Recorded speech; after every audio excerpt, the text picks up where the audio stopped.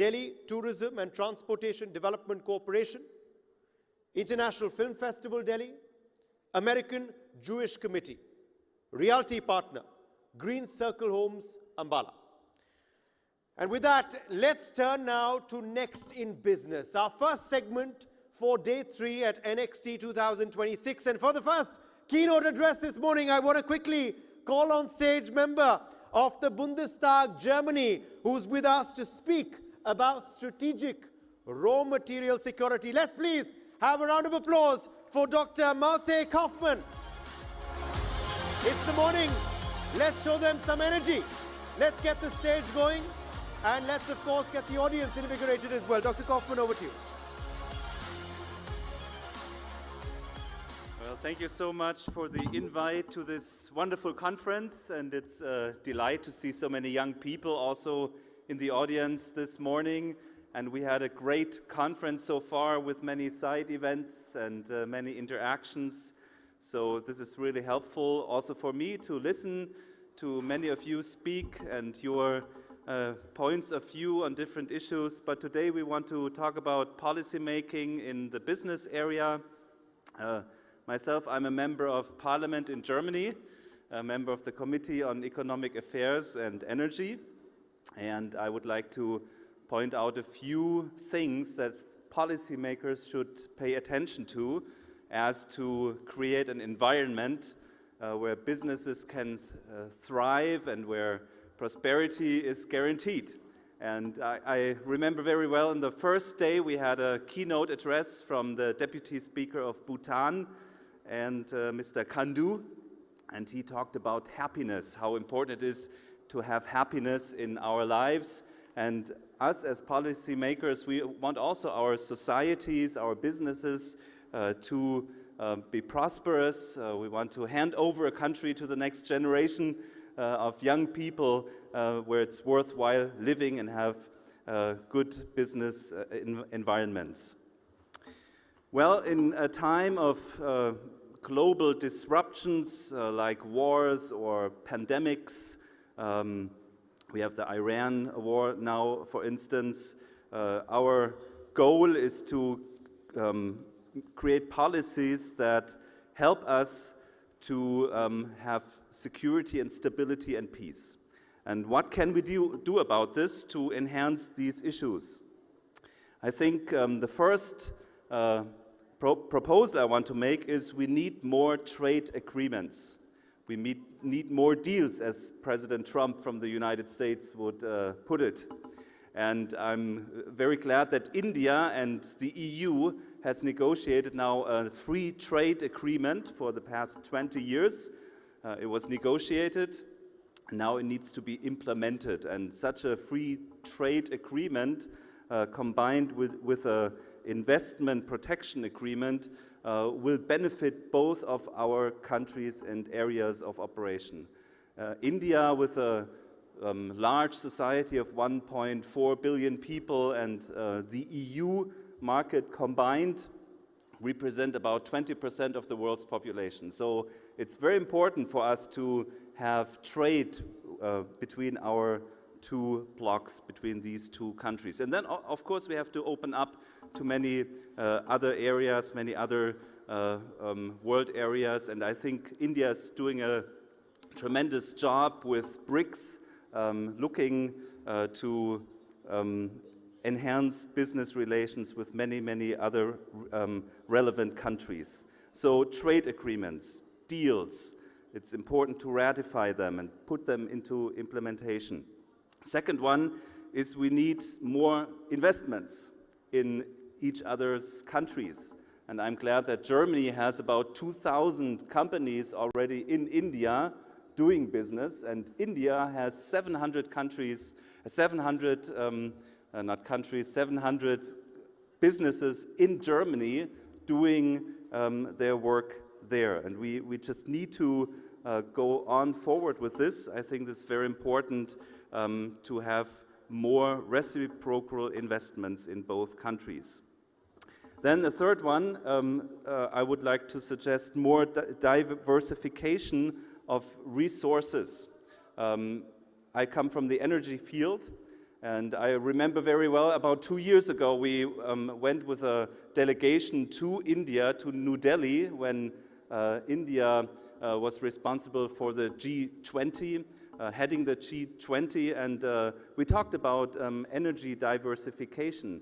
And I think it's very important that on the one hand, we think about renewable energy, but on the other hand, we should not make the big mistake to get out of all the other energy resources at the same time.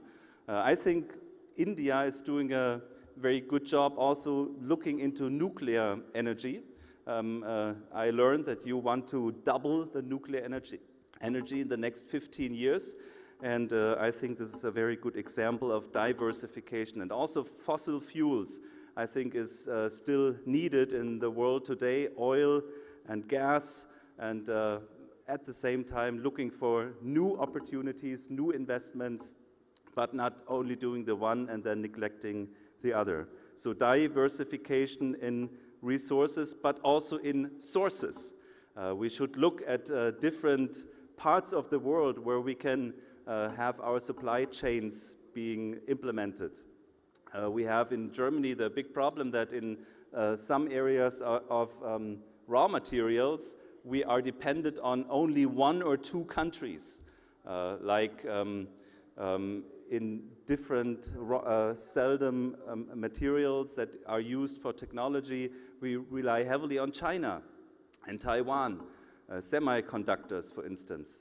And I think this is a situation where we have to think about looking for more sources and making more deals and investments, so if there is a disruption in the supply chain, we still can get the material that we need.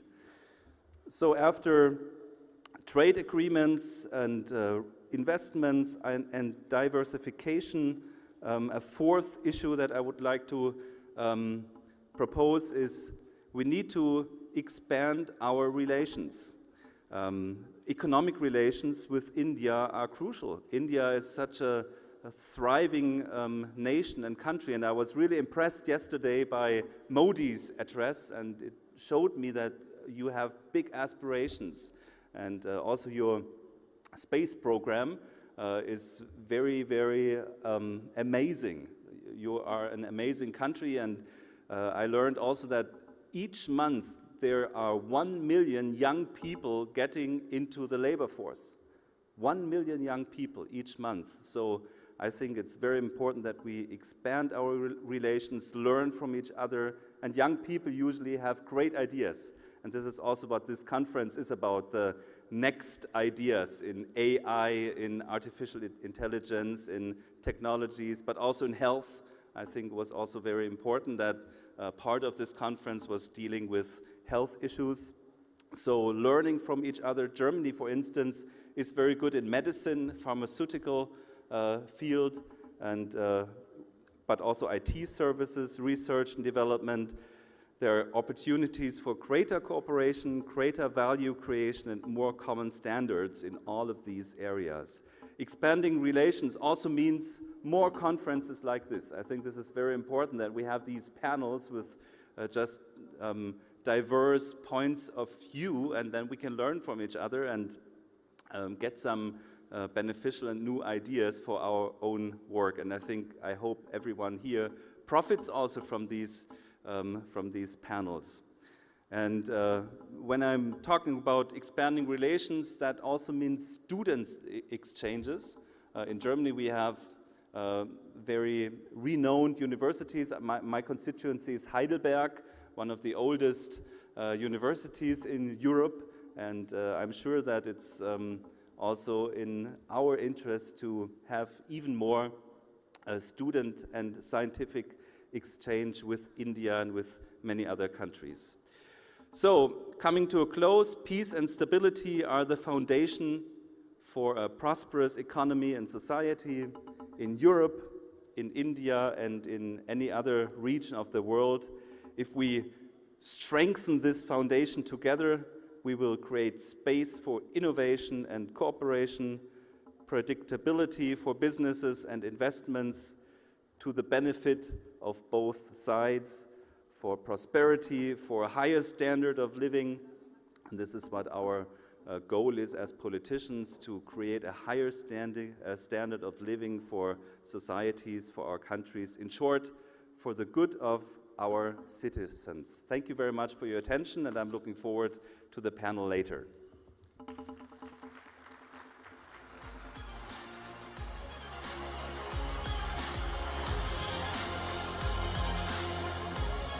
Thank you for that keynote, and you of course have set the tone and tenor ahead for the panel as well, because we are staying with this theme of next in business, and in this segment now to talk about the subject of the future of policy to fuel business growth. We have a power-packed panel lined up. In fact, joining us now on stage is the founder of Vantage Influence, Mr. Aaron Shaviv. Could we please have you on stage? Welcome. Also with us is Dr. Malte Kaufmann, who you just heard, of course, member of the Bundestag, Germany. Let's welcome you back onto the stage, sir. Mr. Suren Pandey is also with us, Action SA Treasurer. Ambassador Mark J. Sievers also joins us now. Welcome back to NXT. Ambassador Sievers, former US Ambassador to the Sultanate of Oman. And joining us also for this panel is Mr. Stuart Smith, Member of Parliament. He's in fact member of the House of Representatives, New Zealand. You heard him, of course, earlier at NXT, and we look forward to hearing more of your views on this subject. And moderating the panel today is Image Guru Dilip Cherian. Ms. Cherian, welcome to NXT. It's a pleasure to have you back at the second edition. You were, of course, part of our first edition as well. Today you are in the avatar of a moderator for this panel. So handing the floor over to Dilip Cherian for our first panel of Day 3 at NXT. Thank you and good morning. Pleasure to be here. Thank you, gentlemen, for being here at 9 in the morning. By Indian standards, by the way, this is dawn, okay, for as far as conferences are concerned. So we really are at the breaking news edge of the day in terms of news, and I'm delighted to have all of you. Because I'm not very good with names, you will excuse me while I look at the names to make sure that I get at least some of them right. The purpose of discussing what we are going to discuss today is that in 24 minutes, try and give those who are watching this a sense of policy making in your country, how it's made, and what forces, what pressures work on you, but also what it does to business with a view to the next 3 decades and to see how that goes. So I'm going to request all of you to make very short and very sharp comments to the questions I'm going to try and ask, so that we don't bore the audience with long speeches while they still haven't had their first cup of coffee, okay? So keeping that in mind, I'm going to start by asking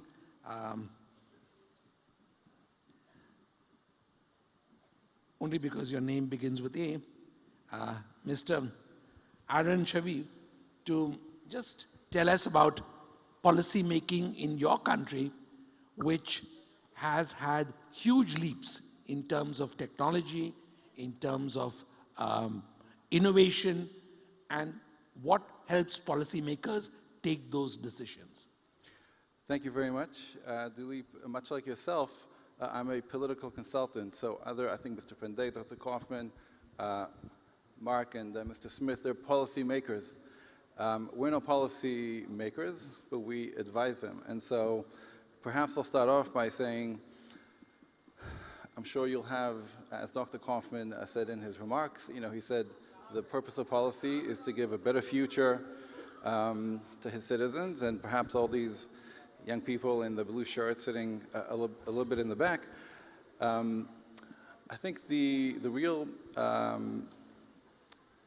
power in policy takes a long time to take effect, and it's to bring it down to a level that they can understand. So rather than speaking about macro, talk about micro. Maybe, perhaps I'll give a very, very quick example. I once ran a campaign for a candidate in Zagreb, and I saw his billboards were up before I started working for him.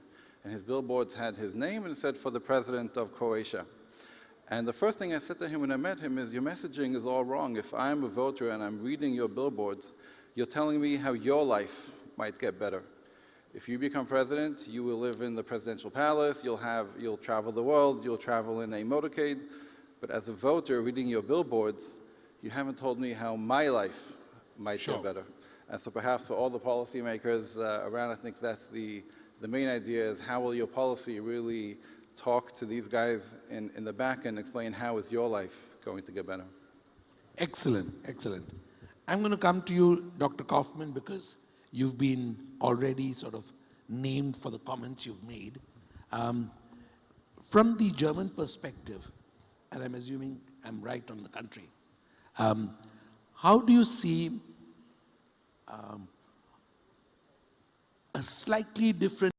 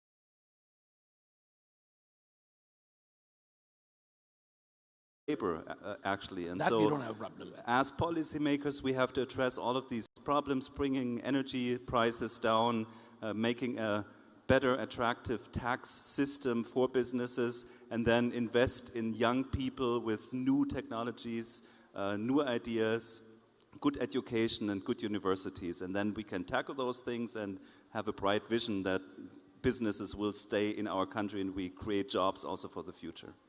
As somebody who has grandchildren living in Germany, I'm very happy to hear that perspective because they are the future citizens of your country. Ambassador Sievers, I'm going to come to you because not just from the American perspective, but because you've served and worked in what used to be called, in the bad old days, the Middle East. You have a perspective of what West Asia, as it's now called,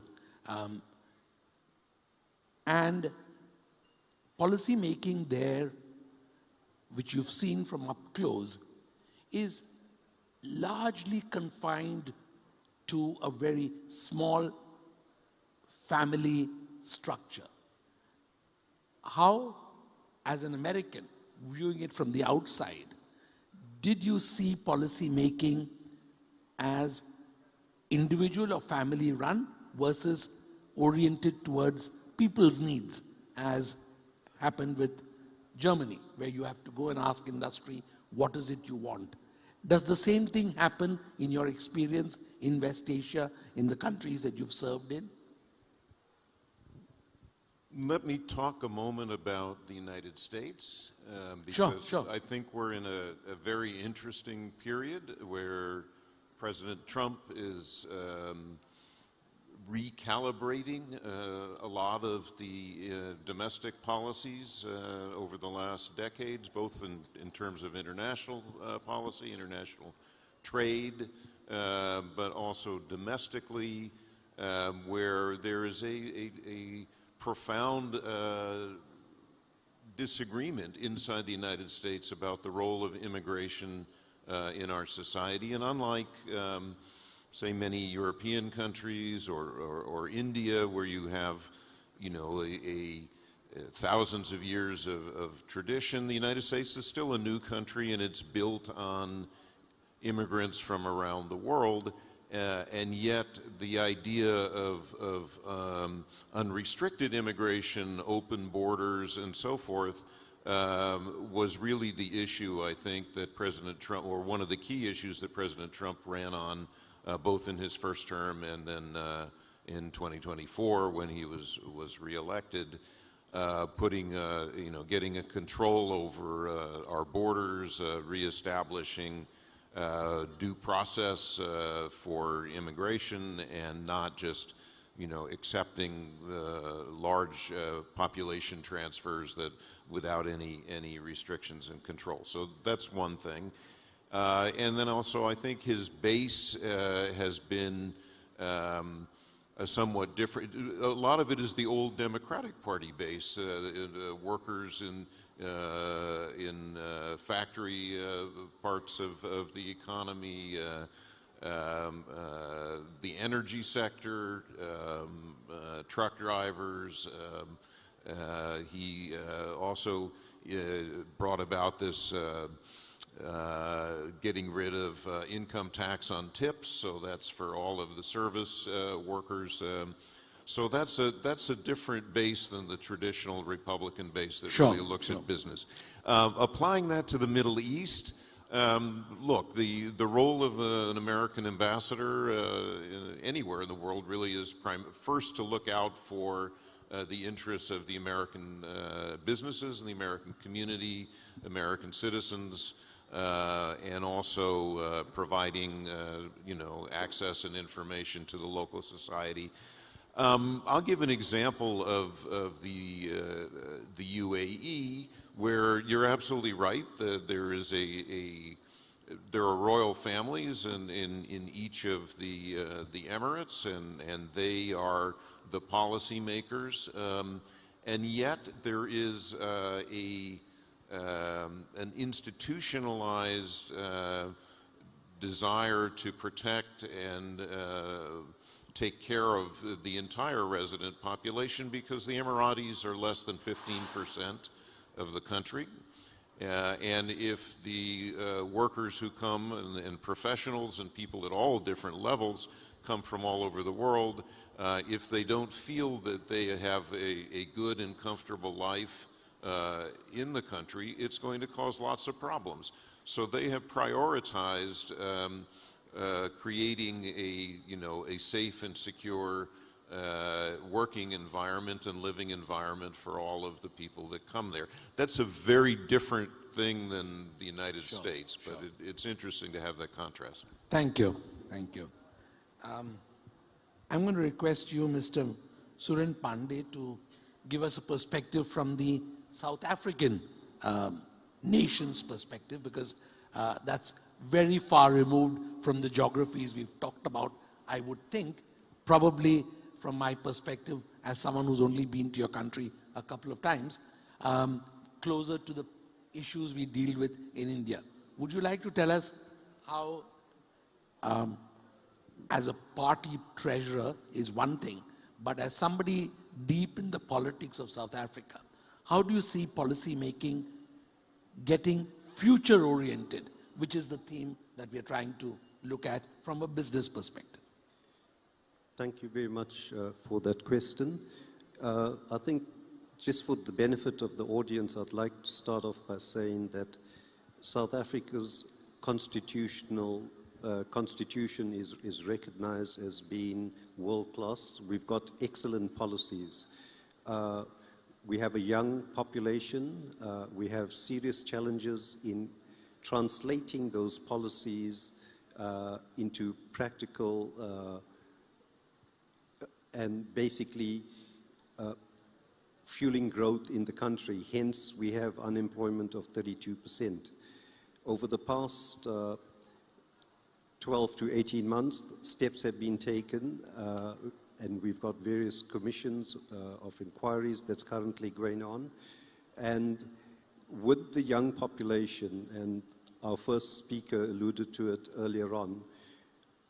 When we went into elections 18 months ago, the population and the results of that resulted in a coalition. So I believe that the political arena now with a coalition is going to result in those policies being translated into key deliverables that are necessary to reduce the unemployment level. And as you reduce unemployment level, you create and you become more consistent with your policy, you're going to get more capital coming in, more opportunities, and we need to also reduce the density of legislation that makes it very, very challenging for foreign companies to come and trade in South Africa. Thank you, thank you. May I request you, Mr. Stuart Smith, to now chime in from your part of the world. I hear around the speakers who've spoken that the issues which resonate are political sensitivity to what the citizens are demanding. I'm going to push you a little further by asking you how policymakers in your country are able to read the tea leaves of the future and try and attune the economy and business to what is going to happen tomorrow, which very often citizens are not necessarily aware of, but young citizens are going to be affected by. Well, thank you for what is quite a difficult question to answer. Ultimately, politicians or policymakers, if you want to call us that, are actually governed by the length of a political term. And so that does lead to short-term thinking, really, because you have to get re-elected. Yes. But with that in mind, New Zealand is a trading nation. Largely agricultural exports are the greatest export that we have, followed by international tourism. But we also have a vibrant tech sector, which is largely associated with agriculture.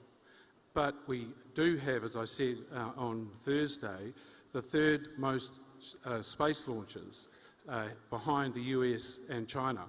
So we have, and that's a private company that was started by a university dropout who liked to build rockets. So anyone can succeed, even in a small country, with tech.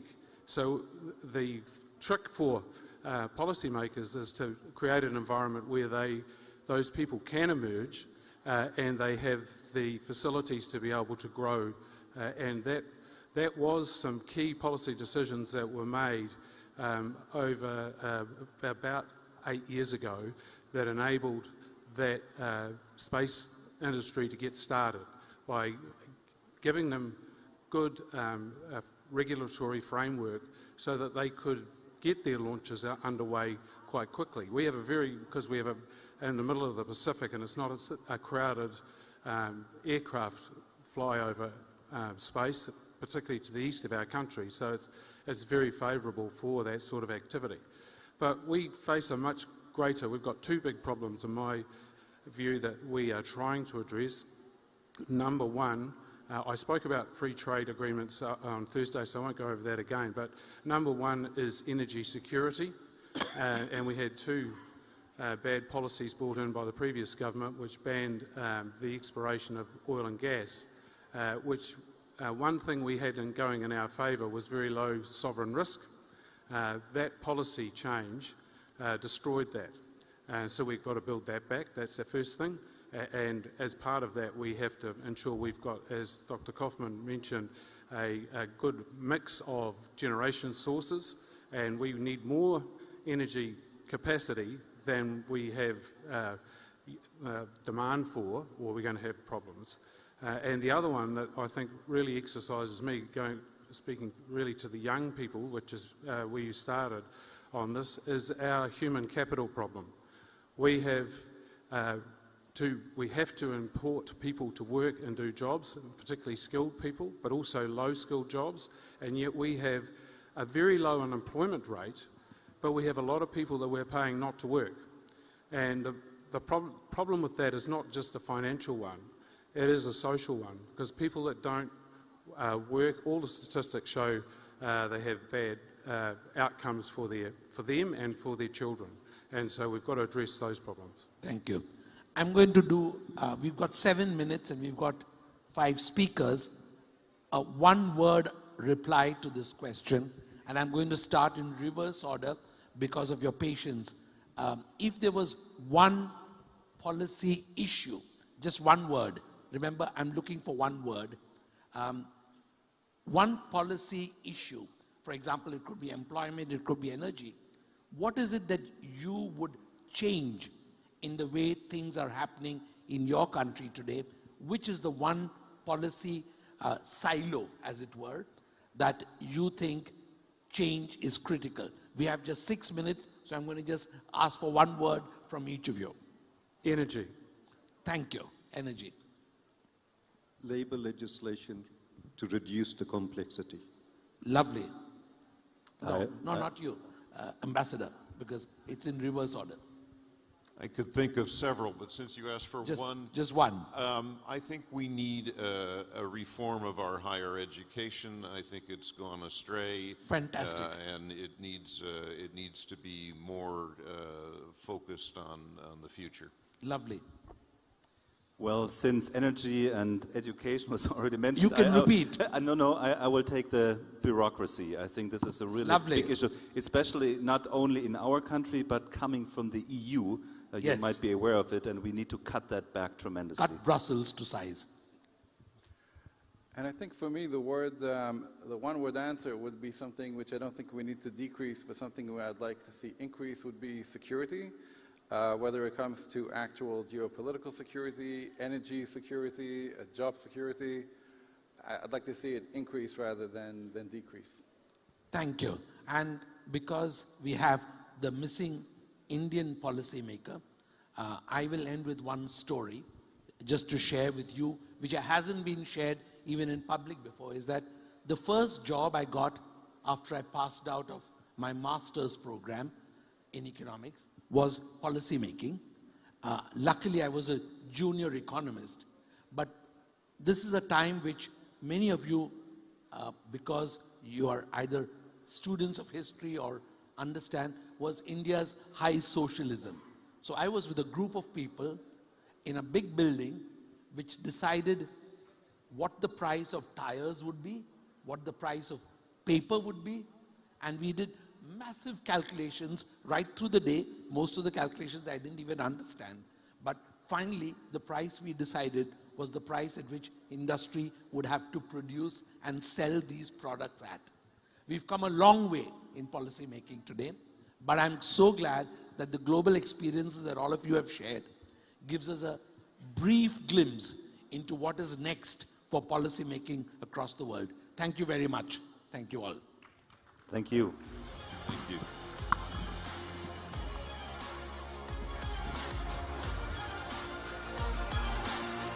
Thank you, gentlemen, for being with us for that first panel of the day, the third day of NXT, the third and final day, and we promise it's going to be a day that you will not forget.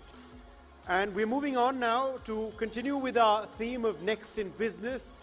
We're going to be now focusing on public spending.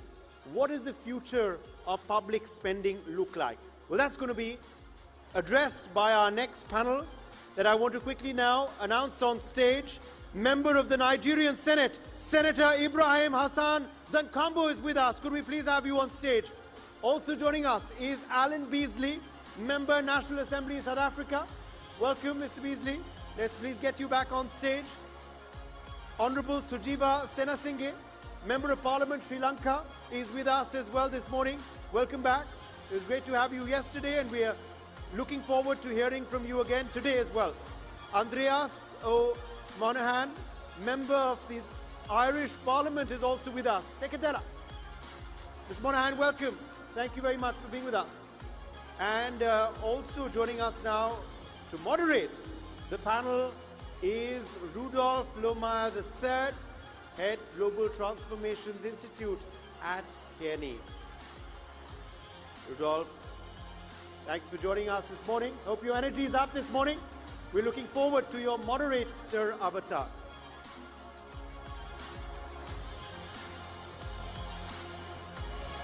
Good morning, everyone. Thank you so much. The energy of our introductions at this event shall never be surpassed, and that means a great deal. Good morning, everyone. Great to be with you. I feel very privileged to be on the stage with these gentlemen, because the issue that we are discussing is where abstraction and words meet the reality of governing and of creating public goods. And it happens in the context of what could politely be called a paradox. It could also be called the teeth of a shark, which is, on the one hand, governments around the world, as you know, we now face record levels of global public debt as a percentage of GDP. Governments around the world are facing fiscal constraints, pressures for more fiscal discipline, and yet at the same time, governments must do more to prepare for this uncertain future, arguably, than they ever have before in countless domains. So this is the tension that sets the context for this discussion. And gentlemen, I'd like to start with that discussion. How are you managing the tensions in your country most productively or with most difficulty between the fiscal constraints that you face and the demands that you face to be prepared for the future? Please. Yeah, it's a very, and in our country, South Africa, it's a huge tension at the moment, because there's huge demands, because there's so much inequality and poverty in South Africa, so there's so much demand for government spending, but at the same time, we're getting into more and more debt, and more of our spending is being actually eaten up by interest payments. So there's no value for money for actual interest, because you're actually getting no benefit, you're paying somebody else. But just to take a step back, I think the key thing is to make sure the efficiency of spending is very important. You know, I talk about a bucket that's full of holes. So if you pour more money, more water into the bucket, there's just leaking. So the key thing is to stop the corruption and wastages in the system and get more value for money. So I think that is key. I think at the moment, the debate is about should we spend more or spend less, but the key thing should be we should be spending more efficiently and more effectively. Thank you so much. And gentlemen, this idea of investment, this balance between having less but needing to do more, how are you managing it, sir? So actually, Sri Lanka was struggling with this issue, and we went bankrupt a few years back, about 3-4 years back, because Sri Lanka is spending, we have free education, free health, but our indexes are quite good because of that. Literacy rate is about 95%. Life expectancy is about 80. We are quite close to European standards. But at the same time, the debt is a huge problem and corruption is a huge problem. Debt is about 100% with all this public spending. So we have to strike a balance, and I would always advise to less government, and to because we have a lot of we have about 1.5 million of public servants, and that the salary package is a huge burden for the government. It should be about 500,000 in reality, but people have got used to this left sort of idea that I think in India also it's a similar situation. Everybody likes to have a government job, to have a pension, to relax, but supply and demand, I would believe in supply and demand, so that the private sector always gets the best efficiency. So I would always, for us to come out of this problem, for us to have a growth rate like in India, 7 point, we haven't had over 7 for a long time. That's mainly because the government spending and wastage, and as my colleague said, corruption as well. So less corruption if it's privatized, most of the areas, except for the most important areas, to keep for the government, and to have more private sector and less government. Because if you take an example, if you have a vehicle given to you by the government, you know how you maintain it. But if it's your own vehicle, you know how you maintain it. Total different concepts. When it's yours, it's different. When it's the government, it's totally different. And we see it everywhere. So less government and more private, get you involved. You're responsible for your, otherwise it's not going to, because especially our countries, we have been too much government spending. Very clear. Thank you. So, Mr. Moynihan, before we come to you, so we've heard about the importance of efficiency, of managing corruption, in both cases leaks out of the system, but also understanding the proper role of government versus the private sector and not overreaching. What has been your experience in managing this tension? Gosh, I think one of the biggest aspects on it, because it's almost a human expectation on it. You're seeing a huge, say, corporation tax coming into us, and you're coming off the back of a huge spend in COVID, and there's a lot of expectation that that kind of money release it to us, and that that release it to the consumer, to the wider public, and it's almost like managing an expectation rather than managing money. It's an extra aspect on top of it. How are we managing it? It's a struggle for sure. We've started to phase towards more strategic investment funds as well. Government have set up 2 of those over recent budgets, and it's helping to kind of maybe manage a little bit of the expectation. But I think that whole human angle has to be taken into account on it as well. It isn't just about cold, hard numbers. And like, you'll have competing interests, the wages demands because of cost of living going up, and then trade union trying to come together on an agreement. We're right in the teeth of it all at the moment, and I would say it's nearly as much as managing expectation as managing money. I completely understand. By the way, and this is your segue, as if perfectly planned, which it wasn't, is to the relationship between making fiscal choices based on a systematic framework, on a true framework of investment, versus really it being driven by politics. In my country, the fiscal challenge we face, which is vast, is a function of the politics, the political impossibility of ever raising taxes and so forth. So what is your experience, sir, in the balance between a systematic approach to investment versus the pressure of the politics? Yeah, again, very good point. And we were chatting in the car this morning, and we were discussing it because politics, elections is every 5 years. So often politicians think, and it came up in the previous panel too, is best way to actually get elected. So there's very much short-term thinking, and I think that's a big issue. And the short-term thinking compromises the long-term thinking. And I think President Modi's been in power for a long time, and you can see the consistency of having a particular policy and sticking through it. So I think there's just too much short-term dominance, and we all believe in democracy, but sometimes democracy every 5 years a change in government. So how do we get people to vote for us, and let's give them more money? And it actually in the long run it's actually defeating. So it's to just try and change that mindset that there needs to be more long-term thinking as opposed to short-term thinking. Unfortunately, politics plays a role in that. You're preaching to your moderator. I couldn't agree with you more, of course. And let's come back in this direction. So, Mr. Moynihan, back to you, because Ireland also came through something very difficult quite successfully, made some deliberate bets. What was the balance in that between a framework approach, good fortune? Tell us. Yeah, definitely there was a very stressful time for several years on it, and I think even after that, and the very difficult decisions that would have been made by so many at that stage, and sacrifices by the public as well, there's almost like a scarring there, that there's almost a fear of making a wrong decision and maybe a fear of spending, and that hangover is there, as well as something that will be almost impeding moving on as well. Certainly a lesson learned on it. But I think that we also need to take a step back and decide on how are we going to go spending from here, and what's going to guide us on it. And whereas there's always a huge focus on economic indicators, GDP, unemployment, and so on, that we need to recognize that we're actually living in a society and not in an economy, and that we should be guided by societal values, the things that are important to a society to steer the budget. And OECD have established a well-being framework. New Zealand have been following up on it.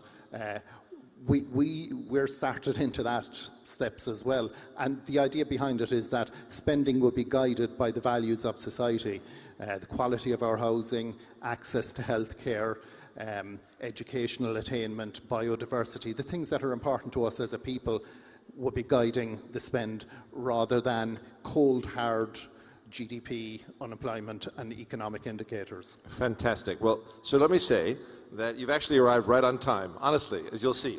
So what have we discussed so far? We started simply by, and I do this for the benefit of the audience as well, of course, by just acknowledging the benefit of governments being under fiscal pressure but having more expectations to prepare for the future. This man's exceptional expertise, I want to weave him into our discussion. So in talking about how it's being managed, managing efficiency and corruption, to removing leaks in the bucket, but now we're really discussing, and that's why I mean the timing of your arrival is so perfect, the investment framework. How to think about these investments, considering the very different future that we'll face. We can't do everything. The analytic frameworks for prioritizing. And what we just heard from our friend from Ireland, Mr. Moynihan, is that it's actually an exquisitely democratic point that you've made, that the framework should be tied to the politics, to the society, and to its values. But on the analytic side, tell us your perspective, sir. Well, let me apologize sincerely for coming a bit late. Public spending, as it is a function of so many things, like I know have been discussed, and particularly, for us, public means mobilizing public resources and spending it in the interest of the public. And going forward, it varies actually from places to places. And the same way, the investment of such funds too vary. In developing countries where we still have a lot of challenges of security, of the SDGs and other social indicators, spending are normally channeled towards those directions. And in most of the developing countries, even the funding for such spendings are challenges, a big challenge, because most of the countries still battle in the public sector a lot of deficits in the funding they mobilize for spending. In other economies, that may vary because a lot of resources are mobilized and they have surpluses, they have different kind of fundings, that are accumulated over time. And the issue of investment now come into play. However, for me and for my country, maybe I will talk about, we face the issues of security, we face the challenges of still a lot of social indicators like education, health, and the like. We tend to channel most of our funding in those areas. And for investment purposes as well, the mechanisms used are mainly by our laws through the central banking system. We cannot channel any public fund outside instruments of government by our laws in our own kind of countries. Is completely a different area than the private, funding mechanisms that we are talking about. Thank you. Thank you so much. Mr. Senasige, you mentioned something so important. And of course, many people are now trying to think through how the private sector, as you've said, can contribute to the creation of public goods. In Sri Lanka, as you're making this transition, what is the model by which you think about where the private sector can play its most proper role and where government must play its role? Well, it's actually, as you say, it's a double-edged sword to our part of the world if you take progressive ideas and you lose the election. So because people are very passionate about the public sector.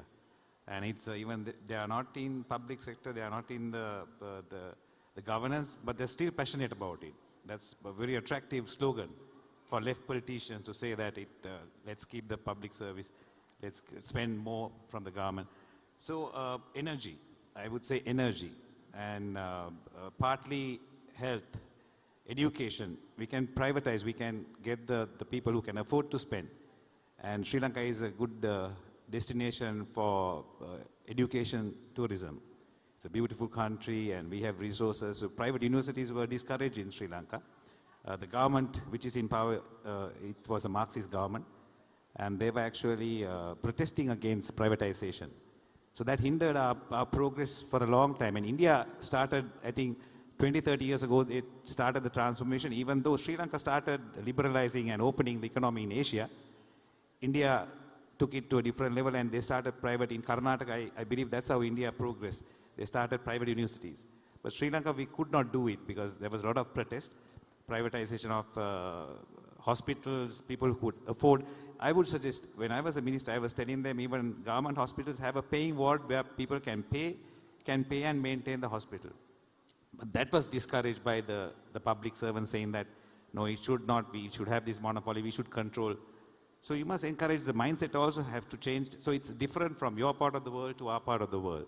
And there's a lot of corruption in our part of the world, but you all have gone through that 30, 40 years ago. With progression, I think with development, I think that would happen. But as policy makers also, we must be bold enough we must be attractive enough to, charismatic enough to do the change and then win an election also, which is not easy. When you take decisions, progressive decisions, it's always not attractive. Good things are not very attractive.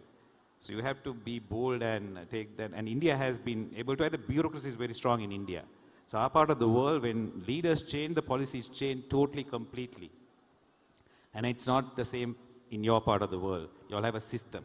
So India is a big country. India has, I think, gone forward. When Manmohan Singh brought these changes, the governments, progressive governments, continued with the strong bureaucracy. So but our countries, Pakistan, Bangladesh, Sri Lanka, Maldives, leaders changed the policies totally. So it's a zigzag way of going forward, which have actually hindered our development. I mean, as I mentioned, I've spent the last 10 years in the Middle East, and there, of course, the governments have the resources to invest in the future, and invest they do, but even they are intensely focused on growing their private sector. Alan, and I know you can answer specifically with South Africa, but I know your awareness extends far beyond South Africa.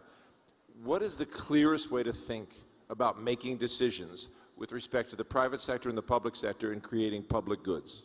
Yeah, so I think that for me, the political party I represent, we believe in a smaller government, and the government should play an enabling role to allow the private sector to flourish. So I think that is key, is we need to cut down on government regulations, and capital is fluid. Capital will go where it's wanted. So government must make an environment where capital is actually welcomed, where private investment is actually welcomed and encouraged. So I think the policies around that is saying we want capital, and how do we attract our country, make our country attractable to government, to private money, and that is the key, just to make an enabling. And in South Africa, we just got so much red tape, so much bureaucracy actually involved, that it's actually hard for private businesses to actually get involved. So it's just to cut down the red tape and just say, we want private investment, and how do we make an enabling environment for private business to flourish in our country? Mr. Moynihan, in Ireland's famously conducive to the private sector, harnessing the private sector, but how do you see finding the right balance?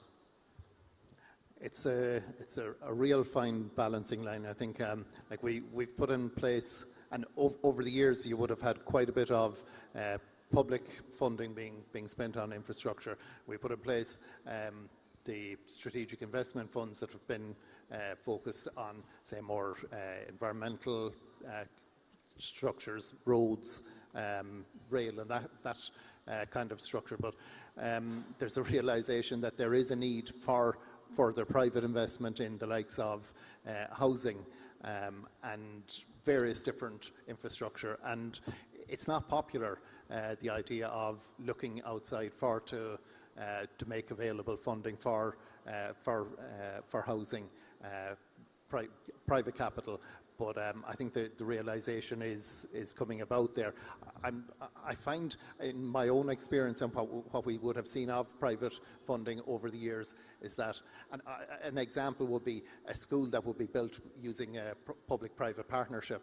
The school manager the principal isn't actually responsible or dealing with the infrastructure of the building, and they're finding that there's a real conflict with the PPP, and that you're probably much better off with your state-funded building rather than being too deep into a public-private partnership. Well, thank you. Mr. Dankwambo, in Nigeria, help us. What have you learned about how to harness the private sector, harness market forces to create public goods, but yet remembering the central required province of the government? The balance between the private sector and the public sector in delivering public goods. Well, like I said earlier, the very big restriction in Nigeria is that after the experiences of massive corruption after sometimes, public investments were not channeled through private sector banks. They were channeled through the central bank, which is a mainly government bank. So for any kind of investment which involves the private sector, an environment is created where the two ventures, like he said, collaborate through PPP. And these are done through agreements over a period of time. For investments that will take place for a very long time, like railway building, airport building, these such are encouraged and are created through specified laws. Laws are established to ensure that that is accomplished. But any other investment with such collaboration is highly restricted, and because of our experiences over time. You know, it's fascinating. In the United States, we've gone through the same journey. And so there was a period coming out of the 60s and the 70s where the fear of the robber barons and of people having too much power, we developed an entire policy infrastructure about controlling and preventing the ability to have too much power. But what it's done, for example, in my hometown, the city of New York, is to build a mile of subway is so unbelievably costly and time-consuming because of the extent of the regulatory hurdles. Much more, for example, than to build a kilometer or 2 kilometers of subway in Paris. And so this is an important tension. Okay, well, so now, if we can now turn to the future. So, as you know, my interest is, and you made the point so well, government has to address the suffering, the bleeding, the needs of its people in the moment, but it also has to invest in the future. Understanding what is needed in the future and where that investment should go. What are the best approaches you've seen to this? Sir, I start with you. To understanding from the longer term perspective, what do we most need, and investing there. How in Sri Lanka do you make the case for those investments, or is it difficult? It's not difficult. It's, when it comes to investment, I think it will be easier. Welfare, it will be a bit difficult for the private sector to get. So 2 areas where we have to separate investment and welfare. So welfare we have to maintain to keep the people, actually give them the basics. But in investment, I would say it's a good idea. We were talking about the highways. So what we would suggest, coming from Asia, we would get private companies to come and invest on highways, let's say highway, and for them to collect toll money for about 20 years and then hand it over to us. So we had in India, when Mr. Adani wanted to come to Sri Lanka with a wind power project, 500 megawatts wind power, it's I think 1 gigawatt, 500 megawatt wind project. So transmission line, they were going to spend $20 million on it, and after 10 years, they were going to hand it over to Sri Lanka. So that's a way of investing, getting investment from outside. Japan Railways, and I would, if I'm in power, if I can take a decision, I would invite Japan to do our railroads and for them to collect toll money for about 20 years and then hand over the system to us, because then the government is not spending on it and we are making money out of it as well. So that's a way that we can get investment to come in and for them to make the money and then for us to get rewards from that. Fantastic. Thank you so much. Okay, gentlemen, let's turn to the third and final big segment. There'll be a closing round, but the third big segment is about technology, and all of us know it and all of us hear it. In fact, in Davos, this is interesting. In Davos this year, people were giving you credit if you didn't just speak about artificial intelligence because it was becoming so worn out. Having said that, we know that artificial intelligence, advanced automated systems, can help government be more efficient, can help government decision-making. So I'd like to ask each of you, Alan, we'll start with you and come down the line. where have you seen some of the most productive applications of AI and related technologies to managing this fiscal tension productively? Yeah, so I've got to be honest. I think South Africa, we're behind the curve in this, which is very disappointing. I heard, with India talking about the AI advancements and the impact that it can actually have on people's lives at a minimal cost. So from South Africa's perspective, we've been behind on it, and I think it's something that I certainly need to take back to Parliament and say it's an issue that we have to drive, because I think that the more you fall behind it, so you've got to stay up with it. So I think it is a key issue. It's a fundamental issue because you're going to have the ability to provide services to more people at a lower cost. So it is vital, and it's an important discussion that needs to take place in our country. Mr. Moynihan. Yeah, I think there's definitely a huge role for artificial intelligence and for various different technologies, but at a level where they're supporting the decision maker. The responsibility and the decision remains with and should remain with the minister or with the relevant person in the department, and be accountable on it. The AI is not accountable to the public. They don't go for a vote the way that the public representatives and the minister does, and it's the public's funding. So the responsibility should remain with the minister, and that the AI and the various tools would be as a support to the decision making. When you look, for example, you could automate the train service right around our cities and around our countries. But while there's a lot of automation in it, there's still a driver up there at the front.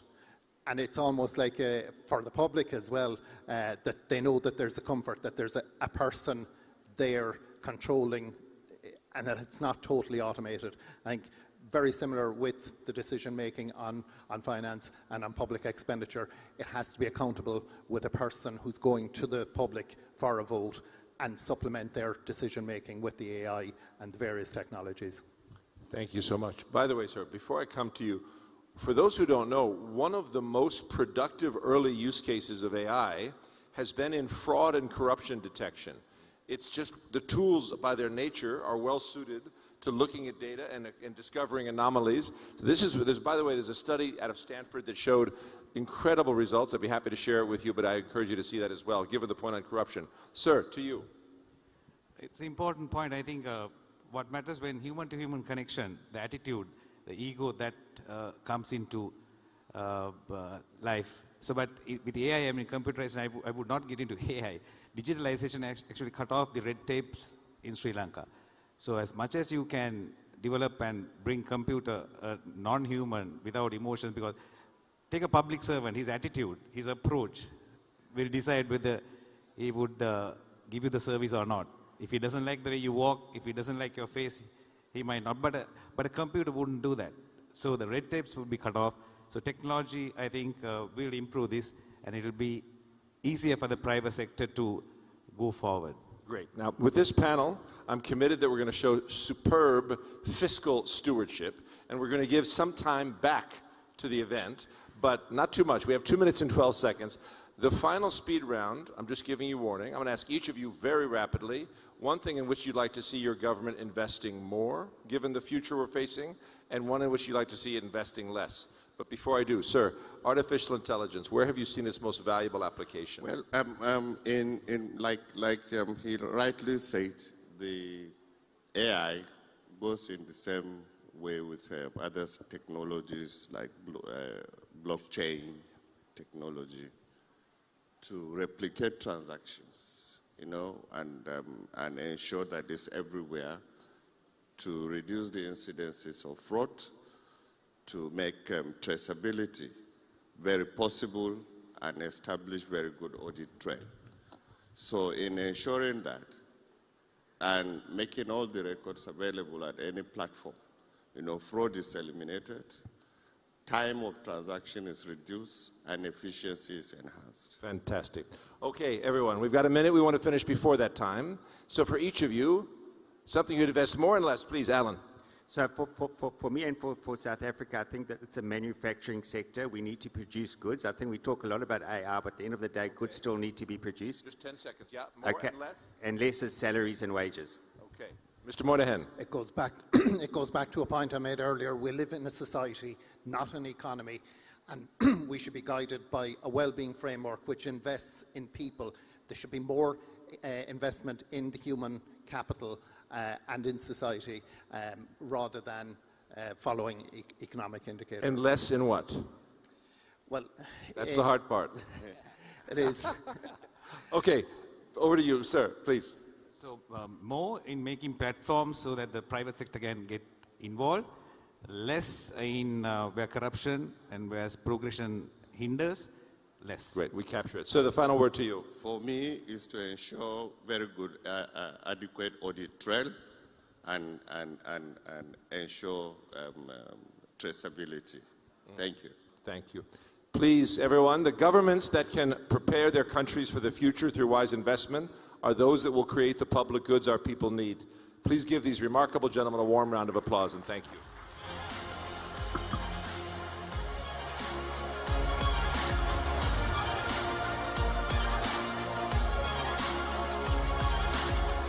And with that, we come to an end of our first segment for the day on Next in Business. What a very, very thought-provoking panel, isn't it? You know, some of these ideas, I'm sure you can apply it in your business and life from today itself. All right, we are now moving once again to one of the most awaited moments of NXT 2026. Every day we have heard from a former head of state. And that trend is going to continue today as well. Because we are turning now to the Guest of Honor's address to speak about Next in People and, in particular, democracy in the age of AI, digital governance, and the youth. We're privileged and honored to have with us the 36th Prime Minister of Nepal, Shri Baburam Bhattaraiji. Bhattaraiji, welcome. Thank you very much for being with us at NXT 2026. It's a pleasure and honor. Let's keep the applause going for the 36th Prime Minister of Nepal.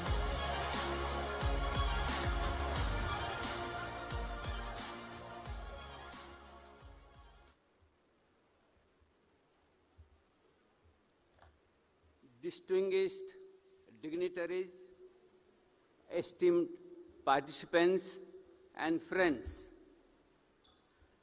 I am highly honored to be here with you. I'd like to thank the organizers and Honorable Kartikeya Sharmaji and his team for inviting me. Just a month ago, at this very Bharat Mandapam, the AI Impact Summit was held under the inspiring theme Sarvajana Hitaya, Sarvajana Sukhaya, welfare for all, happiness for all. It was a remarkable moment to see India host an international gathering around such a noble vision, using technology for the welfare and happiness of humanity. As someone who studied in India and spent many formative years here, and as a citizen of Nepal, India's closest neighbor, I feel a deep sense of pride and optimism seeing this stride. The topic I have been asked to speak about today, democracy in the age of AI, digital governance and the youth, is not only complex, but extremely relevant. I must admit that the word youth in the title particularly intrigued me. the inner youth of a 71-year-old man. When I reflect on my own youth, I often feel that I have lived in two different civilizations. When I was a young boy in Nepal, our village had no electricity. There were no telephones, no television, and very limited access to newspapers. The primary source of information and my connection to the wider world was the radio. I still remember the day my school examination results were announced. I heard my name and score on the radio, informing that I had topped national board examination in 1970. That was how information reached us, one shared voice, one shared moment, and one shared reality. At that time, I didn't realize that I was experiencing something fundamentally democratic, a shared information commons. Everyone heard the same facts at the same time. Reality was not personalized. Today's young people live in a completely different information environment. They don't hear one shared voice. They hear billions of personalized voices shaped by algorithms. Information is curated, filtered, and optimized for engagement. Young people today are more connected than ever, yet often feel more isolated. They have more information than ever, yet are more uncertain about the truth or lie. Technology has enabled us to access information instantly. But a serious question remains: are we actually becoming wiser or simply more overwhelmed? As an architect by training, I recognize the unprecedented benefits these technologies have brought: better healthcare, education, material comfort, economic opportunity, democratic access, knowledge sharing. Within my lifetime, I have witnessed changes that few eras in history have seen so in such a short time. Yet at the same time, something paradoxical is happening. Surveys conducted by organizations such as Gallup show that today's young generation, popularly called Gen Z, is experiencing higher levels of anxiety, uncertainty, and pessimism about the future compared to earlier generation, including my generation. This is one of the great paradoxes of our time. On the one hand, we live in an age of extraordinary technological abundance. On the other, many young people feel uncertain about their future, uncertain about employment, about economic stability, about building families and meaningful lives. Part of this paradox lies in the very technologies we celebrate.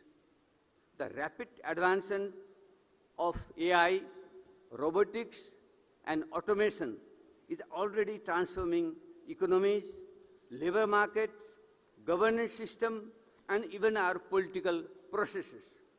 While these technologies are bringing immense possibilities, they are also posing serious risks. As Nobel Prize winning economist Darren Acemoglu has warned, the current trajectory of AI development focuses heavily on automation and worker monitoring, rather than what he calls machine usefulness. Machine usefulness means technologies that augment human capabilities rather than replace them. When automation simply replaces human labor, it can sideline workers, deepen inequality, and weaken the middle class. The result may be a widening gap between those who own the machines and those who used to work with them. Historian and public intellectual Yuval Noah Harari warns the emergence of what he calls a useless class. People who are economically redundant because machines perform their roles. If such a scenario emerges, it will not just be an economic problem. It will be social and political challenge affecting the entire generation, particularly the youth. Beyond job market and economy, another fear or possibility is that AI is reshaping political processes and discourse. In the words of the legal scholar Lawrence Lessig, algorithmic systems are increasingly hacking democracy. Hacking democracy. In my youth, the radio shaped our shared understanding of reality. Today, algorithms perform a similar role, but with a crucial difference. Social media platforms use recommendation systems designed to maximize engagement. Unfortunately, what drives engagement most effectively is often outrage, polarization, and extreme content.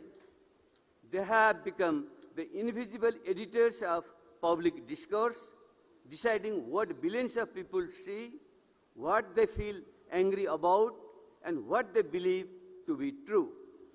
This dynamic contributes to polarization, populism, and mistrust, all of which threaten democratic institutions. Furthermore, these systems are reshaping human behavior.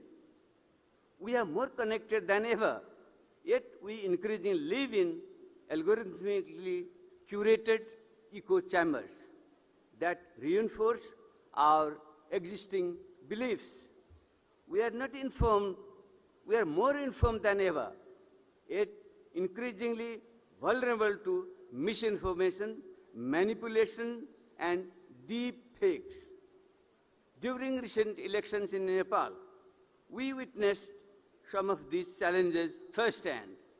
Election campaign increasingly moved from the street to the screen. Deep fakes, misinformation, and manipulated content circulated widely on social media platforms. These tools can confuse voters, distort public debate, and undermine trust in democratic process. Even more troubling is the emergence of what some scholars call the liar's dividend. Once deepfakes become widespread, any real evidence of wrongdoing can be dismissed as that video is fake. It was generated by AI.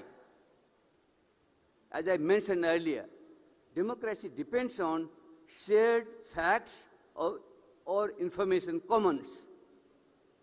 When facts themselves become deniable, democracy begins to unravel. Another serious concern is the concentration of power in the digital world. The algorithms that shape global information flows are increasingly controlled by a small number of powerful technology corporations. These companies are not accountable to any electorate. Their incentives are primarily commercial rather than democratic. When governments attempt to regulate AI, they often find themselves negotiating with entities that possess greater financial and technological resources than many states. In such circumstances, the risk is that democracy slowly gives way to digital oligarchy.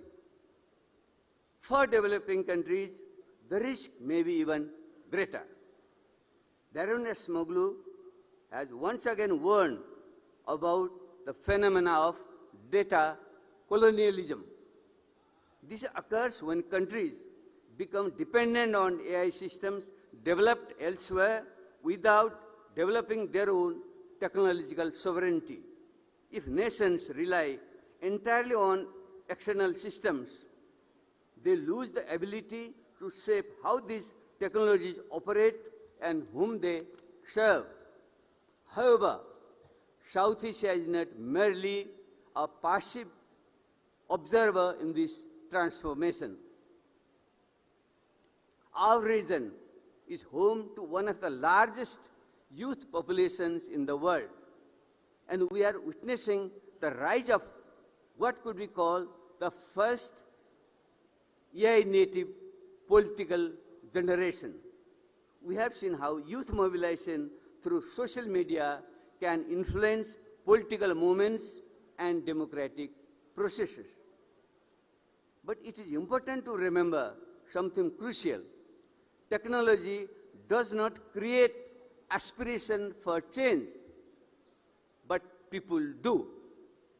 In Nepal, as in many other countries, young people demanded accountability, better governance, and greater participation in shaping their future. Social media provided them with tools to organize and express their aspirations. Young people are not merely passive consumers of algorithmic systems. They can also be active participants in shaping them. And this brings me to an important point. The future of AI is not predetermined. Any technology, whether it is AI or something else, does not develop in isolation. It evolves through political choices. How we regulate technology, economic incentives, how we design technology and social values, whose interest it serves. So, the real question is not whether AI will shape our future. The question is how we will shape AI. Perhaps we have to find a different path than the existing path where AI development is heading to.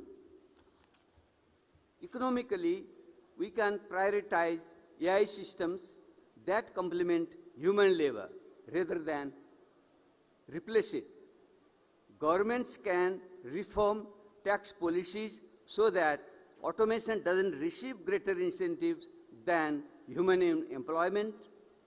In governance, we can develop public AI systems created under democratic oversight for public benefit.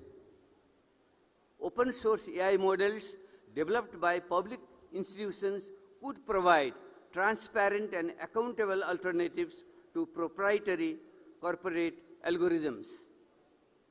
In election, we can introduce regulations requiring disclosure of AI-generated content, develop detection technologies, and strengthen digital literacy so that citizens can recognize manipulation.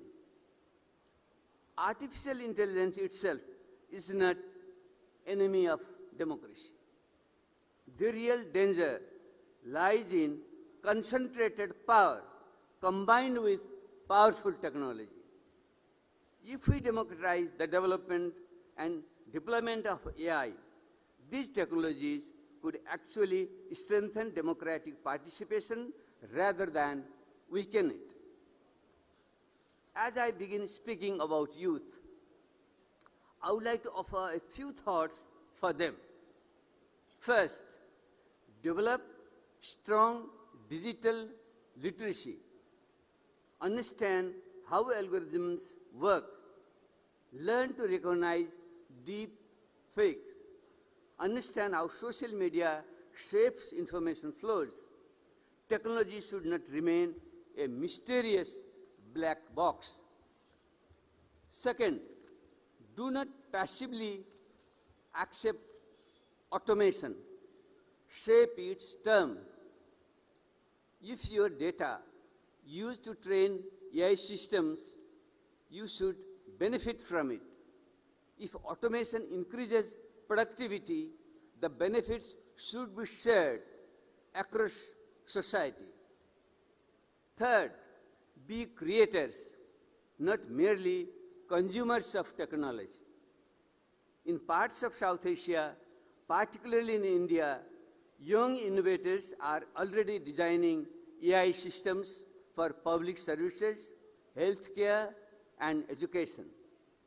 Young people across the region should engage in shaping technology so that it serves people rather than merely optimizing profits. In my lifetime, I have witnessed my village transform from a place without electricity into a society connected to the global digital economy. The same technological force that brought electricity, literacy, and healthcare to billions now hold immense power to reshape our future. The question is not whether we should go backward. That is neither possible nor desirable.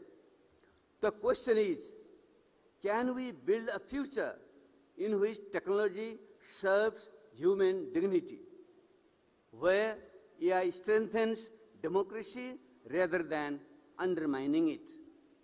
South Asia's enormous youth population gives us a unique opportunity. If we invest in education, open knowledge, responsible governance, and regional collaboration, our region can play a leading role in shaping a more democratic digital future. South Asia already contributes significantly to the global technology ecosystem.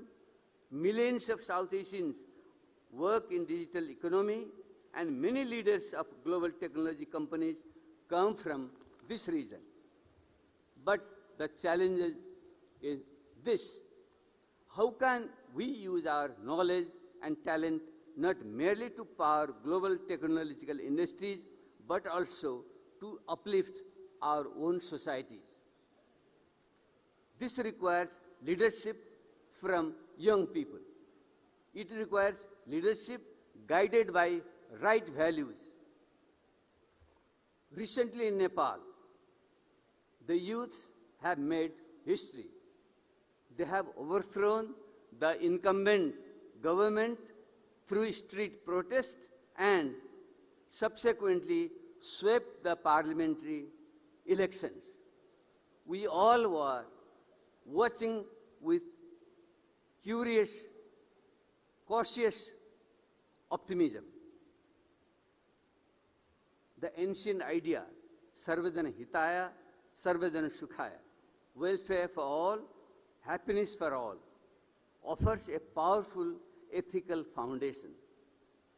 Combined with the philosophy of scientific humanism, which integrates the inherent qualities of cooperation and competition inherent in human beings, and the moral principle of Vasudhaiva Kutumbakam, the world is one family. These ideas remind us that science and technology must ultimately serve humanity. AI must not be guided only by economic competition or technological ambition. It must be guided by ethics, compassion, and collective responsibility. AI should not amplify the worst impulse of society. Instead, it should help advance shared well-being and human progress. South Asia, with its deep philosophical tradition emphasizing collective welfare, can play a unique role in guiding the development of AI towards these values. And therefore, I conclude with this simple thought: the future of AI is not destiny. It is a choice. And the choices we make today will determine whether AI becomes a force that strengthens democracy or weakens it, whether it creates opportunities for the youth or leaves them feeling economically useless, and whether it ultimately enhances human potential or diminishes it. Thank you so much.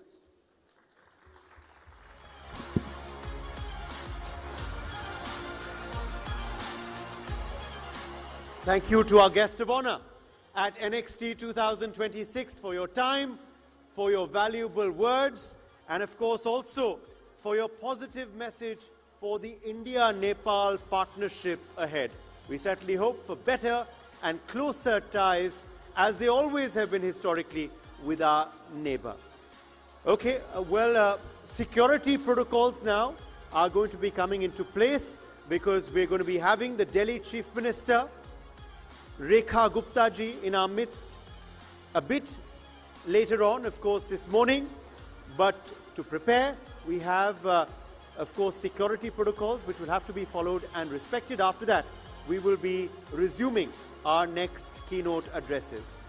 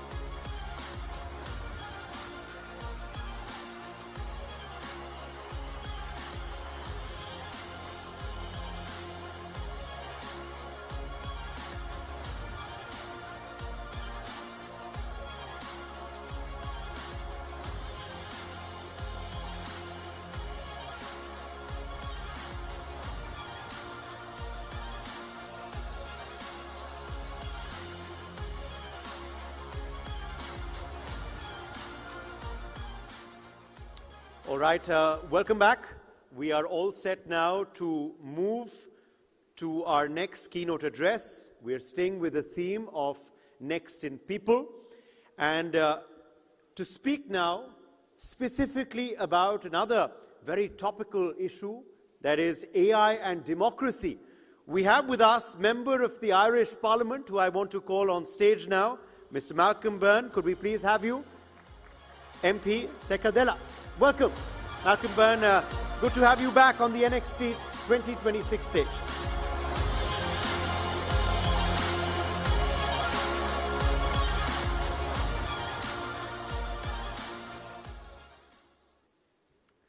So good morning. Good morning. Great, we're all awake. So this has been a wonderful conference, but what I'd like everybody to do just for a moment, I'm here to speak about artificial intelligence and democracy. So I just want us all to pause. And I'm going to invite everybody for just a moment, put down your mobile phones and close your eyes. So I'm going to ask everyone, just stop looking at your mobile phones, stop talking, just close your eyes for a moment. And I want you to think about the fact that we're living in very difficult and changing times, but think about where you live. And for all of us, it's so lucky that we live in a democracy. And we're living through difficult times, but we're here in the world's biggest democracy.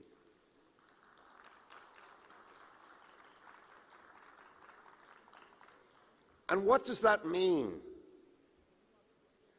So what it means is that our human values, the things that are important to us, our ability to be able to express ourselves, our ability to be able to influence our governments, to be able to change our governments, to be able to protest about decisions our government makes in a peaceful fashion.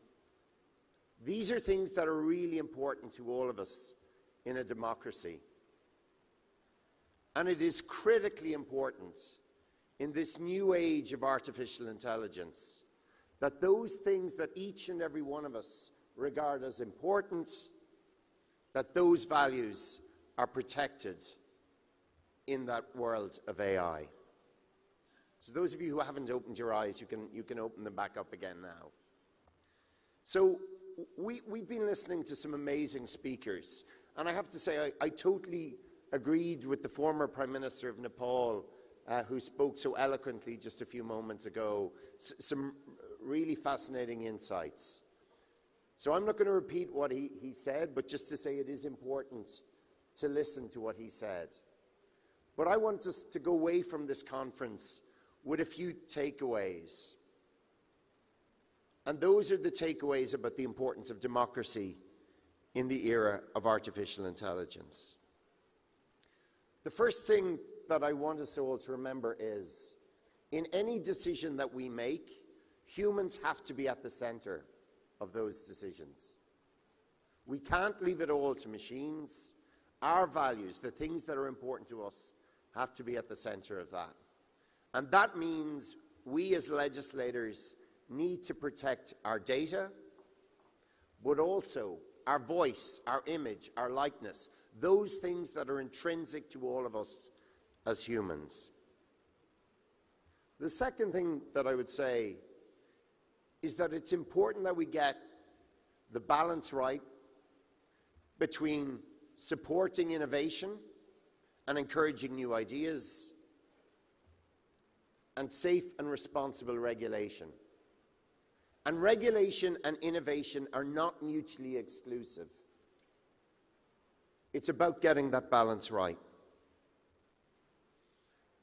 When we look at elections, a critical part of our democracy, we need to protect them. We need to value that celebration of democracy.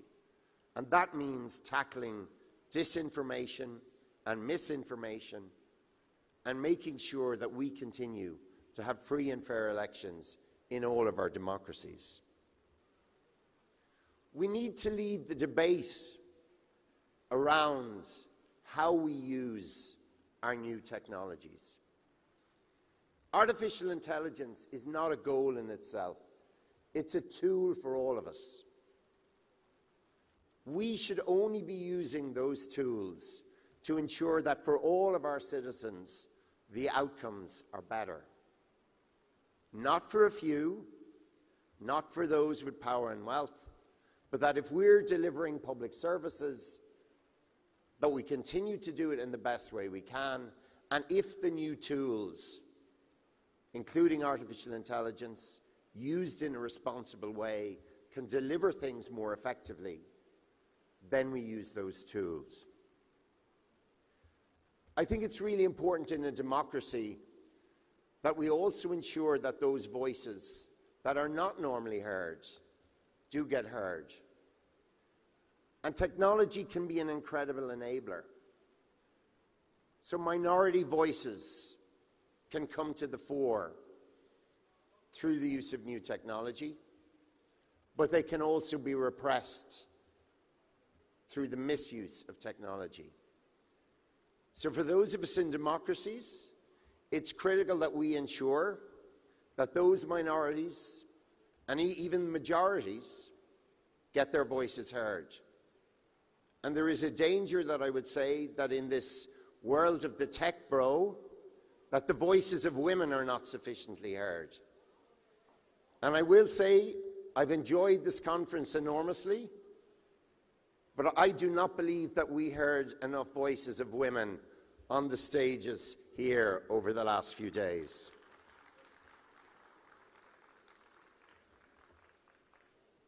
And for minorities in all of our democracies, whether those are ethnic minorities, whether it's the LGBT minority, whether it's those voices with whom we disagree, it is critically important in the era of AI that we also hear from those. I finally want to talk about our world and the battles that we're going to face in this era of AI and around the governance of AI and who's going to make those decisions. In a democracy, there are things that we value. We value human rights. We value the rule of law.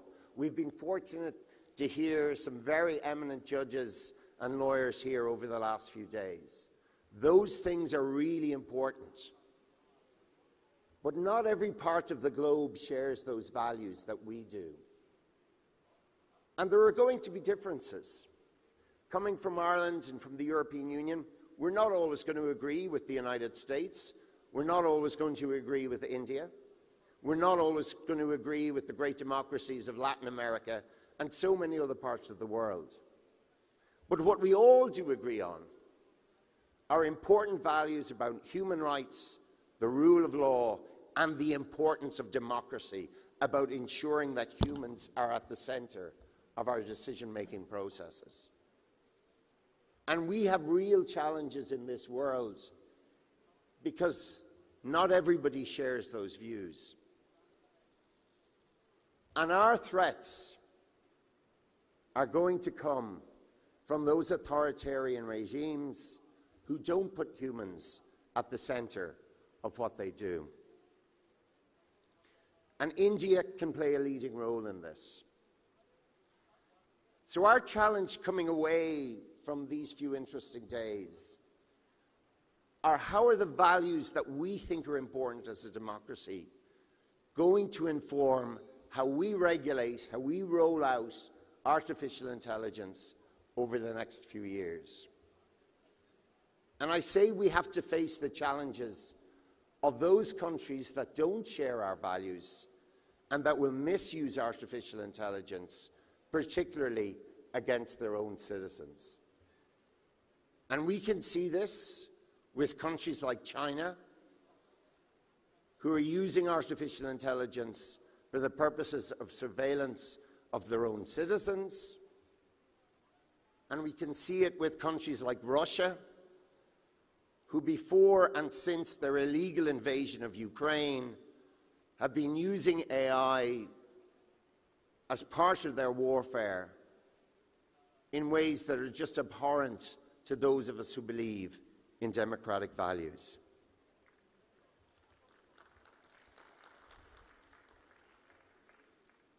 So coming away from these really interesting few days. I want to set the challenge to everybody here, to our legislators and regulators who, we all came into politics with strong principles, things we really believed in, how we wanted to change our communities, change our planet, change the world, but particularly to all the young people who are here. This is a fascinating and really exciting time. We need to change the world for the better. And in this era of AI, we need to ensure that those new technologies are used for the betterment of all of humanity. Put humans at the center of our discussion and stand up for those values of democracy, of human rights, and the rule of law. Thank you.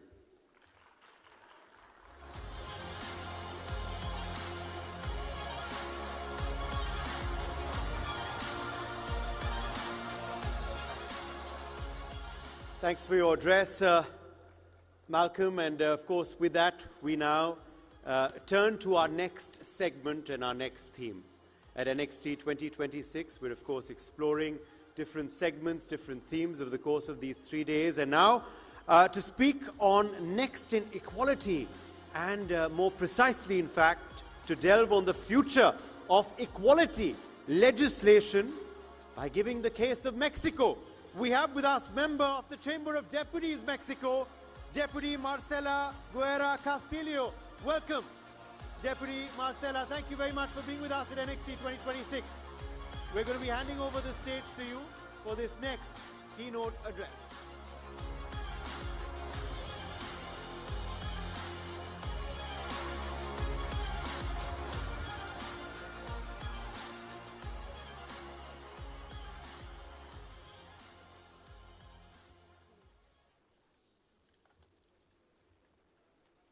Hello, everybody. Good morning. Distinguished representative, colleagues, students, and friends. The world is a turning point.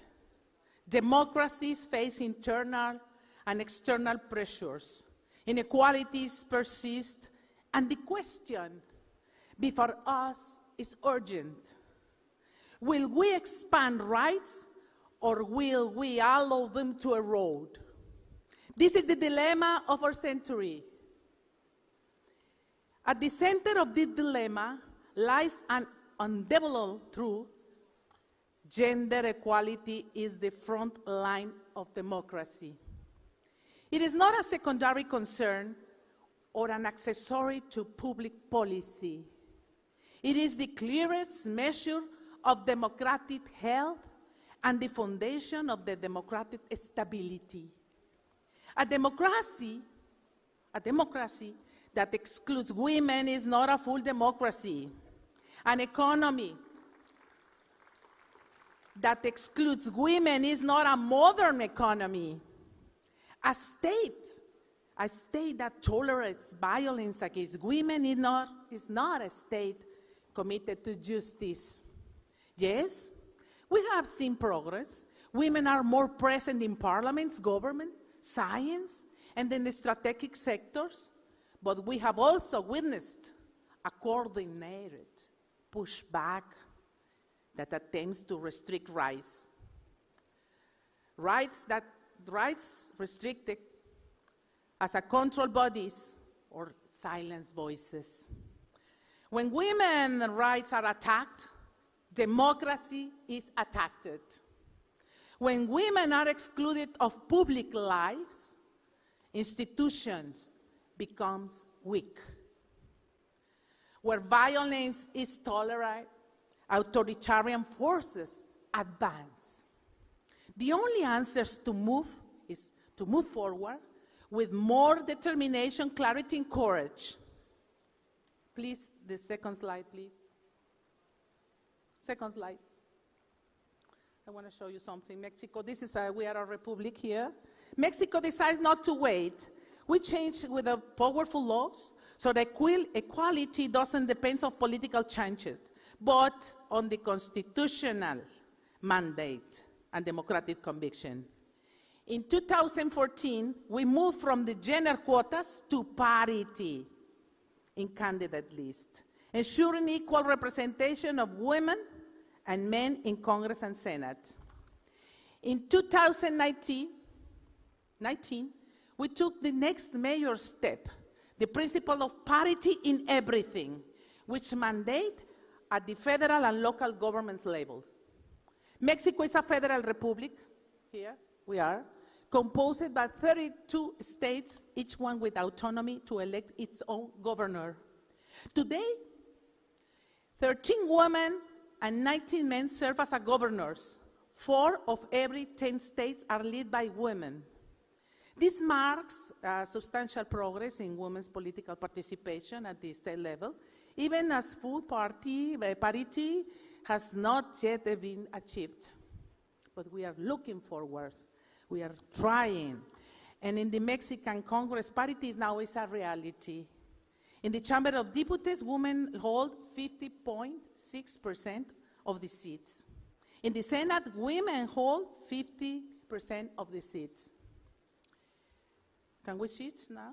Thank you. According to Interparliamentarian Union, here is the map of the whole world, how we are in women representation. According to Interparliamentary Union, Mexico is the second democratic country in the world to have parity in parliamentary representation of women. For the first time in our history, a woman serves as a president of the Republic of Mexico. This is not a symbolic. It is as a result of decades of struggle, of reforms and institutional perseverance.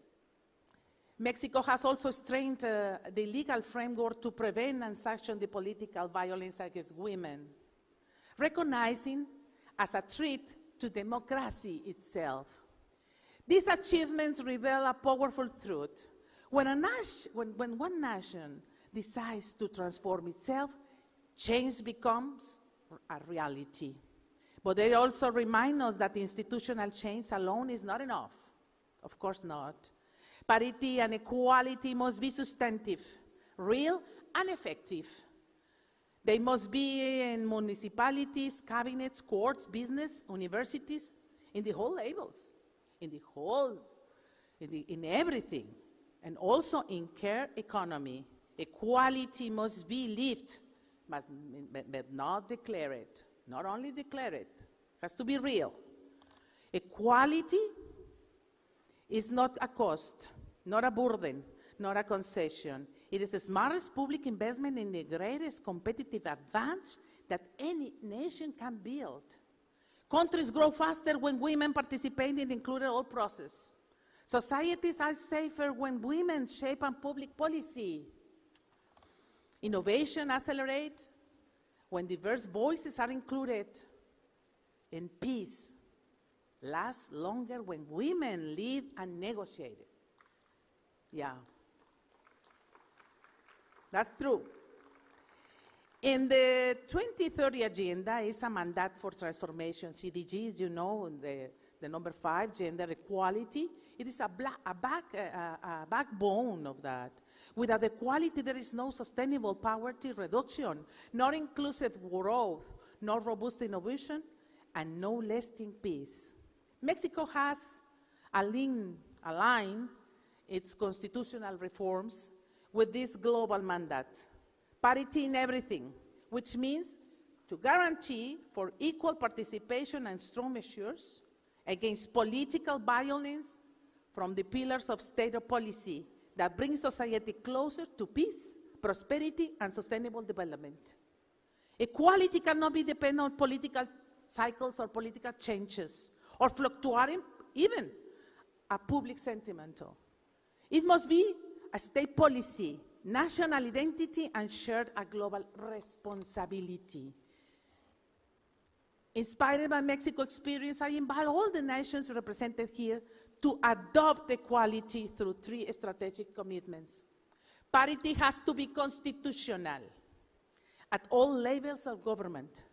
Criminalize and punish violence against women, reinforcing prevention and justice systems, and finance care infrastructure and close economic gaps through gender-responsive budgeting. Budgeting for women is very important. These choices are not ideological. They are strategic. They build legitimacy, social cohesion, competitiveness, and security. Women's rights are human rights.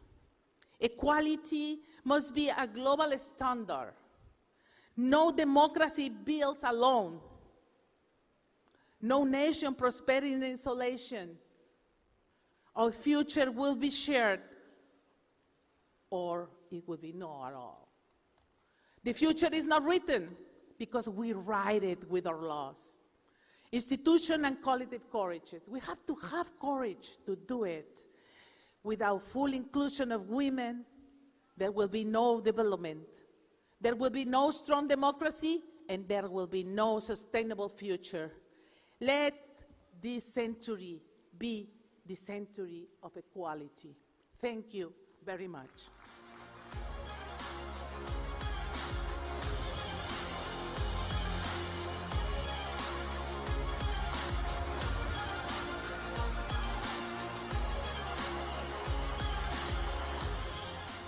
Thank you so much, Deputy Marcela Guerra Castillo. We'll, of course, be having you back on stage in just a bit in a panel as well, but we are staying with this theme and we're staying with our keynote addresses before we move to that panel. For speaking about women in politics, look at that. Another round of applause for the Deputy. So that is a good sign. Okay, one more round of applause. Encore. Okay. Moving now to our next keynote address, and that is on women in politics, from stereotypes to decision-making power. For this, I would like to call on stage Member of Parliament from Lithuania, Modesta Petrauskaitė. Could we please have you on stage, Member of the Seimas, Lithuania. Welcome to NXT 2026.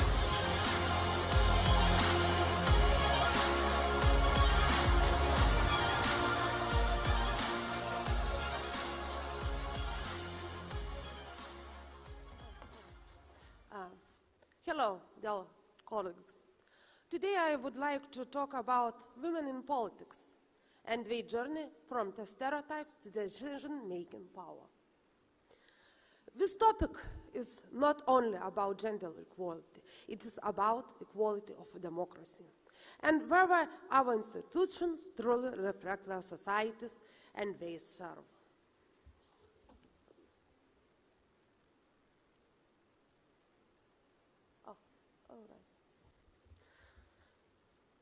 So, research shows that, maybe you can do the next slide, please. Oh. Thank you. So, research shows that understanding all leaderships began much earlier than we assume. Around the age of 6, many girls start to associate brilliance less often with their own gender. Nothing changed in their intelligence at this moment. What changed is change environment around them. Small messages like be nice or don't be too loud or graduate ambition and visibility. Over time, they influence who speaks up and who steps into leadership. Globally, women representation in national parliaments has increased. Over the past 30 years, it has grown about 11% to around 27%. This is real progress.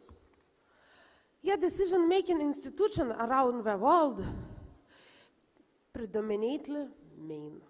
Structural balance is still unfinished work. So, in Lithuania, women currently hold 40 out of 141 seats in our Seimas. This represents about 28% of our parliament. Lithuania stands slightly above the global average, yet still below parity. Lithuania was also one of the first countries in the world to grant women the right to vote in 1918. India, the host country of this conference, it's the world's largest democracy. Women actively participate in election and public life. However, representation in national parliament remains limited. Currently, women hold about 30% of seats in the Lok Sabha. Economic participation also matters. In India, women now represent about 1/3 of the workforce. As more women engage in economy, expectation for political representation grows.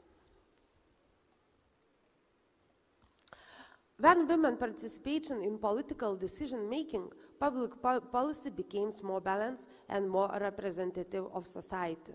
We are a powerful example of the leaderships in Lithuania and India, as both countries have a strong personality. Now we have a new Prime Minister in Lithuania, Inga Ruginienė, also a woman. Economic power and political power are closely connected. Across the European Union, the gender pay gap remains around 12%. In Lithuania, it has recently been even higher. When income and career opportunities are unequal, access to political leadership is affected. New EU laws between 2022 and 2024, the European Union a law to make gender equality. Key initiatives include Pay Transparency Directive, Gender Balance, and Corporate Borders Directive. Equality should be growing. The EU also adopted the directive on combating violence against women. This measure shows that equality must move behind principles and became an applied practice. So, let me finish with a vision. I have a dream where democracies exist, where no formal or informal barriers limit women's participation in public life. And when each of us has a daughter, the world will be fully open for her potential, not only to participate in democracy, but also to help lead it. Thank you.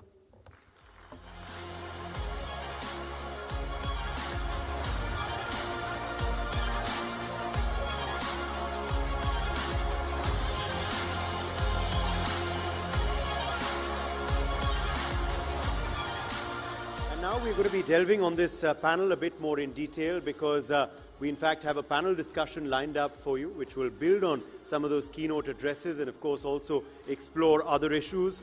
And for this, we really are very, very privileged to be joined by such seasoned representatives from across the globe.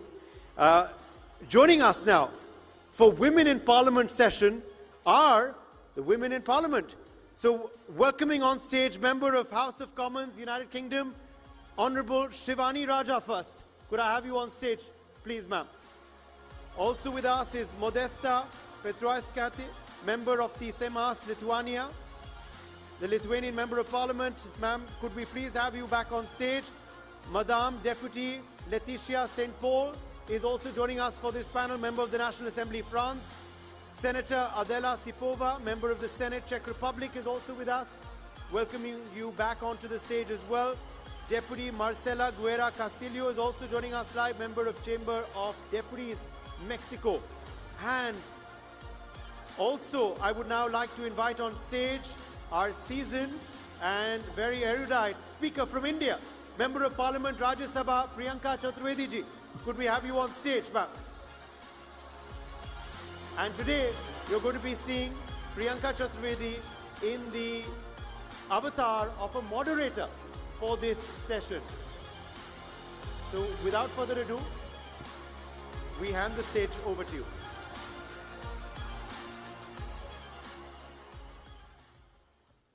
So, thank you so much, Uday. Yes, this is my debut role as a moderator. I'm usually given the task of talking about politicians in India and women politicians in India. But today I'm going to play the role of the moderator and understand how women and the dynamics of their representation in politics is making an impact globally, and how countries, various countries that are represented here on this panel, are, through their policy interventions, moving towards more representation of women in the parliament. So we have the Right Honourable Shivani Raja, who is a member of House of Commons in the UK.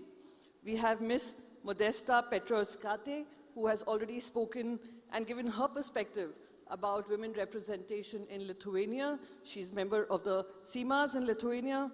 Then we have Madam Deputy Laetitia St. Paul from France. She's member of the National Assembly. We have Senator Adele Sipova from the Czech Republic. She's a member of the Senate. And we finally have Deputy Marcela Guerra Castillo, who we've heard earlier making a very powerful intervention about Mexico and how they have worked towards representation of women. She's the member of Chamber of Deputies. So welcome you all on this panel. So before we deep dive into representation of women, I'd just like to put out a few opening comments. So when we heard y'all speaking earlier, it became very apparent that when women come into politics and into policy making, they're not just representing their constituencies, they're representing communities and towards the economic growth story of their nations, which is more inclusive, which understands the ones which are on the sidelines and takes them along. So when women are absent in legislative, it is not merely a diversity problem, but a governance issue. IPU 2026 global data is very sobering. Women hold 27.5% of parliamentary seats worldwide, up from 11.3% in '95. But at the current rate of growth, we are 75 years away from parity. Only 1 in 7 countries is currently led by a woman. 101 countries have never in their entire political history elected a woman as head of state or the government. You've seen earlier where I think one of our slides showed women representation in India. The 18th Lok Sabha saw 74 women elected to office, which is just 13.6% of total members. The ADR report recently shows that across MPs and MLAs combined, women constitute just 10% of elected representation. But we're moving forward with a positive intervention in our policy dynamics. Now, considering we are at a point, now I'll open this up for the opening comments, considering we are at a point where through policy interventions in various nations, we've seen women's representation increase, I would want you all to begin with opening comments about your countries and how policy interventions have helped for more representation. And in terms of Lithuania, Lithuania does not have any formal policy per se, but the responsibility has been given to the political parties to ensure natural progression of seeing more women representation. So how does this positively work to build more women leadership? And what do you think is the challenge and the right way forward? Starting with you, ma'am. Good morning. Thank you for your interest on that topic. First of all, I'm convinced that when you only recruit in 50% of the population, you miss 50% of talents in your country. And in France, there is a politic of quotas. So the political parties have penalties if they don't present 50% of women for the constituencies. It's not a proportional election in France. We are elected in our name. But at the end, we only have 36% of women within the French National Assembly. It's much better than before without quotas, but it's not a 50-50. And why? Just because parties propose women when the sociology is obvious that they won't win the election. So at the end, if it's a right constituency, they will put women from left-wing parties and vice versa. And this has quite changed with Emmanuel Macron in 2017. And that's the reason why I'm here talking with you today. He said, I want women in winnable constituencies. And that was the will change plus quotas. Fantastic. Thank you so much for your opening comments. I'd hand it over to you, Right Honourable Ms. Shivani. Good morning and namaste. There is a saying, and I believe it goes, that democracy is strongest when it represents the people that it reflects the people that it represents. And, I think we have to acknowledge the progress made for women in politics. In the UK, we have a record number of women sitting MPs in the House of Commons. We have about 264 women MPs at the moment, which is the highest it's ever been. And I think that is, it's good to acknowledge that achievement. But despite progress, in terms of political leadership globally, as you mentioned, there is still a lot of work that needs to be done. I'm really proud to be a member of the Conservative Party. We elected the UK's first female Prime Minister, Margaret Thatcher, and my party is currently led by another formidable woman, Kemi Badenoch.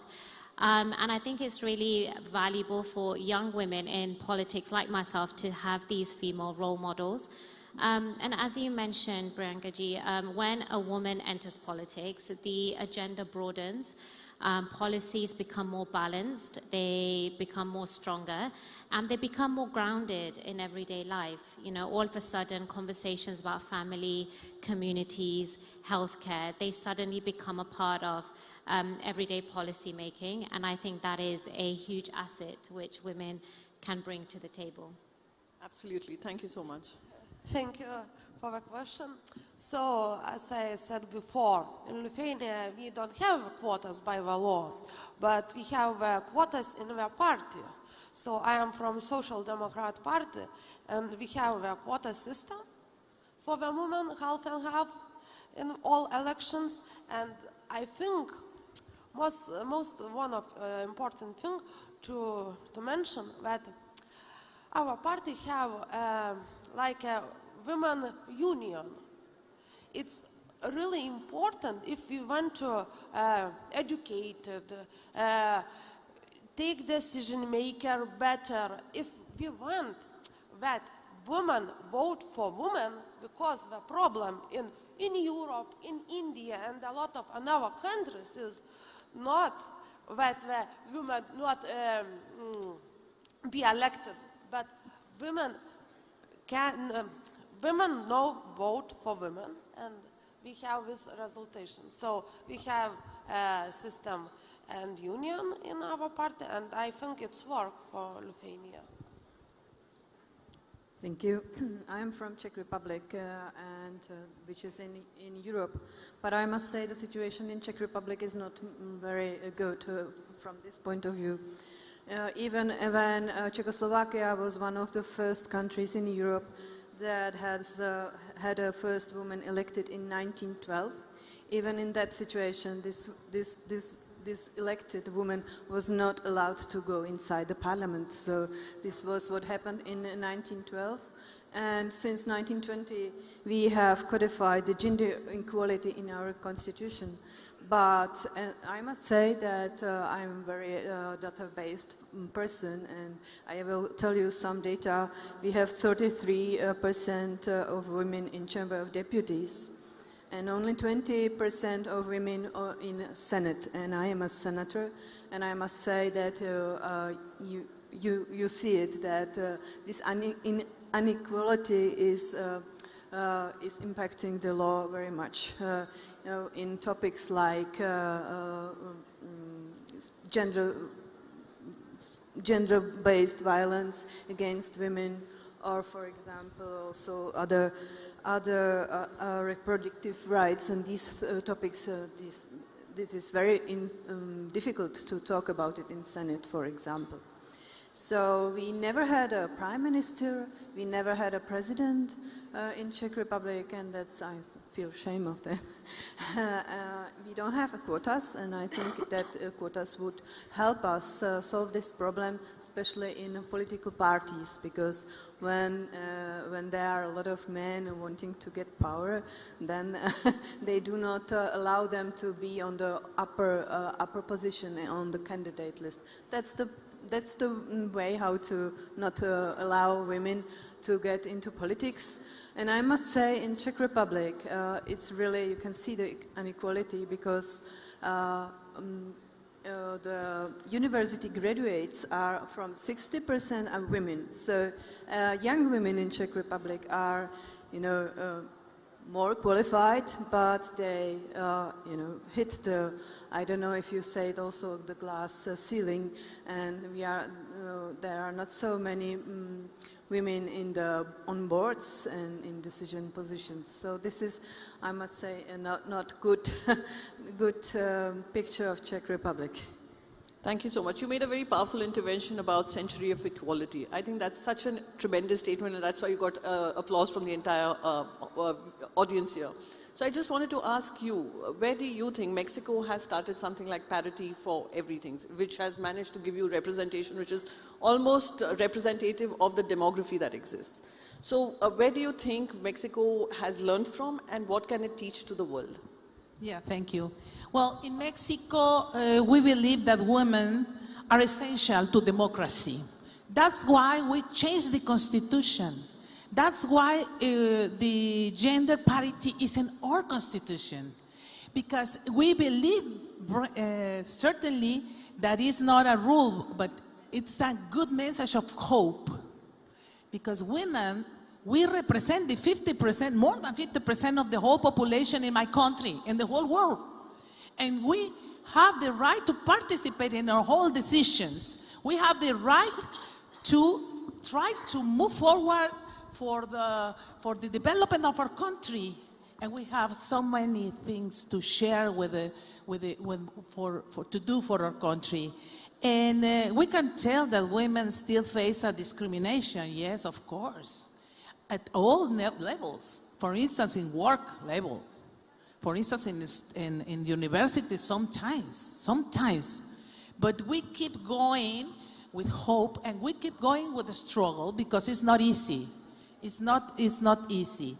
We have also the agenda, 2030 agenda, and it's a very good road to follow, because the CDG 5, it takes everything there. Everything is there. So we have just to follow, we have just to sing, and we have to be resilient. When a woman are prepared, we became resilient. And the resilient people helps the country. Like in India, for instance, India is a very, very good country of developing, and women are increasing in participating all time. I have been many times in India, and I can say that it's a lot of change, like in Mexico, and that is a true. This is a very, very good thing, because if we have the political will to change the reality, women and men, not only the woman, the men that have the decisions, you have to move forward. I love the passion with which you speak. Thank you so much. Thank you so much. And I'm saying the men that are in front of us. Thank you. I must share this with you, that when we were chairing the G20 forum, at that point in time, Prime Minister Narendra Modi ji spoke about women-led development. Earlier, we used to speak about women included in development, but he brought a new paradigm which spoke about women leading this development. So I think that changes the shift of a woman who's wanting to come and participate in the growth story of nations should be leading those changes, not just one of the followers, not just included in the economy, but leading that positive change. However, the common theme that I have seen exist globally is about how barriers are created for women to participate in political leadership or to be at the forefront of being political leaders. Even the IPU report shows that, the 2026 report shows that 76% of women parliamentarians have experienced intimidation or violence, against 68% of their male colleagues. Online harassment is now documented as a structural deterrent. It pushes women out before they reach a ballot and silences those who win. What concrete legislative interventions has your country introduced? Do they work? And critically, are the platforms cooperating? What I'd want to understand through this would be that how are we as individuals, women who are at the forefront of this battle, fighting these barriers and trying to bring these barriers down through our policy interventions in the parliaments, in our various parliaments. So we could start with Mexico again. You mean, we have to learn to negotiate. For instance, how can we got that parity, because we passed in the 90s. In the 90s, we had the quotas. And we start in the quotas inside the political parties. It was very strongly. Oh my God, it was terrible. But we have to with the debate, everyday debate, and trying. And after that, we got a reform inside the party, the political parties. In PRI, I was in the PRI, there was the majority. We had the majority in the government, and we had the majority in the whole states before. And we started with that, and we installed the 30% of the quotas for women. After that, it passed 15 years to improve the amount of quotas, 40%. And then, just 2014, we have more strong women in the Senate. I was there with a lot of colleagues that very, very feminist and good, and we start negotiating with Mr. President and with the whole cabinet first, and on the side of the parties, and with the other colleagues. And we passed to the from the quotas to the parity in 2014, but only for the two chambers, Senate and Deputy chambers. After another years, struggle and everything, we took the equality in everything in 2019. Great. But it was not easy. It was very. But now we have been changing, and the country is better with the presence of women and decisions. Any lessons that we can take from UK? Well, I was just listening to that, and I mean, I'm not sure if having policy is the best way for women to get what they want. You know, policy, especially in the UK, is often very long-winded, takes years to come into fruition. And I think as women, we have this inner resilience, and we have learned that if we want something, then we must stand our ground, and we have to fight our way to get it. So you're right, there are perception barriers to women in politics. You know, my constituency was held by a man by men for over a century, actually. So when I entered politics, I immediately was scrutinized differently, I was judged differently, and I think that goes for all women sitting on the panel and women leaders worldwide as well. And that is unfortunately just the way it is. But I think one of the ways we can kind of combat that is just by having more women representation. You know, I don't think the issue is not there is a lack of capable women. The issue is that we need to make politics more welcoming and more appealing for women. And the more women that we have willing to kind of participate in our democracies, the stronger our democracies they would become. And I think we need to, as women currently in politics and in parliament, we need to ensure that we create political systems where women entering politics is normal. You mentioned that in Czech Republic hasn't seen any women leadership leading the nation and leading the system that you'll have. What do you think is holding it back? What are the challenges? I'm sorry, I didn't hear you. You mentioned that Czech Republic hasn't seen any women leaders leading the nation till date. So out of the 101 countries I mentioned, Czech Republic happens to be one of them. In Czech Republic, women face a lot of barriers, I must say, and one of the things is also we have to help them, we have to encourage them to do the step and want to be a politician, because it's not usual, I must say. Also in my case, everybody in my family was shocked that I would like to be a politician. And Czech women, I think there are more barriers. We face much more hate speeches on social media. We face also being invisible in media. There are not so many women in expert panels, on discussions, on conferences, in media. in the evening when I look at the television, there are only men on discussion, and you know, I don't like it because for me it's boring. If I don't see a female face on television, it's boring for me.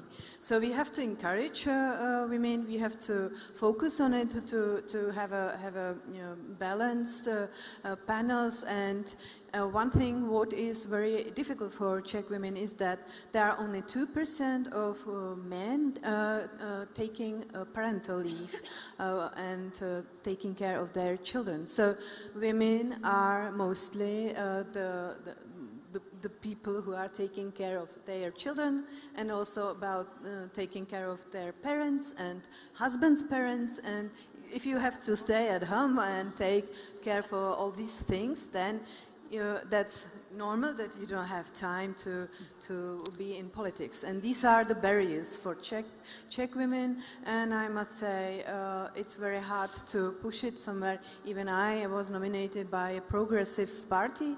Even in this progressive party, there are no equal conditions to be on the top of the list. Would you say that similar challenge exists in France and Lithuania? Would you say that? Similar challenges of women being invisibilized, women facing these kind of barriers, the responsibilities of families becoming the discouraging factors for them to be actively engaged in politics? Would you say that about France? Yes, I totally agree with my colleagues. Being visible is very, very important. For instance, when I was first elected 9 years ago, I was much younger, and people kept asking me, oh, to whom are you the assistant? So when we are going to be more visible, then you escape this kind of questions. And about violence, it's very important, the previous question. It's a tough job being a politician for women, and for men it's quite the same. And with simple laws like what is forbidden offline is forbidden online, we escape many insults in the everyday life. Nobody comes to insult you, to tell you sexist things, but on the social networks they don't hesitate, so yes. Just don't let them do. And when you fight for our women's rights, I think that it helps all the humanity, and it helps men also. Since we are running short of time, I just want to wrap it up with one sentence, just one sentence, because we have many young girls who are watching us, listening to us, and our experiences, our lived experiences, and probably in your countries, they would be watching you. What is that one message you would want to give to the women of this country, of your countries, of my country, in terms of their active participation and a need for representation in the parliaments and in policy spaces? One message, one statement, because we are running short of time. I start. I'm convinced that for everyone, maybe, life closes doors, but we mustn't close the doors by ourselves. Don't wait until you're ready. If you care about your community, then you already have the best qualification needed for public service. I would like to say, all women is like a superwoman. So just go and do that. Absolutely. I have a message for men, because if you really want to have a real democracy, then you have to help also to women to get to be involved in politics, because it's the question of justice. Century of equality. Equality is not only about numbers. It's about transforming the reality. And we have a commitment to transform the reality for our peoples. Women have to be in. Thank you. Thank you so much. This was a lovely conversation, and we got to your experiences from our own lived experiences from various nations. And I'd like to thank NXT for giving us this panel to have a free and fair discussion on how women need to be better represented in times to come. So thank you so much for this lovely conversation. Thank you. And who better to have this conversation than women parliamentarians themselves, of course, the voices of people from their respective countries. Thank you all very much for that panel. Really enjoyed that. But we are, of course, quickly now shifting our theme. We will come back to next inequality shortly. But for now, I want to move on to our segment, Next in Finance.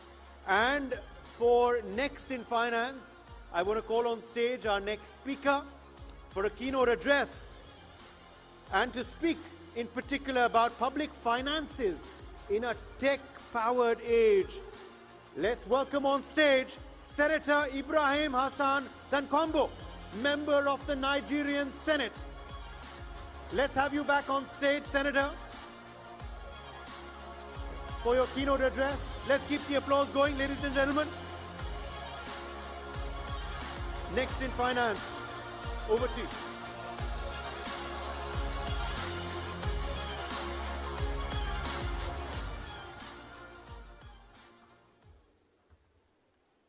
Thank you very much.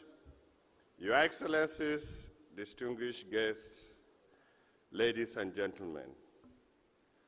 Let me talk about a bit about public finance, very boring topic,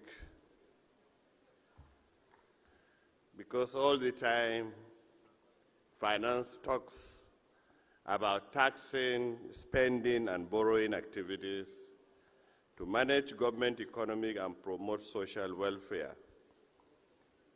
It normally focuses on revenue generation through taxes, fees, and debt funding to ensure all our well-being. Public finance in technology age is transforming through digitalization, enhancing efficiency, transparency, and revenue mobilization. The tool, which is public financial management, serves as a backbone of government accountability, ensuring that financial resources are efficiently allocated, transparently managed, and properly utilized. Traditionally, governments have relied on centralized systems where manual oversights have led to inefficiencies, data manipulation, and financial mismanagement.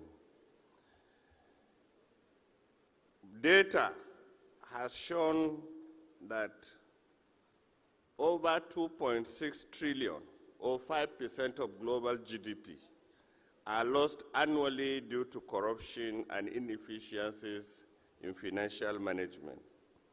As global economies increasingly shift towards digital transformation, emerging technologies such as AI and blockchain are presenting groundbreaking opportunities to mitigate these challenges. By automating compliance, detecting anomalies, and ensuring tamper-proof financial records, these technologies are fundamentally reshaping the landscape of public financial management. Artificial intelligence has gained significant traction in financial governance, with a global adoption rate in financial system increasing from 15% in 2020 to over 70% in 2024. AI-driven financial analytics have demonstrated an ability to detect fraudulent financial activities with up to 85% accuracy, reducing financial leakages by estimated 32%. Additionally, AI has improved expenditure efficiency, allowing governments to optimize budget allocations and predict fiscal outcomes more accurately. Despite the advancement, challenges such as ethical concerns, algorithmic biases, and resistance to AI-driven automation still hinder its full implementation. Blockchain technology, on the other hand, has revolutionized financial transparency by ensuring immutability and traceability in government transactions. The use of blockchain in tax compliance has resulted in 20% increase in compliance rates, while its integration in government procurement has reduced mismanagement by nearly 30%. The decentralized and secure nature of blockchain records enhances trust and minimizes financial corruption risk. However, implementation barriers such as high infrastructure costs, regulatory uncertainties, and cybersecurity vulnerabilities present obstacles for widespread adoptions.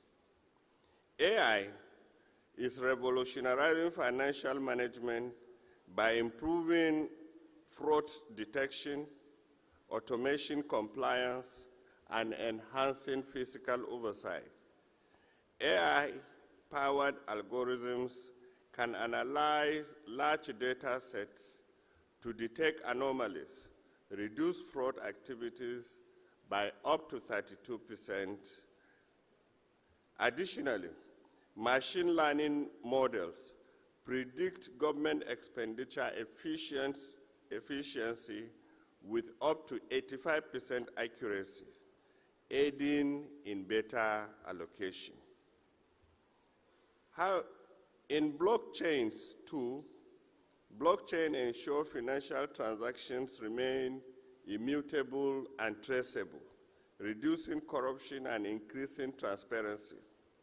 Implementation in tax compliance have led to increase in up to 20% in compliance rates. While blockchain enables smart contracts have cut mismanagement by up to 30%. Governments worldwide are increasingly adopting AI and blockchain technology to enhance transparency, efficiency, and production. Other areas that government use AI and blockchain and other technology are in areas of revenue mobilization, enhanced transparency and accountability, digital public infrastructure, modernized public procurement methods, and so on. Challenges.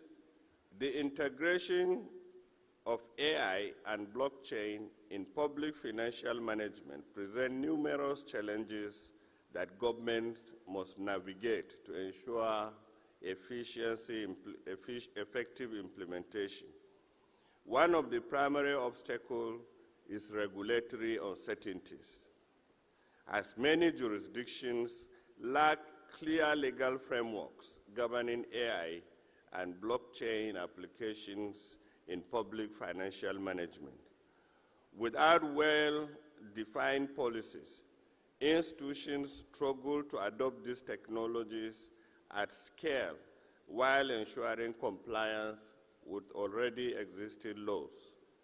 Additionally, resistance to change within government agencies poses a significant challenge. Traditionally, bureaucratic structures are often reluctant to embrace digital transformation due to concern about their jobs, loss of control, and the complexities associated with new technologies. Cybersecurity risks further complicate implementation as AI-driven financial management systems and blockchain networks can become targets for sophisticated cyber threats, including hacking and data breaches. Governments must establish robust security protocols to protect sensitive financial data and maintain public trust. Another critical challenge is infrastructure constraint, particularly in developing countries, where digital infrastructure may not be sufficiently advanced to support AI and blockchain integration. Many government financial systems still operate on outdated legacy systems where the transmission of AI-powered automation and blood-led transparency and blockchain-led transparency costly and technically challenging.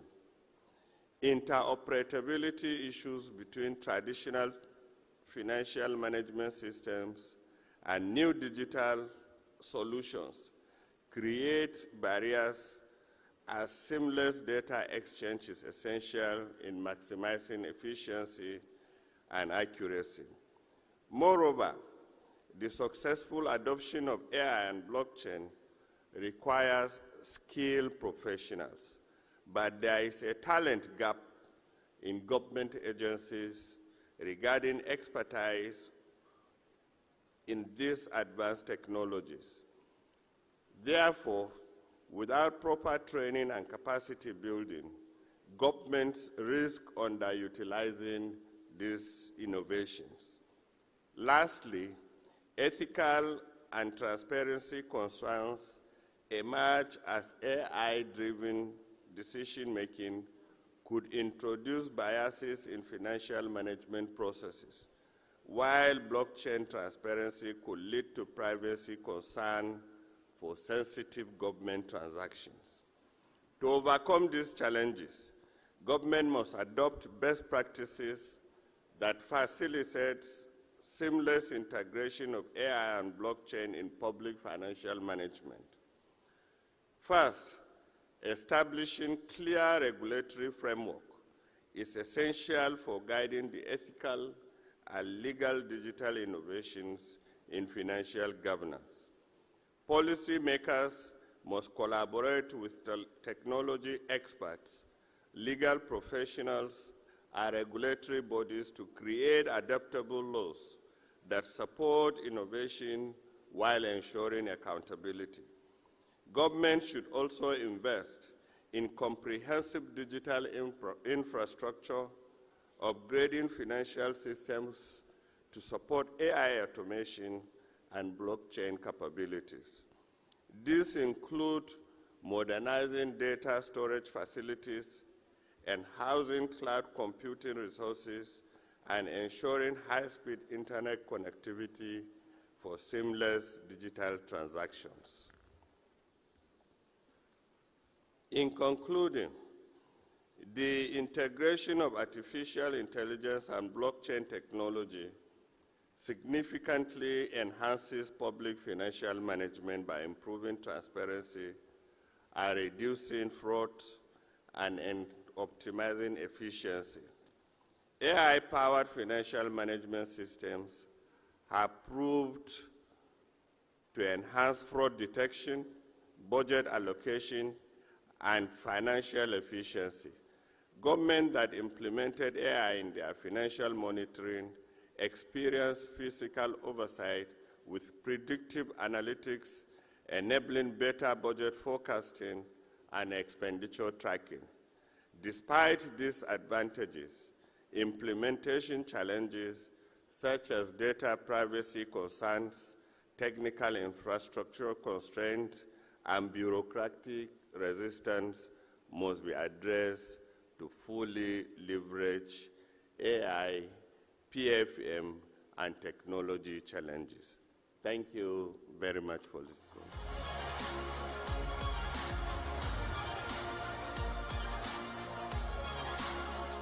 Thank you, Senator, for your address. And we are now switching back to the Next in Equality segment. And we are again going to be joined by some very eloquent and, of course, celebrated women voices in this next panel. We're turning to women in leadership. For this, I want to now invite on stage former Ambassador of India to the Netherlands, Ambassador Bhashwati Mukherjee. Could we please have you join us for the next panel? Professor Shilpa Bhupati Raju is also with us, Harvard T.H. Chan School of Public Health. Professor Bhupati Raju, please come on stage. Professor Jenny George is also joining us for this next panel, Dean, Melbourne Business School. We also have with us Deputy Marcela Guerra Casillo, Member of Chamber of Deputies, Mexico. Welcome back on stage, Deputy Marcela. Also joining us is Professor Maya Tudor from the Blavatnik School of Development, University of Oxford. And this panel will be moderated by the Editorial Director of Newsx, Priya Sehgal. Priya, could we have you on stage as well? And for this panel, of course, on women in leadership, we are going to be handing the floor over to Priya to take it forward. Thank you, Uday, and thank you all. We already had a conversation on women in leadership, but that was, I think, focused on political leadership. But women are there on various roles. In fact, I've noticed that women are there in leadership in more roles which cater to science, technology, healthcare, academic roles, roles where brains are really more important, than roles where symbol and symbolism is important, where it is power, roles of authority. That is where men feel a little uncomfortable, where they can have, because in this whole myth that masculinity, that power means masculinity, that is something that has to be, it is being debunked. But at the end of the day, we've seen where you cannot stop the women, where it is with the playing field is level, that is where we score normally. In India especially, we've seen in class 10 and class 12 exams, it is the girls who score the most. They are the toppers. And that is why we have a panel here representing diverse fields. We have somebody from politics, we have something from healthcare, we have people who are from the artificial intelligence world, people, the dean of universities. So we have a very diverse panel over here, people in public policy, where women are already leading, and our panel exemplifies that. But Professor Jenny, I'll begin with you first, because I heard your address with great interest. You were talking about artificial intelligence, but you and I have had a conversation on this in terms of the dangers of stereotyping women. We have labels saying that women are good homemakers, women do work-life balance, and also that women should be there for softer roles. Even when women are in cabinet, they tend to put women in roles of whether it is women and child development ministries. What about roles where the hard decisions need to be taken, where women can make a difference? India, of course, has been leading in this. We have a woman finance minister, we've had women prime minister. So in that sense, people have come up, but the dangers of stereotyping is something I would like you to talk about. Yes, I think it's very easy for people to believe that women, for example, are more empathetic naturally and therefore stereotype women into particular roles. But of course, empathy is not a female characteristic, it's a human characteristic. There are men who are great at empathy and women who are great at empathy. There are men who are not good at empathy and women who are not good at empathy. The reason that we need women in leadership and in roles all across is because women are people with talent, and that goes right across the spectrum. And we shouldn't expect to see a particular characteristic be more available for female rather than male leaders. However, women have often had different experiences. And I think that by excluding women, not only do you lose half the talent of your population, but you also lose particular experiences that women have had, sometimes because we've been put into particular boxes. But the experience of being in that box, of getting out of that box, resilience and other things that have come from that experience is very valuable and is something that I think needs to be in the room. Fair enough. Ambassador Mukherjee, you're of course in the Foreign Service, where we've seen, women also take the lead.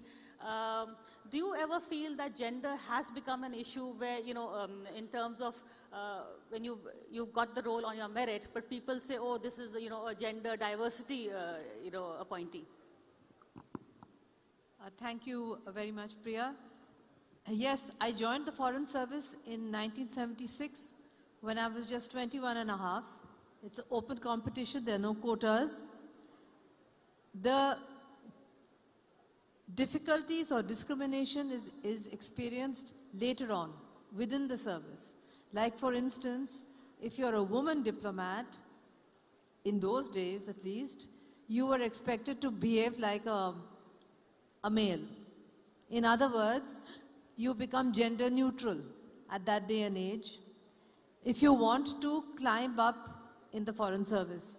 So, in the case of a woman, you would be expected to work in the embassy, to entertain, going home, there's no one else, you have to do the cooking, you do the entertainment, and when there would be visitors from India, you would be expected to take them out sightseeing, etc.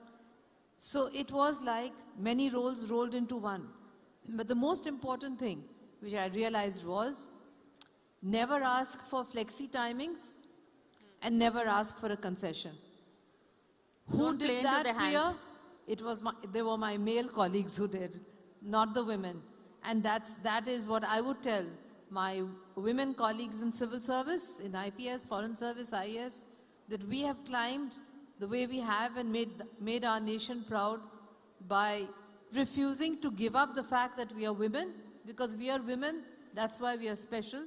But at the same time, we can do anything which is asked of us because of that special quality. Priya. Thank you for that.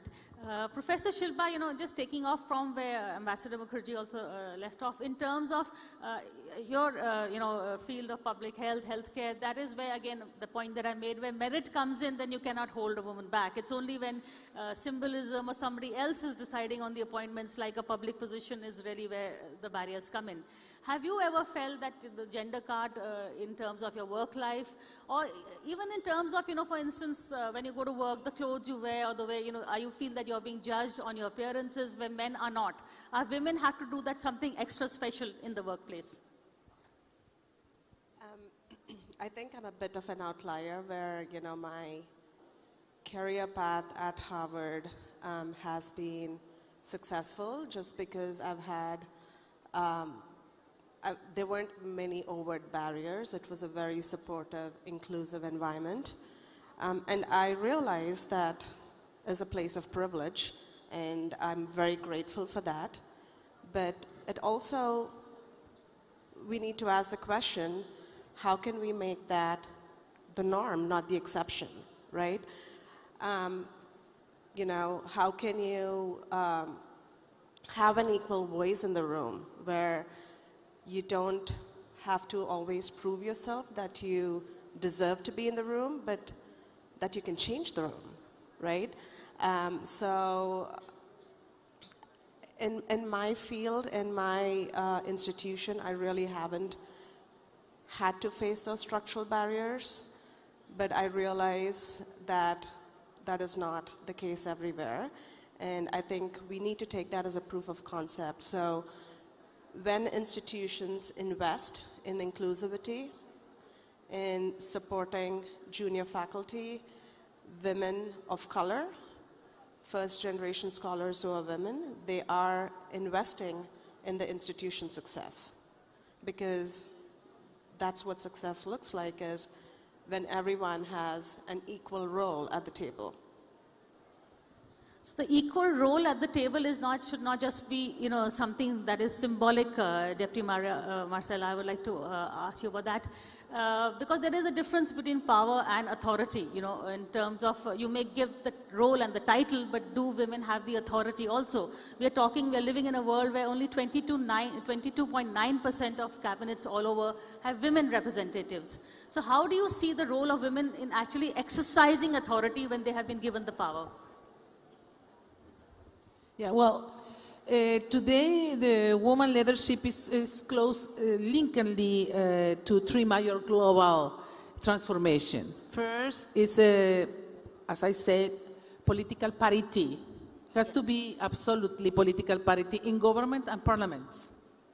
That means in cabinets. Cabinets has to be the parity, a reality. And economy inclusion. Financing inclusion. I mean, women need to be included in economy, by the way, by the work and everything, with a lot of guarantees. And that guarantees has to be from the law, a powerful laws that protect them, the rights. That's it. And cultural change. That is the most difficult change to do, because all the cultural, patriarchal cultural is very rising in our societies. But with very powerful laws, we can start changing attitudes. And we can start changing different ways to see the life, to see the work, to see everything, and to participate with more safely. Because violence is always there. Not as an individual, not exactly always to the woman, but to the society. If we live in peace, as a woman, as a child, the society prospers. We share prosperity. That's what that would say that. Thank you. Thank you. In fact, I would also like to share with the audience that I anchor a show which is on women's issues. It's called We Women Want.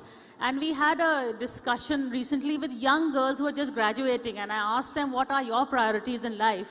And interestingly, they all began with first was financial independence. Second was, having a kid. And third was, maybe marriage or, settling down. And they said it's just adjusting. So first we want to live our own lives before we adjust to somebody else's. So it shows today's priorities. A woman knows that really financial independence is the key to her total independence. And Professor Maya, you've done a lot of work in politics and public policy also. And especially in Southeast Asia, I've seen that you're an expert in this region. So how do you see in terms of what can we do in terms of the structural barriers? What needs to be done? What are the impediments that you see? Great. Well, thank you. And that's just a perfect segue, I think, in question. The panel is on women in leadership. And I believe that far too often we're asking women individually to have leadership skills, but it's often the structural barriers that are impeding real participation. So, I teach at a school of public policy, and I have including some very, talented Indians, IAS officers, tech entrepreneurs. And I ask them, so what do you think are the sort of key drivers to development in your country? They talk about things like infrastructure and development. They talk about moving up the value chain. But the single most untapped structural impediment is getting women to work, and getting women to work in large numbers. And in particular, there's not a single country that has moved into high income status that has not moved to around 50% of women in the labor force. So this is not an inclusion issue. It's not a diversity issue. It's a growth issue. And for a conference and conclave that has talked a lot about India growing, the single most important, I think, untapped barrier is getting women to work in large numbers. So Vietnam is at 70%, China is at 60%, even Bangladesh in this neighborhood is at 44%, India is at 25%. So when you think about India growing for the next 2 decades, the single most important thing you can do is get women to work. So I'm going to say 3 things about what we know from the research of how that actually happens. So the first is that you have to invest in the care economy. So you talked about the women coming onto your show who want to enter and they want to make a big difference. So what are the structural barriers that they're going to face? You mentioned they want to have children and they want to work. And those 2 things right now are deeply incompatible in India, in the Indian context. 2 years ago, the Nobel Prize winner, Claudia Golden, talked about this in her research. It's the motherhood penalty that keeps women. So investing in the care economy is one. The second thing, and that's particularly important for this city that we're all sitting in, is developing safe transportation infrastructure, right? Getting people to be able to feel safe getting to work. And then the third thing is flexible career pathways. And AI is going to do this anyway. Gone are the days where we had one career and the career kept with us, stayed with us for decades. Typically, people make 7 career shifts when they're entering the labor force today. So we have to enable women to dip in and out of different kinds of careers, and that there's lots of research on how that's done. Professor Jenny, in fact, we were discussing stereotypes and labels, and Professor Maya also spoke about the care economy and how motherhood and careers, in terms of there is a little bit of incompatibility with the women. We do need to take a break in our careers, and that is not often taken kindly. A lot of people, when they're hiring women, they ask that question: are you married? Do you have kids? I mean, is that all behind you now? Can you just focus on our work? If you're not married, then, the question that men are never asked that question. Should men get more involved? What is the solution really over here? How do we, segue both the genders? Well, it's a big question for which there's lots of different answers, and there'll be different answers in different cultures. There are, I think, two really important things. Firstly, you do have to have good care structures, and that can look really different depending on the environment.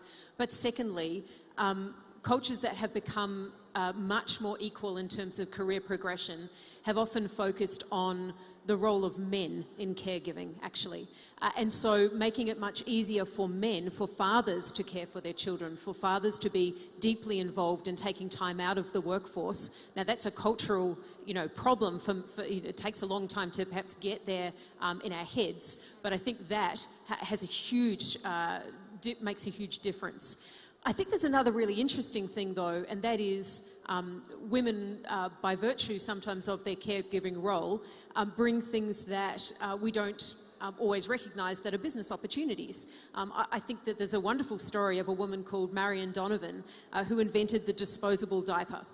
She went to venture capitalists and said, I've got this great invention, and they all turned her away. And they said, I don't think anyone will buy it. And she said, I promise they will.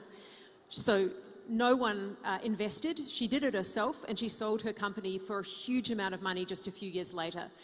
It's a great example of a business opportunity lost because the people making the decisions didn't have the experiences of a broad variety. And I think, the message, if you want one, is, move over, boys, include women, and you will make more money, actually. So this is my business school hat on. I don't think diversity is only a justice issue. It absolutely is. I think it's also just an opportunity that we're missing. Thank you for that. Ambassador Mukherjee, you're also in a profession where perceptions matter a lot also. So in terms of the way, I like what you said about, the expectations that come, because you're a woman, you have to do that extra. You have to do your work, but you also have to be a hostess, you have to, look after the home. In terms of perceptions, have you ever had, in terms of the way you conduct yourself, the way you appearances, have you ever taken that extra thing to, convey the message that I'm here as an equal and not here because of some disparity or gender quota? I think I never had to do that because it is well known that in India there are no quotas, women quotas for foreign service, IPS, etc. We got in through merit. The issue only arises, as you said... There are always unstated quotas. Even in office, there are no quotas. But there is always, even the private sector, it should be seen as, equal. Well, the issue is more complex than that. The issue is that if you're a foreign service couple and you have a kid, the male boss presumes that it is a responsibility of the mother and not of the father. That is something that was very, very unfortunate in my generation. In the present generation, I have to tell you, though you do your TV show, that it is now very difficult to get Indian girls to get married. And if you do persuade them, they don't want to have a kid. So the roles are completely reversed. They want to be financially independent. They may consider marriage. They certainly don't want a kid. In my generation, it was, you have a kid, you look after the kid, you're a diplomat, your husband is also a diplomat, the kid is sick, the babysitter runs away, it's not the father's problem, it's the mother's problem. If you would ask the male boss, he would say, you're the one who decided to be a mother, you look after your kid. That has changed now, and I think that's a great development in India. That's a good note to end on. But Professor Shilpi, I would also, supposing I wear the devil's hat, in this case, the men's hat really, and ask you that is the level playing field because people are becoming more aware and they are trying to, include more women. Sometimes the men feel that the field is slanted now too heavily in favor of women. Yes, we are righting a historical wrong, but is there also a chance that men are right when they complain that women are being given an upper hand in some cases just because they are women? Or do you think that stand has no merit? I don't think so, at least in my field. I'm in the public health space. Not in your field, but generally in terms of the workplace. Right, right. I can see that definitely happening where, oh, you got this because you're a woman. And then to that I would say, no, I got it because of my brains. Not because of my biology. That still very much exists, and it's something that we have to break down. And I'm again lucky enough that I haven't had to face those battles. But again, don't apologize for who you are, right? Own your career, own your leadership. And your voice matters just as much as men's, right? So I remember people telling me, I grew up in India, and they said, well, you have the reservation for this entrance exam, so it's unfair. I get that frustration, but at the same time, if we didn't have that, we wouldn't be having this leadership panel. So I think it's important, and again, be unapologetically yourself. Do not be apologized. Good. Deputy Marcella, your work is also your field, it's politics, so there is a lot of public interaction, some amount of networking that takes place. Does being a woman be an advantage or a disadvantage? Yeah, well, I have been in politics for more than 4 years. It doesn't look like, but it's true. Okay. More than 4 years. And sometimes it's a struggle, but most of the times when you learn to how to negotiate it, how to move, and how to can tell what the other need, you can do more good politics. I'm from a state on the north, very industrial, in Mexico.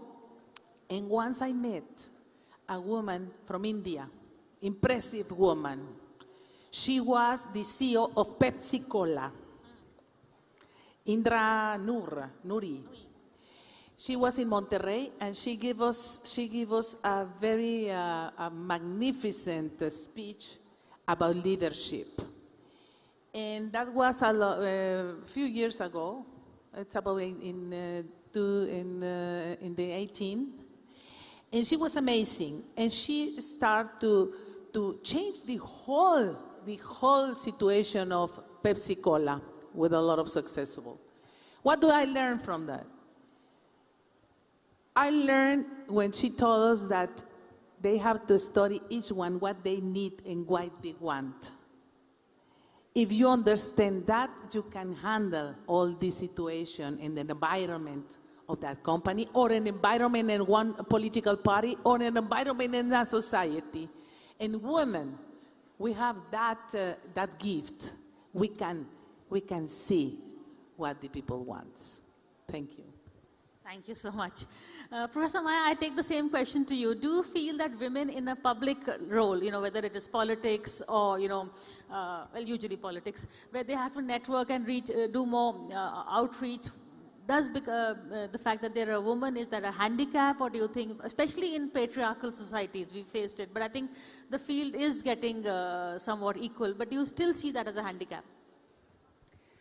I mean, I don't see it as a handicap in short, but can I just come back to the question that was asked earlier about the workplace and whether men are right to see this as a loss?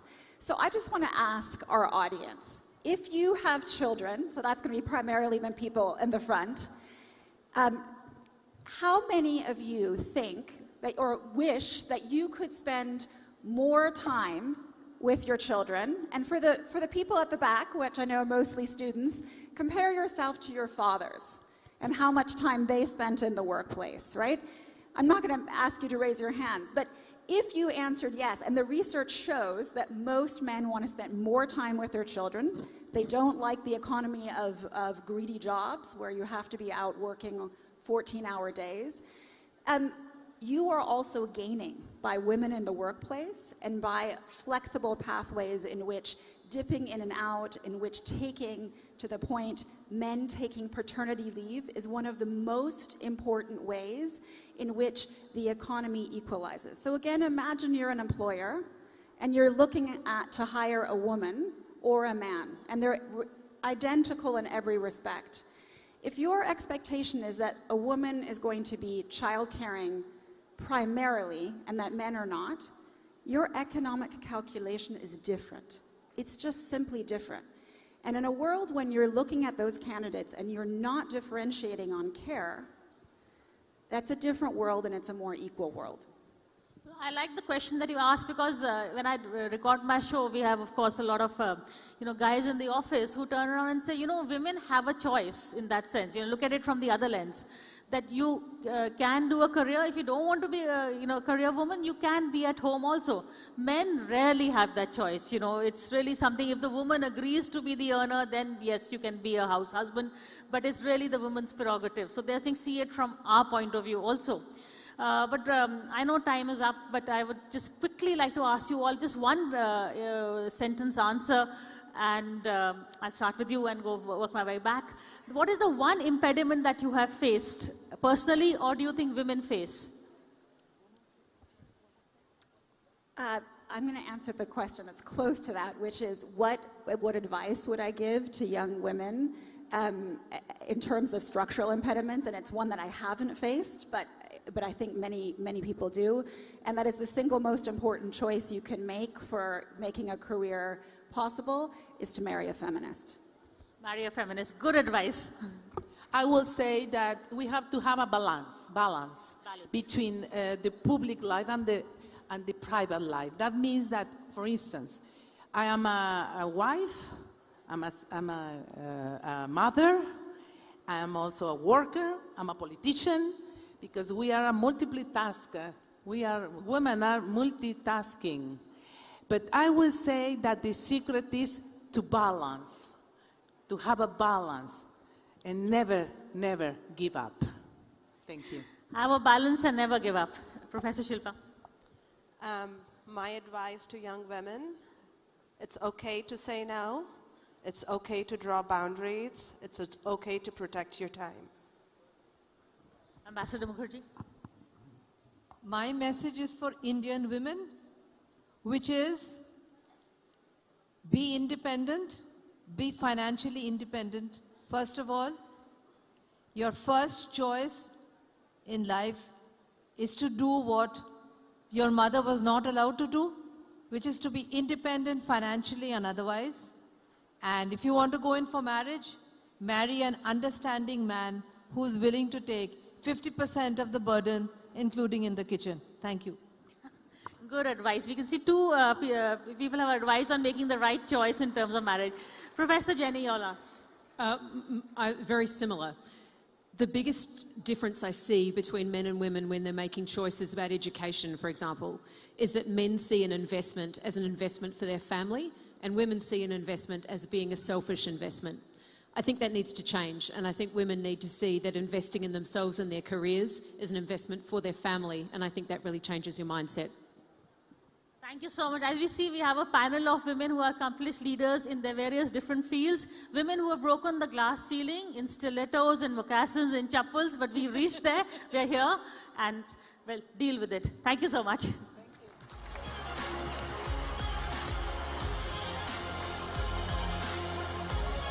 Thank you. What an inspiring panel, wasn't it?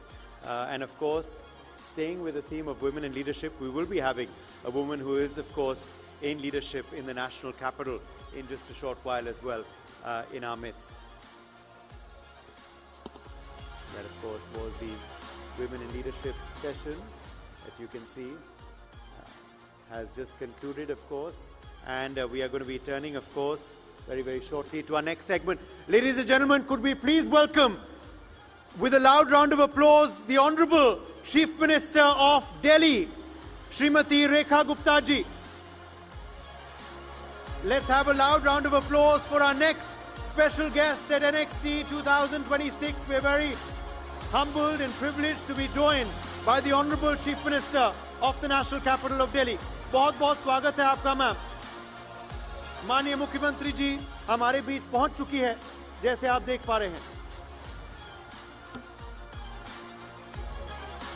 And I will also tell my foreign dignitaries, our foreign delegates, that there will be a live translation of the Honorable Chief Minister's address. The wired headsets are all on your tables. You can listen to live translation when the Honorable Chief Minister addresses this August gathering in a short while from now.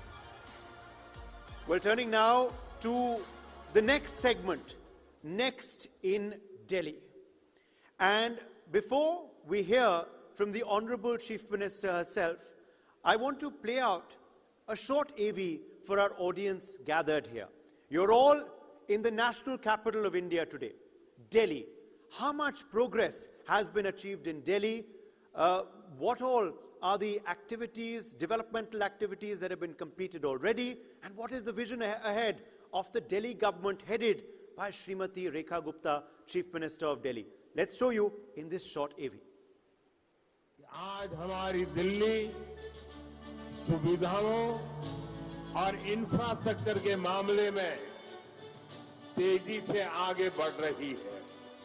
पिछले एक साल में आदरणीय प्रधानमंत्री श्री नरेंद्र मोदी जी के मार्गदर्शन में और माननीय मुख्यमंत्री श्रीमती रेखा गुप्ता जी के नेतृत्व में दिल्ली ने विकास की नई दिशा देखी।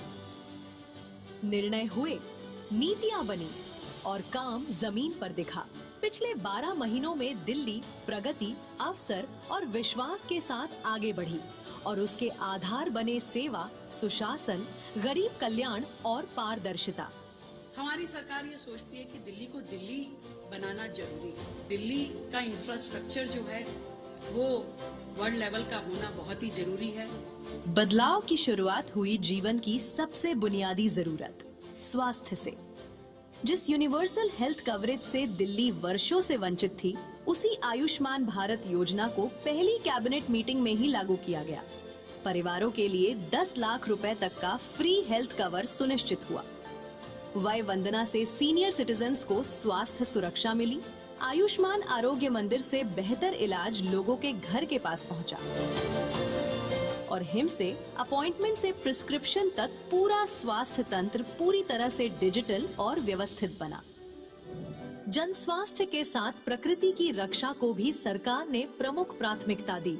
राजधानी में पहली बार प्रदूषण से निपटने के लिए पूरे वर्ष की रणनीति बनाई गई, जिसके तहत विंटर एक्शन प्लान लागू किया गया।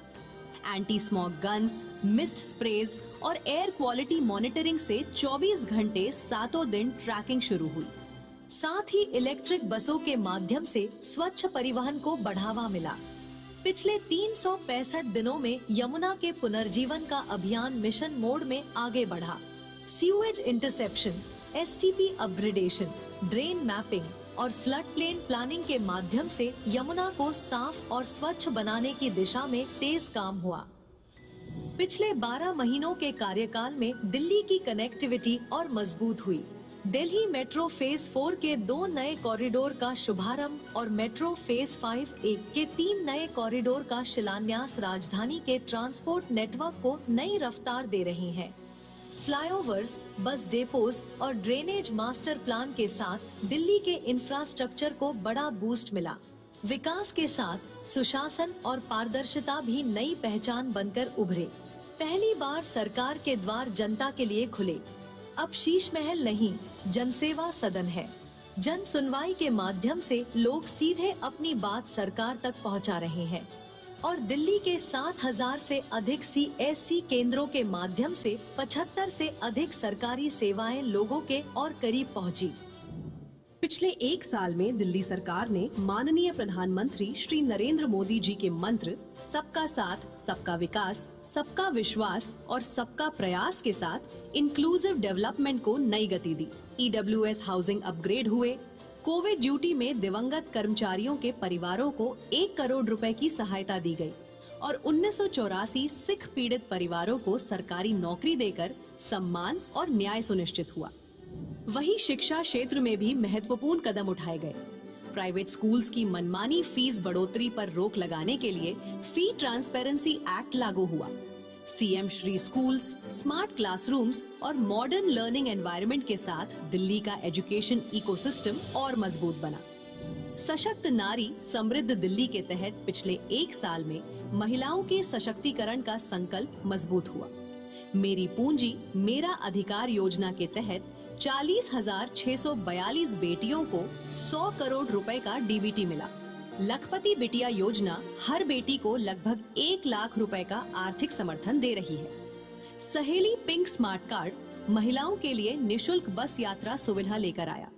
मुफ्त गैस सिलेंडर योजना से परिवारों को राहत मिली। वाटर बिल LPSC माफी और अटल कैंटीन जैसी पहलों से लाखों परिवारों को सहयोग मिला। पालना केंद्रों से कामकाजी माताओं को सहारा मिला। पिछले 1 साल में युवाओं के लिए अवसरों के नए द्वार खुले। You special bus services students के लिए बेहतर सुविधा बनी।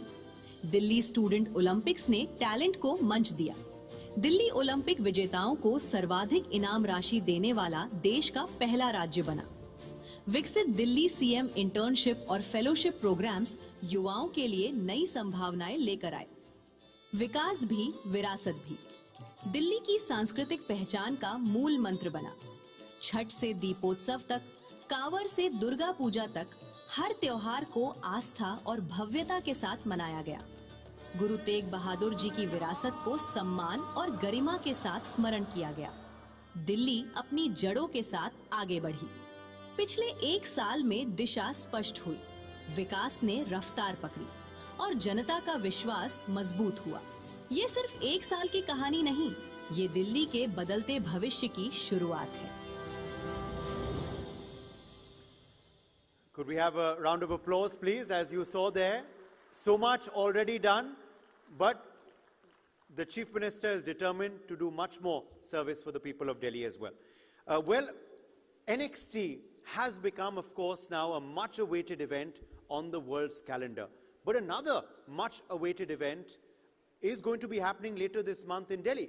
I'm talking about the International Film Festival of Delhi, which is happening at this very venue itself. Could we play out an AV on this event?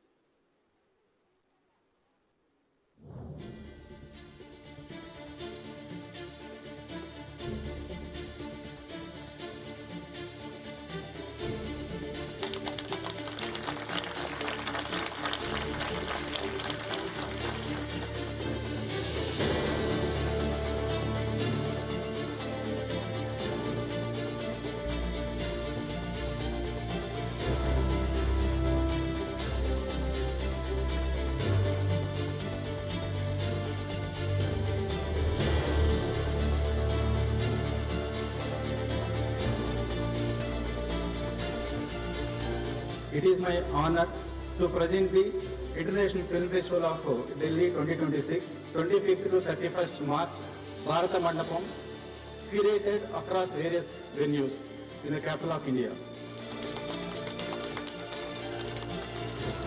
It is about everyone showing their belief in the festival.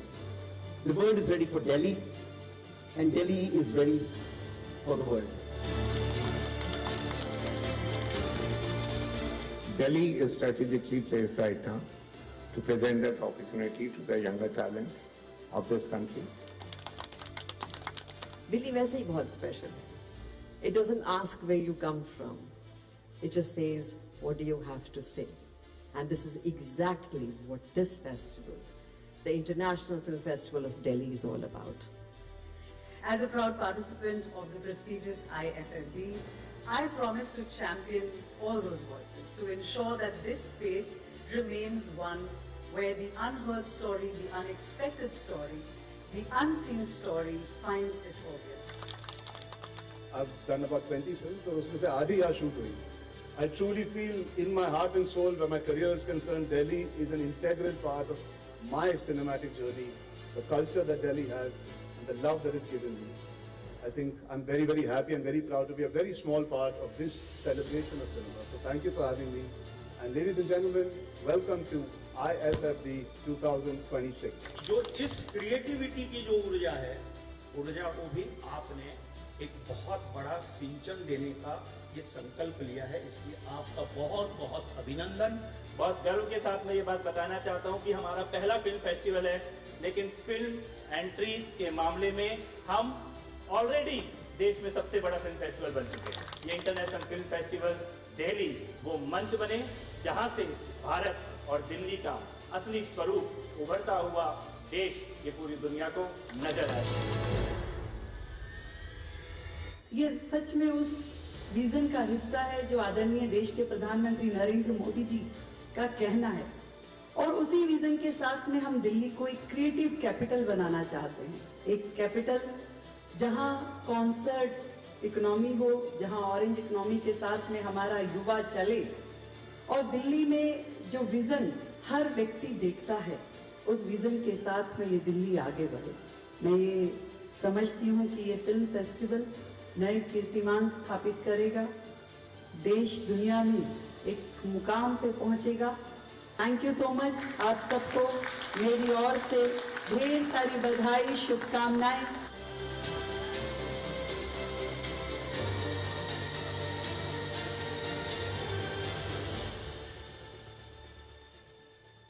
So mark your calendars for IIFD later this month in the national capital of Delhi. All right, without further ado now, I would like to call on stage the Honorable Chief Minister of the national capital of Delhi, Srimati Rekha Gupta ji. May I please have you on stage for your special keynote address. जोरदार तालियों से इनका स्वागत किया जाए। बहुत बहुत स्वागत है आपका मैम।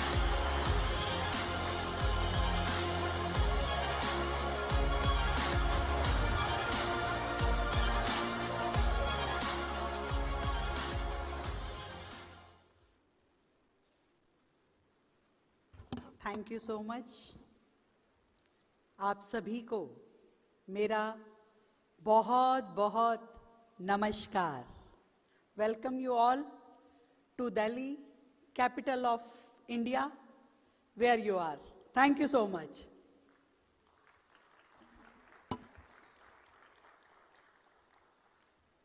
बहुत ही शानदार आज का टॉपिक है, What is next? भविष्य में क्या? What is in our future? पर जब फ्यूचर की बात कर रहे हैं तो आज while coming to this concert मैं याद कर रही थी 2020 मार्च मंथ को। आप सबको याद होगा, यही मार्च का महीना पर 6 साल पहले पूरा वर्ल्ड, पूरा विश्व क्या सोच रहा था, क्या देख रहा था उस कोविड के टाइम पर। जब वो कोविड का टाइम था, पूरी दुनिया उस चैलेंज को फेस कर रही थी, तो हम सबके लिए फ्यूचर क्या था? एक डार्कनेस, एक पैनिक, अनसर्टेनिटी, केवल कुछ नजर नहीं आ रहा था। दुनिया किस ओर जाएगी, क्या उस फ्यूचर में हम होंगे या नहीं होंगे? पूरा विश्व केवल वही सोच रहा था। आज हम यहाँ बैठ करके अपने फ्यूचर को प्लान कर रहे हैं। एक बार मिल करके उस ईश्वर का, उस भगवान का, उस गॉड का धन्यवाद करें। आप सबको मेरी ओर से बहुत धन्यवाद है कि आपने समय निकाला और इस प्रोग्राम को ज्वाइन किया, जहां आज पूरे वर्ल्ड से लोग आए हैं, डेलीगेट्स पार्टिसिपेट कर रहे हैं और जानना चाहते हैं एक दूसरे को, एक दूसरे देशों के लोगों को। और सच में मैं बधाई देती हूँ कार्तिकेय शर्मा जी को। एक बार चाहूंगी जोरदार तालियां कार्तिकेय जी के, जिन्होंने इस ब्रॉड कंसेप्ट के साथ, इस ब्रॉड विजन के साथ हम सबको यहाँ एक प्लेटफॉर्म दिया। ऐश्वर्या पंडित जी जो चेयरपर्सन हैं नेक्स्ट की, आपको भी बहुत बधाई देती हूँ और आप सभी डेलीगेट्स को भी शुभकामनाएं देती हूँ। और आज का ये कन्वर्सेशन फ्यूचर में क्या है हमारी प्लानिंग, उसके डिस्कशन के लिए है। आप सबने भारत के प्रधानमंत्री नरेंद्र मोदी जी को सुना और मैं आपको कहना चाहती हूं कि भारत मोदी जी की लीडरशिप में जिस तरीके से आगे बढ़ रहा है और जिस तरीके से उन्होंने इस 21वीं सदी के लिए भारत का प्लानिंग किया है, एक जवाब जो आप सब मांग रहे हैं कि what is next, what is next idea, what is next technology, what is next governance, what is next opportunities, इन सब की तैयारी के लिए भारत के प्रधानमंत्री नरेंद्र मोदी जी ने तैयार किया विकसित भारत 2047 का विजन, 2047 का प्लान, जो कि अपने आप में पूरे देश के लिए और देश के हर नागरिक के लिए एक राष्ट्रीय संकल्प है। हमारा प्रॉमिस है अपने आप से कि हमें अपनी इस कंट्री को किस और लेके जाना है। और मैं इतना कह सकती हूं कि हमारे इस संकल्प में ना केवल तकनीक है, बल्कि इनोवेशन, इंक्लूसिव ग्रोथ के साथ में इंडिया आगे बढ़ने वाला है। और सबसे इंपॉर्टेंट जो है वो ह्यूमन सेंट्रिक डेवलपमेंट, जो हमारा मिशन है, और उस मिशन के साथ में ये देश आगे बढ़ रहा है। आज यहाँ जो डेवलपमेंट है वो पीपल ड्रिवन डेवलपमेंट है। आज टेक्नोलॉजी से एम्पावर्ड हमारी हर इंडस्ट्रियल सेक्टर है, हर सर्विस सेक्टर है, और लगातार उस पे भारत काम कर रहा है। जब नेक्स्ट की बात करते हैं तो नेक्स्ट जनरेशन रिफॉर्म की बात होती है, और नेक्स्ट जनरेशन रिफॉर्म में सबसे पहले इकोनॉमिक रिफॉर्म को हम सब टारगेट करते हैं।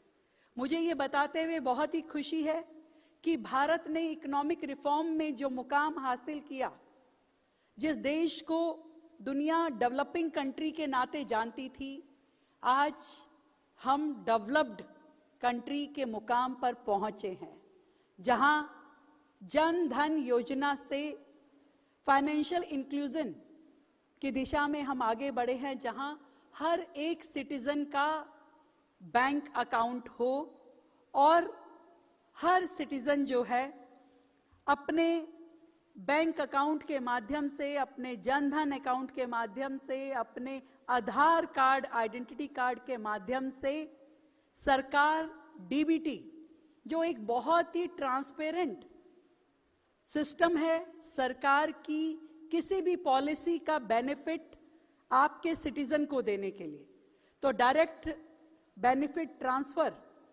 हमारे देश में आज डिजिटलाइजेशन का और टेक्नोलॉजी का एक ऐसा माध्यम बन गया है जो पूरे देश के लिए गर्व की बात है और पूरे विश्व के लिए एक एग्जाम्पल है। डिजिटल पेमेंट्स के लिए भी मैं समझती हूं कि भारत एक रेवोल्यूशन की तरह से काम कर रहा है। आज हमारे देश में छोटे से छोटा व्यक्ति भी डिजिटल पेमेंट्स को यूज करता है। देश का किसान हो, देश का मजदूर हो, देश का कोई भी साधारण व्यक्ति हो, आज क्यूआर कोड के माध्यम से पेमेंट देता और लेता है। ये हमारे लिए, भारत के लिए गर्व की बात है और पूरी दुनिया के लिए एक मॉडल है, जो डिजिटल पेमेंट इकोसिस्टम को एक मॉडल के रूप में पूरे विश्व को दिखाता है। मैं ये कह सकती हूं कि ग्लोबल टेक्नोलॉजी का पावर हाउस बनकर के भारत लगातार तेजी से आगे बढ़ रहा है। आज हम एआई के सेक्टर में, सेमीकंडक्टर इकोसिस्टम के रूप में, स्पेस टेक्नोलॉजी के रूप में लगातार आगे बढ़ रहे हैं। और भारत ने जिस तरीके से इनोवेशन में काम किया है, वो नेक्स्ट के लिए अपने आप में सेल्फ एक्सप्लेन करने वाला सिस्टम है। हमारे यहाँ इनोवेशंस को, स्टार्टअप्स को जिस तरीके से महत्व दिया गया है, आज भारत का युवा जॉब सीकर नहीं, जॉब गिवर है, जॉब क्रिएटर है। अदरवाइज इतनी बड़ी पॉपुलेशन जो देश की है, उसमें सर्वाइवल शायद बहुत मुश्किल होता। और इसी तरीके से पूरे वर्ल्ड के लिए यदि मैं कहूं कि भारत क्या है, what is next to the world from India, तो मैं ये समझती हूं भारत में लोग आज मार्केट नहीं, पार्टनर देखते हैं और एक ग्लोबल पार्टनरशिप का प्लेटफॉर्म भारत बन के उभरा है। जब पूरी दुनिया के आगे इतनी सारे चैलेंजेस हैं, क्लाइमेट चेंजेस आपके लिए बहुत बड़ा चैलेंज है, हेल्थ केयर एक्सेस हम सब के लिए बहुत बड़ा चैलेंज है, digital divide and sustainable energy हम सब के लिए चैलेंजेस हैं। ऐसे में भारत सॉल्यूशन गिवर बनकर के आगे आया है। मुझे प्राउड है कि हम भारत की राजधानी दिल्ली की बात करने के लिए आज यहाँ पर हैं। और दिल्ली क्योंकि भारत की कैपिटल है, इसलिए भारत का डेवलपमेंट दिल्ली के डेवलपमेंट के बिना अधूरा है। और दिल्ली की ग्रोथ स्टोरी बताते हुए मैं इतना कह सकती हूं कि यहाँ जो मॉडल हमने प्रस्तुत किया है दिल्ली में, we are new to the government in Delhi, but we have given our best in these 365 days. I am celebrating my 1-year opportunity with all of you here. Delhi में हमने पॉलिसी इनोवेशन से लेकर के टेक्नोलॉजी अडॉप्शन और citizen centric governance पर काम किया है। सबसे पहले जो देश के प्रधानमंत्री नरेंद्र मोदी बोलते हैं कि डिजिटलाइजेशन और ट्रांसपेरेंसी ये हमारी किसी भी प्लानिंग का एक बड़ा पार्ट है। और उसी दिशा में हमने कोशिश की कि दिल्ली का हर एडमिनिस्ट्रेशन डिजिटलाइज किया जाए। सीएम ग्रीवेंसेस पोर्टल को हमने लॉन्च किया, एसेट मैनेजमेंट पोर्टल को हमने दिल्ली में बनाया, हमारे e district services, all the services which any citizen require from the government, we have planned it in a digital way. और हर एक सेक्टर, हर एक मिनिस्ट्री को हमने डिजिटलाइज करके ई फाइलिंग के माध्यम से पूरी दिल्ली में, चाहे वो हेल्थ केयर है, एजुकेशन है, एडमिनिस्ट्रेशन है, पीपल ग्रीवेंसेस है, इन सब को हमने डिजिटलाइज किया। मैं ये समझती हूँ कि आज दिल्ली पूरे देश के लिए रोल मॉडल के नाते काम कर रहा है। देश की राजधानी में एक नेक्स्ट इरा गवर्नेंस का जो मॉडल तैयार किया है, वो आप सबके सामने कहते हुए मुझे बहुत ही खुशी की अनुभूति हो रही है। आज दिल्ली ट्रांसपेरेंसी के साथ में काम कर रही है और डिजिटल गवर्नेंस इनिशिएटिव बहुत शानदार तरीके से इफेक्टिवली दिल्ली में लागू किए गए हैं। मैं जरूर बात करना चाहूंगी next generation initiative eight Delhi, capital of India. हमने कोशिश की कि दिल्ली का हर स्कूल डिजिटलाइज हो, हर क्लासरूम स्मार्ट क्लासरूम हो, हर स्कूल में कंप्यूटर लैब्स हो, हर स्कूल में डिजिटल लाइब्रेरीज हो, हर स्कूल में बेस्ट स्पोर्ट्स इंफ्रास्ट्रक्चर हो। और ये सब कुछ दिल्ली को एक रोल मॉडल बनाने के लिए है, ताकि हमारे इस शहर का, मैं जरूर दिल्ली के बारे में एक बात और कहना चाहूंगी। हमारा ये जो शहर दिल्ली है, इसका पॉपुलेशन आप में से कई देशों से ज्यादा है। ये कहते हुए कि एक छोटा सा शहर दिल्ली 3 करोड़ का पॉपुलेशन आई डोंट नो कि पूरे वर्ल्ड में किस किस देश से ज़्यादा पॉपुलेशन हमारी इस सिटी की है, फिर भी हम ये सोचते हैं कि हमारे इस शहर में हर बच्चा अपने एजुकेशन को बहुत अच्छे तरीके से कंप्लीट करे, हर बेटी ग्रेजुएट हो कम से कम, और हर बच्चा अपने लिए एक ऐसा फ्यूचर डिसाइड करे अपनी एजुकेशन के माध्यम से जो उससे अपने पैरों पे खड़ा होने का मौका दे। तो that is what Delhi is working for, और लगातार अपनी इनोवेशंस के साथ में दिल्ली एजुकेशन के सेक्टर में काम कर रही है। Health care, next health care system for Delhi. आज दिल्ली को हम हेल्थ केयर का हब बनाना चाहते हैं, जहां पूरे वर्ल्ड से लोग अच्छा ट्रीटमेंट लेने के लिए अच्छे डॉक्टर्स को खोजते हुए इस शहर में पहुंचते हैं, और पूरे वर्ल्ड में सबसे इकोनॉमिक हेल्थ केयर इंफ्रास्ट्रक्चर यदि कहीं है तो वो इस दिल्ली शहर में है। मैं जब भी ये सोचती हूँ कि दिल्ली के लिए, अपने हॉस्पिटल्स के लिए, यहाँ की मशीनरी के लिए हमें क्या करना चाहिए, तब इतना बताना चाहूँगी कि last 1 year we have purchased ultra modern machinery for our hospitals. We have adopted latest technologies for our healthcare system, और पूरे हॉस्पिटल एडमिनिस्ट्रेशन को हमने डिजिटलाइज किया so that we can have online OPD booking, digital slip, and real-time patient record. We have record of each and every patient which comes to our hospital in Delhi. आज दिल्ली के hospitals शानदार है, और देश और दुनिया के लाखों लोग यहाँ आकर के अपना मेडिकल ट्रीटमेंट लेते हैं, और उनकी जान बचाने का काम दिल्ली करती है। मैं इसी श्रृंखला में what is next for our environment, दुनिया में एक बहुत बड़ा शोर मचाया जाता है कि दिल्ली का एनवायरमेंट थोड़ा खराब है, पर मैं जरूर यहाँ आप सबको बताना चाहूँगी कि दिल्ली के एनवायरनमेंट के लिए हमने क्या क्या प्लान किया है।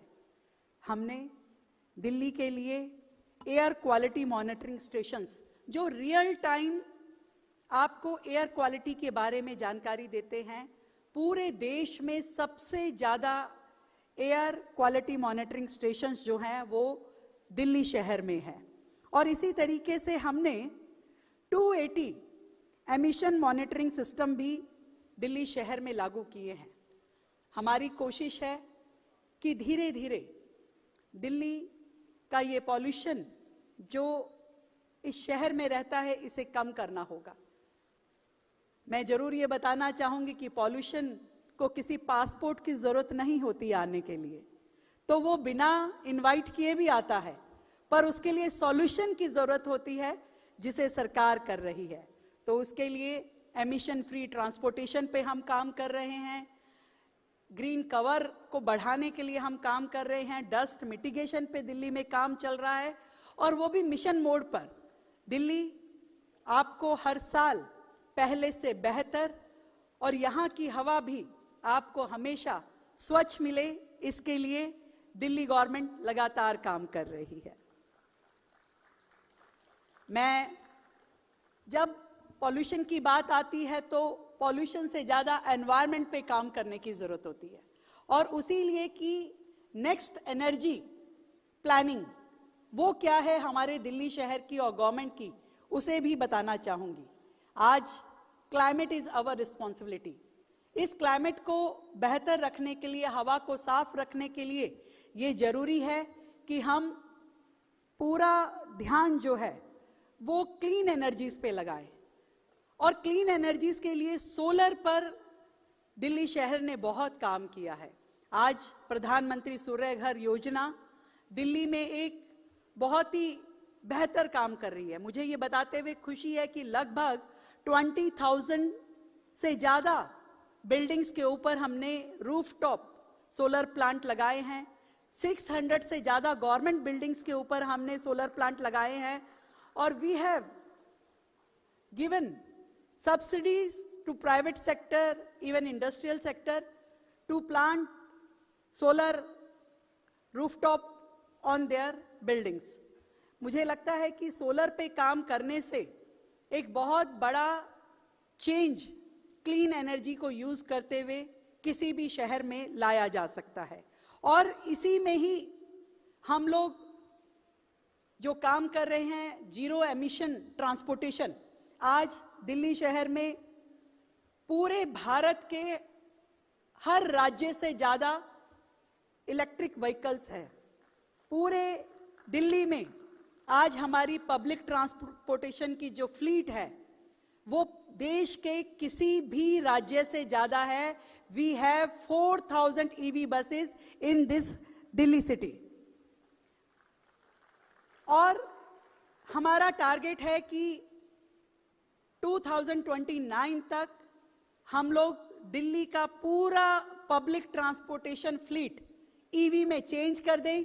और नई ईवी पॉलिसी जो हम जल्द लाने वाले हैं उससे दिल्ली के प्राइवेट व्हीकल्स को भी पूरी तरीके से ईवी पे लेकर के जाएं। नए चार्जिंग स्टेशंस, नए bus depots we are making for them, ताकि पूरा का पूरा एक इकोसिस्टम चेंज हो और दिल्ली जो है वो क्लीन एनर्जी पे ड्राइव हो और दिल्ली को बेहतर हवा मिल सके।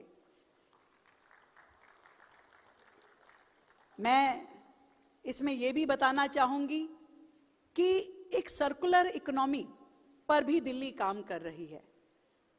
फ्यूचर की बात जब हम करते हैं तो waste to wealth is a common principle for all of us, for every country, for every state. और इसी के लिए दिल्ली में नए वेस्ट टू एनर्जी प्लांट हम लोग प्लान कर रहे हैं, लगाने वाले हैं। बहुत सारे अभी वर्कआउट हुए हैं। न्यू बायोगैस प्लांट्स वो भी दिल्ली में लगाए जा रहे हैं। न्यू ई वेस्ट प्लांट वो भी दिल्ली में प्लान हुआ है। और इन सब के माध्यम से दिल्ली धीरे धीरे जीरो वेस्ट सिटी बने, साफ सुथरी, और जहां पर हर वेस्ट का एनर्जी कन्वर्ट करने में यूटिलाइजेशन हो। दिल्ली शहर एनर्जी यूज करने के लिए पूरे देश का एक अलग मॉडल प्रस्तुत करे, इस पे लगातार सरकार काम कर रही है। मैं ये कह सकती हूँ आप सभी इनोवेटर्स को, पॉलिसी मेकर्स को, इंडस्ट्रियलिस्ट को, डेलीगेट्स को, कि ये जब आप नई संभावनाएं खोजते हैं, जब आप फ्यूचर की संभावनाएं खोजते हैं, तो प्लीज लुक एट इंडिया। जब आप नई टेक्नोलॉजीज को ह्यूमैनिटीज के साथ में काम करते हुए देखना चाहते हैं, तो मैं कहूंगी कि वर्क विद इंडिया। और जब आप नेक्स्ट डेकेड के लिए ग्लोबल ट्रांसफॉर्मेशन की बात करते हैं, तो मैं कहना चाहूंगी पार्टनर विद इंडिया। और इतना विश्वास दिलाती हूं कि जो आने वाला समय है, next chapter of global progress will be written by the India and the Delhi. Thank you so much all of you. Jai Hind, जय Bharti.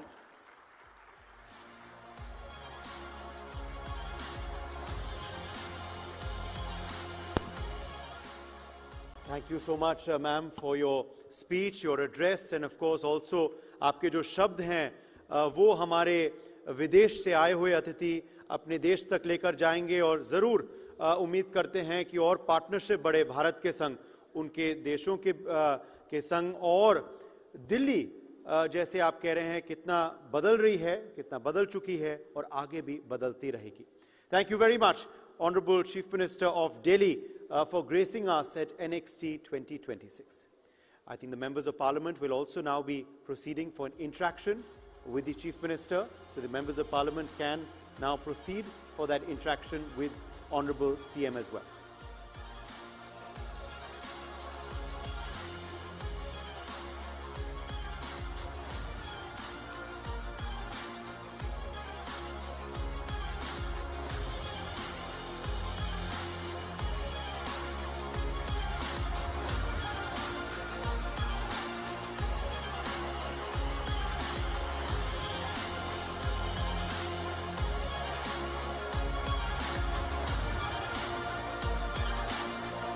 I request our audience now to please settle down because we are moving to our next session. I request everyone to please settle down and take your seats once again. We are moving now to our next session, which of course is part of our segment Next in Global Affairs. We have a very special guest, of course, with us now. Let's please have a loud round of applause for the Junior Minister of Foreign Affairs, Regional Integration and Trade for Mauritius. He has joined us. We welcome you to India and we welcome you to NXT 2026. Could I please call you on stage for your special address on the future of ocean trade routes? Warm welcome to His Excellency Ambirajan Narsinghan. Let's keep the applause going, please, for the Honourable Minister from Mauritius, who is with us now at NXT. I hand the floor to you, sir, for your keynote address.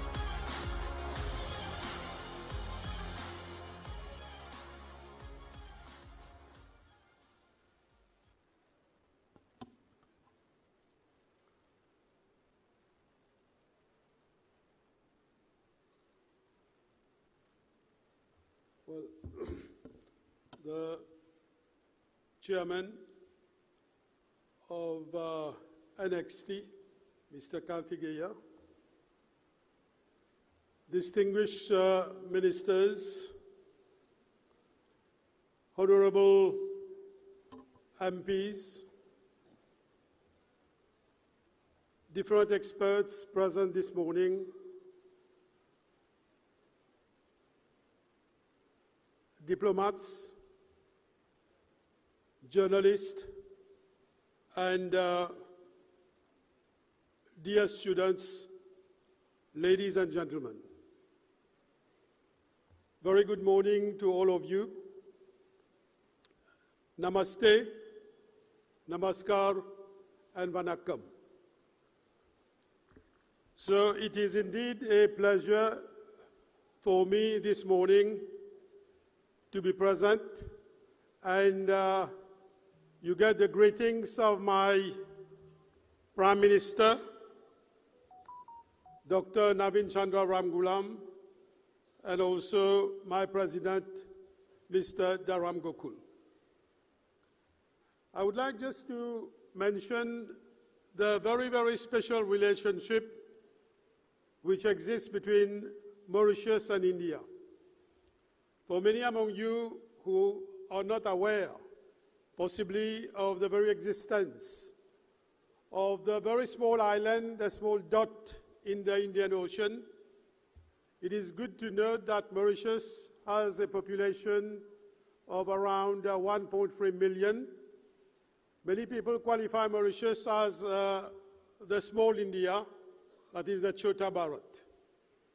And out of the 1.3 million people in Mauritius, you will see that around 65% of the population hail from India, namely from Bihar, mainly from Bihar, but also from South India, from Tamil Nadu, Telangana, and Andhra Pradesh, and also from Maharashtra.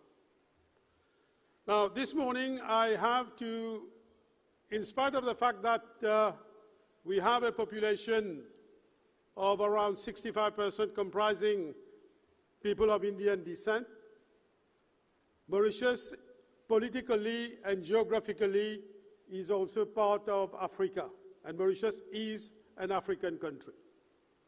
So my address this morning will focus mainly about the future of Africa and how India can use Mauritius as a base, can use Mauritius as a hub to penetrate Africa and to invest and to do business in Africa. You know fully well that Africa is, for the time being, quite poor. This is true, we have to confess. But at the same time, you know that India is a land of the future. It is a continent where you have, in terms of the minerals that we have in Africa, we have a sort of reserve of more than 30% of the reserve of natural resources and minerals in Africa. So it is important for India to understand the strategic importance of Africa, but it is true also that there are a lot of risk in Africa, a lot of instability in Africa, and contrastingly, you will see that Mauritius, in spite of being small, is a very, very stable country and quite well developed. In fact, after the general election, the first visitor to Mauritius was your Prime Minister of India, Sri Modi ji. He was the first statesman to visit Mauritius. And in terms of that special relationship between Mauritius and India, the Prime Minister of India, Sri Modi ji, qualified this relationship not only a relationship between two countries, but he qualified Mauritius as being a family. You can understand that it is not only a relationship, simple relationship like we have with other countries, but it is built on emotions, built, of course, on the mind, but also deep down the heart. So, ladies and gentlemen, it is important to understand the importance that Mauritius has. At one time, you will see that Mauritius was considered as the key star and key of the Indian Ocean. And right now, unfortunately, we are witnessing what is happening in the world. We are witnessing what is happening in the Middle East. Of course, as a country, small country, we have been advocating for peace. And in fact, in our national anthem, Mauritius, we are always preaching for peace. So you understand that what is happening in the Red Sea, you understand what is happening in the Strait of Hormuz for the time being, and how there is major disruption in the world because of the war between among the Americans and Israel and Iran. This is very unfortunate, but you will fully understand the disruption. And this is where the Indian Ocean occupies a very, very strategic position. And this is where you will see that the policy of India and also of Sri Modi ji, where he brought the concept of Sagar, and now recently when he came to Mauritius, he brought this concept of Mahasagar, that is the security of the Indian Ocean. You will understand that all nations need a very safe haven, and Mauritius can play that role of a safe haven, and that is why we in Mauritius, in spite of the fact that we have been fighting to win over one island which was ceded to the British, Diego Garcia, you will see that now we are on the point of getting back Diego Garcia, but the Americans have got the military base there. We don't have any problem with it. They're going to keep the military base. And India also is playing a very strategic role in the Indian Ocean. And we count a lot on India for the security of the ocean. At the same time, you will understand that India has to invest in Africa. And this is where you will see that Mauritius has the most important sort of comprehensive economic agreement with India, known as the SEGPA. And you businessmen who are present this morning will have to understand the importance of that special economic agreement that we have with India. It is the first, number one in Africa in terms of that special economic agreement. And then you Indian people, Indian businessmen, when you are here, you will have to understand that Mauritius, as I mentioned, has three important agreements with Africa. One is known as the SADC agreement.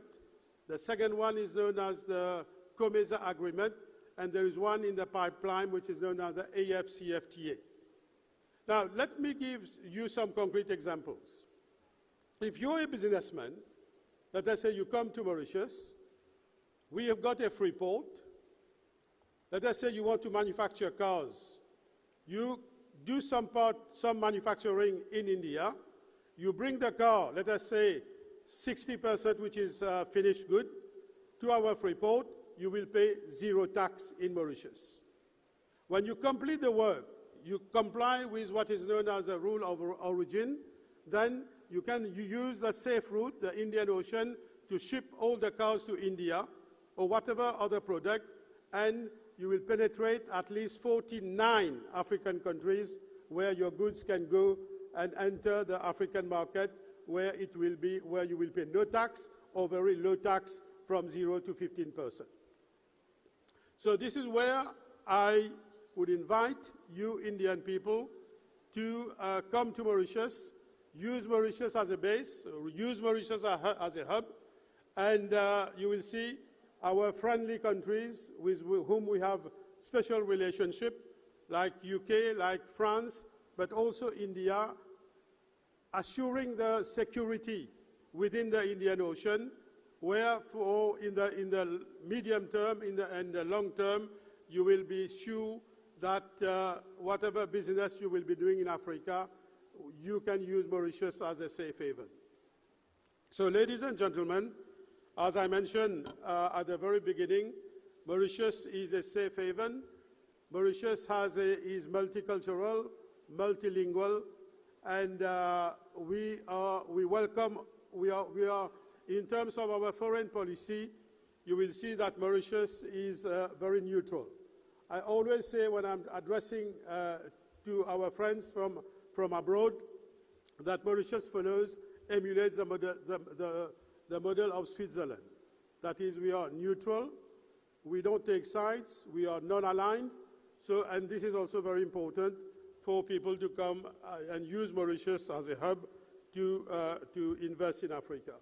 So today, in face of the crisis that we are facing, I think we have to keep the Indian Ocean very, very safe, and we rely a lot on India to ensure the security of the Indian Ocean. So when you look at the position of Mauritius also, it is a bridge not only to Africa, it is a bridge also, you will see, to Australia and to many parts of Asia.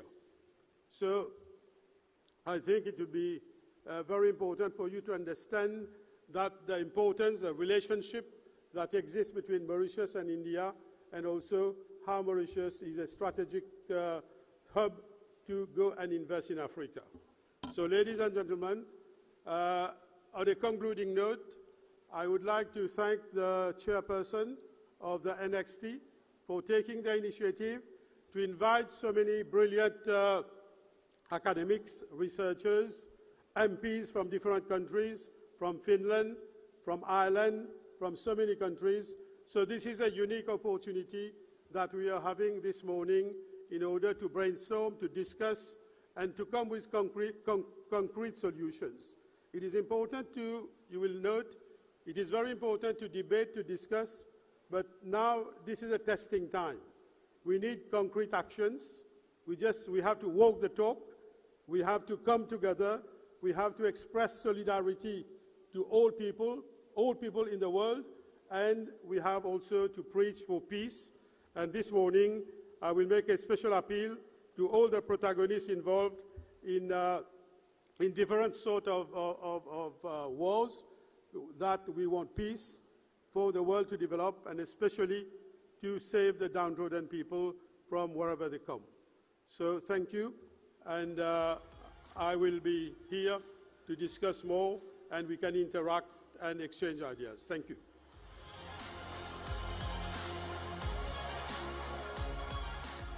Thank you, Minister, for your address, and we certainly do hope for closer India-Mauritius ties as well, as of course ties with the rest of the countries represented here for you as well. Okay, we are now turning our focus, staying with, of course, this segment of Next in Global Affairs, to another keynote address. For the next keynote address on anticipatory policy making, let's please have on stage Associate Dean, School of Public Policy at the London School of Economics. In the UK, Professor Alexander Evans, OBE. From LSE all the way to NXT. Welcome. Thank you very much, and it's very good to be back in Delhi.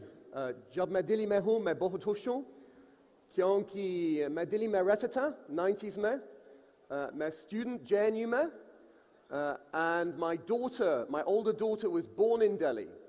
So we heard from the Chief Minister a short while ago about Delhi's innovation, about public sector innovation, about India's technology and what's being done with that.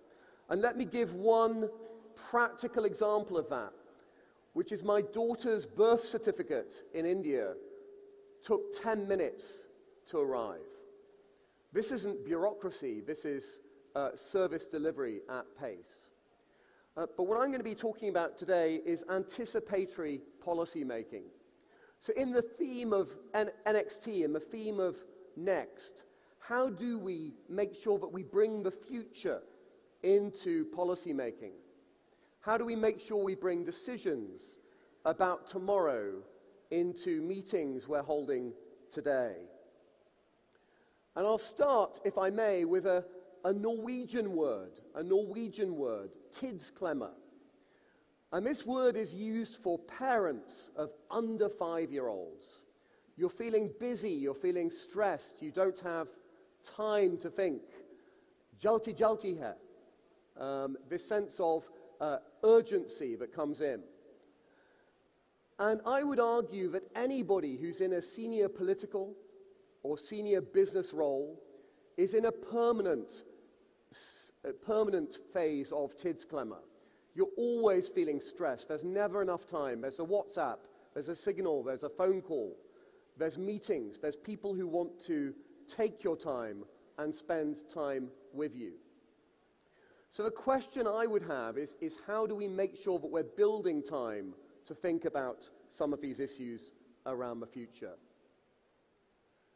And it turns out that each of us has a personalized time zone. It's not just whether you are in India or in the UK or in Japan.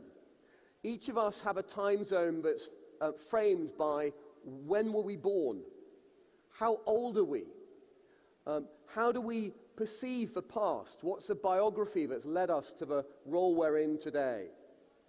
And that time zone shapes our level of optimism or pessimism about the future, and it shapes often the quality of our decision making as well. The good news is we spend lots of our time thinking about the future, but usually it's, when is this man going to stop speaking? What's for lunch? What am I doing on Sunday? Yeah? It's not necessarily thinking about where will I be in 10 years' time? How do I make good plans for my city, my country, or my business? Now, it turns out that surprise is not new. We've all experienced a surprise, good surprises, bad surprises. But it turns out it's very difficult to prepare for surprise. And I love old documents, Purana documents. Here is an old document, a declassified CIA document from 1982, about how difficult it is to prepare government for surprise. How do you actually train to recognize that surprise is part of what you're going to experience? So the purpose of my talk today is effectively, how do you escape your personal time zone? How do you escape that time squeeze so that you can think a bit more about the future? And a bit of that reflects the reality that surprise is always around us. My friend Ricardo Luna, who was Peru's foreign minister a few years ago, he was also a professor at Princeton and a variety of other universities, came up with what he calls the Luna Law. And it's the iron law of proliferating unintended consequences. The fact that no matter how much you prepare, you're getting ready for that drive to Gurgaon or getting ready to go down on the metro to Aerocity, and something will happen, some surprise will happen, it will take longer, maybe there's been a crash, maybe there's a delay, maybe you forgot your phone. whatever reason. So Ricardo Luna calls this the iron law of proliferating unintended consequences. Now, sometimes those unintended consequences can be excellent. And India's been at the heart of some of those positive surprises. The Green Revolution was not expected, but it transformed food security in the 1960s and the 1970s. Global trade and commerce transformed development and economic growth across the world in the 1980s and beyond. And India was a vital part of that, in particular in the 1990s and ever since. The internet transformed commerce, life, information. And again, it wasn't anticipated. The scale of the impact of the internet wasn't anticipated. And of course, we're now seeing AI transforming the very world we're living in right now. But unintended consequences are difficult to prepare for, as we're seeing with the war in the Middle East right now. Nobody, I think, would have anticipated 2 months ago that we would be facing an oil and gas price shock and fundamental questions about what happens next in the Middle East. Nobody would have thought that we'd have 15 lakh people who have found themselves stuck in the Middle East because of the impact on transit and air travel. So what can be done? What's the positive story around some of this? And I teach anticipatory policy making at the London School of Economics. I also teach on geopolitics and technology. I think there are some things that can be done that will help with this. Some of it is around making the time for long-term thinking and long-term policy making. Switching off, disconnecting, taking that hour either individually or as a collective to think about what might happen in 10 years' time, what might happen in 5 years' time, the different scenarios about what is plausible and possible, but also plausible even if it's unlikely. There are lots of exercises you can do: red teaming, challenging, exercising, running simulations and exercises to see what that world might look like for your business or for your government. And challenging what I call extrapolitis, the most infectious disease of all, which is a way that we think that tomorrow is going to be just like today, but just a little bit different. Extrapolitis. So how do we create a medicine to protect us against extrapolitis?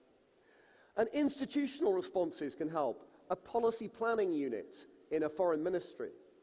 A policy planning unit in a prime minister's office. Think about Niti Aayog and the role that's played in India. But finally, I would argue also opening up bureaucracy. I spent over 20 years as a bureaucrat in the British Foreign Service. I've served as a diplomat in a number of countries, including in India. I served as an advisor to our Prime Minister in 10 Downing Street. But one of the biggest challenges of the bureaucracy is it tends to be a vertical. If you live in the bureaucracy, you don't necessarily have experience to draw from business or from the world beyond. And if we really want to challenge extrapolitis, to challenge the lack of imagination in thinking about the future, I would argue the one thing we can do is encourage more movement in and out of government, and more connectivity in and out of government, including at the senior level.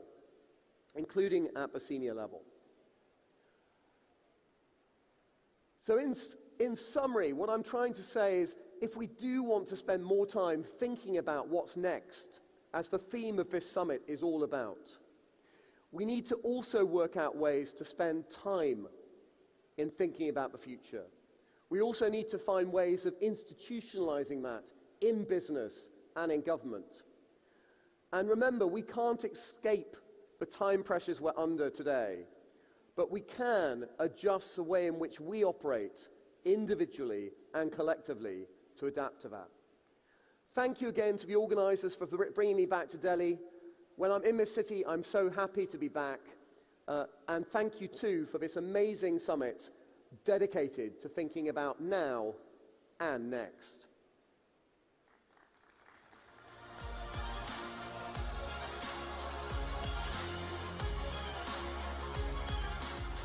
Absolutely. And, well, with that, let me tell you what's coming next as well. We have, of course, another special, of course, panel now that we're going to turn to. And this is another new segment that we are now going to be focusing on. We've tried to bring you, of course, a plethora of segments, very futuristic looking ones as well, as I'm sure you've noticed over the course of the last 3 days. And now we are turning to next in sustainability. This again is not just the need of the hour, but a necessity now more than ever. And to discuss the new world order of sustainability, we're very happy to have with us Professor Zhu Fengzhu, Dean, School of Public Policy and Management from the Tsinghua University. I welcome you on stage, Professor Zhu. Also with us is Professor Arvind Mahajan. He's Regents Professor at the Texas A&M University. Professor Mahajan, welcome to NXT. And I hand the floor over now to Senior News Editor of Newsx, Devika Chopra, to steer this discussion forward. Devika, over to you. Thank you so much, Uday, for that introduction. And thank you so much to our professors for joining us for this extremely important conversation that we must have today, because we stand at a very critical juncture in humanity where there is, of course, a looming climate crisis. And at the same time, there is a need for countries, many countries across the world, to catch up with the rest of the world. There is a very clear opinion that there is just a handful of countries that have whose development has resulted in the climate crisis that we see today. And that burden should not be carried by the rest of the world. And I'm going to go into some of these aspects as well. But I want to begin by asking both of you the same question. Professor Zhu, I'll start with you. In your assessment, in the coming decades, will the new world order be based on sustainability? We currently talk about money power, we talk about military power, but if my islands are drowning, if I have frequent floods, if I have heat waves that we cannot control, and all of it impacts not just regular life, but businesses, people who are running those businesses, are we looking sooner rather than later at a future where the new world order will truly be defined by the nations that are most sustainable? Thank you. Thank you. First of all, I would like to thank the NXT, the organizers, to invite me for this wonderful forum. My name is Xu Fengzhu, Professor and the Dean of the School of Public Policy and Management of Tsinghua University. And also, I'm running two research institutes. One is the Institute for Sustainable Development Goals of Tsinghua University, and another one is the Research Center for Science and Technology Development and Governance, which focuses on something like data or AI governance. So as your question would like to talk today is the new order. First, I think the new technology will change our world. And also, technology could be very important, potentially impact on the sustainability. For example, the AI, everybody talks about AI, what's the progresses and also the consequences to the economic development. But I today would like to talk something about the relations between AI and the sustainability. The first one, obviously, AI can improve efficiency. In different industries and sectors, the companies and the government and also municipal governance, they can use AI to improve the efficiency to produce and also manage the the cities and also local governments. Another one is for the carbon, because the efficiency makes we can reduce the waste and we can reduce the energy consumption. Another very important thing is AI can monitor more accurately our emission. This is made us more transparent and more efficient. The third one, I think, is a quite controversial idea that who are the most emitter, our people. Yeah. So currently in developed countries or in the world trend, actually the lower birth rate and the geographical change that we already entered the aging society, and we need young generations. But on the other hand, the debates over the AI's consequences is we will worry about the job unemployment, and the young generations would lose their jobs. But the two questions can be interlinked. So on the other hand, on the one hand, the birth rate is going down, and we are shortage of human resources and workers.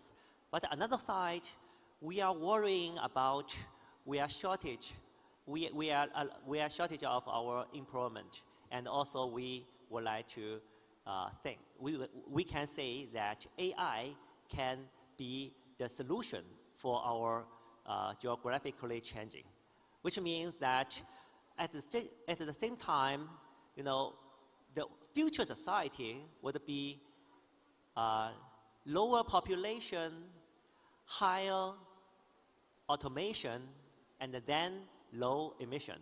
So that's maybe the positive consequence of AI for sustainability.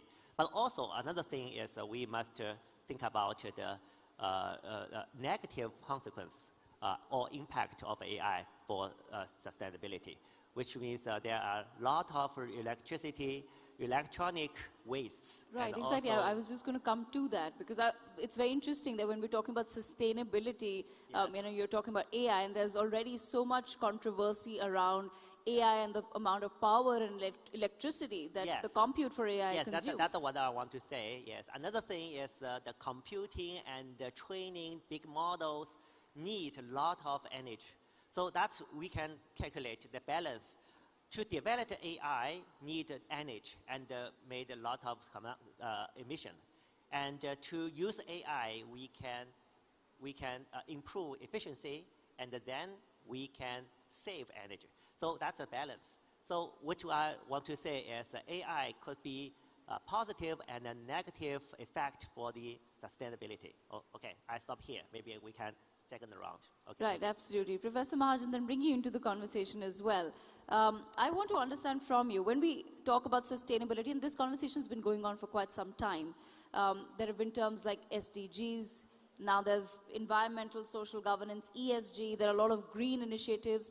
But what are the genuine parameters that now need to be perhaps codified to understand that a company or a country is actually making sustainable moves, that they're walking the talk, and it's not just simply fluff on paper? That's a great question. I think the role of AI is critical, is very important, and everyone's talking about it. But at the end of the day, decisions, especially related to sustainability, are made by human beings. They are made by governments, and to a large extent, they are made by the private sector, corporates. How do they allocate their resources? And that is where my research is focused on, being a professor of finance and interested in issues of ESG and corporate social responsibility, as well as corporate social irresponsibility, because those are critical in conserving and sustaining the planet, the decisions which companies make. So I'm an empiricist. I conduct empirical research, And I'll just share with you some of the results which we have discovered. I have no dog in the hunt because the issue of sustainability and climate have taken on a political connotation as well. And I have no position on that, may have personal opinions, but as an empiricist, we just analyze the data and report the results. And some of these results actually have come from my co-chairing a PhD dissertation with a PhD student at IIT Delhi, who is a professor. So we have looked at the data of US firms as well as Indian firms. And I'll just very succinctly tell you what we have discovered. So there is a consulting house which gathers massive data from all media outlets, including newspapers, television, etc., identifying misbehavior by corporations, by companies.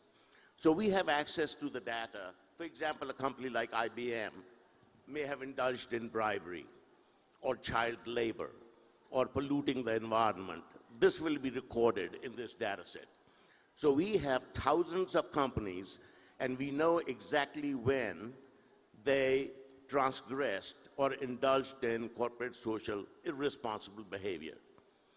What we do is look at what happens to the typical financial matrices like return on investment, return on assets, stock price, as to what happens. And what we discover is very interesting. Consistently, we find that when companies undertake misbehavior, when they pollute, when they don't worry about climate, we find that their ROA goes down. We find that the stock price goes down. The effect is not just short term, but it's longer term as well.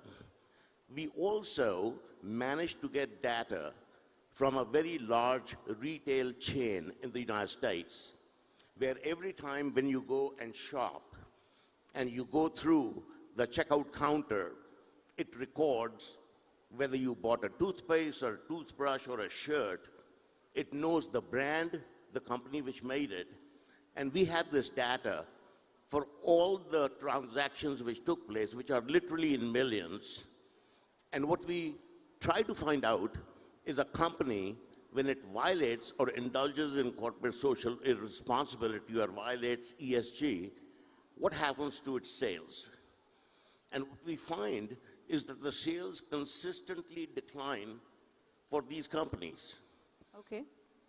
What is interesting, and this is where I think demographics and political persuasions come into play, we find that these results are much more acute in places where you have Democrats ruling as opposed to the Republicans ruling. We find that the results are more acute when this store is located in a high-income area, or it is located where the educational level of people is high. So these results are very consistent, that if companies do not look at their social responsibility and sustainability in a serious manner, okay, there are consequences in the marketplace. But I want to then, go a step further, because let's also then talk about governments and nations, right? You've given me the example of companies not working and not taking the idea of sustainability seriously. But if I were to take that same example and apply it to the world and look at the world as a group of larger and smaller corporations, Professor Zhu, and I'll take this same question with you as well, sir. Professor Zhu, I want to understand from you, how are we then to ensure that sustainability does not become a luxury that can't be afforded by the developing world? First, your question related to two levels of inequality. The first one is within a nation, which means the domestic inequality between upper level and the lower level populations. Another one I would like to emphasize today is the inequality among different worlds in the world. in developed countries and developing countries. Let me talk about the new phenomena of AI development. As we can see that recent years, the developed countries have established a lot of computing and data centers in developing countries. Because, you know, developing countries, for example, in Middle East countries, the energy is cheaper. Therefore, this actually will raise new geographical inequality among developed and developing countries, because this is actually a new form of energy trade. You know, unlike the traditional energy trade like oil tankers, and also they must move energy from developing country, resource countries to developed countries, consuming countries. But currently, developed countries need only established, you know, computing centers within developing countries, which means they actually import energy from developing countries.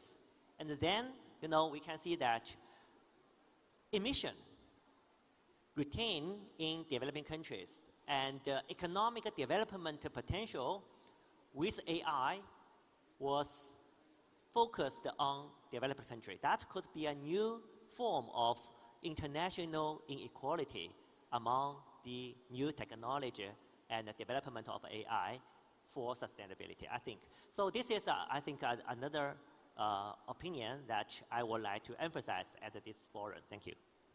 Professor Mahajan, just taking that now a step further, we will have to address those inequalities between the nations at some point, right? We can't head towards a world where there's total either climate deniability of climate crisis, or there is absolutely no focus on a looming climate crisis.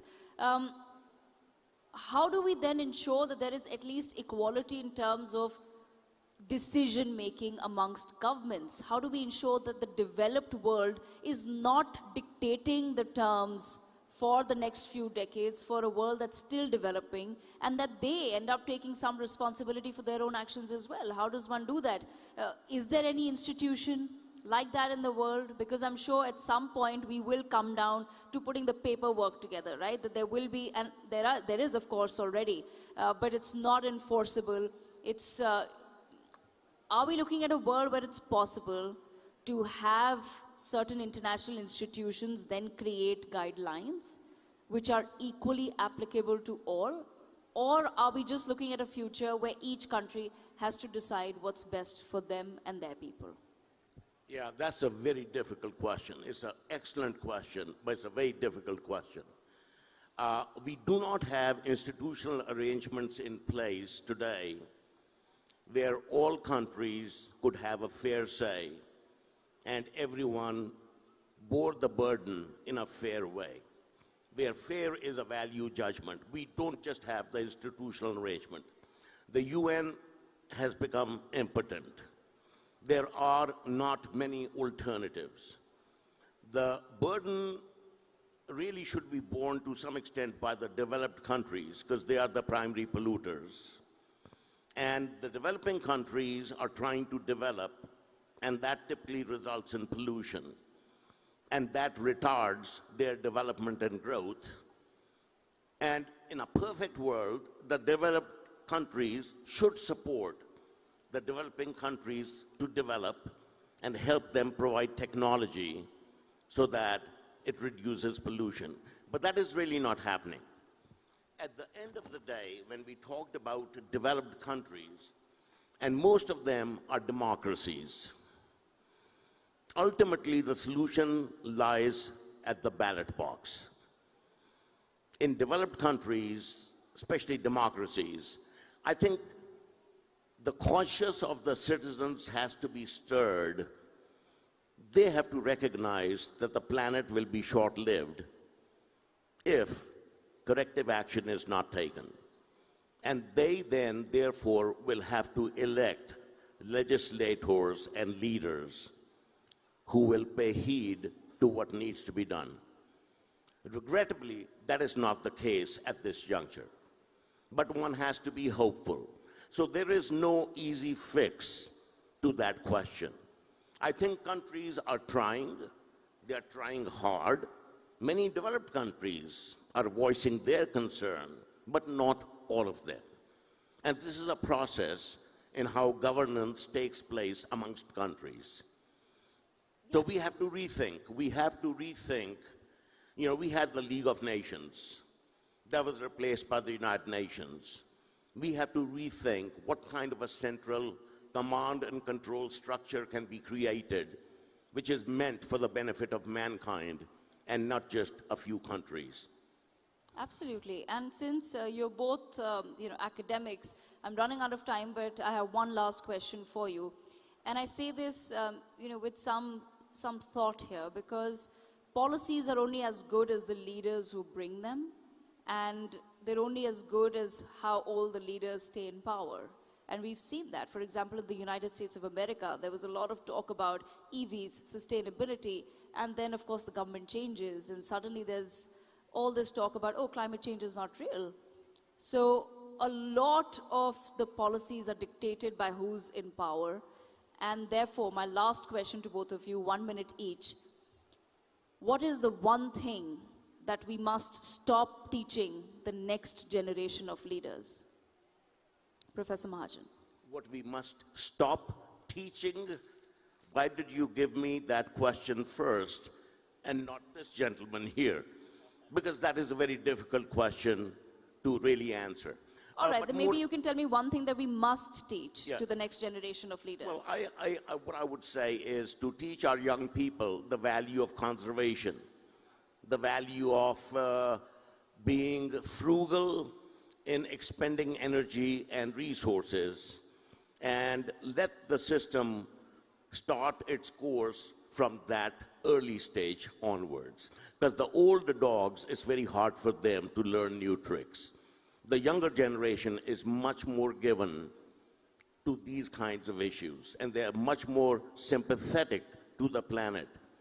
And therefore, I think our focus should be that at early age in schools to start young people making aware of what might happen if we do not correct our ways. Absolutely. Professor Zhu. 1 minute. What I want to teach the young generation is, throughout the history of human civilization, technological revolution could be the main driver for the prosperity of our society or our world.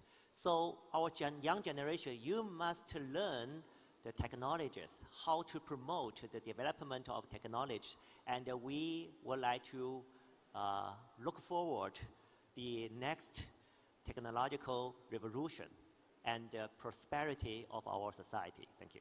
Right, absolutely. On that note, a huge round of applause for our speakers, for our professors who've joined us from Texas A&M and from the Tsinghua University in China. Thank you so much, Professor Mahajan, and thank you so much, Professor Zhu, for joining us at NXT 2026. Thank you. Well, with that panel now, we are turning our focus to next in global affairs once again. It's time for our next segment, and in fact, in this, we are going to be having a keynote address now on the future of immigration and diasporas. Again, a very, very topical issue, a trending issue, an issue that is being talked about, spoken about, not just in the country our next speaker belongs to, but across the world. I would like to invite on stage member, House of Representatives, New Zealand, Honourable Rachel Brooking, MP. Let's have some energy for her, please. Let's get the applause going. I know it's nearing lunch, but let's keep the energy going in the room. Thank you very much.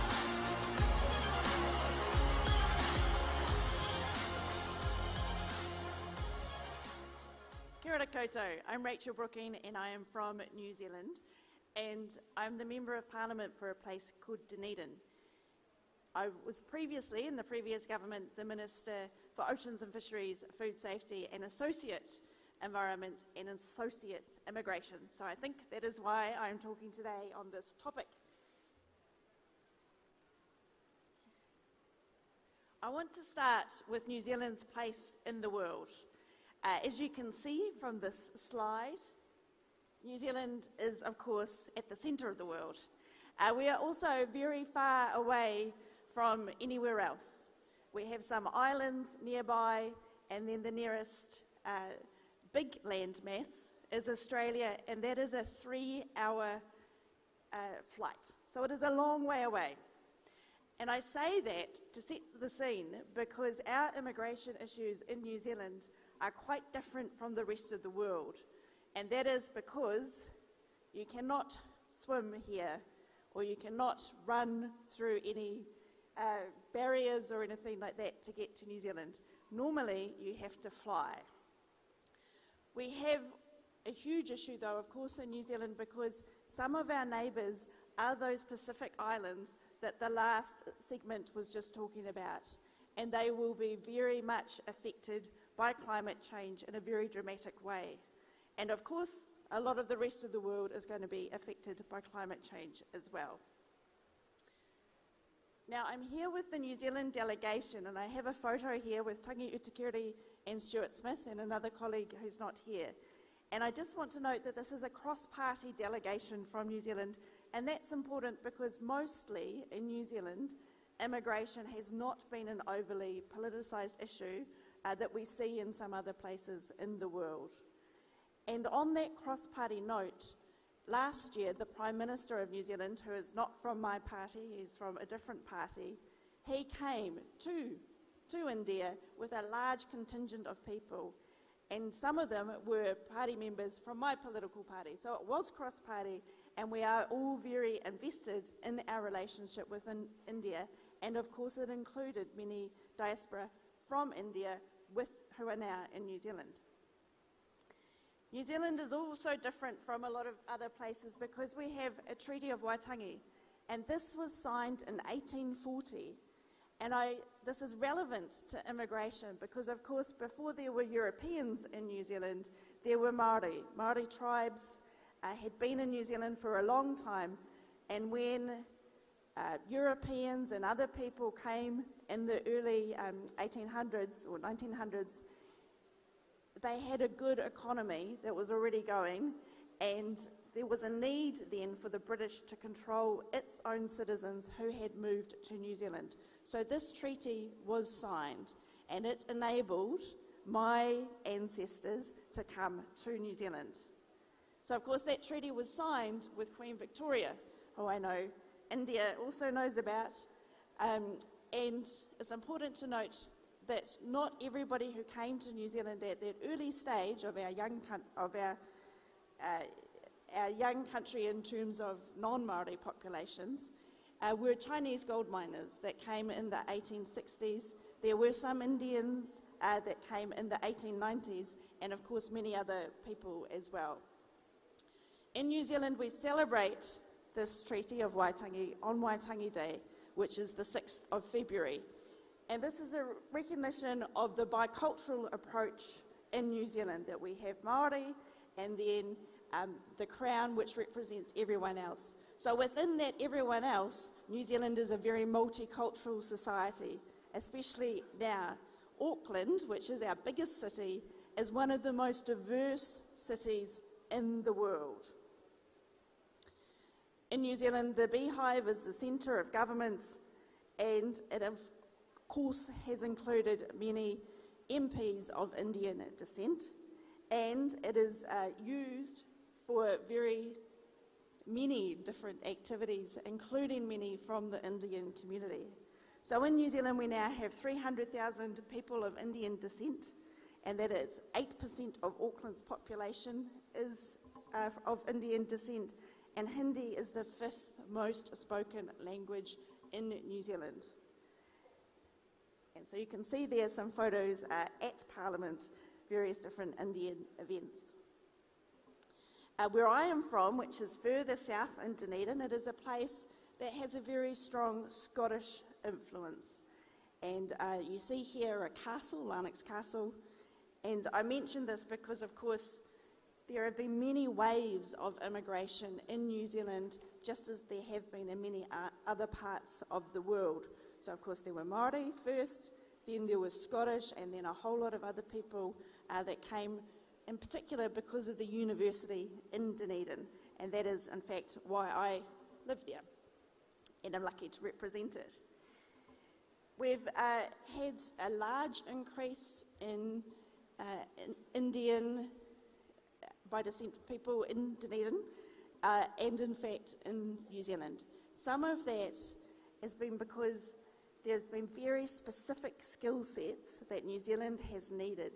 So, for instance, we had a big rollout of broadband in New Zealand some years ago now, and to do that, we did not have the skill sets in New Zealand, so a lot of Indian people came to help with that. We also have, as I said, the University of Otago and also a really great polytechnic in Dunedin as well. And so these places have always had a very international flavour to them that has been embraced. It's a great place to be, and of course has international students as well as the academic staff. I want to talk briefly on the benefits of connection because, I'll go back. These are some events in Dunedin on the screen here. You can see with our Indian community, and there recently was the Indian High Commissioner to New Zealand who has just returned home. On the benefits of connection, we can of course do so much today together. And the woman on this screen, she was a refugee to New Zealand, and she has started a company, and I'm wearing one of her outfits at the moment, because she works very closely with India using organic cotton, and then everything else is a natural fabric that is used. So this is a great, in terms of circular economy that the Chief Minister was talking about before, these clothes can go back into the ground as biochar, which is a great innovation and something that New Zealand and India is doing together. And of course, the diaspora can provide many of those important connections, but also a different perspective on what a home country might be doing or might not be doing, and how other people can do things differently. And when people do things differently, there is always something to learn from that. We have, of course, a lot of relationships between New Zealand and India with cricket. For those of you who don't watch cricket, there was quite a large game the other day, and it was between New Zealand and India was the clear winner. But we have cricketers and coaches that go both ways, and even with our airlines as well. The chief executive of the Indian airline is from New Zealand, and the chief executive of the New Zealand airline was born in India.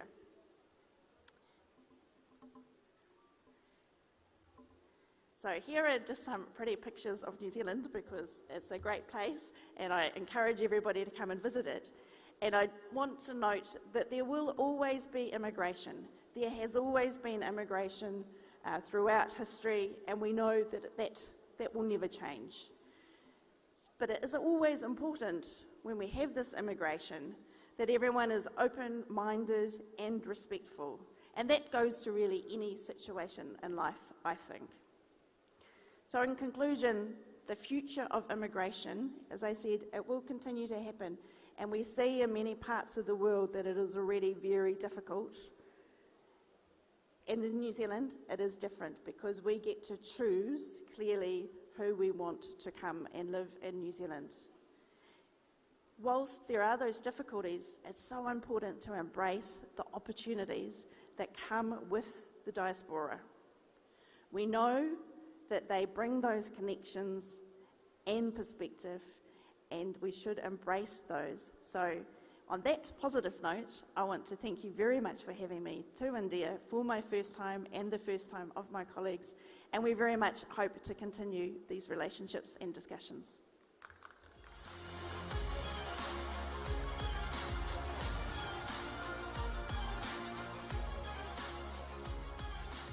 Thank you very much, Honourable Member of Parliament, addressing us there and, of course, giving us a lot of points to ponder on. And now we turn to another special segment at NXT 2026. As day 3 now slowly moves into the afternoon phase, where we're going to be focusing on Next in Deep Seas, and to speak about Next in Deep Seas, and in particular about the future of mining and the oceans. The oceans are seeing a lot of activity these days. What is the future of mining and the oceans looking like? Well, to discuss this, I want to invite on stage back once again the special guest who we are very humbled to have with us from Mauritius, Junior Minister of Foreign Affairs, Regional Integration and Trade from Mauritius, His Excellency Hambirajan Narsinghan. Could I invite you on stage, Excellency? Honorable Darren Bergman, Member of Parliament. In fact, he's member of the National Assembly, South Africa. He's with us as well. Could I have you back on stage, Darren Bergman? And with us is also now member of the Eduskunta, Finland, MP Ville Skinari. MP Skinari, welcome back to NXT Day 3. And Senator Francisco Chauhan, member of the Senate Chile, also joins us. We really enjoyed your keynote yesterday. Now we're going to speak to you more in this panel. Welcome back to NXT, Senator Chauhan. Could I have you on stage, please? And this session will be taken forward by the Senior News Editor of Newsx, Devika Chopra. Could I please have a round of applause, ladies and gentlemen, for our panel? Let's give them some encouragement. They're all set to delve into issues deep into the ocean. Thank you so much, Uday, for that introduction. May I request all our guests to be now seated so that we can begin this extremely critical discussion. And I must give some context that we're at a very critical juncture in humanity, where there's now a consistent need for us to move towards a sustainable and a greener future. But that green future, those electronic vehicles, the batteries, everything also comes at a very high environmental cost until technologies are developed for the same. Everything that's required to move towards that greener future, those minerals are many, many kilometers down into our oceans. But our oceans also serve as the most critical part of planet Earth. And that's the larger conversation we'll have for our global audiences today. I'd like to begin this conversation with, if I can, with His Excellency Mr. Narsinghan. So I have to ask you, of course, Mauritius is a very large ocean state. How are you balancing the need for economic growth from the sea with the duty of also protecting your environment and therefore your citizens? Yeah, in my main speech this morning, I did mention that Mauritius is a very, very small country. Small country, but I think with a vast space of ocean. We have many islands, and unfortunately, I have to confess also that up to now we have not exploited the ocean to its fullest extent. And I mentioned also in my speech this morning that Africa harbors approximately 30% of minerals in the world. And also, you will note that we have not developed any technology to exploit the minerals in the seabed. And here we are relying a lot on our partners, friendly countries, traditional friendly countries, but also a lot on India. And as you know, India is doing a lot of surveillance in the Indian Ocean, helping us because we have to confess, we don't have the capacity to do the surveillance. So there is a lot of monitoring being done by India. And also in terms of research and development, you will see that here also India is doing a lot to see what we have got in the seabed. And potentially we share also a continental shelf with another neighbor, Seychelles. A lot of things are under the continental shelf. So this is where all the countries, having the sort of common-minded countries, will have to come together in order to exploit these natural resources under the seabed. But Mauritius, you see, we also putting a lot of emphasis. It is important to do mining in Africa, but what has been happening in Africa, there has been a lot of exploitation. And now the sort of partnership that we want to do with Africa is to not only to do extraction of minerals, even in our vast ocean space. We don't just want to exploit it, but to add value to it. So we, as African, Mauritius as an African country, we in the SADC, in the COMESA, in the African Union, we don't just want extraction and exploitation. We want countries to come and develop the minerals. If ever we have minerals in the Indian Ocean, we want countries to come to do a sort of equitable exploitation. This is very important. And we want things to be very sustainable.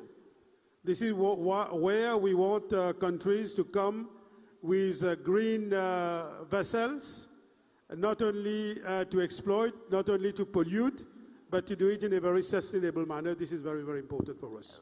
Your Excellency, you spoke about exploitation, and I want to touch upon that. How do we then ensure that wealth from the deep seas is not limited to countries that have the technology to access it, but for everyone? How does one ensure that, for example, the perceived global north is putting its weight behind this chatter about sustainability and it's not just fluff on paper? So this is where now African countries and also Mauritius, we are very cautious when we are doing any type of partnership. It is not only to focus on sort of short-term gains, but to look at things in a medium term, long term, and even if other countries, they have more technology than African countries, more technology than Mauritius, we welcome countries, we welcome all nations to come and do the partnership, but as I mentioned, I would lay emphasis on that, to do it in a very equitable manner and to be fair to Africans. Absolutely. Let me bring in Honorable Darren Bergman into the conversation as well. I'd love to understand from you. Now, Africa, as we all know, is a very rich country in terms of land-based minerals. Does deep-sea mining present itself as an exciting new opportunity, or is it perhaps a threat to the existing economy? And how do you balance going forward? Well, thanks for the question, and I think, as my honourable colleague has said, you know, that Africa is surrounded by vast oceans and quite a few oceans, and that the opportunity exists, not just what's in the oceans and within the mines, it's the opportunities around that. And the first thing that we need to look at is the exploitation that's taken place. And I've been at conferences where the ministers in Africa have got up and said, we're increasing our trade, let's say, with China. We've exported fish from China. We're getting tuna from China. And then I'd look at my app and I see that the fishing boats where they're getting their tuna is actually off the coast of the very same country that's exporting their fish from China. So that's the exploitation is actually taking place in our oceans, and then they're buying the very same fish from China. Now, I just want to tell you about the opportunity then quickly as an example, is that I got into the vehicle today by mistake. Now, someone said that when you come to India, your life will change. I got into the vehicle today with a lady by the name of Shilpa Bhupatiraju, who was born in India.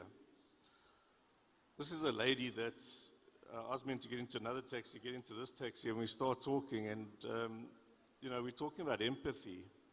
And this is a professor, and this is a doctor, and she's born in India, goes to become a professor in America and a doctor, but wants to give back to the land of India. Now, India's got 1.4 billion people, an ocean around it. Africa's got a lot of people, starving, ocean around it with lots of fish, easy access to food.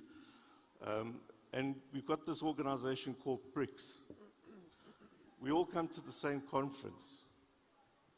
What's the opportunity, and how do we convert these opportunities into actual products?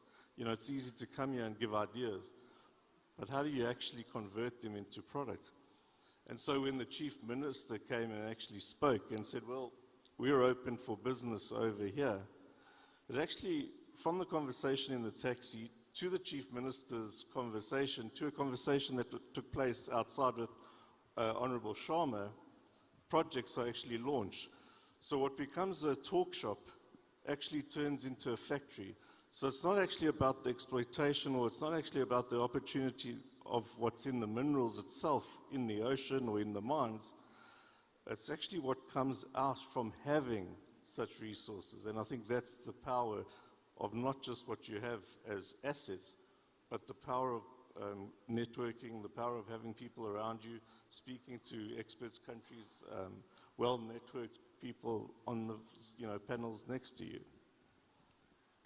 At the same time, I just then want to understand from you, is there a possibility of ever there being a global rule coming into place which protects our oceans before, for example, commercial mining really ends up becoming, the thing of the future? It's not going to be always limited to governments or large firms. I'm assuming that that's where deep sea mining is headed, where more and more commercial mining will also take place.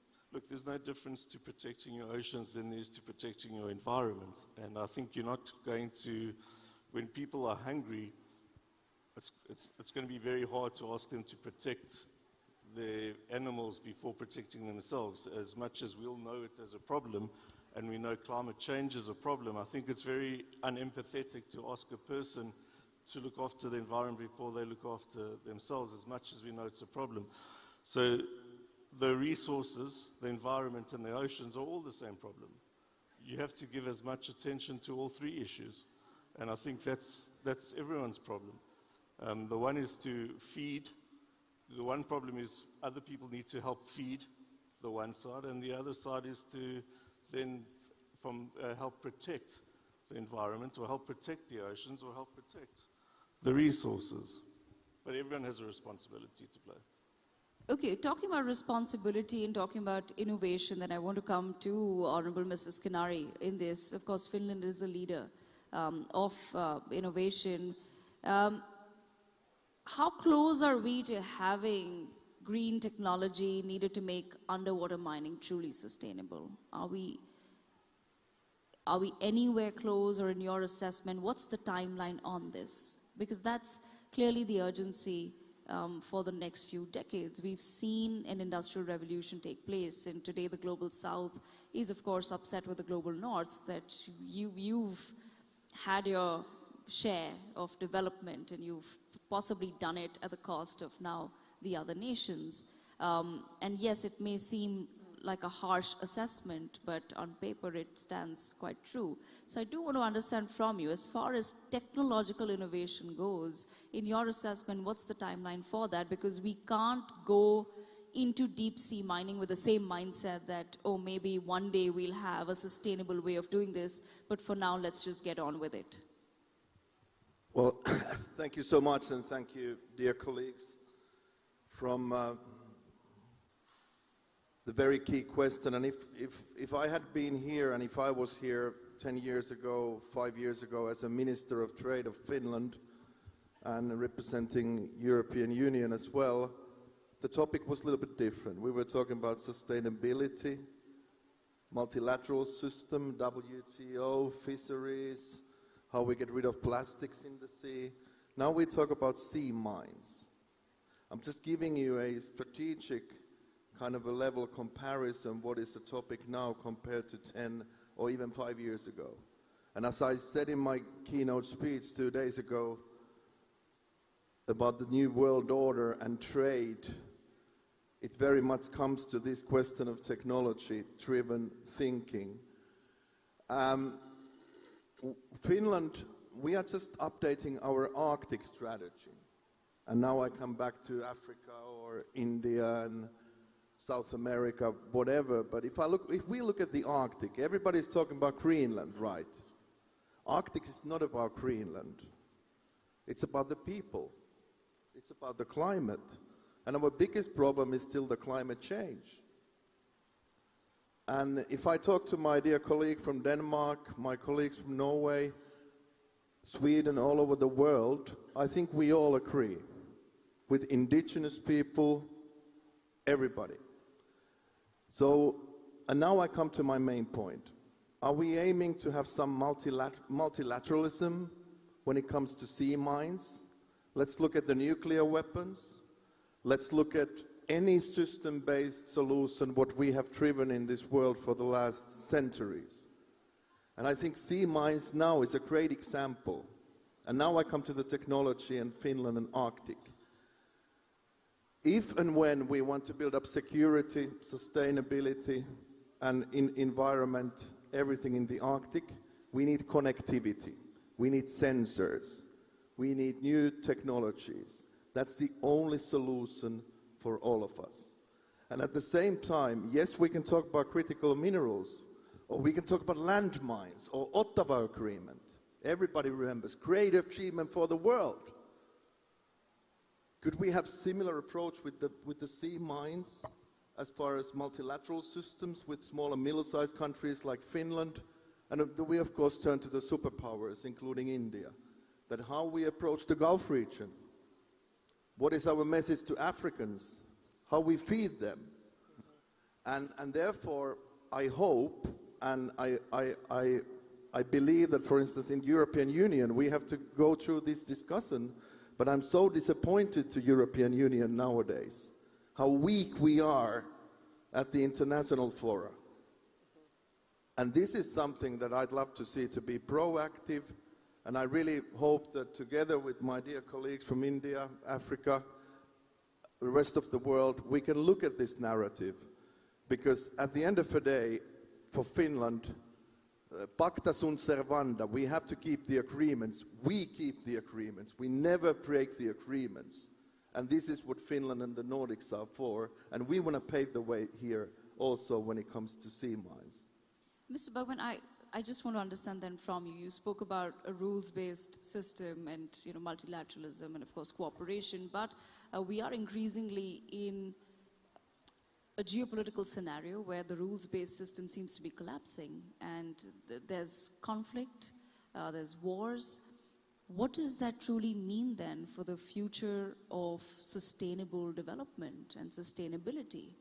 Is it going to be, like I said, each nation for itself, or is there still some hope of countries coming together, like-minded countries coming together to work towards one cause? Well, when it comes to global seas, I think International Maritime Organization based in London, it still exists. We can still work via IMO, and I really appreciate countries like India, China, being there and having the dialogue. So we still have some hope and we shouldn't give up. But you're absolutely right. We don't have the old world anymore, and even countries like Finland, now we are talking that the world has changed, but we are not acting like that. And I think this topic is actually excellent, the sea mines, because we combine the technology, we combine the challenge of multilateral world, critical minerals, and at the end of the day, the security. But I once again emphasize that we have the technologies that we can do things differently. We could have even replaced landmines in Finland with technologies. We don't need old-century weapons anymore because we have the technologies. So let's go for the future, not to the last century. Right, absolutely. On that note, let me bring in Honorable Mr. Chauhan into the conversation as well. Now, Chile has been a leading voice calling for almost a 15-year, and you can correct me if I'm wrong, but a 15-year precautionary pause on deep-sea mining. But do you truly believe that we can do that to protect our oceans while there is a growing demand globally? I agree with you. When we talk about the future of mining and oceans, we are not only discussion about natural resource. We are discussion for the governance of the planet's future. And when we created I founded the Committee of Challenges of the Future in our country in 2010. We are working with 2,000 scientific and academic for the elements of development of our country. And one of them is we need to protect our oceans. And Chile was a player or an active role in global ocean governance. And we propose, for example, BB&G to protect the oceans, and 3/4 of our ocean is protected, and we can conciliate development with protect our ocean. It's very important. It's very important for us. And don't forget, the oceans regulate our change of climate, and it's very important for maintain the precautionary moratorium for mining in the ocean for this reason. And in my point of view, it's very important expand the independent scientific research to understand the ecosystem of the deep ocean first. Two, we must develop strong environmental safeguards and monitoring system capable of preventing irreversible damage. And third, in my personal opinion, we must ensure that global governance mechanisms are legitimate, transparent, and based on international consensus and evidence. And I agree with you. In this moment, it's very important to strong multilateralism, and we need an agreement about how we can protect our ocean. And I have to end this conversation, but I do want to understand from your perspective, because Chile is advocating for this moratorium, for the 15-year pause, there must be then a worry about the Pacific Ocean becoming a site for unregulated, a so-called resource rush, let's call it that. Is that a worry for you? And how do you then convince the other nations on why it's critical for us to either develop the technology to make it more sustainable, deep sea mining more sustainable, or to perhaps look at a pause, or maybe look at some sort of a circular technology and better recycling? For the moment, it's necessary a moratorium. Chile was a leader for this for the reason we need to expand an independent scientific research, and you can imagine Chile is the more largest country in the world. We have a big ocean, and we protect 3/4 part of our ocean because it's very important to conciliate development with protect the ocean. Absolutely. I've unfortunately run out of time, but I thank all of our panelists for joining us for this very important conversation. Of course, this will be the conversation of the future, certainly, and we do expect that for the next few decades we'll be now discussing, as you've also pointed out, sir, that the conversation in the past 5 years was very different, but it's now rapidly progressing towards more and more towards our oceans, and that's something that we should be thinking about today rather than tomorrow. On that note, thank you so much to all of our guests for joining us at NXT 2026. Thank you. Thank you. Well, a round of applause for all our distinguished guests here on the panel talking about the future of mining and the oceans. Well, we'll move on to our next session. While we are at it, which is the next in deep seas, we also want to talk about what is the future of ocean logistics, supply chains. When we are talking about marine transportation, that is the future. That's where there is, in fact, transportation that brings about a lot of revenue for countries, connects countries from all across the world, brings the world closer together. And having a discussion on that, talking about commercializing it, building revenues, let's call on this stage Dr. Pushpinder Punia. He's the advisory board member, Blue Ocean Corporation, London. And in conversation with him is my colleague Uday Pratap Singh, senior editor, Newsx.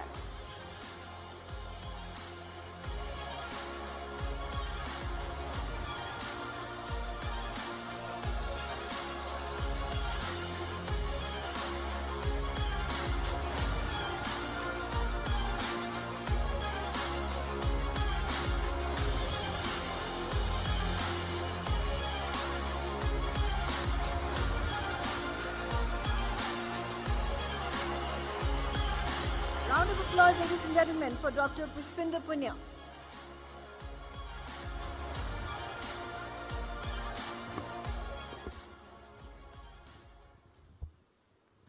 Hello and welcome to our audience here, of course, physically present with us, and welcome virtually to all of you joining us on television and on our digital platforms. We're going to continue this theme of Next in Deep Sea by now diving straight back into the ocean. Dr. Punia, you know, you have, of course, a lot of expertise and experience, but because of your, work with the Niti Aayog, I want to begin by asking you about policy making. How central is it, looking at the world we live in today, that ocean logistics becomes central now to policy making, not just for us in India, but across the world? Thank you for giving me this opportunity to share my views with such a wonderful and brilliant people who are sitting here. You know, ocean logistics has become a part of public narrative. You know, how right now, how the curbing of ships in the Strait of Hormuz is negatively impacting petroleum and LPG supply across the world. It is occupying our mindset, you know, even on all digital media, in part of, you know, any conversation where you are sitting. So you are right in that, you know, ocean logistics is, and the supply chain which lies underneath it, have become a part of the public narrative. And it kind of emphasizes that how important supply chains and ocean logistics are for the smooth running of the socio-economic lives across the world. But, you know, the point which I want to make is that, you know, this is in some sense right now a negative look at it. You know, that how supply chains are getting impacted, how the, you know, the Strait of Hormuz is getting blocked, and we are likely to run into acute shortage of petroleum and the, you know, the LPG gases and all. But, you know, how to turn this narrative into a positive way of thinking from this, I think we got to look at the insight provided by our Honorable Prime Minister, Modi ji, when he came to inaugurate this function on 12th. You know, he, you know, related 12th of March with one of the most important event in the Indian history. And that is when Mahatma Gandhi started his Dandi March. So, you know, what was the Dandi March? For those of us who are, you know, sitting in the room, are from abroad, Dandi March was a non-violent protest by Mahatma Gandhi by taking 78 volunteers from Sabarmati Ashram and going up to Dandi, which was at that time, had a different name, how you can protest non-violently to bring about a humongous change. So that is what the Sabarmati Ashram's move by Mahatma Gandhi on 12th of March was, that, to get freedom from the colonial power, we got to organize people in peaceful manner and then show how exploitative those laws of, the salt laws at that time were, and how they could be broken without really causing any fight or any dispute.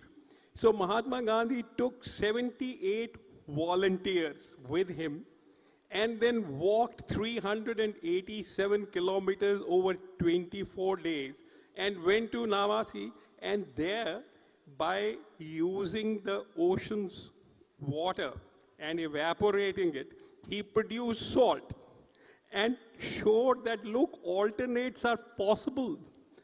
Supply chains can be built by another manner, and you don't have to fight.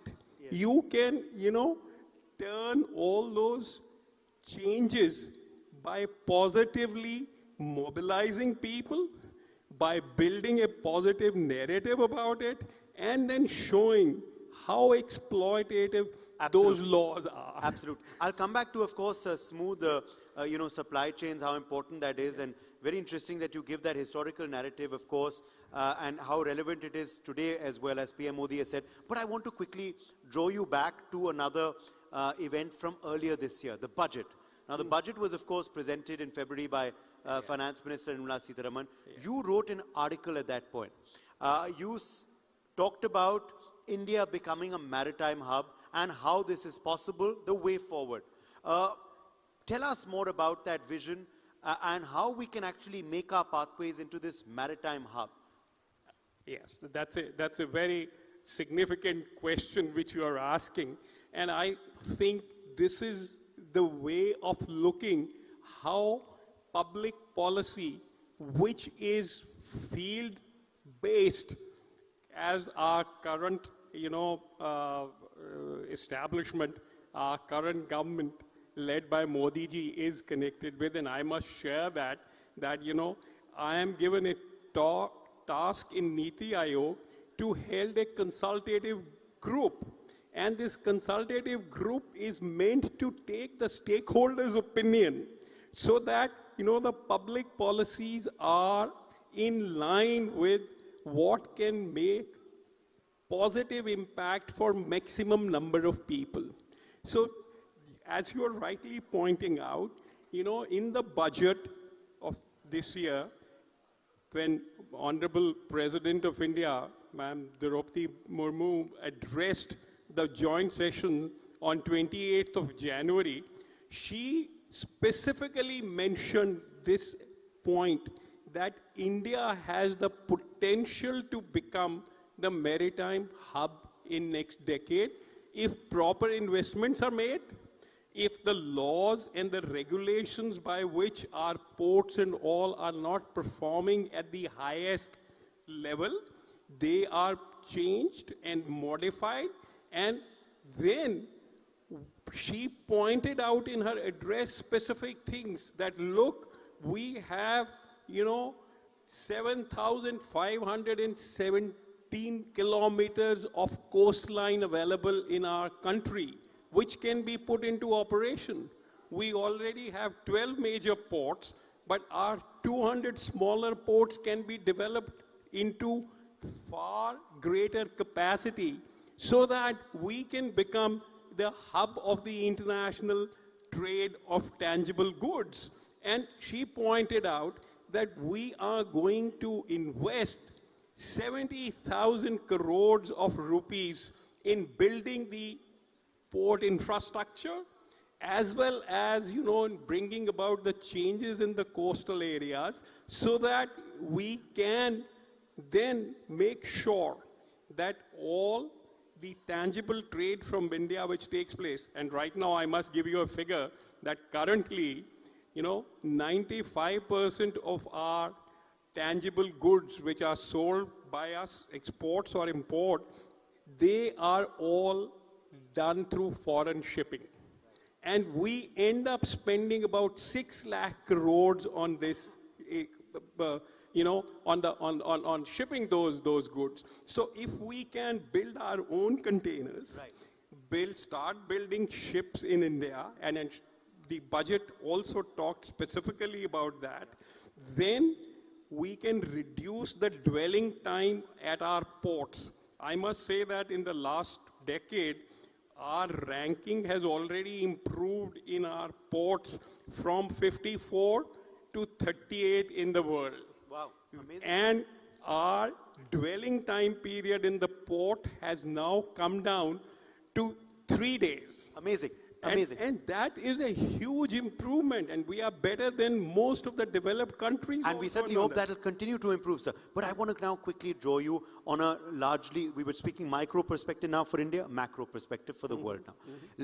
In your role, particularly as advisory member for, of course, such a global corporation like the Blue Ocean Corporation is in London, Dr. Punia, how do we make policy and how do we ensure that, there is not an antagonistic sort of attitude amongst the world in disrupting supply chains? How do we better cooperation so that logistics is smooth? That will, at the end of the day, help consumers as well, reduce prices, and ensure freer movement. What are the ideas you have to achieve this?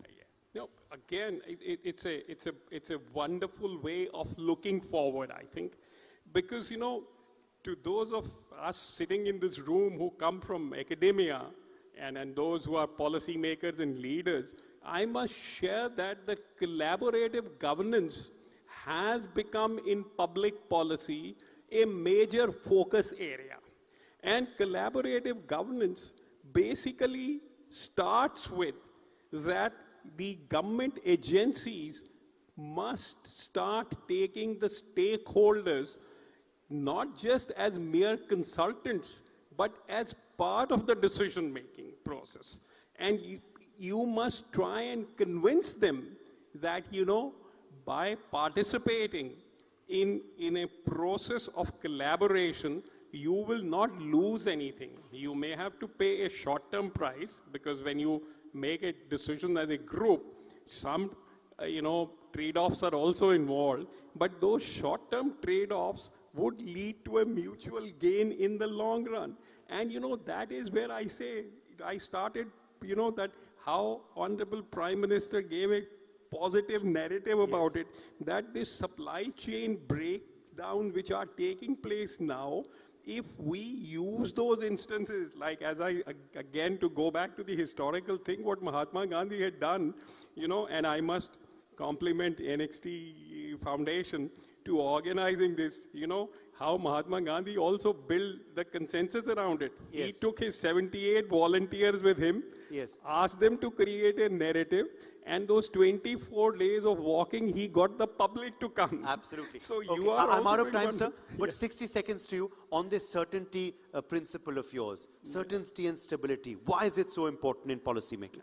Certainty and stability in the financial and the tax world are the most critical points. As it is, an entrepreneur or an investor has to take good amount of risk as if he or she or an entity decides to invest anywhere. And if you add uncertainty and instability in the regulatory framework and the tax laws and all, then, the risk increases so much that the investment will go down. So certainty and stability, and on this, from Niti Aayog, we have, published a working paper also on this aspect, that, what happens is that across the world, you are taxed and you have financial regulations from where you're resident. Yes. But if the place where you go and invest, they ask for additional, compliances and additional laws, then I am in a total confused state. Absolutely. And mind you, people are willing to pay taxes and the financial cost. To give you an example, I had been the financial advisor to the Board of Control on Cricket in India, BCCI, for some years. And those of you who are interested in cricket, in our IPL league, so many foreign players come and play, and they are paid good amount of, money for that. Yeah. You know what we have laid in the law, that if all those foreign players can pay 20% of their revenue, then they don't have to ask for any compliance with the Indian law other than that. Pay 20%, then no questions are going to be asked from them. Mind you, 20% is such a big price, it looks like. But when I collected a random data, out of 114 foreign players who are playing in IPL, 110 of them paid this 20%. Imagine. So it's you have to come out with these innovative principles, and that will ensure compliance. All right, we have to leave it at that. Thank you so much. You're obviously inspired by a PM address. You drew in a cricket analogy like he did too. Thank you very much for joining us, Dr. Punia, for being with us at NXT. Thanks indeed. Thank you. Thank you so much for that session, Udin. Thank you so much to Dr. Pushpendra Punia for joining us at NXT 2026.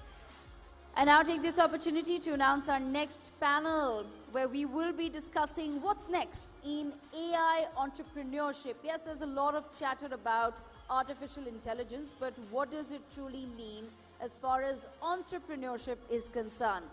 Joining us is Mr. Shravant Aluru, CEO and co-founder of Avatar AI. Mr. Aluru, I request you to make your way on the stage. Also with us is Mr. Sanjay Salil, CEO of Indic AI, and they are, of course, our own homegrown artificial intelligence brands. Joining them on the stage is Professor Omar Bizbiz, who's the Director of AI and Business Initiative, Columbia Business School.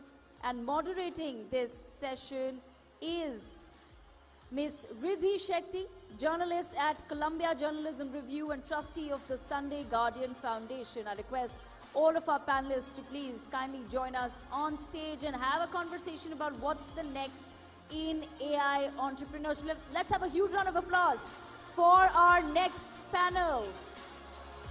Riddhi, over to you.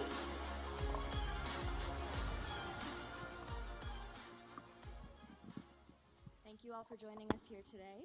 And just to get things started, in the past 2 years, we've seen AI grow astronomically. It's become less of a conversation of what will AI be and now how AI is everywhere. So just to kick us off, I'm going to ask you to think even more in the future and let us know what you think AI foundationally and generationally will look like and where it's going in the next 5 years. First of all, thank you very much for this opportunity to come and speak to all of you and with such an amazing set of panelists. So the honest answer is that I don't know, and most of the people don't know. But for sake of answering this question, I definitely think that AI will move beyond the tool that we are seeing here and there. It will move beyond this, and it will sincerely and seriously get integrated in our lives. And when I say it will surpass the level of becoming an assistant, it will get embedded in our lives, in our ecosystem, in companies, in our work, everywhere. And Mr. Bizbiz. Yeah. Thank you again for the invitation and for the opportunity to join this panel. So indeed, I fully agree with Sanjay. I mean, I think no one knows where AI will be in 5 years. But what we do know is that in the same way that we had a decade of digital transformations, we're going to have a few years of AI transformations across large organizations. And that's going to take time because organizations are very complex objects and it cannot change from one day to the next. But what I'm also hopeful for is that we're going to see hopefully an acceleration in the process of scientific discovery that's going to be able to push the frontier around many topics that have been raised here, including healthcare. Yeah, I agree with everything that Umar and Sanjay said, but maybe just to add, and it's tough to add to that, I think AI will make humans superhuman is where I would maybe leave it, because rather than thinking about AI as a tool or a co-worker, if you could think, like Sanjay said, embedding AI in every aspect, that it is beneficial for humans to probably start acting superhuman. And in there lies maybe the future that I see, to your question. I'm curious, Mr. Salil and Mr. Allure, both of your companies approach AI from a hand-in-hand perspective instead of using AI as a tool, having it work hand-in-hand with humans. I'm curious why you think this approach is essential and how it differs from using AI as a tool and how we can sort of go forward with that methodology. Would you like to take? Sure, yeah. In our experience, I mean, just for context, we work predominantly with US enterprises. And in that experience over the last decade, what we've seen is instead of thinking about AI as a tool, which is almost AI in software kind of a mindset, which has been the last decade, we have to evolve into thinking about a central organizational brain, which is persistent in its memory, which is continuously improving in terms of compounding the intelligence with every human usage, piping back into intelligence for tomorrow, right? And those feedback loops and operation as a platform. So I actually think, like we said to the earlier question, AI cannot be thought of as a point solution anymore. You've got to have an organizational wide mindset, because in the future that we're going in, honestly, to your question, the companies that are going to win are the companies that learn faster than their competitors. And so it's all about the pace of learning. And if you could get AI plus human embedded in a way that AI is compounding intelligence with every usage, those are the companies that will actually create those compounding defensible modes to the discussion Omar and we were having earlier. But that's the crux in my view. But over to you, Sanjay. But I fully agree.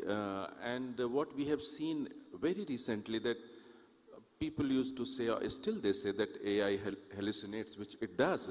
But look at the Iran, US and Israel war, that an American company was Anthropic, and American government said, since you are not playing by my rules, so you are not, they have put them in a certain category. That means AI must be delivering the kind of value which is very high for government of the US.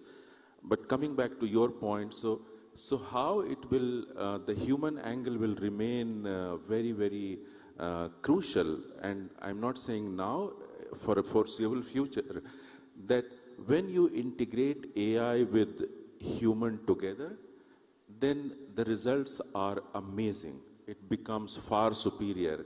And we have seen that in the platforms that we are doing, the layers we are building, whichever domain that is, the result becomes much, much better. Thank you for that. And Mr. Biswas, I'm curious, there's a constant conversation about how AI is replacing jobs, but there's less of a conversation about who is now having the power in a corporate structure when it comes to the use of AI. How does AI reshape the decision-making process within companies? Is it the engineers or the data owners or the leadership that has most control? And I'm curious to hear your thoughts on that. That's a great question, and it touches a little bit on how processes are going to be redrawn within companies. And I would say one possible answer is that possibly all of these constituencies will benefit from AI transformation. Of course, how can it make sense?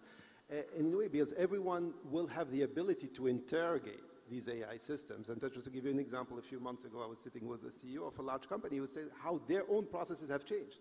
Now, before a board meeting, they don't ask anymore for the slide deck that has been filtered through 3 layers of management. They can have access to the unfiltered data and then interrogate it themselves to try to understand what are the right questions to ask based on the data that there is. So in some sense, leadership will benefit for sure, but I think there will be a feedback loop where other people will understand what are the first order questions that the company should be focusing on and redirecting the work accordingly. Absolutely, and I'm curious to hear both of your perspectives on So I fully agree with what Dr. Omar said. To my mind, it should primarily remain with the leadership, because what is happening right now, and I'm saying this with experience from several countries, because AI is not only for the US, India, etc., etc. It is for the entire world. And when you go to, we work a lot in Africa, and you go and talk to the leaders, and leaders, when I mean president, prime ministers, you know, they don't really think this has come, not even coming, this has come, this is here. And if those leaders, or similarly the leaders in organization, they are not attentive about this, they are not sharp about this, then those organizations, those countries would be at a huge disadvantage. So it should primarily remain there, but like Dr. Omar said, it should be with all constituents so that it could be driven in a way which is purposeful, which is responsible, which is in the long run beneficial to those organizations and those countries and societies. Yeah, I think safety, trust, ethics, all of these are going to be incrementally important. I don't think we're still scratching the surface, so I don't have a perfect answer for you. But I think, like both the gentlemen said, there's a lot of work to be done, and it's an important area to focus on. I'm also curious, we had a speaker yesterday who spoke about how in AI companies or AI forward companies, it's very important to have a human responsible behind each AI action, someone to be held accountable if something goes wrong. I'm curious, one, how you think this is possible when it comes to AI working, not as a tool, but as a service hand in hand with human workers, basically as a co-worker, if you may. And two, to what degree you think this is essential in this very fast-paced AI-focused world? Go ahead, please. So I think the mindset, so still if you go to, and I would just repeat what I said, if you go to organizations, any organization, I think people are still thinking AI is the job of some engineers. It is not. It is the job of the leadership to define the course of action for that organization, for that country. And then it flows beyond that. If that will not happen, it will happen in components and silos. But coming to your point of human intervention, that is a given. Without that, you cannot even build. Companies like us can go and tell you that we can do this for you, but without the participation of the other company which needs to get benefited, you cannot even build that. Yeah, I'd say mixed answer in the sense that in certain low knowledge work or complexity scenarios where honestly it's just monotonous repetitive work that erstwhile robotic process automation was targeting, I think there is no need for humans anymore. And it's human over the loop. What I mean by that is humans observing, auditing the system, defining the guardrails, the monitoring protocol and whatnot. For high knowledge worker complexity or a mission critical scenario like healthcare, right?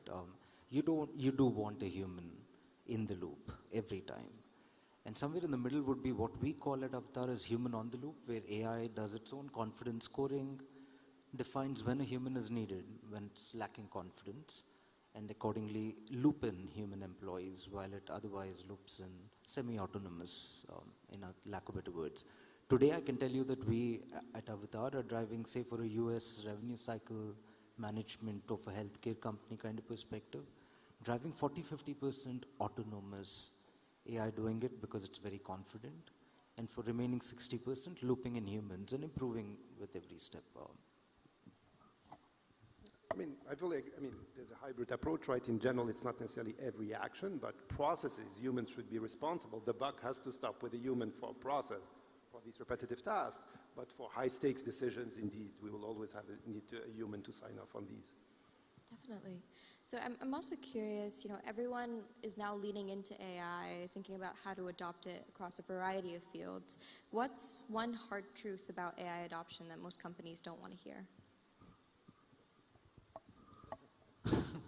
That's a tough one, but I'd say the power of compounding, and the ones that will get that at its essence for both data and the intelligence that comes out of data would be the eventual winners in the new era.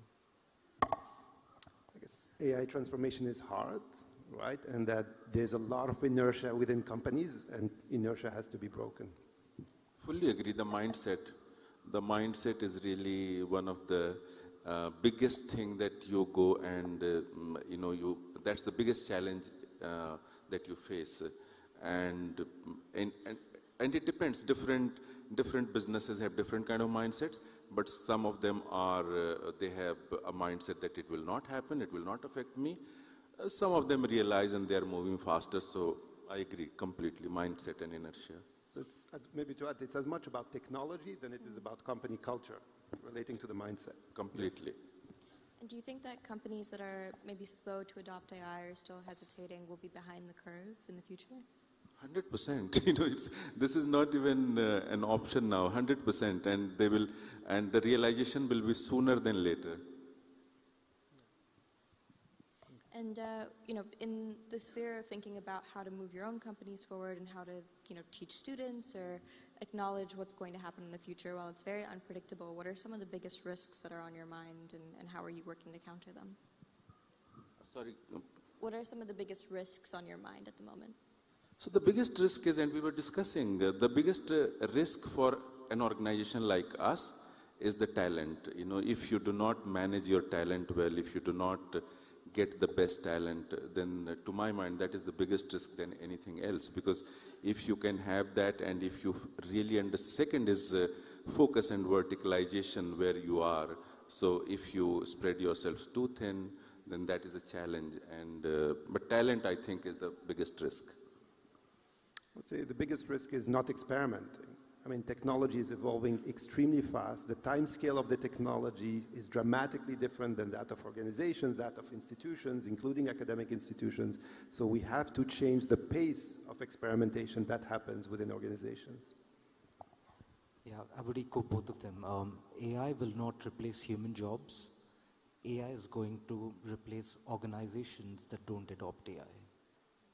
And I think humans plus AI will replace humans. So that's the biggest risk in my view. Can I ask you all in one sentence, what is the most important capability that every company will need to survive an AI-first economy? The mindset, openness to that, to do that. Yeah, I would say adaptability. We don't know what the future has for us. We have to build the flexibility within companies to be ready for multiple futures. Echo both of them, but just to add on, maybe the power to get out of the box and not be in the limitations of the past and the degrees of freedom and the constraints of the past, and reimagine their business model from scratch in an AI native way. It's tough to do that, but that is probably what's the best way to get there. I'm curious to hear your thoughts. I think there's a lot of misconceptions when it comes to AI and how it works, and particularly when you talk about agentic AI and, you know, AI systems being autonomous to some extent and being able to make decisions. There's also an ongoing debate about how human AI is. So I'm curious to hear your thoughts on that. How human AI is?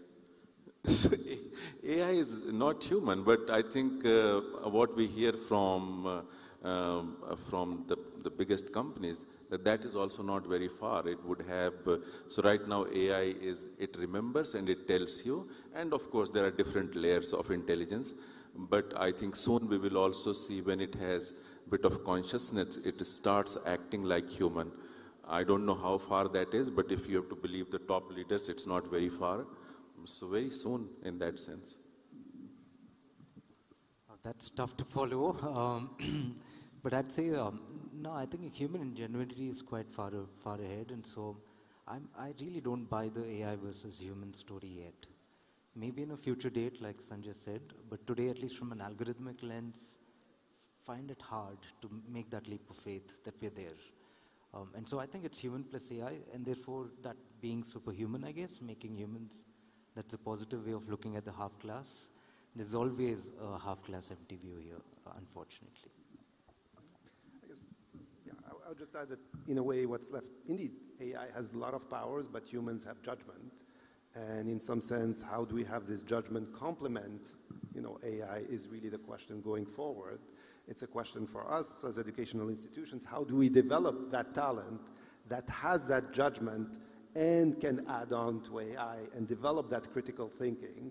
Because, you know, indeed, we have solutions where we have a lot of knowledge that's easily accessible. What does it mean to complement it well? That's probably the next frontier also in terms of education. Thank you so much. I think we're almost out of time, but I'll ask you all, if you were to lead the younger generations who are looking at now an AI-driven world and how to emerge in it as they graduate from college, as they move on into the workspace, what advice would you give them?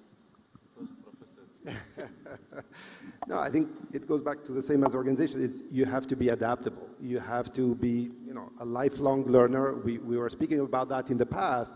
I would say in the past, 20 years ago, people had one career after they left college. Like they were marketing. Then, I would say 10 years ago, people started to have two careers. Now I think people may have multiple careers during their lifetime, and that's why you have to have that lifelong mindset, learning mindset embedded and keep up with everything that's going on. In some sense, the only thing we can do at the university is to teach you how to learn, right? We're not giving you the final knowledge, and you want to go out with that hunger for learning going forward. Would completely agree with Omar. You got to be open-minded, have a learning mindset, and be fast, because I think the time is running out. So it's important that you get out of the limitations of the past, as I said. AI opens up equally exciting degrees of freedom. Find your excitement and motivation there. So people, completely agree with both gentlemen. But what we are seeing in our talent group, that students who are coming out of college, even if they are not from computer science, they were doing some industrial design, and they are the best resource possible. And that is because adaptability, openness, and this is the best opportunity for students ever it was presented to them, that you may not be a computer science engineer, but if you are open, you can still be one of the best in the AI world. Thank you all so much. Thank you. Thank you very much. Thank you. Thank you.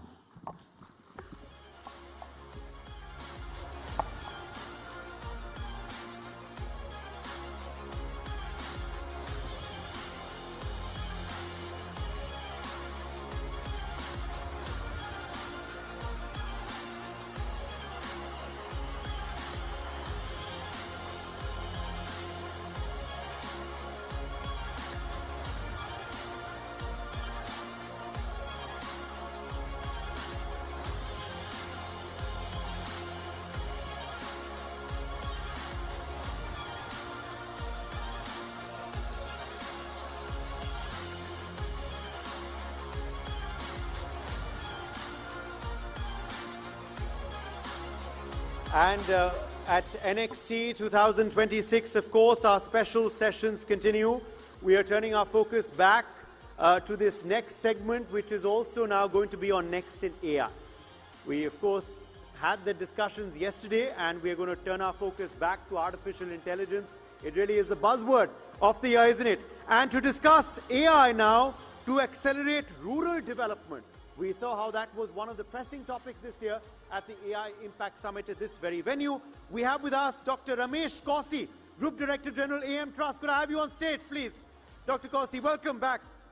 Ms. Ajeta Shah also joins us live, founder and CEO, Frontier Markets.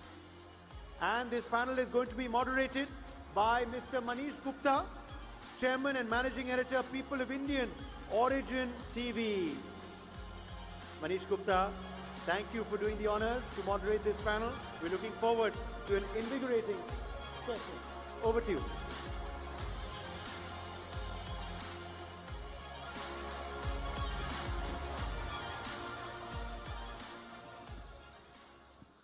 Good afternoon, all. Very happy to see all the faces here for the last 2 days. Some of us are joining you again. Dr. Kausi is joining you again. First of all, I think I need to thank the Honorable Member of Parliament, Kartikeya Sharma, for getting us all together at this forum next and to talk about what technology can do, literally as wonders as we shake up and wake up to the new levels of accelerated growth and development, which is critical to the world. I know there's wars and peace and talk of everything going on, but what do we need to do within those countries to achieve inclusive socio-economic impact development? That's why we are here today. I'm very happy to be joined by Dr. Ramesh Kausi. You've already been introduced by the MC, so I wouldn't repeat that again. And to have another friend of mine who I motivated to stay back for this conference, and she's very excited to have been a part of it, Miss Ajeta Shah. She is the founder CEO of Frontier Networks.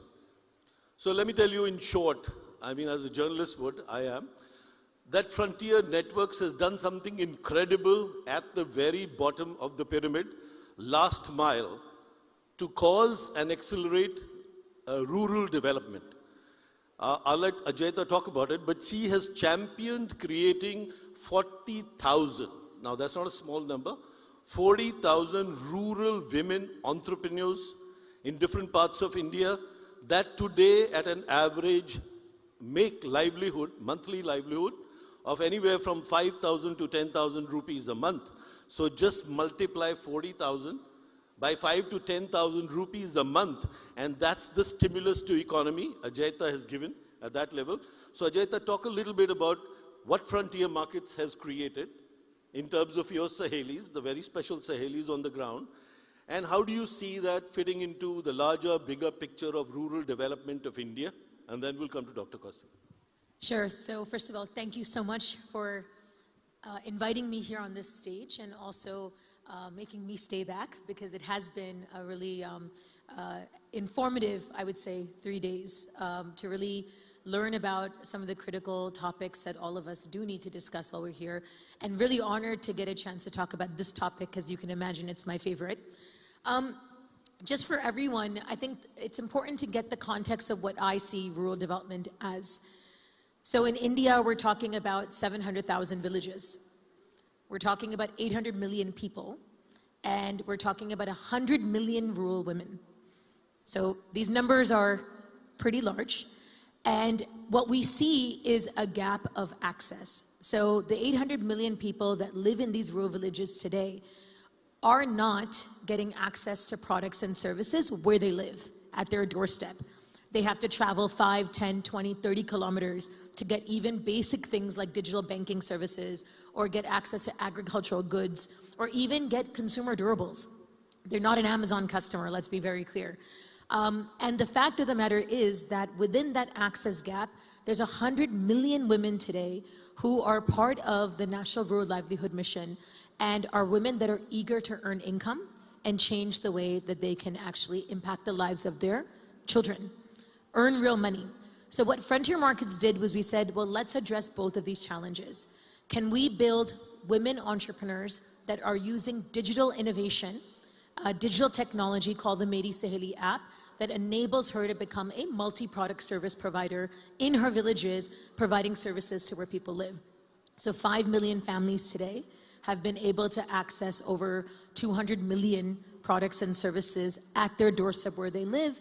And these women, of course, now are not only earning money, but they are the digital transformation solution providers in their villages, helping bridge that access.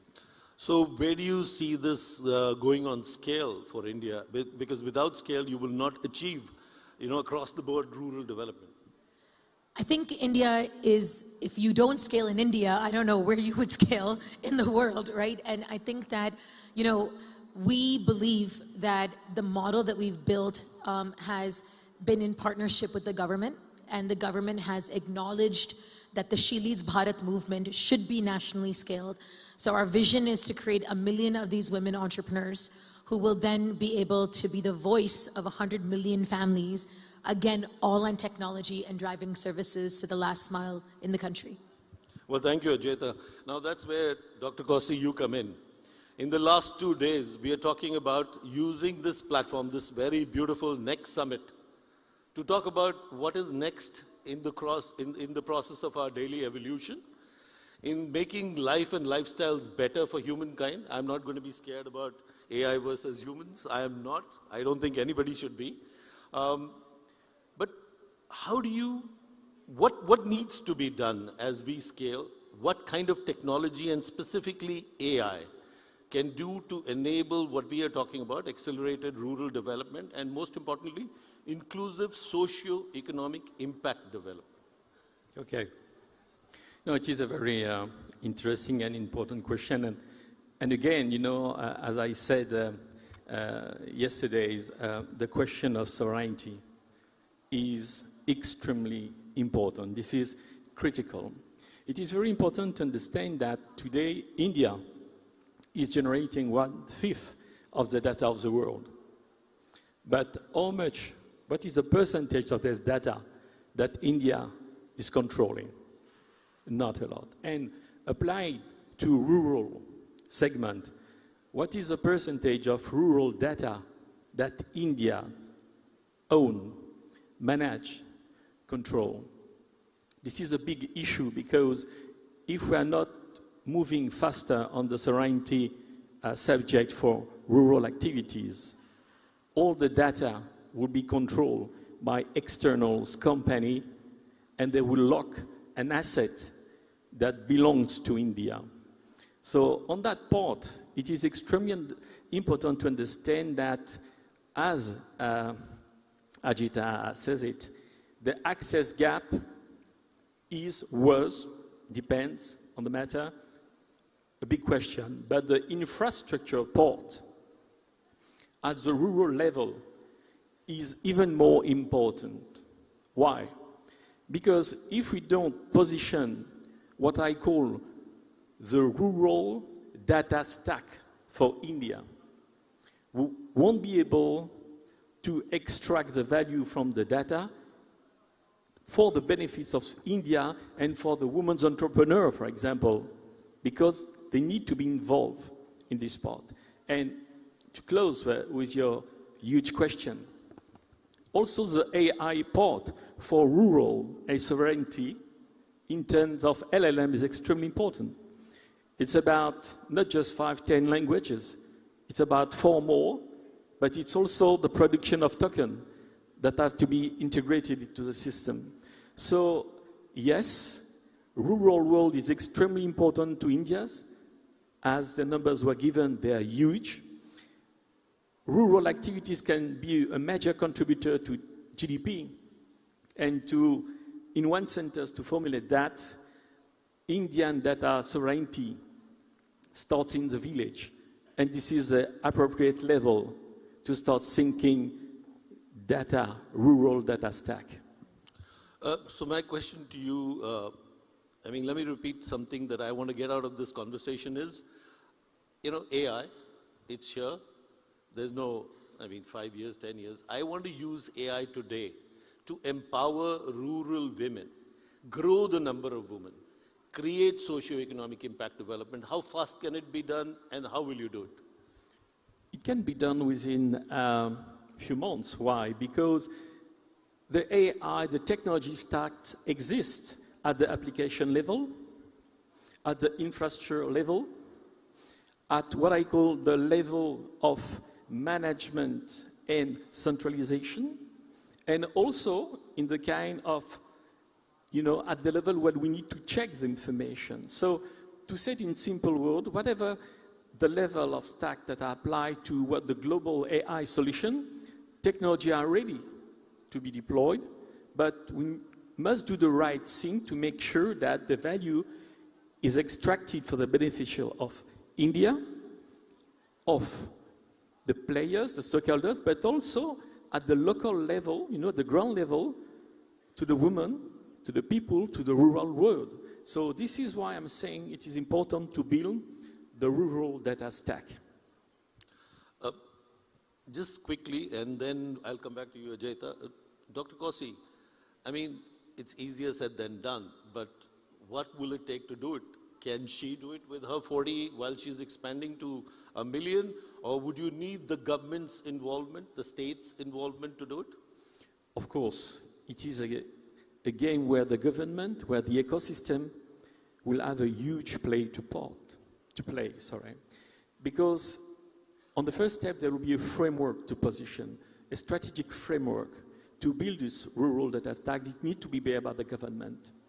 And then it will involve several players of the ecosystem at different levels: platform, application, security, data science, data mining, but also players that are in the regulation part. And finally, entrepreneurs and local technologies and the people in the rural domain. So it is a game for the whole ecosystem, but it's just a question about coordination, right vision, right framework, because the technology is there. Let's make that happen. Ajayta, turning back to you, you know, at this summit and even in previous sessions heard how people can be scared about AI. Now you deal with 40,000 literally probably not so literate or maybe not literate at all women, but they've become entrepreneurs. They've adapted to digital technology, as you said. They're actually making a livelihood out of it. So what all would you need to integrate? First of all, are your Sahelis on the ground going to be scared about AI? I don't know if I'm scared about AI, so I don't know about the Sahelis yet. No, I think, so a couple of things. I just wanted to kind of maybe reflect also on, Ramesh, what you just said, because I do think it's very important to think through that it's technology, but it's also ecosystem. And so even today, with the work that we've done, we work with the state-level rural livelihood missions. We work with almost 210 plus social innovators that have technology integrated into the technology platform that we have. The platform itself was designed for, with, by these rural women. So before they even think about AI, they first had to embrace technology in itself, right? Using a smartphone differently, beyond WhatsApp, beyond a YouTube, really understanding tech. It's vernacular. There's an AI voice bot because she doesn't know necessarily how to read, but she does know how to listen. But imagine every single element of that was designed with her. And I think that's really where the power comes in. So now if you bring that to the context of AI, it's about also understanding how you explain what AI is to her. And my favorite story is the one where we did do this, session with about 500 of our rural women entrepreneurs across different parts of the country, right? Who basically said the same thing, which is really powerful when you think about it. They said, could AI help me earn money faster?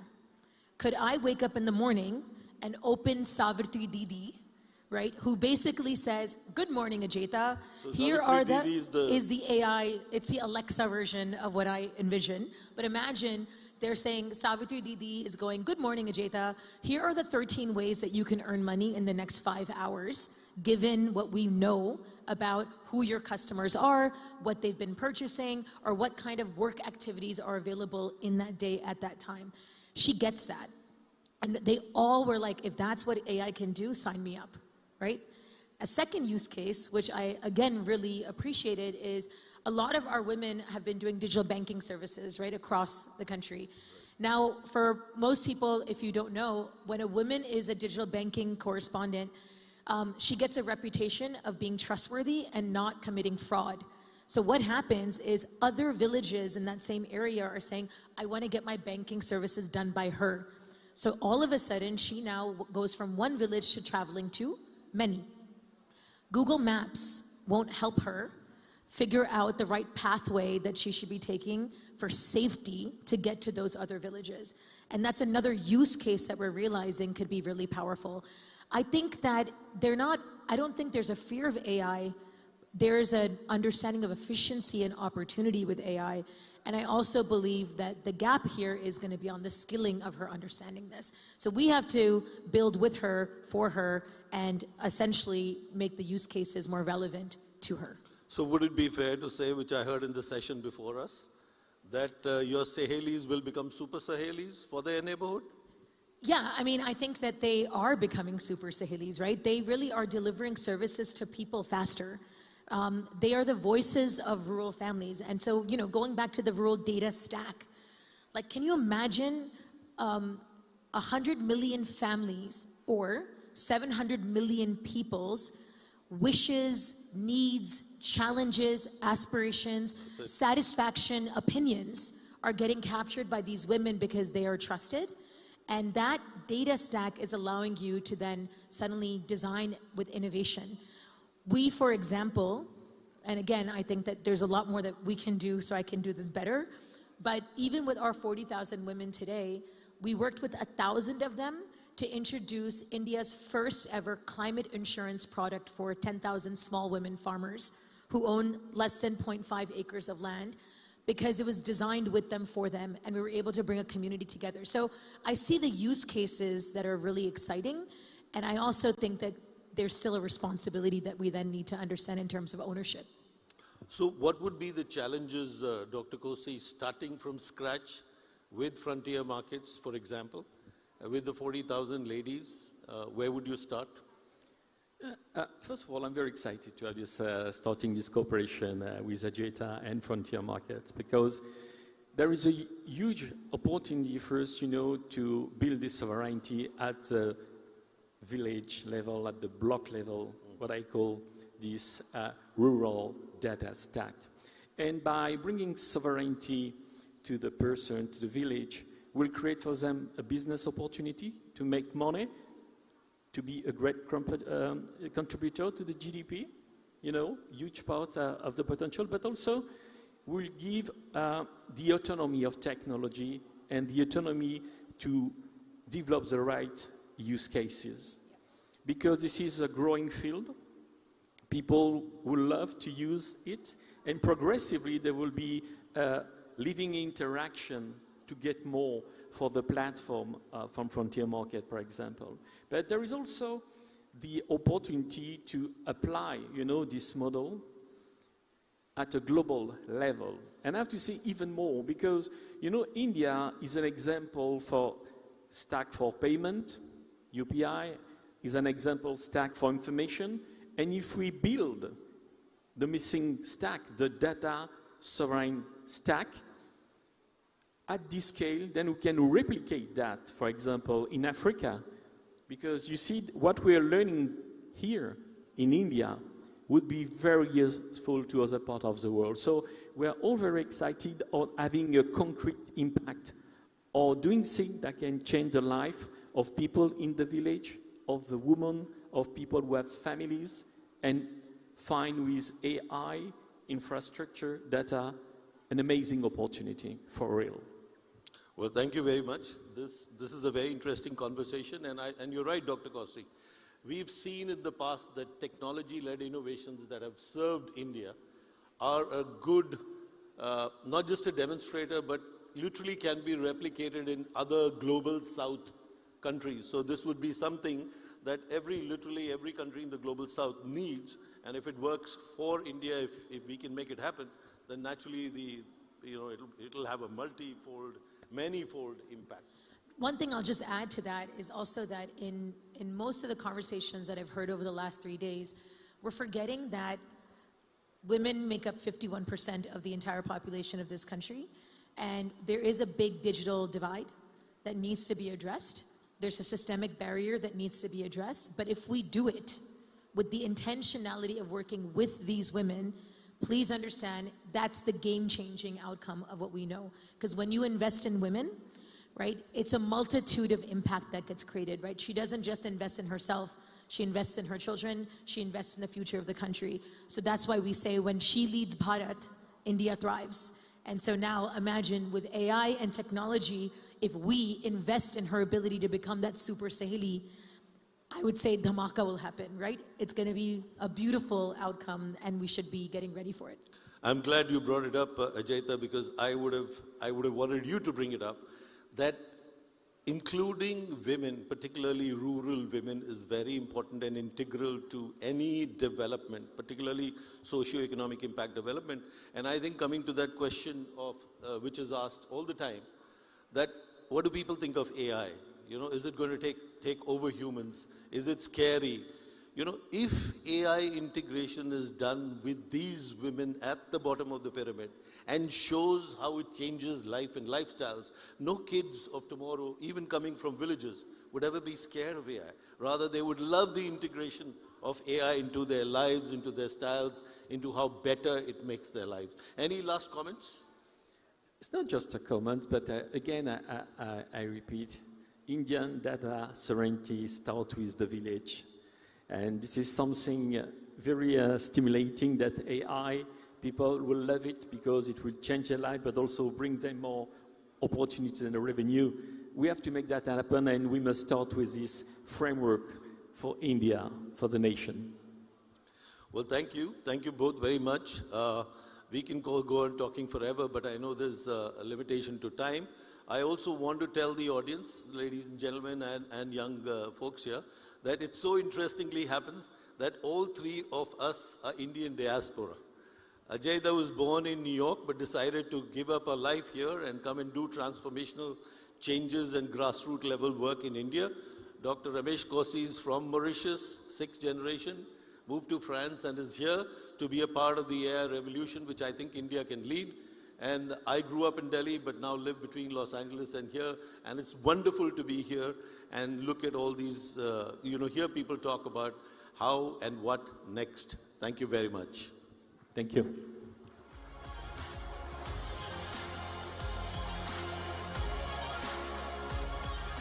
Well, thank you, ladies and gentlemen, for giving us all that insightful information about the future of artificial intelligence. All right, moving on to our next session. We're talking about money. We're talking about the future of money. And for that conversation, let me get onto our stage Dr. S. Ravi, who's Chairman and Director for Tourism Finance Corporation of India Limited. And we also have with us Mr. Vaibhav Lumba. He's the head of FX Clay. A round of applause, ladies and gentlemen, for both our distinguished guests. And to moderate this panel, I am being joined by my colleague Uday Pratap Singh, who's Senior Editor, Newsx.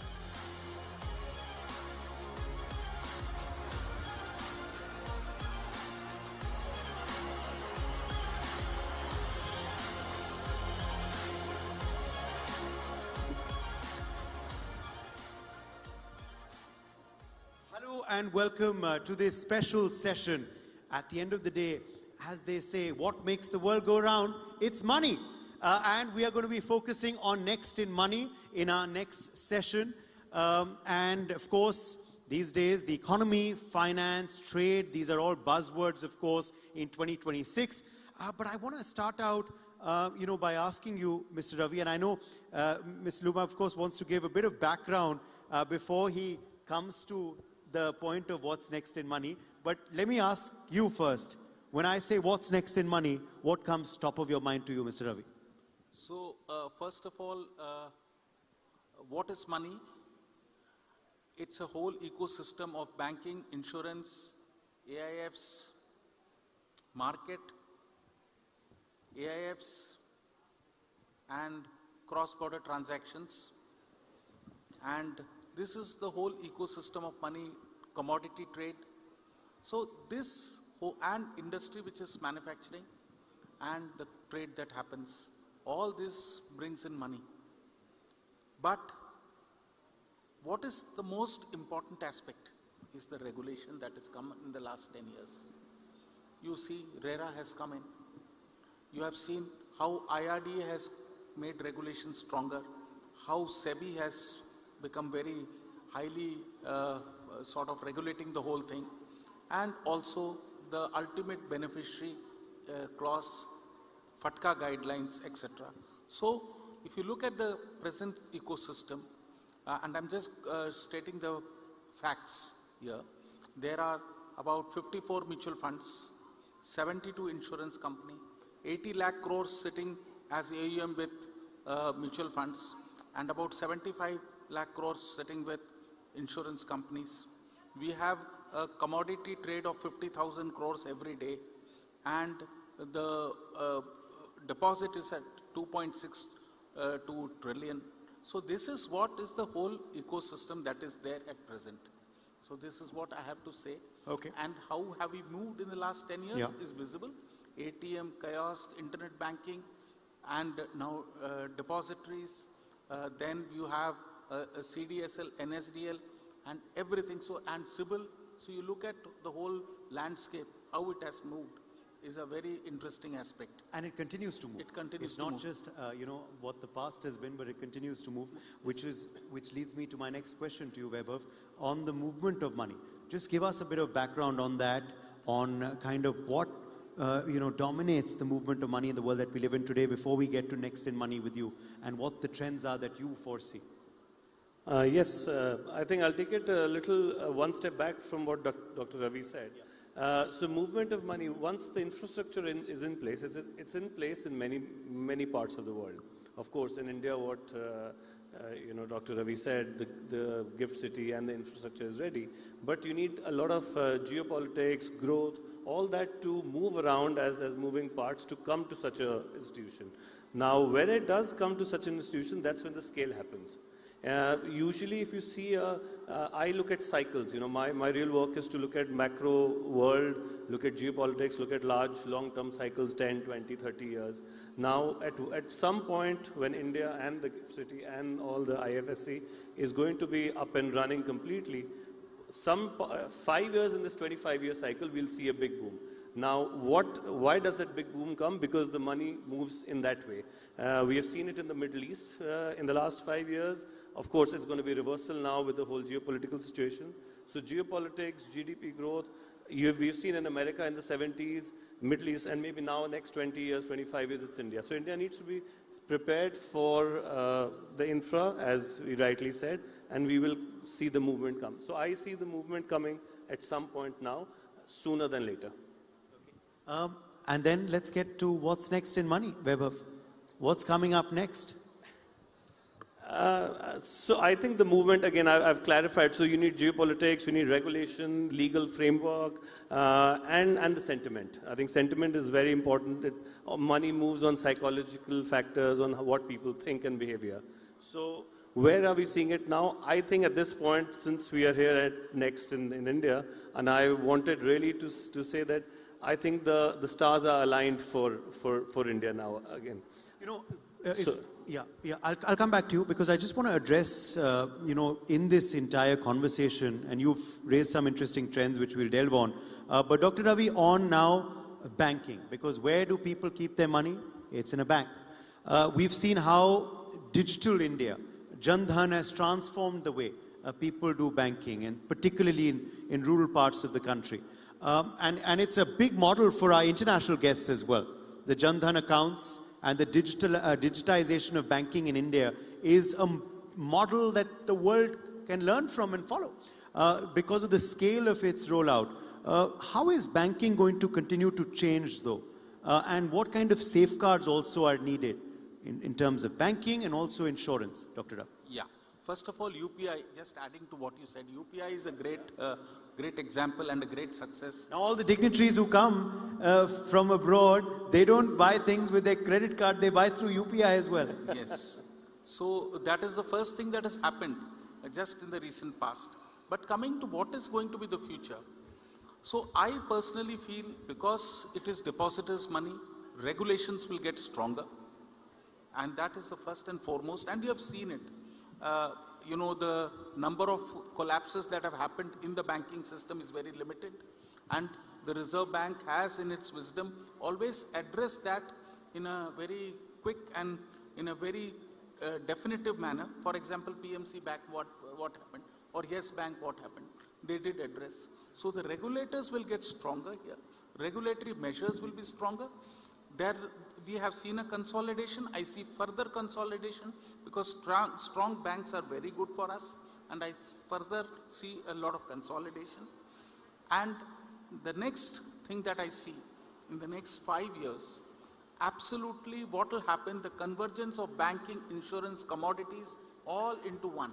And that is what we will see, because what is happening, already the banks are selling insurance products and also other products. So the convergence will happen, and that is going to be the big game changer.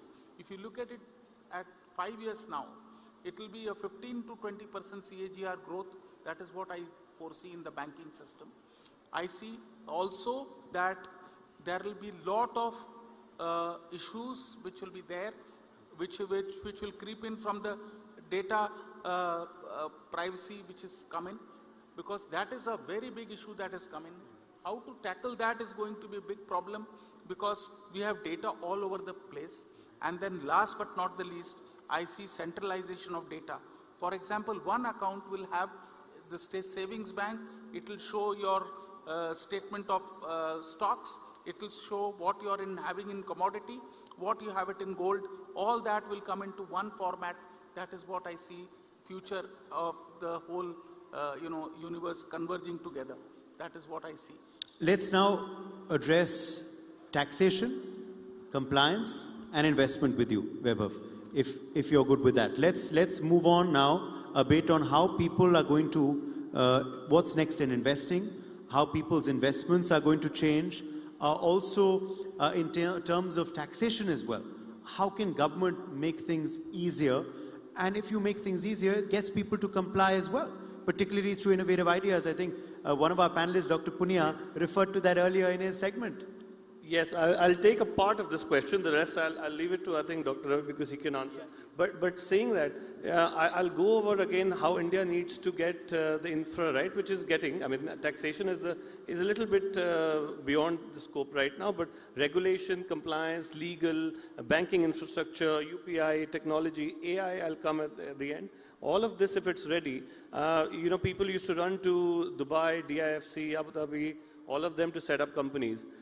We have about 10,000 of those entities in DIFC, 10,000 in ADGM, in the Cayman Island, which is a very big jurisdiction for, you know, parking AIFs and money. There are about 120,000, about 120,000. And Delaware, which is used as America's, you know, offshore, is about 1.5 million entities. In Gift City, we have 1,000. So there's going to be a massive upside. Even if we go up from 1,000 to 10,000, it's 10x of growth. We've got a lot of things ready in that sense. Where AI will come now, I think once this is stage 2. We are I think at stage 2 when we see the money movement into these places. And stage 3 will be when there'll be sophisticated products available to the Indian, you know, public to invest in. I mean, equity 25, 30 years back was a very, everybody did not have access to. Now it's available to you at the click of a button. But then there are more sophisticated structured products, private credit, private equity, which is still far away for people. But then again, in the next, I would not say 5 years, I think in the next 2 years, it will be available to everybody. And AI will help us navigate that transition. Because, I mean, I go back to a fundamental. You have information is internet. Internet gave us all information. AI is giving us now knowledge. I think understanding we have to still do humanly. Before I come to Dr. Ravi, you raised the example of Gift City. I want you to delve a bit more into that, on how that can be a model for other parts of the country as well. As you're saying, it's set to completely transform investments and possibly take a lot of investment out of some of the places you referred to as well. How can Gift City be a model for creating such a zone even in the rest of the country? So I think we stick to first a national champion, which could be a Gift City rather than regional champion. So we first focus on the national champion. Now, the good thing is that India, as the growth goes on, a lot of money in all the other centers I'm talking about was actually overseas hot money. That is why it comes out. But if you take Delaware and America, I mean, Delaware, all the money that goes into Delaware is American money, so it doesn't really go out. The same way Indian money can be parked in Gift City rather than going overseas. So it will not come out very easily. And that is the beauty of a country like ours, because we are growing. It's internal money, it's not coming from outside. The outside is the next stage of it. On taxation and AIF, I think I was discussing with Dr. Ravi before. I think his thoughts on the AIF, because he is already dealing in this, will be quite interesting, actually. Please come in on that, and how that can actually help compliance and also make the system much more. So first of all, in 2018-19, the budget came in for a unified regulator, which is very unique. In the sense, you don't have to go to RBI separately, you don't have to go to SEBI separately, you have a unified regulator, and that's a very, very big, strong statement from India that everything will be decided there. Yeah. That's the first and foremost. The second aspect is 10 years tax holiday, which is a great incentive. You look at anybody who is investing in India and who invests through Gift City, 10-year GST holiday, 10-year tax holiday, which is a great, great thing, because what happens is any company which is a startup, which has started any fund which has just started its journey, you get a 10-year tax holiday, which is a big benefit if you look at from Gift City versus India or any other, across the world, if you look at. So that is why if you look at the ranking itself, from 85th rank, Gift City has come into the first 50, it has gone to 49th rank now. So it is growing in stature because of the tax holidays, the structure, And if you look at AIFs, all the banks, all the nationalized banks, all private sector banks have their offices there. Trade has increased. And I can proudly say that the first exchange was created, I was a part of it.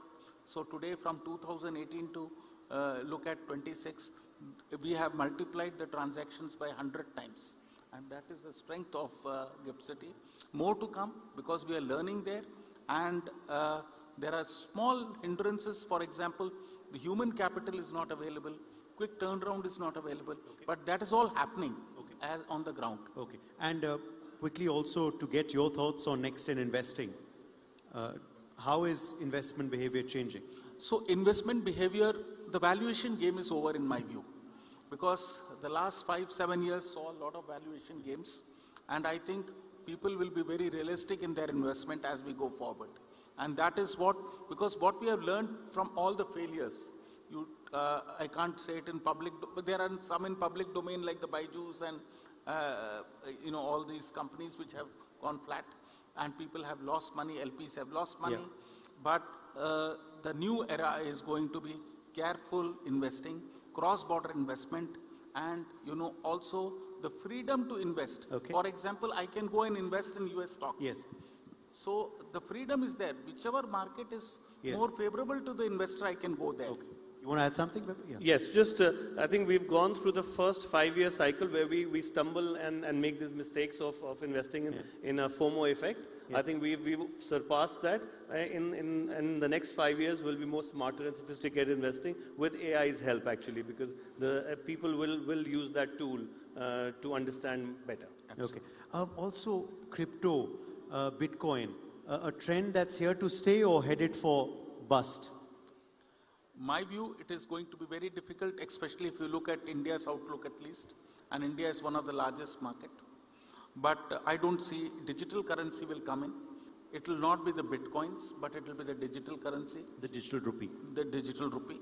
And there is a little bit of sort of, people are not too comfortable with Bitcoins.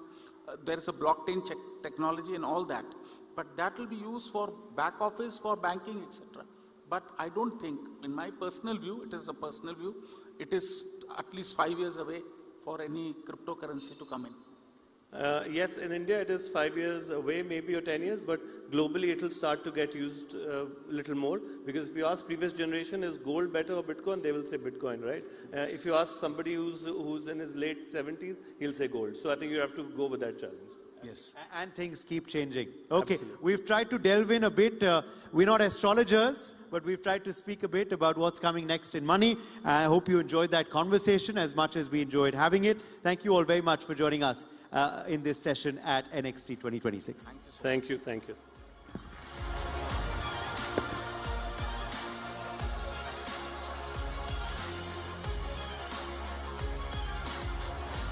Well, thank you, gentlemen, for that insightful conversation on what is the future of money. All right, moving on. We have a very special message from Colonel Eaton Stipp. He is an Israeli former fighter pilot, businessman, and commercial astronaut. In fact, he became a private astronaut after having traveled in the Axiom Mission 1. So let's quickly hear that video message that Colonel Eaton Stipp has sent for us. This distinguished gathering at NXT 2026, initiated by the Honorable Shri Sharma, whose vision has helped establish this platform for thoughtful discussions, new ideas, and meaningful international engagement. We are here today to celebrate space, or Vyomatsav as it is called in Sanskrit. This is the name given by CMS School in Lucknow to the inspirational mission to space last year of Group Captain Shubhanshu Shukla, leading AX-4 to the International Space Station. Shuks followed in the footsteps of astronaut Rakesh Sharma, contributing to a new chapter in India's ambitious human spaceflight program, Gaganyaan. Space is no longer only a frontier of exploration and wonder. It faces new challenges, as it has also become the domain shaped by complex geopolitical fragmentation. At the same time, the acceleration of space commercialization offers remarkable opportunities. It brings together innovators, entrepreneurs, and investors willing to share knowledge and risks in one of the most dynamic sectors of development. Building infrastructures in space is no longer a distant vision. It is becoming a reality. Private space stations are being planned and assembled, including orbital research laboratories, manufacturing platforms, data centers, and even processing capabilities in orbit. Yet, protecting these infrastructures remains a significant challenge, whether from space debris, increased congestion, or potential hostile activities. From space, however, we gain one of the most powerful perspectives possible on our own planet. We can better understand climate change and improve our ability to protect life on Earth. One of my most meaningful experiments on the ISS involved Earth observation, recording severe thunderstorms and supercells. During orbital nights, which last only about 45 minutes, I would film storms from the cupola, searching for unusual lightning phenomena known as TLEs. The data collected was immediately downloaded and shared with researchers and the public around the world, because space is for all, regardless of background, education, or age. Artificial intelligence is accelerating at an unprecedented pace, transforming many aspects of our lives and raising important questions. One of them is simple. Can AI truly be creative? In space, however, I learned to rely not only on technology or AI, but also on NI, natural intelligence. Having experienced astronauts beside you makes all the difference. People like Scott Kelly or Mike Mullane, who are with you in Delhi, represent the value of human judgment, experience, and teamwork. In recent years, I have been following with great interest the remarkable achievements of ISRO. And it is truly inspiring to see India steadily emerging as one of the world's leading nations in space exploration. So let us continue to explore, because the greatest discovery we make in space may ultimately be a better understanding of ourselves. Thank you very much.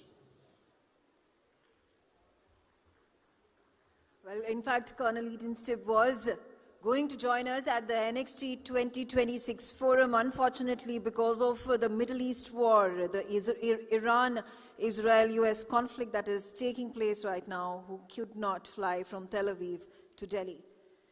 All right, in fact, there was yet another member of parliament, yet another legislator from Spain, Agustin Almodovar Barcelo. He is the member of the Senate of the Spanish Senate since 2023. He has also sent us this video message in lieu of his absence at the NXT 2026 forum. He was also supposed to fly down here in Delhi to participate. Unfortunately, because of the circumstances, the geopolitics that is in turmoil, he was not able to attend the summit. Let's take a look at that message. Ladies and gentlemen, unfortunately, due to the current international circumstances, I am not able to be with you in person today. However, it is a truly pleasure to join you virtually and contribute to this important conversation. It is a privilege to address you from Spain and to participate in this important forum in India, a country that represents technological ambition, digital capability, and global momentum. Allow me also to recognize the importance of Next 26 Parliamentarians Forum, a remarkable platform that brings together policymakers, innovators, and global leaders to exchange ideas and explore solutions to the major challenges shaping the world. Spaces like this are increasingly valuable because the future of our societies will depend on our ability to connect political leadership, technological innovation, and international cooperation. And I would also like to express my sincere gratitude to the founder of Next, Member of Parliament Kartikeya Sharma, whose vision and leadership have made this forum possible. Initiatives like this demonstrate how dialogue between nations and institutions can inspire new ideas and help us build a more innovative, connected, and forward-looking global community. Before speaking about artificial intelligence and smart destinations, let me start with a simple but fundamental truth. Tourism is not a secondary industry. Globally, tourism represents around 10% of GDP and 1 out of every 10 jobs worldwide. For many countries, it is a key driver of economic growth, territorial development, and social opportunity. Tourism creates prosperity where other industries cannot. It revitalizes regions, creates employment, and connects cultures. But in the 21st century, there is a new reality. Tourism success must be governed, because successful without management can quickly turn into instability. And this is where artificial intelligence becomes transformative. Today, the world is breaking tourism records once again. More travelers, more connectivity, more spending, but also more pressure on infrastructure, the environmental and local communities. The key question has changed. It's no longer how do we attract more tourists. The real question today is how do we manage success in a way intelligently. Artificial intelligence allows destinations to move from reactive management to predictive governance, from improvisation to anticipation, from simply collecting data to making better strategic decisions. This is not just a technological change, it is a governance transformation. Allow me to share an example from Spain. I was born and live in a city that made tourism part of its identity. It is called Benidorm, in the province of Alicante. Today, Benidorm is proud to be the first certified smart tourism destination in the world. This certification requires meeting strict criteria in governance, innovation, technology, sustainability, and accessibility. Benidorm developed an integrated data system capable of monitoring visitor flows, mobility patterns, and resource consumption in real time. This allows the destination to anticipate peak demand, optimize services, and maintain a high level of tourism activity while protecting residents' quality of life. This lesson is simply but powerful. Technology is not a decoration. It is a decision-maker infrastructure. Artificial intelligence strengthens tourism governance in 3 key ways. First, predictive capacity, helping destinations anticipate demand, congestion, and risk before problems appear. Second, resource optimization, allowing public services, mobility, and infrastructure to adapt dynamically to a real demand. And third, sustainability intelligence, enabling destinations to measure environmental impact and adjust policies with precision. Artificial intelligence does not replace leadership. It strengthens leadership by allowing decisions to be based on evidence rather than improvisation. Countries that manage tourism intelligently strengthen their competitiveness, their stability, and their international reputation. And this is why India has a unique opportunity. India combines technological capacity, digital infrastructure, and scale. Very few countries are better positioned to integrate artificial intelligence into tourism governance. Artificial intelligence can help protect heritage sites, prevent over-tourism before it appears, balance regional development, and improve visitor experience. In short, it allows destinations to grow without destabilizing. Let me conclude with a final reflection. In the past, Countries competed to attract more tourists. In the future, they will compete to manage tourism more intelligently. Tourism remains one of the most powerful engines of economic growth and employment any nation can rely on. But leadership will not belong to those who receive more visitors. Leadership will belong to those who manage them the best.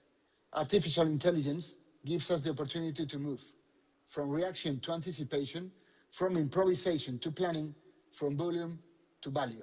And the countries that understand that this lead with the next area of global tourism will be the ones that will lead the world. Thank you very much.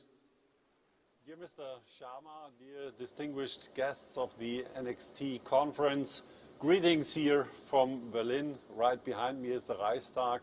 I'm very thankful for the invitation that I had received from you. Unfortunately, I cannot attend this year. We have a large schedule, many things to do here in Germany right now. So this year I'm unable to attend, but I would like to use this opportunity to express my gratitude that this conference is taking place in India. I think it's very important.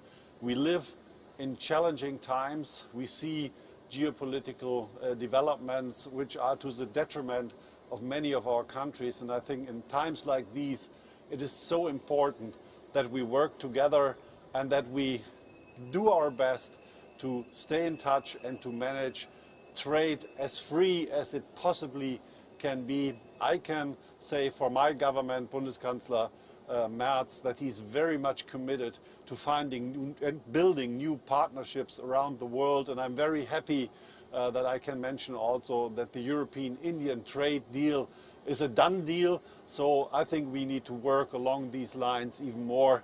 The more we work together, the more we trade with each other, the better for the world. And in that spirit, I hope that you will have a very fruitful conference. And as I said earlier, next time I'm more than happy to join and meet all the people from around the world. For today, I wish you the very best conference, a very good conference, and I hope to see you in some place at some time soon. All the best. Yours, Klaus Wiener. Ladies and gentlemen, distinguished parliamentarians and honored guests, it is a privilege to join you at the NXT 2026 Parliamentarians Forum. I also extend my sincere appreciation to Honorable Kartikeya Sharma for creating this platform for global dialogue. Let me begin with a simple picture of the near future. A doctor in a rural clinic uses AI to diagnose illness with the precision of a major hospital. A farmer relies on satellite data to protect crops from drought. A student in a remote village attends a virtual classroom connected to a world-class university. It is the promise of innovation, but there is another possibility. The same technologies accelerate misinformation, undermine elections, expose personal data, and concentrate economic power in the hands of a few. This is the paradox we face. Technology is advancing faster than the governance systems meant to guide it. Our task is not only to innovate, but to govern innovation with wisdom, courage, and foresight. Around the world, parliaments are confronting the same questions. How do we unlock the economic potential of new technologies while protecting privacy and fundamental rights? Do we encourage entrepreneurship while preventing misuse and harm? And how we ensure that innovation reduces inequality instead of widening it? These are not theoretical issues. Cyber attacks now target hospitals, financial systems, and democratic institutions. AI-generated misinformation can destabilize public trust in minutes. Digital disruption is reshaping labor markets faster than education system can adapt. Yet, the same technologies can drive economic growth, strengthen public services, and expand opportunity if governed well. Leadership today requires balance, enabling innovation to flourish while safeguarding the values that hold our societies together. 3 principles can guide us: trust, security, and shared purpose. The first one, trust is a currency of democratic governance. Without trust, even the most advanced technology will face resistance. Building trust requires transparency in how data is used, accountability for economic decisions, and clear rules that protect citizens' rights. Parliaments play a central role through legislation, oversight, and public communication. Trust cannot be legislated in existence. It must be earned through responsible leadership. Secondly, innovation without security is instability. Digital infrastructure now underpins our economies, our public services, our political systems. A single vulnerability can disrupt supply chains, financial markets, and national security. Security is not a barrier to innovation. It is a foundation that allows innovation to scale safely, from AI to quantum computing to cross-border data flows. Lastly, innovation must serve more than profit or prestige. It must advance human well-being.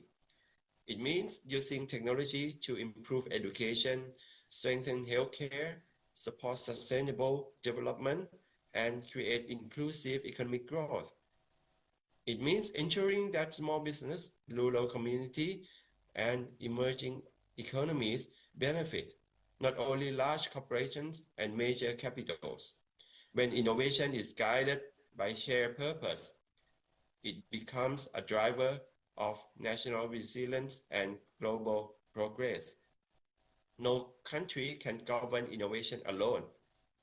Digital networks, supply chains, and knowledge flows are global. Standards of AI ethics, cybersecurity, and the data protection must be able to interoperate across borders. Emerging countries, especially in Asia, Africa, and Global South, have a unique opportunity to leapfrog traditional barriers through responsible innovation.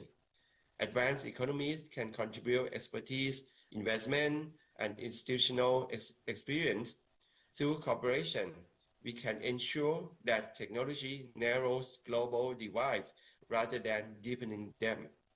So, I invite all of us, parliamentarians, innovators, and leaders, to reflect on 3 questions. Are we building innovation on a foundation of trust? Are we safeguarding the security of our societies in an increasingly digital world?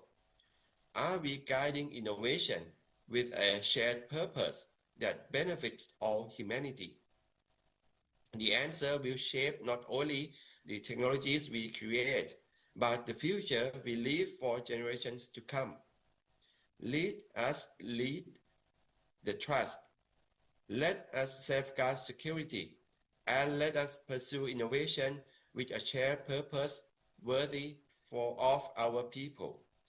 Because when innovation is governed wisely, it becomes more than technological progress.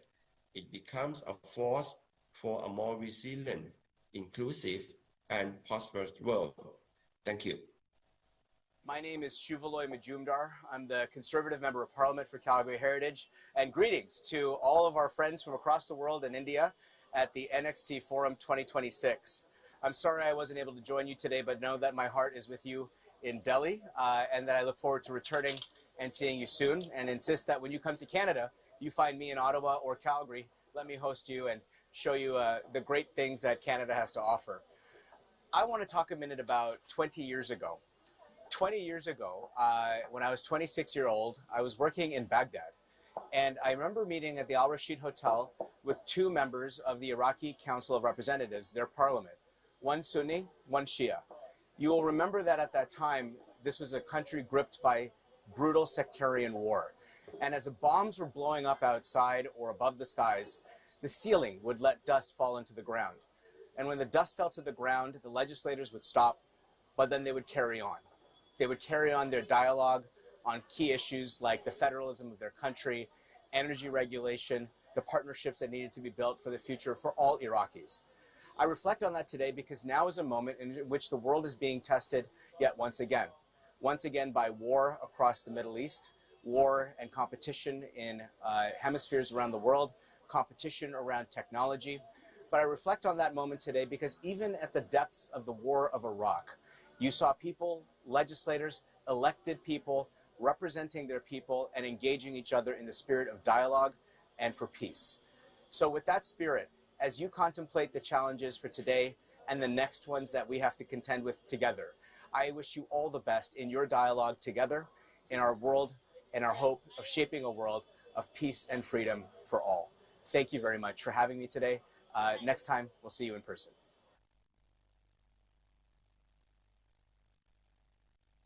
Ladies and gentlemen, let me begin by warmly thanking the Honorable Kitekeya Sharma for this kind invitation. History rarely moves slowly, but today it is moving at exponential speed. Artificial intelligence is transforming our relationship with knowledge. Energy transition are reshaping the balance of the world, and new partnerships are redefining international geopolitics. In this new world, the most valuable resource is not oil, mineral, or even technology. The most valuable resource is vision. Vision to innovate, vision to cooperate, and vision to build a future that benefits humanity. India, under the leadership of Prime Minister Narendra Modi, is showing today our ambition and scales of a nation can help shape the future. Gathering like NXT Summit exists for one reason: to bring together those who imagine, design, build the world of tomorrow. So allow me to conclude with a simple convictions. The future does not belong to those who predict it. It belongs to those who have the courage to create it. Thank you. Good morning, distinguished parliamentarians, colleagues, and partners. It is an honor to address you in the NXT Parliamentarians Forum. I would like to begin by recognizing the impressive and long-standing leadership of legislators represented here today. However, I want to specifically address the leaders of tomorrow present here today. Because your commitment for better laws for persons historically forgotten is crucial. We especially need to act now to strengthen laws that protect people from sexual violence. Sexual violence remains one of the most pervasive violations of human rights across the world. It affects people of all ages, genders and backgrounds, but women, children and marginalized communities are disproportionately affected. Despite increased awareness, many survivors continue to face significant barriers when seeking justice. Too often legal frameworks lag behind the realities survivors face. Parliaments play a critical role in closing that gap. Legislation does more than define crimes and penalties. It signals what society stands for. It establishes accountability. And it shapes how institutions, from police and prosecutors to courts and support services, respond to survivors. However, effective legislation on sexual offences requires more than simply updating criminal codes. It requires a survivor-centered approach. This means ensuring that laws prioritize dignity, safety and access to justice for survivors at every stage of the process. First, legal definitions must be updated. Many jurisdictions still rely on outdated definitions of sexual offences that fail to capture the full spectrum of harm, especially including non-consensual acts that occur without physical force. Modern legislation increasingly recognizes that consent, freely given, informed and voluntary, must be at the core of how sexual offences are defined.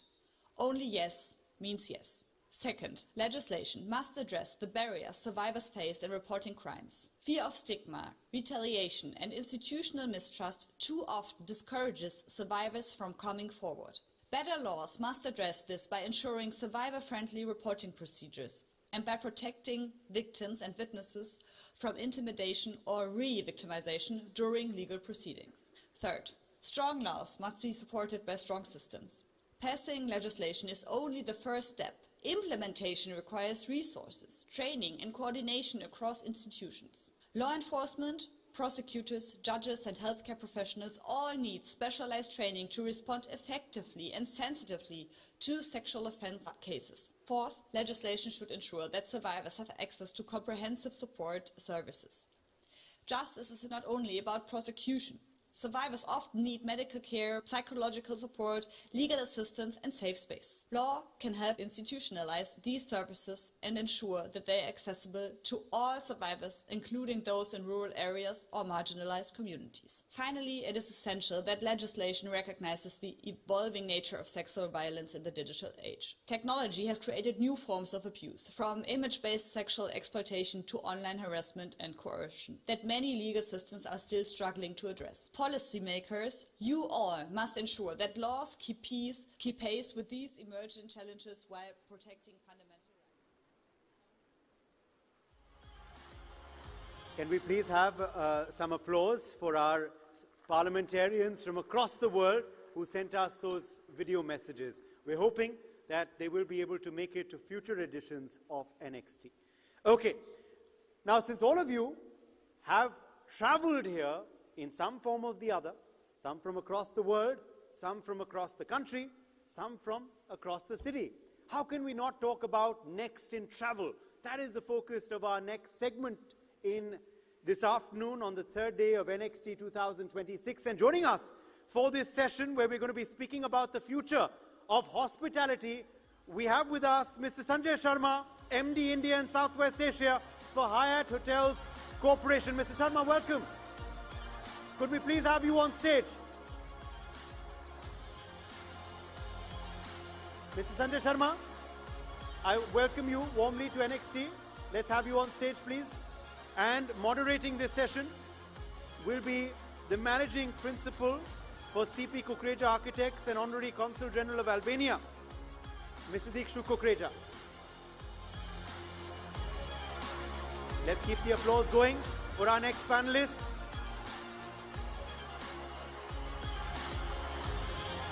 Dikshu Kukreja, for doing the honors, I thank you and hand the floor to you.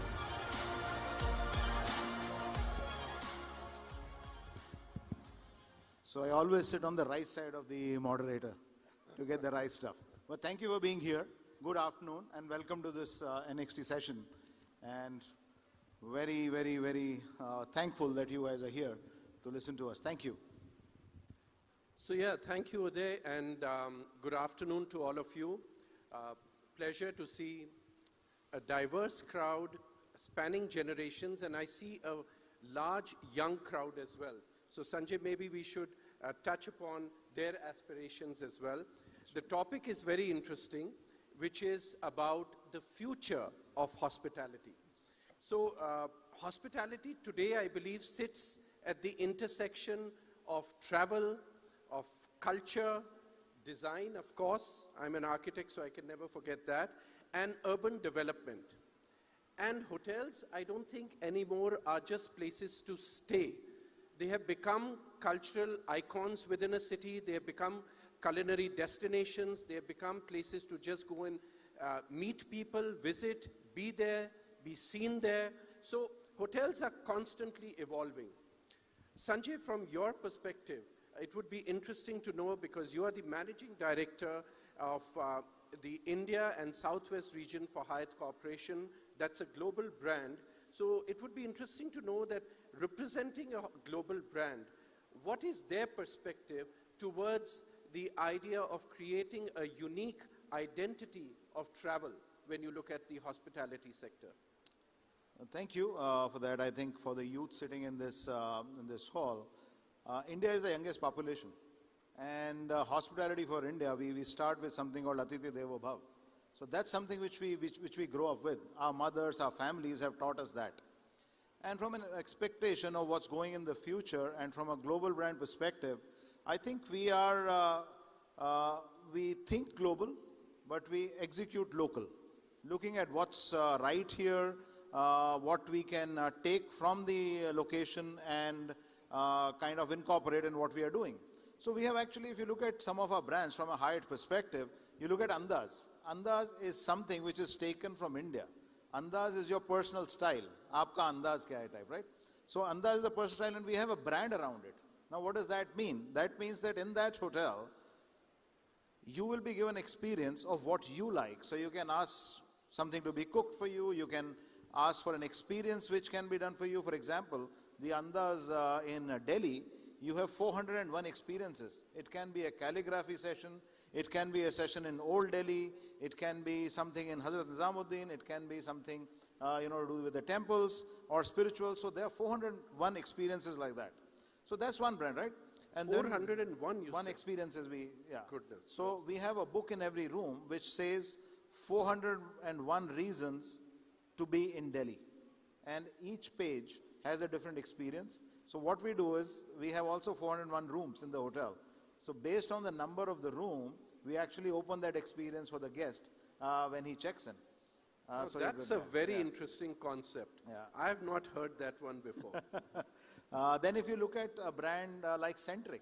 Now Centric is a brand which we look at the location and where we see that where we can put this hotel and people can walk to places of interest of that particular location. So we have a brand which goes into that location so that people can experience what's around it, whether it is museums, whether it is shopping areas, whether it is other things of interest from a heritage perspective as well. That's the other brand. The other one, which I'm really, really interested in, which I really think is going to be very good for India, is a brand called Alila. Alila brand. So now what we do in that is, we actually look at the location and we'll see that what can we take from the location when we build the hotel. So all our materials, we try and use what is available around so that we can give to the nature. We can look at how we can get ourselves immersed in the nature which is around the hotel. Whether it is the locality, whether it is the community, whether how the hotel is being built, what materials we are using. So that's and it's luxury. It's So leisure is luxury. that something which is just confined to the Alila brand? Or that was going to be my next question to you really, that how do you look at design, development, storytelling as a part of the hospitality experience for a guest traveler? You took up, there's one word which I would take from that is storytelling.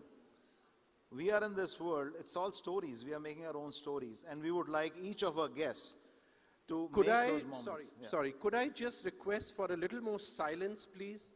It's going to really help because you are going to get some tricks and secrets of where you should be staying or what you should be looking at next time you're planning a vacation or going out with your friends, where you should be staying or what you should be seeking from that hospitality brand. So let's hear it carefully from Sanjay. So a little bit of silence, please, shall be appreciated. Carry on, Sanjay. Yeah, so as you said, so we look at experience. Storytelling is something which we really want.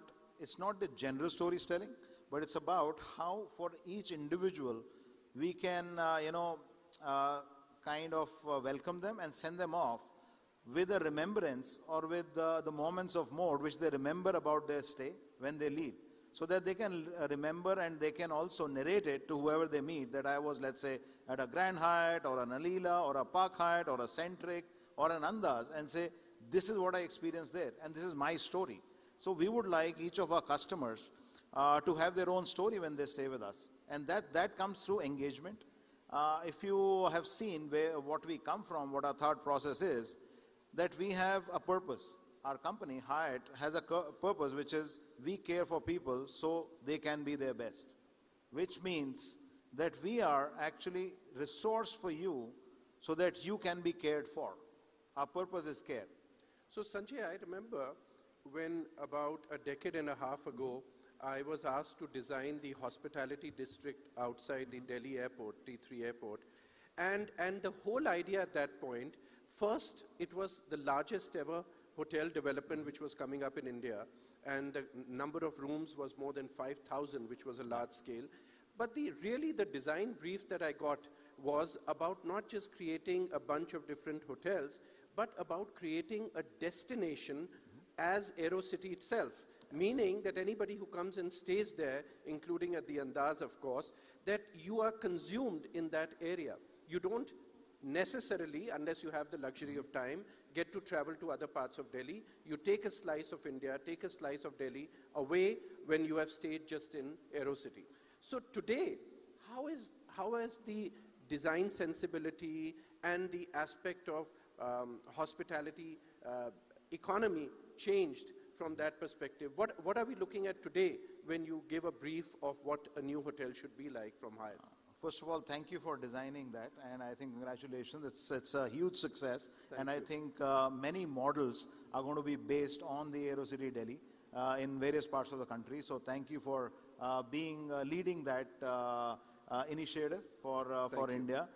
So I think a big round of applause for them to actually designing that and giving us something which can be replicated throughout the country.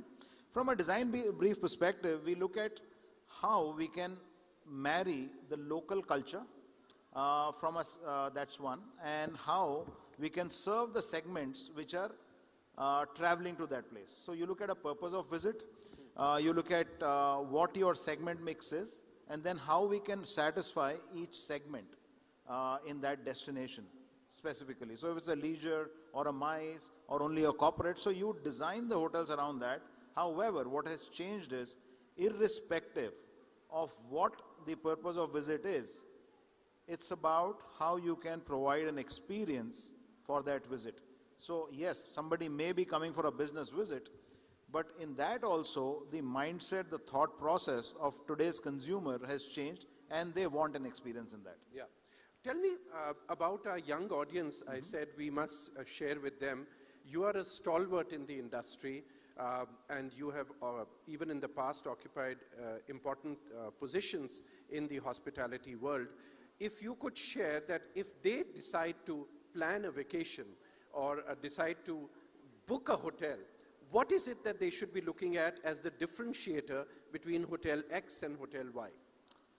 So great question, and stalwart, no, because that makes me feel old. So I would say I'm just, every year I get new experiences, but I think for the younger generation, it depends where they are going. However, they should look at the brand.com and not at what the sites which are available on the web, because a brand website will show you all the experiences which the other sites may not show. So when you look at the hotel site or you go to the brand.com website, you will see what are the experiences, what are the restaurants, what are the experience in the restaurants, and what you can do. So it gives you, it opens up the entire world, and it also takes you, for example, for Hyatt, it takes you to the world of Hyatt. And there is where you see a lot of opportunities, a lot of benefits, and also once we have that relationship with us, loyal to us, we are loyal to you kind of a thing, you will see how those benefits will take you through to various hotels and destinations. That's a good idea. Keep this in mind, guys. It's about brands.com. Yeah. Let's do something fun here. I was thinking, why don't we do a lightning round, a rapid fire to Sanjay of aspects of hospitality, future of hospitality. So Sanjay, here I go. So I have a very good answer for each question. How do you know the questions? You just walked in. I don't need to know the question. The answer I know. You can have your question. My answer is no comments. No. No comments is a disqualifier. So let's go with this. Okay. One hospitality concept or trend that you believe is overrated today. So I think I'll talk about India specifically, where initially we used to say, okay, we don't have enough foreign visitors coming, or foreign visitors were actually kind of giving into the hotels. The percentage was very high. But in today's time, the way the government has taken initiatives, the network, the connectivity, now the market has changed, and we are actually seeing something which is going to last forever now, is domestic tourism. So earlier, the foreign travel was kind of rated very highly. Right. However, if you look today, the percentage have completely changed, and we are now dependent, or we are not dependent on anything, because our domestic travel has increased so much. Of course. Okay, next one. One small change hotels could implement tomorrow that would dramatically improve the guest experience. And give us a quick one on that. So integrating AI with Atithi Devo Bhav. Fantastic. Technology with our own culture. Yeah. If you could bring one idea or practice from another industry into hospitality, what would it be? I think I would bring care from other industries, whether it is... Bring what, sorry? Care. Care. So care, genuine care, like you may have in various places. Sure. If we can get into hospitality, that genuine care would be great. That is important. What will matter more in the future hotel experience? Would it be technology or would it be human service?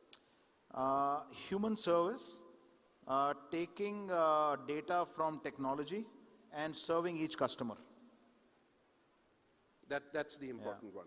From an investment perspective, what is one emerging hospitality opportunity in India that excites you the most? Luxury, how we are now getting into luxury, and also the destinations which are opening up, which were not earlier connected well. Now the connectivity is so good, whether you look at Uttarakhand, whether you look at other places in India, they're connected so well. So that's a great opportunity, and we want to go there and see. So I have actually been part of and witnessed Newsx Media talk about this on their channel as well, that how the infrastructure growth, and I think Uday, you did that story once, how infrastructure growth leads to economic growth in various aspects. So tourism is one such where, like you said, the domestic market has opened up so much because there were areas you could not reach out to earlier, and today they become so easy to travel. Look at what it's doing, the connectivity. It's fueling not only tourism growth, but how it is uplifting communities and whatever is happening around it. So it's an upliftment of the entire nation from that perspective. Yeah, I agree. So I'll continue this rapid fire. One factor that investors often underestimate when they are evaluating hospitality projects. So sometimes one needs to look what is required by the location and not by what they want. Yeah. So you need to see. So not to have preconceived ideas. Yeah. Right. Sanjay, the next one is one destination in India that you believe is still unexplored and is the next hot one that people should think of visiting. I think our hills are underserved. So I think we need to get a lot of hotels in our hills. Like we are doing something in Lansdowne, Alila in Lansdowne. We are doing an Alila in Coorg. We are doing an Alila in Igatpuri. So I think we need to advertise, and we need to communicate more on these destinations.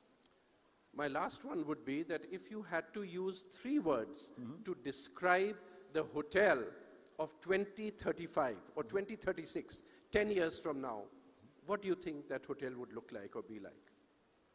I personally would, if I would go and stay in a hotel, I would want the warmth of home, and I would want, from a technology perspective, to have the world within my grasp.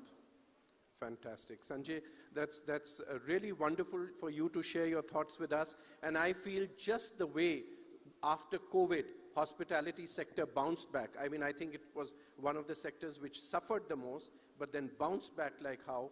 With the world today in its war and strife that is going on, I do hope and believe that it's the same bounce back that the hospitality sector is going to bring. And I, as a designer of hotels, feel that they are great opportunities to be able to demonstrate the culture, the tradition, the legacy and history of that country and bring out and create masterpieces. I think we have, we actually, this is in our blood, this is in our DNA, because we coined this thing, Atiti Devo Bhav. That means any guest is like God. Like so God, if we can coin that, I think we need to live by that. Absolutely. I couldn't agree with you more. Thank you, Sanjay. Thank you for being here. And compliments to NXT. It's a great platform for us to exchange thoughts and ideas. So thank you, audience. Thank you. And I think kudos to Karthik to organize this.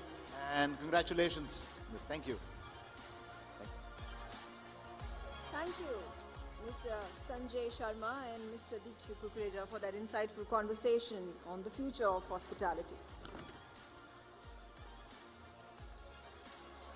Well, we will shift our focus to yet another session. We're talking about philosophy. What is the future of it? The theme of the next session is modern parallels, Confucius, Vedas and Western philosophy. And to join this panel, let me welcome very warmly Shri Sudhanshu Trivedi ji, Member of Parliament, Rajya Sabha. Sir, we welcome you on stage. We will also be joined by Professor Han Song Lee. He's from the School of International Service, American University.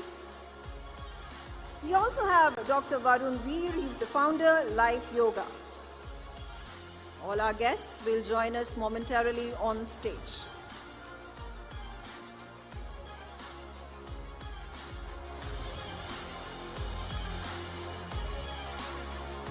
All right, ladies and gentlemen, a huge round of applause. We have Professor Han Song Lee, we have Dr. Varun Veer, and we have Shri Sudhanshu Trivedi. And the panel will be moderated by Mr. Uday Pratap Singh. He is Senior Editor, Newsx.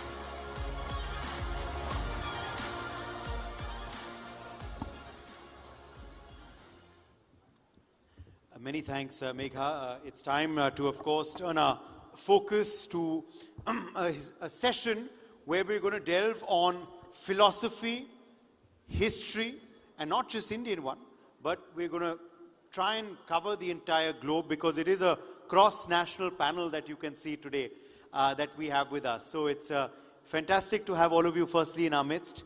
And Sudhanshu Trivedi ji, let me begin with you first.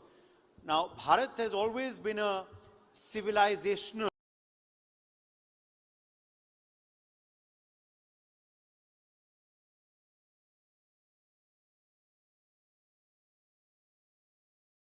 progress, our perception abroad, and development within as well. But how much are the ancient Vedic philosophies continuing to guide the policy and vision for India's direction ahead? Actually, India is not just the only ancient civilization. There are several ancient civilizations of the world. But we are the only living ancient civilization of the ancient world. Because all other civilization, whether you start from eastern part, the Chinese civilization, to the Mesopotamian, to Babylonian, to Greece, to Roman Empire, to Inca, Maya, Aztec in the American continent, most of them has finished and they are just in the history textbooks. They are not living as it is. In India, if you will see, like at the time of Vedic age, if the fire was built up and on that taking 7 rounds of fire, a couple used to get married, so is the same thing is happening with the same mantras, that is shows the living civilization. Now, you have said that how it is influencing our modern day approach. In this Bharat Mandapam itself, you have seen that the G20 summit has happened. And Prime Minister Shri Narendra Modi has given one word, one earth, one family. That is being categorically derived from the Vedic concept of Vasudhaiva Kutumbakam. Because it is a thought process which says that the world is entire family. Rather than it's much. They say that the nature is also one family, the universe is also one family. Here in your topic, if I say, the parallel between the Western philosophy and the Eastern. So there is a very significant parallel between the Vedic philosophy and the Confucius philosophy and the Tao, Shinto, and Buddhist is just, you can say Hindu and Buddhist philosophy is just brothers. But there is a significant difference with the Western philosophy because the difference is in the definition itself. The definition of Western philosophy is a philosophy. It comes from 2 words, philo and sophia. Phil means who the lover. Sophia means books. So if you get indulged in the books, so it is believed that you will attain the knowledge. On the contrary, in Vedic concept, the definition of philosophy is darshan shastra. It's a Sanskrit word. It means just to visualize, just to see. It means in Vedic concept, book doesn't take you to the absolute knowledge. Books just take you at the doorstep. Then the knowledge you have to visualize. You are not creating anything. You are just visualizing that. That's why the Vedic seers are called the seers. They are doesn't call the philosophers. They are called the seers. And the second difference is, it is the only concept which accepts that everything is available everywhere. The Maya says, the definition of Maya is a Sanskrit word which names of Ma means no, Iya means this. Neither this, there are several parallel aspects are available. And lastly, Vedic philosophy also, I think it's a very rare philosophy in which the abstract science is very much there. All of you might have heard the word Vedic mathematics. Mathematics as a part of religious texts, I think you will find nowhere in the world. Ayurveda, that is a categorized medical science even accepted by WHO and by name itself is a part of Vedas. So medical science as a part of religious texts, mathematics as a part of religious texts, and several scientists have quoted themselves, like Erwin Schrödinger, who is considered one of the fathers of quantum physics, having a Nobel Prize in physics, and who has found the electron equation. In his book, 1964 book, My View of the World, there is a complete chapter, the Vedantic version. So I think there are three things which makes this distinctly different from the Western philosophy, but close to the Eastern philosophies. And before I go to the rest of my panelists, a quick question personally for you as well. Now you're dealing with realpolitik on a daily basis because you are, of course, a sitting member of parliament. How do you imbibe ancient sort of civilizational principles, values, teachings into your daily life and daily decision making as well? Actually, if you look, the fundamental concept of Vedic philosophy is there is no compartment which is distinctly different. Everything is interconnected and interwoven. From a person, there is a very strong institution interconnected, that is a nucleus family, husband, wife and children. Then another strong institution that you call family, your relatives, the blood relatives. Then another strong institution which you call caste. Then comes the class. So a concentric system goes on which you feel every time in your life, even in politics. Somebody will think that this is a little bit different or maybe some controversial angle.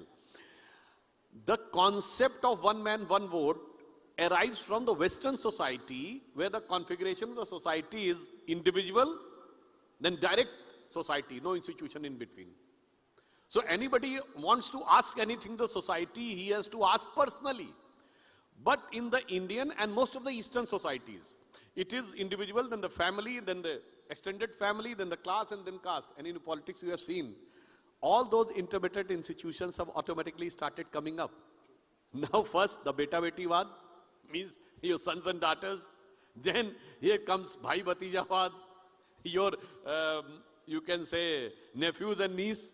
Then comes the casteism, then comes the class, then comes the society. So those things are also very much present and dominating and deciding the course of politics in today's society. Absolutely. Professor Lee, let me get you in here next for a perspective, of course, from abroad as well. In the West, there is this concept of rights. That is, you know, at the fulcrum of everyone, of individuals. In the East, there is a concept of dharma or duty, which forms the fulcrum of decision-making and people's identities. Can the two be balanced, or is it, you know, practical to say that in a modern state, the two will always be at conflict with each other? Thank you so much for this great question, and it reminds me of how we ended the previous panel with Aditi Devopava. The idea of the Aditi Dharma is one of the many dharma that we have.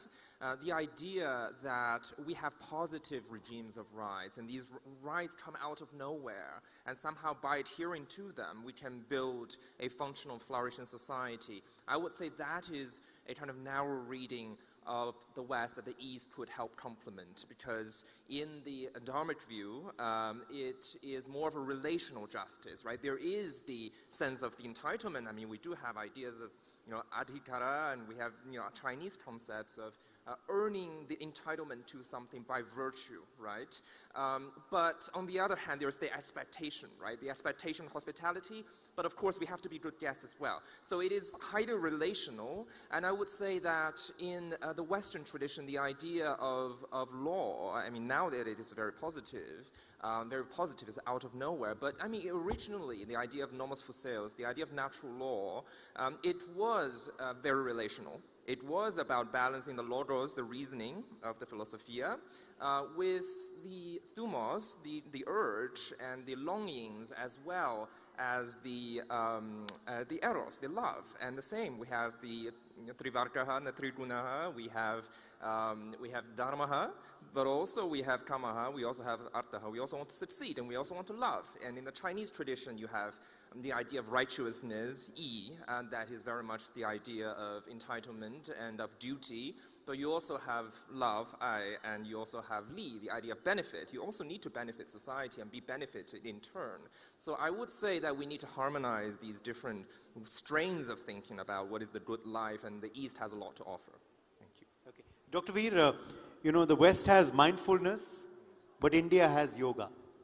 The modern form of yoga, the true form of yoga, and the sadhana that one gets from it.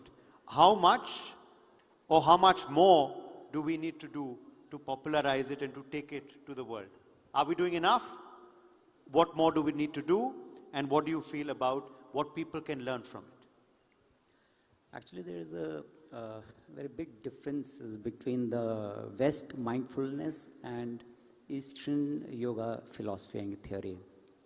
If you see the West, they believe in body, they believe in breath, they believe in mind, but they don't believe beyond the mind. Eastern philosophy, we believe in body, we believe in breath, we believe in mind, we believe in wisdom body, then we believe in blessed body, Panch Kosha. Body, breath, mind, wisdom body, and your soul. Annamaya Kosh, Pranamaya Kosh, Vijnanamaya Kosh, Manomaya Kosh, and Anandamaya Kosh. We focus on entire personality. The West don't go beyond the mind, and if I'm not wrong, before 9th century, West did not believe a soul in woman body. So they think soul is only in the man body, not in the woman body. So if you see the philosophy of yogic philosophy, yes, we touch from A to Z. We focus in entire personality, and which is the main purpose and main aim of the humanity, the blessed body, Atma Sakshatkar. Yes, we are not doing sufficient work to show and spread the scientific spirituality inside the India and outside of the India. Yes, we need a lots of work on that, especially if we can add this scientific spirituality into the school syllabus. So it will be more easy to spread this spiritual right and positive knowledge across the India or across the globe also. So yes, especially in the education system, we have to add this scientific, spiritual, yogic knowledge. So Dhanshuji, we are seeing a very fractured West currently.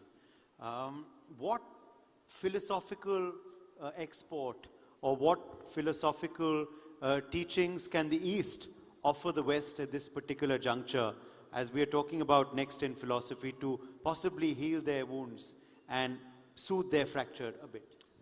Actually, the basic fundamental of the logic of the West and the East is different. But you look what the science says.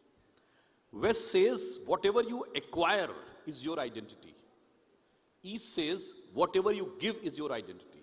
Now if you ask if this is looking red, why it is looking red? Because this is reflecting the red wavelength and absorbing the rest. So whatever it has reflected is the identity, not it has achieved is the identity. Second thing, Western philosophy says whatever is visible is the reality. Eastern philosophy says whatever is visible is a mystic thing, illusion, maybe illusion. Like it is red, what the science says. It's having all the vibration, all the wavelengths except red, because red has been reflected. So if you are saying it is red, it means that the fact of the matter is red wavelength is not inside. So whatever is visible may be an illusion. So that's why, and on the social angle, West says the philosophy like, if you have all money, then you can be satisfied, like what Karl Marx has given. Then Sigmund Freud comes, who said, no, no, no, no. Physical pleasure is a more significant. If you have physical pleasure, you will be having happiness. Then another French philosopher comes who said, no, name and fame is most important. If you are famous, then you are most happy. But if you come to Kumbh Mela, where you see the Naga sadhus, who are having nothing, even not clothes on their body, then they get perplexed. Why they are so much happy? Despite having no money, no physical pleasure, and no name and fame. So I can say in one couplet in Hindi that symbolizes the difference of the Western philosophy with Indian philosophy, कि वो सुख खोजें भौतिकता में, मदिरा में मांस की बोटी में. वो सुख खोजें भौतिकता में, मदिरा में मांस की बोटी में, ये भस्म रमाए अपने तन पर खुश हैं सिर्फ लंगोटी में. Means on one end, they try to search for happiness, for wine, dine and physical pleasure. On the other, they attain the blissful happiness by sacrificing everything. So I think even the science is giving the same thing, and the society is also signifying the same thing. And one more thing, 50 lakh foreigners have come in Kumbh Mela.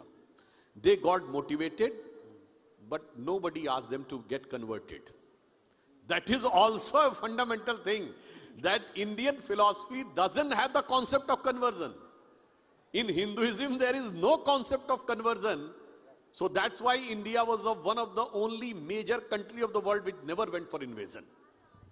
Yes. For our foreign guests here, if you ever want to take a lesson or two in Indian prose and Indian couplets and poetry, you know who to come to for the best teachings, Mr. Sudhanshu Trivedi ji himself, who's known for his oratory in Parliament and outside as well. But Professor Lee, you know, now taking a perspective on Confucius as well, bringing him into the conversation. Confucius and Vedas both emphasize social harmony.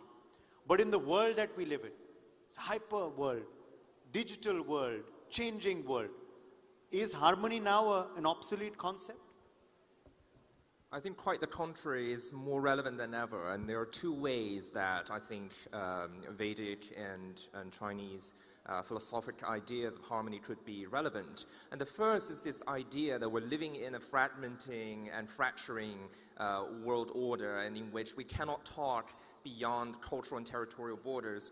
And if you look at the epistemic humility, right, of the Eastern traditions in the Ramayana, and this is a shout out to our friends from Sri Lanka, the king of Lanka, Ravana, and had this debate with Vipassana, the virtuous remonstrator, and over what to do with Hanuman, another deity in the Hindu tradition.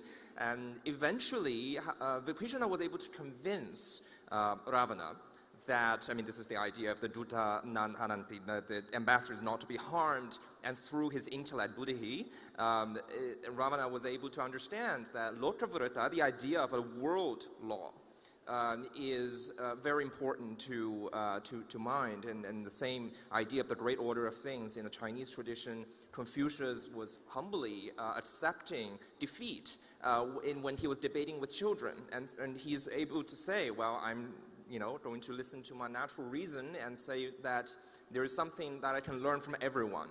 So that is one kind of harmony. The other kind of harmony is the harmony between human beings and nature, and that's something that the Vedic tradition has a lot to teach us. And I often tell my Western European American readers of Kautilya, of Chanakya, who think of Kautilya as simply a Machiavellian teacher of tricks. I tell them, not only does Chanakya have a very robust sense of justice, is very dharmic as well, but also he's an ecological thinker. He has this idea of the sarvatiti mrugam, the idea that we want to create a world in which animals also feel welcomed as guests. That is an ecological vision, and I think you also find that in Chinese Confucianism as well. So how do you harmonize human relations with nature? How do you harmonize between the relations between states and peoples and polities and cultures? Those are things we can learn from the Indian tradition, the Chinese tradition. Dr. Veer, there are a lot of youth here today, a lot of youngsters in the audience as well. This is part of what is called Gen Z these days. In Gen Z, there are new terms, of course, coined every day, but there's the hustle culture. Everyone wants to hustle. They say there's an age to hustle, but this also leads to burnout then. Now, if we talk about Vedic Vairagya, the concepts of detachment that can be drawn from them, how can those teachings help this generation of today better their life and not burn out, hopefully? So it's not a theory, it should be in practical way. So if you give lesson to anyone else, it's just a theory. So again, see if ahar nidra bhay maithunishche nir nirnam dharmo hi tesha madhiko vishesha dharmenhina pashu visamana. What's the differences between the human and the animal? I have an appetite, I feel hungry. The animal also feel hungry. Ahar, nidra, I sleep. Animal also sleep. Bhay, mujhe bhi dar lagta. I feel fear. Animal also has a fear. मैथुनिश्चय, मुझमें भी बच्चे पैदा करने की क्षमता है, मनुष्य में. जानवर भी बच्चे पैदा करता है. Animal also can have a cultivation power, birth power. But what's the differences between the animal and human? Dharmo hi tesha madhiko vishesha dharmenhina pashu visamana. The buddhi, the wisdom, that should be a wise wisdom, not a religious wisdom. It should be a spiritual wisdom. Not dharmic buddhi, but dharma buddhi. Not a religious, but it should be a spiritual buddhi. So that can define, and that education we need in the syllabus. When we are going to give this practical education, then we can get. But yes, we're also following the Western philosophy. If you see our education system, it's not an Indian education system. It's not a Bharati Guru Shishya Parampara. There's a syllabus.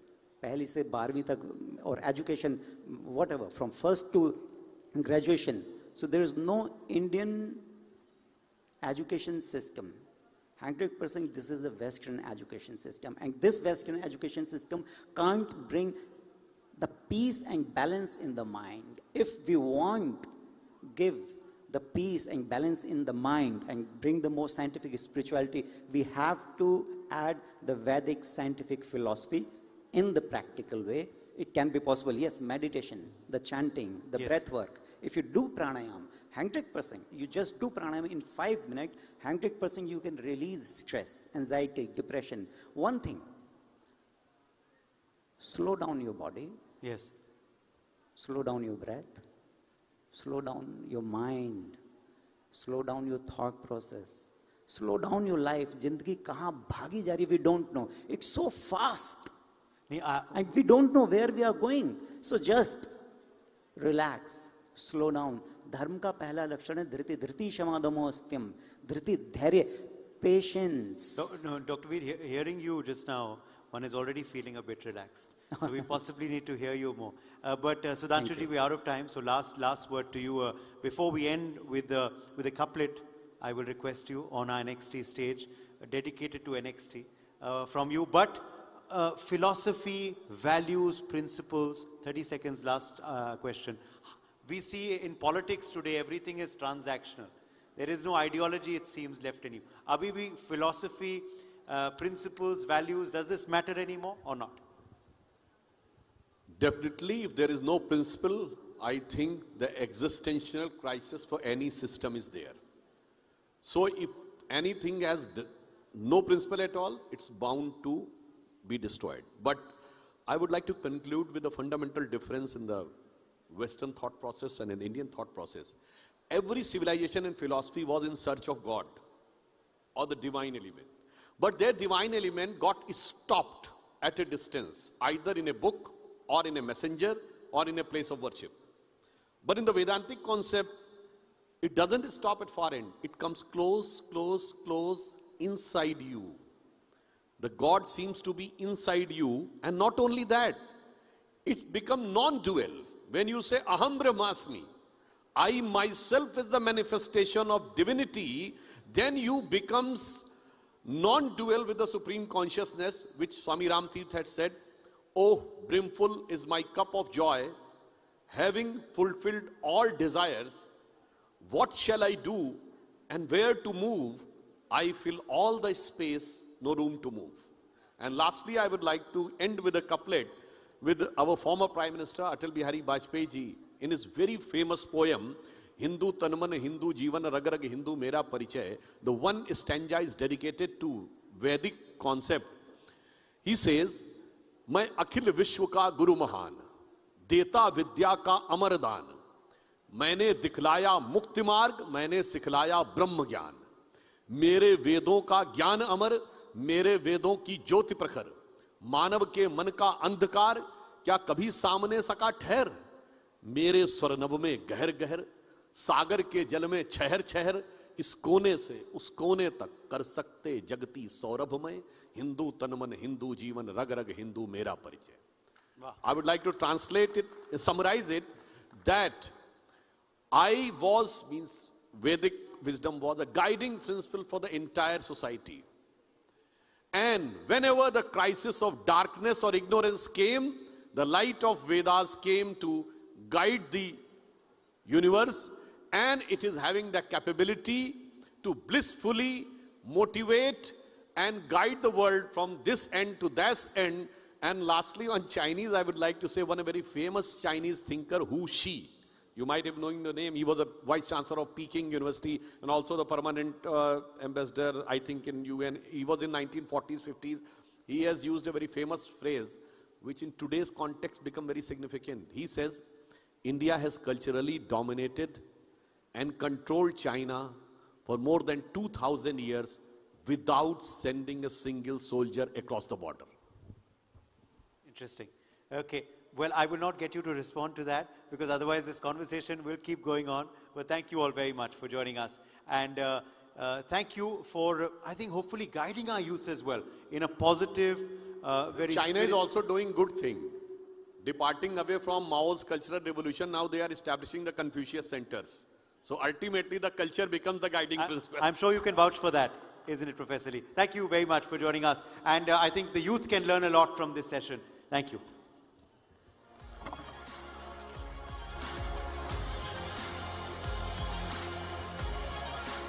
Thank you very much, Shri Sudhanshu Trivedi ji, Professor Hang Song Lee, Dr. Varun Veer, for joining us and having that intellectual conversation, much needed in today's fast times.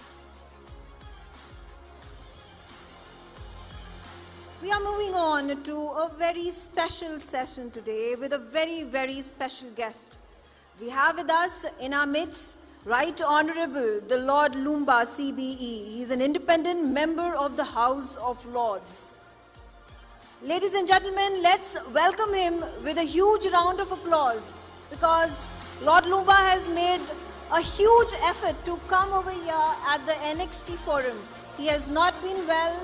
He has developed blisters in his feet, but he has still made that effort to come all the way here to New Delhi from London just to be part of our NXT 2026 Forum. He is the founder and chairman, trustee of the Lumba Foundation, and he has been recognized by none other than Prime Minister Narendra Modi and the former Prime Minister of United Kingdom, Tony Blair. Sir, the floor is yours.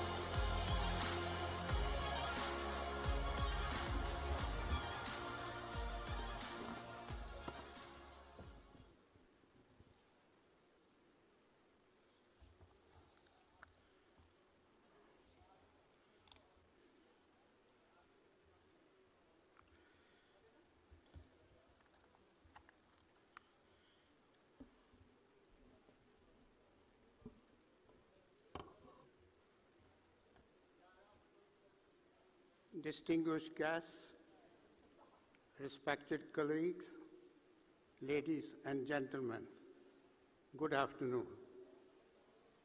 It is a great privilege for me to speak to you today about a subject that has shaped both my personal journey and my life's work, leading sustainable impact through philanthropy. Let me begin with a simple question for all of us. What is philanthropy? Quite simply, philanthropy means the love of humankind expressed through acts of generosity aimed at improving human welfare.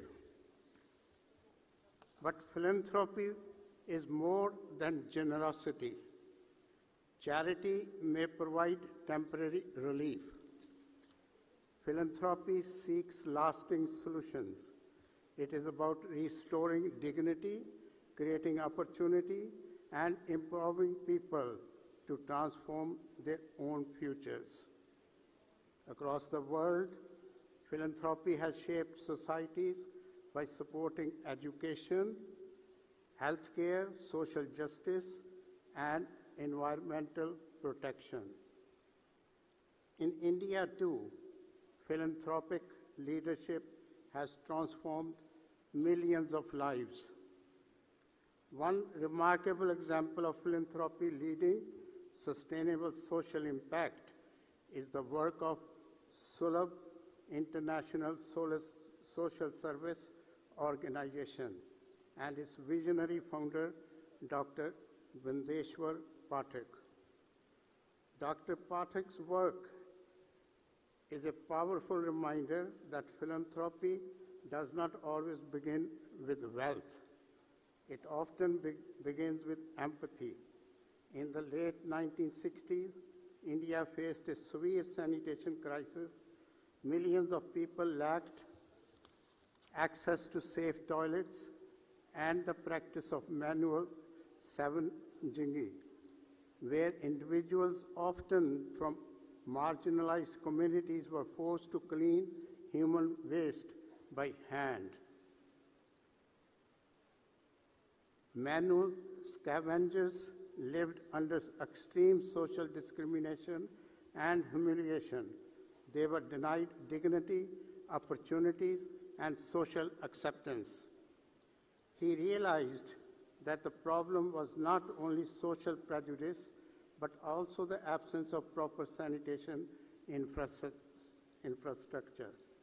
Without toilets, the cycle of manual scavenging continued.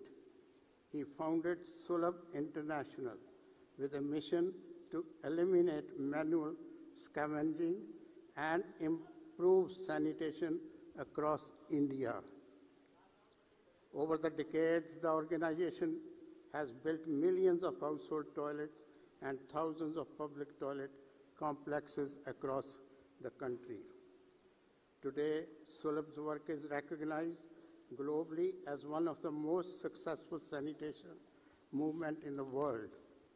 It demonstrates how philanthropy combined with innovation can from sanitation to social empowerment. Ladies and gentlemen, my own journey into philanthropy did not begin with an organization or a strategy. It began with my mother. When I was a young boy, my father passed away after suffering from tuberculosis, and my mother, Pushpavati Lumba, became a widow. At that time, widowhood in many parts of society carried not only grief, but also social restrictions. Soon after my father passed away, my grandmother, who herself was a widow, told my mother that she must remove her bindi, take off the jewelry, and change into plain white clothes. My mother had been a vibrant woman. She loved colors. She wore jewelry like most married women in India. But within hours, everything changed. The colors disappeared. The jewelry was removed. Society had decided that a widow must live differently. As a young child, I did not fully understand the customs or traditions, but I understood something else. I could see the pain in my mother's eyes, and that moment stayed with me. Years later, another moment changed my perspective forever. It happened on the day of my own wedding. Like most Indian weddings, the ceremony was filled with joy, rituals, and celebration. Family members gathered around the sacred fire, the Vedi. My mother was present, naturally proud and emotional on her son's special day.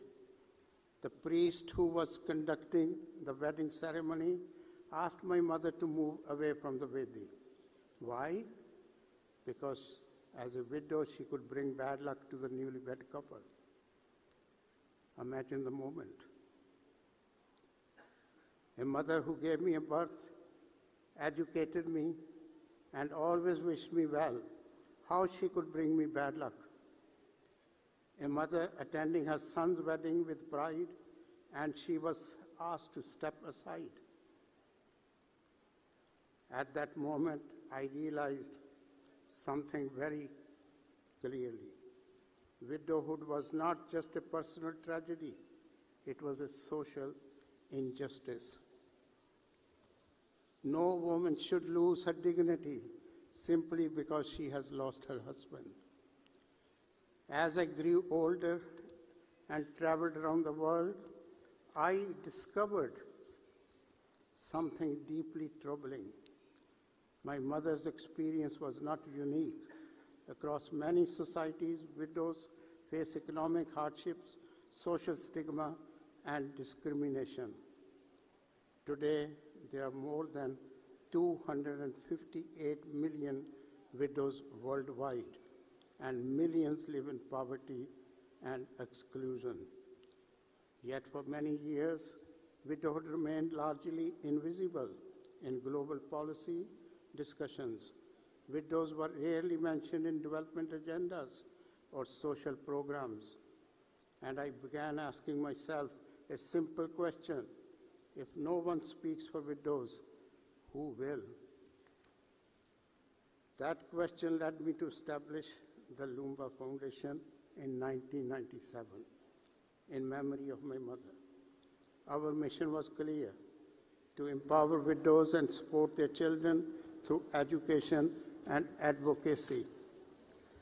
We believed that the most powerful way to transform a widow's future was through the education of her children. When a husband dies, the financial security of the family often collapses. Children are forced to leave school and enter low-paying work. Education breaks that cycle. Through scholarship programs, the foundation has supported thousands of children of poor widows in India. Education is one of the most powerful forms of philanthropy. But education alone was not enough. We also needed to bring global attention to the issue of widowhood. I launched International Widows' Day at the House of Lords in 2005, which takes place every year on 23rd June. After our tireless campaign, the United Nations adopted 23rd June at its 65th General Assembly in New York in 2010. It is a significant day, as it was on this very day that my mother became widow in Punjab in India in 1954. Today, this day shines a global spotlight on the challenges widows face and encourages governments to act. For the first time, widows were no longer invisible. From this journey, I have learned three important lessons about sustainable philanthropy. First, empathy must guide action. Real change begins when we truly understand the experiences of other people.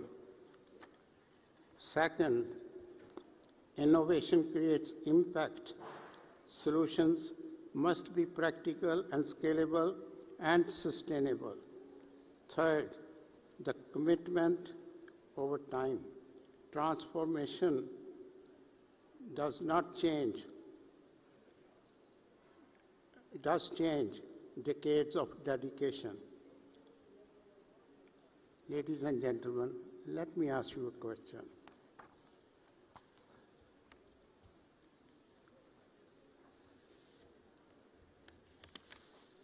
How many lives could we transform if every one of us committed to supporting just one vulnerable family of a widow?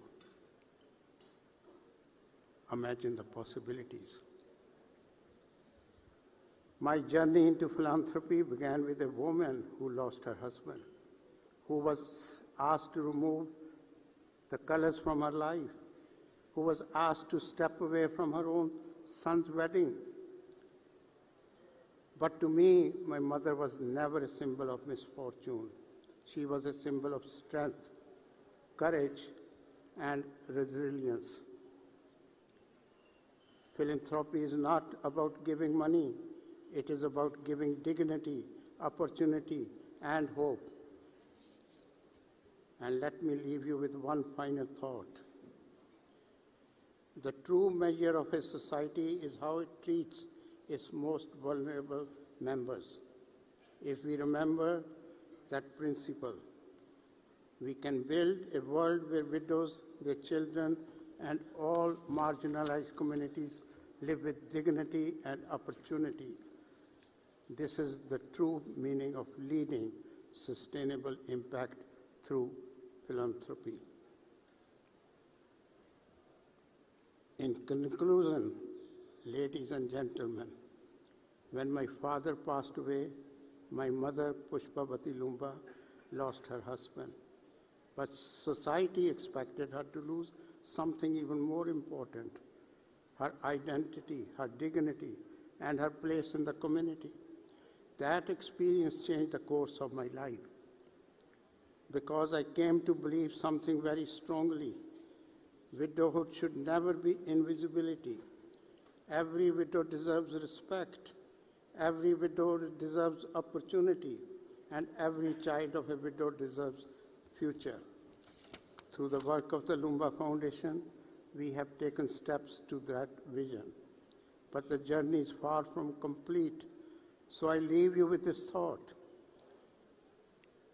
If compassion becomes action and action becomes commitment, philanthropy can change the destiny of millions. Let us work together to build a world where no widow is forgotten and no child is left behind. Thank you.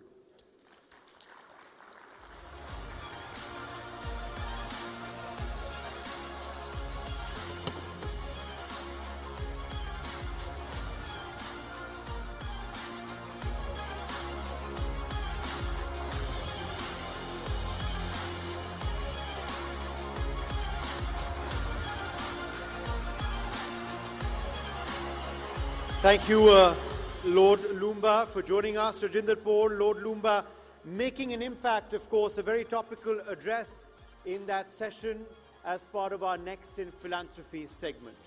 All right, let's quickly now move on to Next in Health Tech. Again, a path-breaking session that, of course, is lined up for you this third evening of the NXT 2026. And for his keynote address, I invite now Director AIMS, Professor M. Srinivas. Could I please have you on stage, Professor Srinivas, for this next session in Next in Health Tech. AIMS, of course, not just renowned in India, but renowned across the world. Director AIMS is with us for this keynote address. Welcome, sir.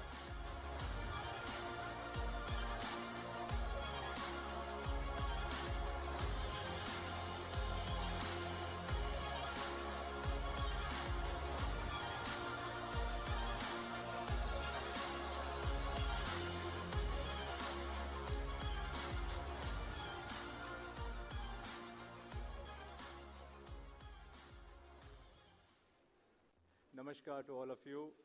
Greetings from AIMS family, an institution which is almost to the tune of 5,000 inpatient beds. Can I have my slides, please? So our greetings from institution to all of you. institution which is not just an hospital, but it's as a trinity mission of the patient care, teaching, learning, and research, and then we have added up the good governance also into one of the pillars today. I just want to take one journey through the institution day, that how does it look for us in one day in the institution at AIIMS, New Delhi. Look into the things. We get 5 million patients in outpatient department in a year, almost to the tune of 15,000 outpatient patients, and having an emergency of 800 or so, and doing a surgery of 1,000 patients and admissions of 1,000 in a day.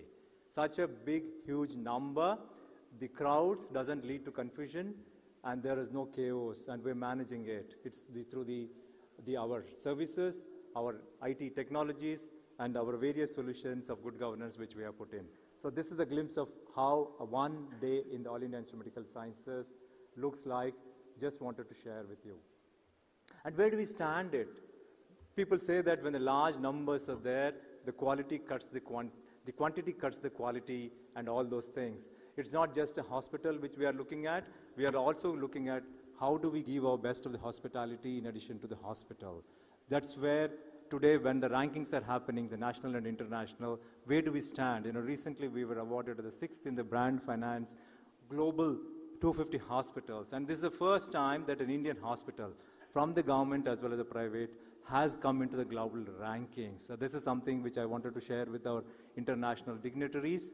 And then, where do we stand with the international Newsweek internationals and various rankings which are happening? For the first time in the history of the country, the institution has come within the 100 of the government and the private institutions in the country. And we're the #1 in the country, and we are 97th in the global rankings when you look into the best hospitals of the country. And then, of course, in our own institution, in our own rankings of the National Institutional Ranking Framework, we are #1 as a medical university, we are #1 as a medical hospital, and of course we carry forward the Trinity mission of the patient care, teaching, and the research as well. And then, are we not doing the research? Yes, definitely we are doing research, and we are #1 with respect to the research rankings, with respect to the things. The people always say that hospital is supposed to just take care of the patients or so. It's not just beyond. We go beyond that.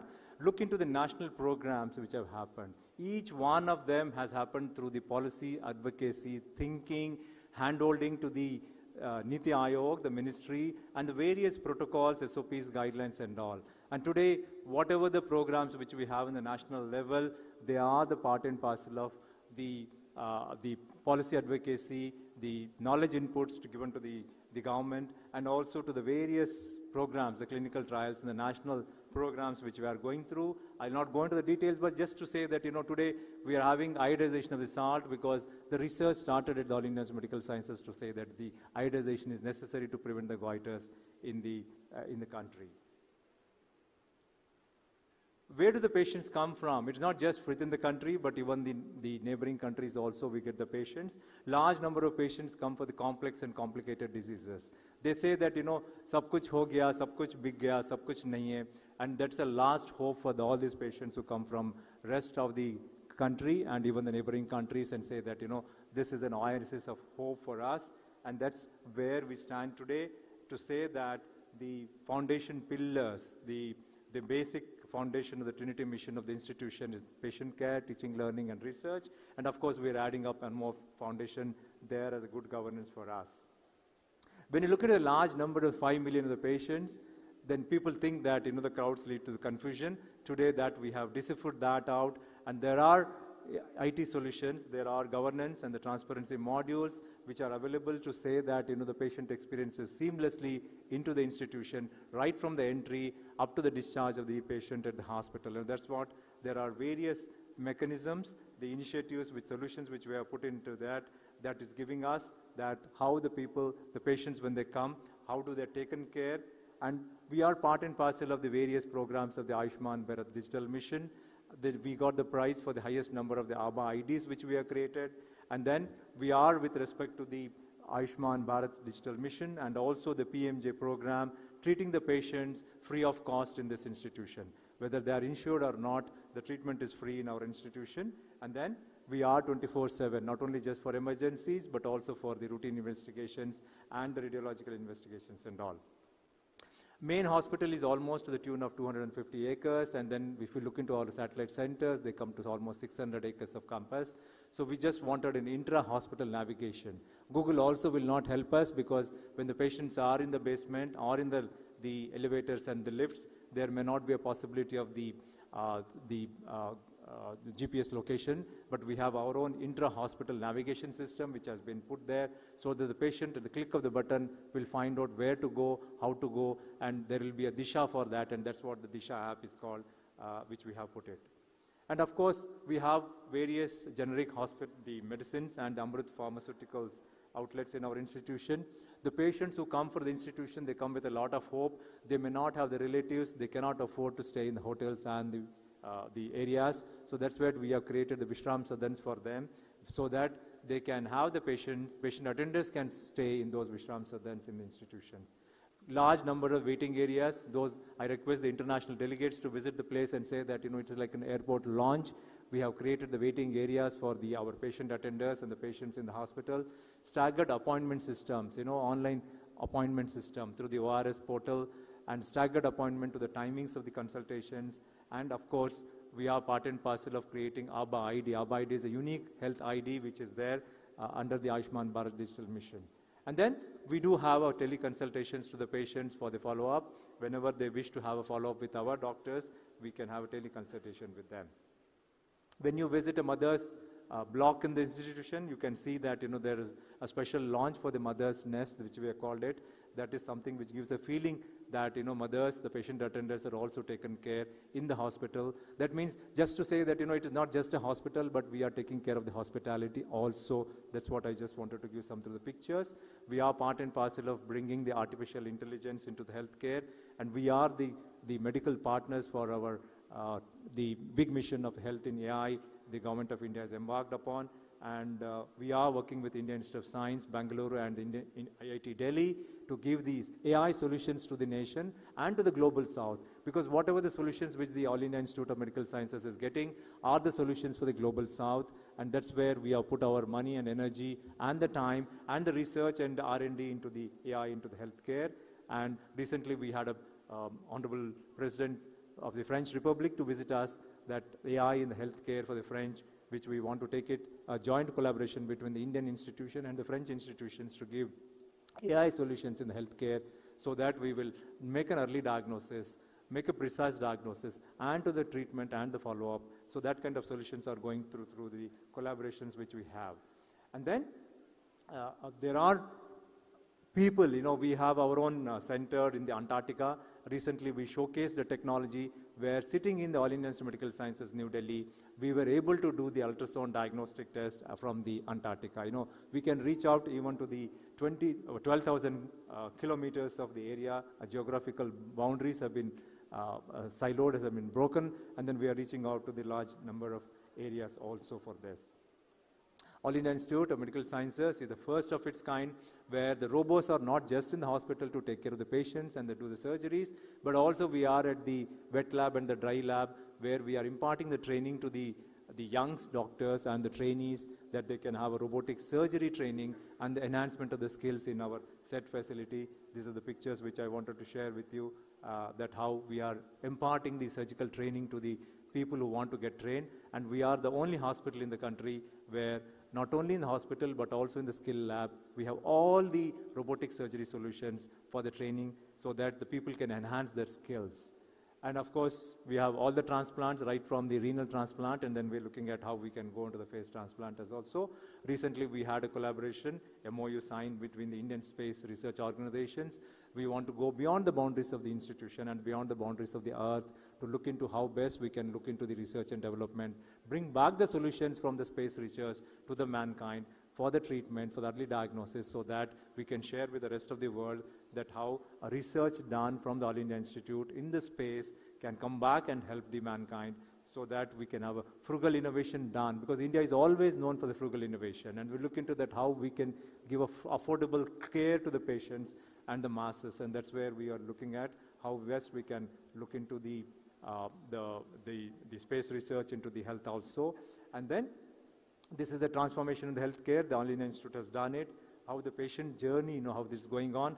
We have our own dream of transforming and then going into the master plan, into the big health university on our own, because our institution from 1956 has the buildings which are a little older. So we are going with the bigger vision of bringing the newer buildings so that we truly become not only by the care, but also not by just the quantity, but also by the look and the feel of the patient experiences also. That's the vision which we carry.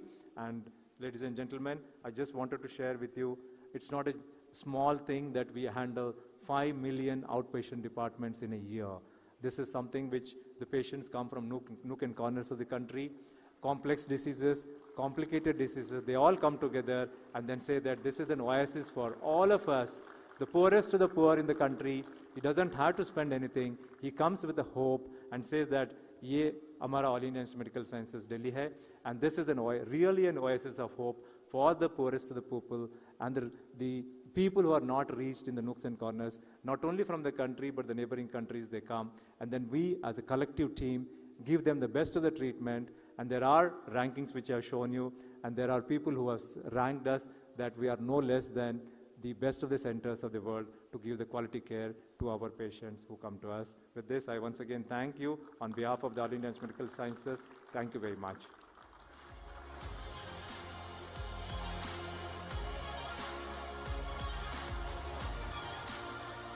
Thank you, Professor Srinivas, for your address.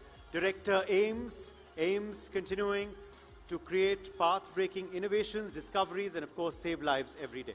Okay, now moving on to the future of health tech, staying with this theme, we move on to our panel discussion now, where we are going to be joined by the founder and CEO, SuperHealth, Varun Dubey. Mr. Dubey, could I please have you on stage? We also have with us Arunoday Singh, Thinker OHealth, and Nitin Guru, RX1 Care, and this will be moderated by CEO, Basis.ai, Amber Nigam.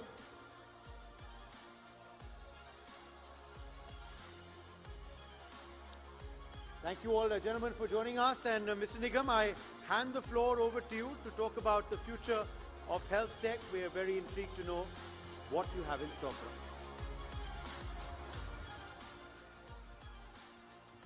Well, thanks everyone for joining us for this panel on future of health tech. We have some amazing founder operators in health tech joining here, and I'm excited to be moderating this session. As a brief introduction, I'm a co-founder and CEO of a company called Basis AI. We are based in Boston, and we work in reducing administrative burdens in healthcare using agentic AI. I previously co-founded a company called KY.AI, and I have done my undergrad degree in computer science, master's degree in health data science from Harvard, and I've also instructed at MIT. So on that note, let me quickly hand it over to our panelist, and we have Arundoy. Arundoy, could you please introduce yourself and your company? Sure. I'm Arunoday, and I represent OHealth. So to describe what OHealth does, let me give you a scenario. When a patient enters a hospital, he's already in discomfort, and he's desperately looking for a doctor. Now, he does not know whether he needs a pulmonologist or cardiologist. He just wants to see a doctor who can give him the cure for his ailment. The process follows is that he registers himself at the desk, and then he waits for a long hours at the OPD. When he finally gets to see the doctor, it's hardly a few seconds, or maybe a few minutes, because the doctors are also hard-pressed. They have too much of work burden. I'm talking about the public health hospitals. And there's a complete dissatisfaction here because the patients feel that we were not completely heard of. I could not explain my problem well. And the doctors say, I cannot hear everybody out. I do not have enough time. If I start here giving 30 seconds extra to every patient, possibly about 100 patients will go back home without even seeing me. How OHealth comes in and adds value here. When the patient enters, they interact with our kiosk, or you can think of it as a platform. They talk in their native language. For example, if the patient is comfortable in speaking in Telugu, they will explain their health concerns in Telugu, and the platform will ask dynamically generated questions to get to know about the health concerns better. It then creates a clinically rich summary, which is shared with the right doctor. So it would also direct the patient to the right specialty. It will tell the patient which kind of doctor he needs to see. And when he actually gets to meet the doctor knows everything about the patient. The doctor would say, "Hello, Amber, I see that you've been having chest pain for the last 4 days, and it was very severe this morning. And I see that you took a paracetamol. Let me change the medicine and see me after 4 days." Now, in this situation, the patient is completely satisfied because what he did with the kiosk or with the platform outside has already been copied with the doctor. And the doctor does not have to go with the triage part of understanding and giving time to this patient. So it reduces the consultation time while improving the efficiency of the consultation drastically. Absolutely. It's such an acute need, not just in India, but globally. And we have another panelist, Nitin. Could you please introduce yourself and the company? Yeah, thanks, Amber. My name is Nitin Guru, and I'm founder and CEO at RX1 Care. We are agentic AI company or agentic AI solution or platform company for healthcare. First of all, before I begin introducing about my company, I must say that I'm honored truly to be in panel with such august speakers, as well as a great thanks to Mr. Karthikeyan and Dr. Sharma for organizing such a great event, and where we are talking about next in different domains.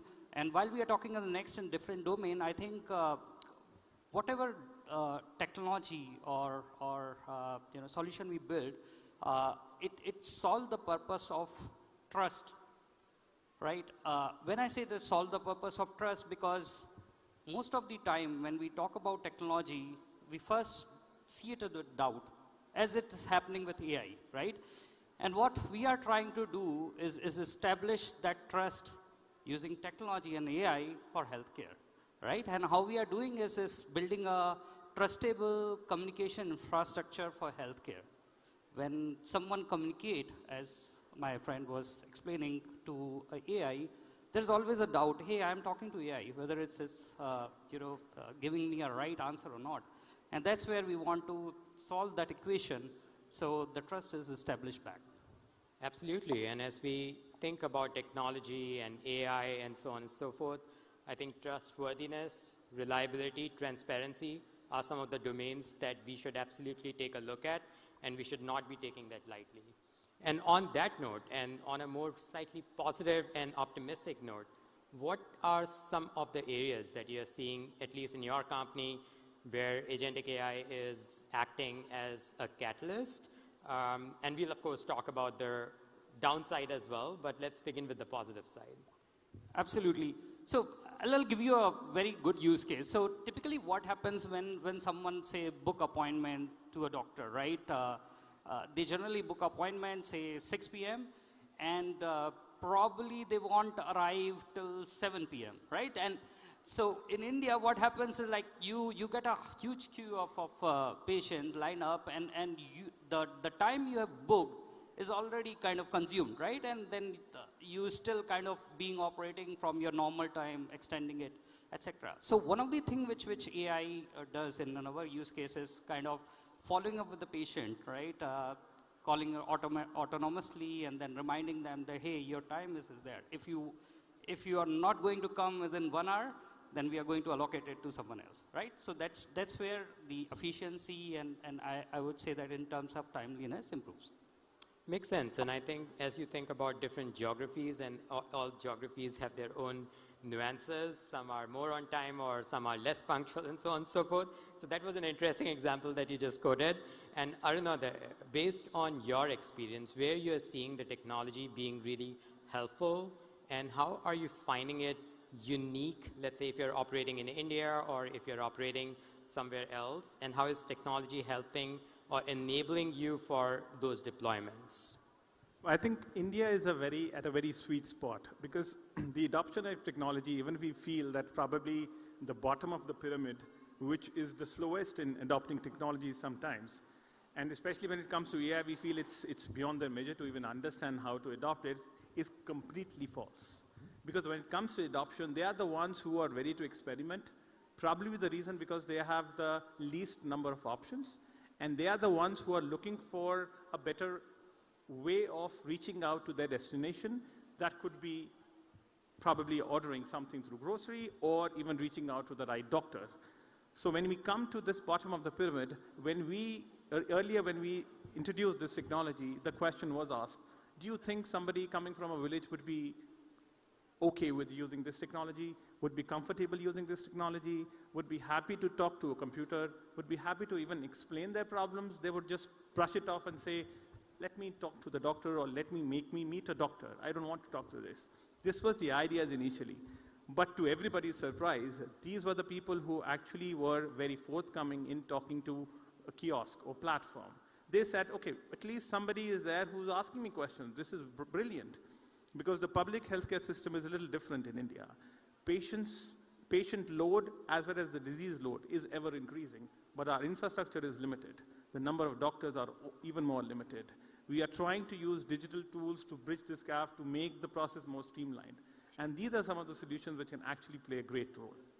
Absolutely, and technology being an enabler, when you're founding a company, many a time you have constant doubts about all the time you are invalidating the hypotheses. So when you actually come across a hypothesis that works, I think that's the goal for us founders, I guess. On that note, and on a more measured perspective, let's also talk about some of the things that keep you up at night. How about we begin with you, Aruna, there?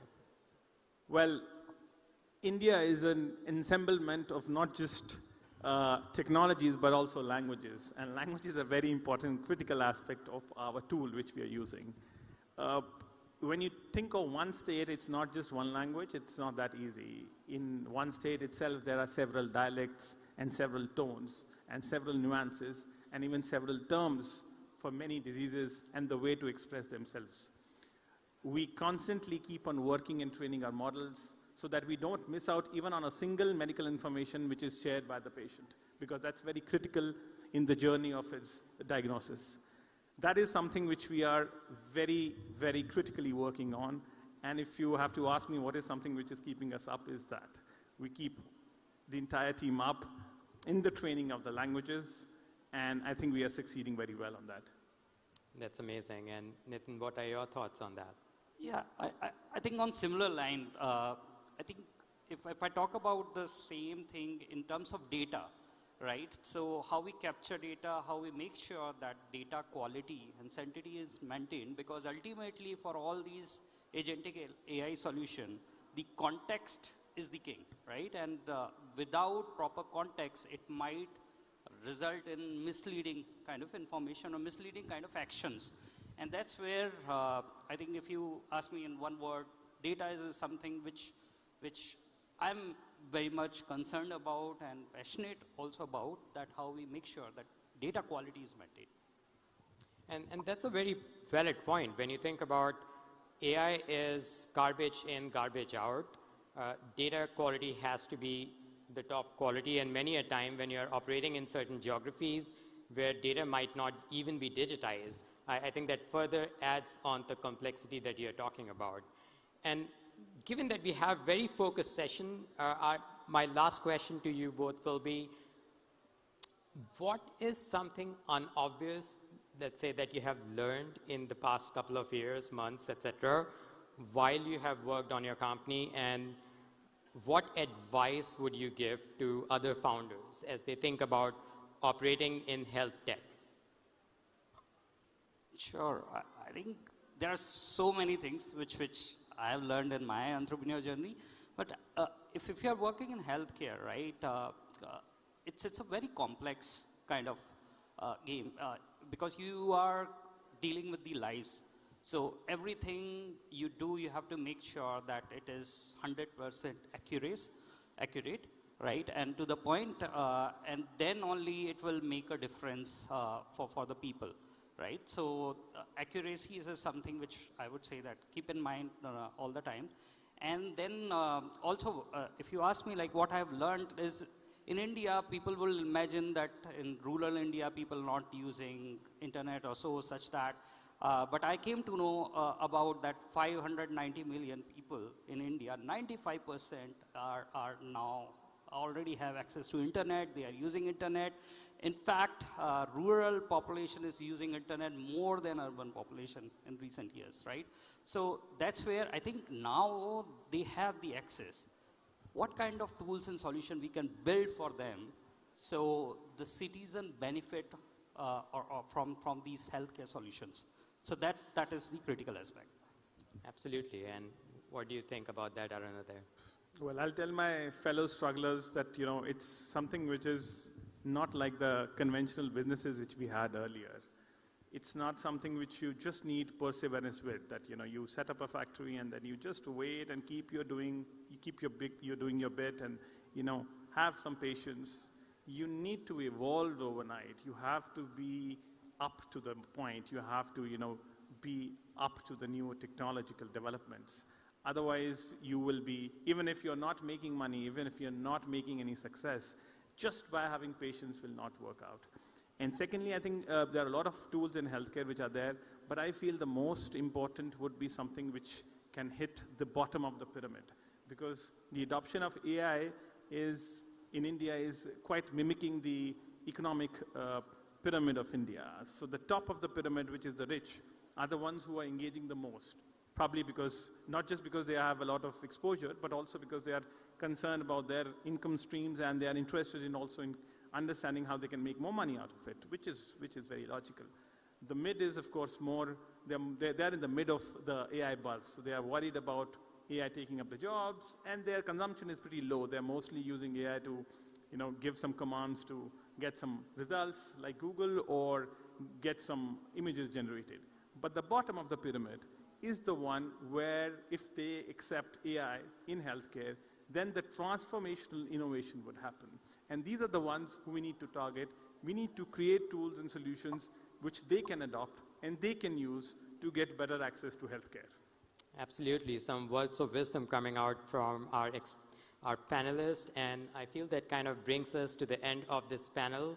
In summary, what we discussed, healthcare is a very unique domain, and it begins with transparency, empathy, reliability, and so on and so forth. And as you think about health tech, there are so many things that can go wrong. We also talked about the use of agentic AI, how we are deploying them in different geographies, and all these geographies have different nuances and so on and so forth. And then the final conversation, which was around when you're founding a health tech company, being consistent, pushing at it is the mantra. So thanks so much for joining us for the panel, both of you, and thanks so much everyone for being here on the panel as well. Thank you. Thank you. Thank you. Thank you all for that session. A very futuristic panel there, wasn't it? Okay, we are now quickly switching our focus to another trending theme, another buzzing theme, another theme that will reflect with a lot of the youth gathered here today. I'm talking about next in gaming. Yes, our focus now shifts to next in gaming, and in particular to speak about gaming in the world of artificial intelligence, gaming in the world of AI. We have joining us today the founder and CEO for Underdog Studio. Could we please have you on stage? Mr. Vaibhav Chavan. Mr. Lokesh Suji is also joining us live. Welcome to you as well. Honorary General Secretary, Electronic Sports Federation of India. And we also have Ajay Sharma, esports athlete, live with us. Mr. Ajay Sharma, I welcome you onto stage as well. Gitesh Singh joins us live, former Indian esports athlete.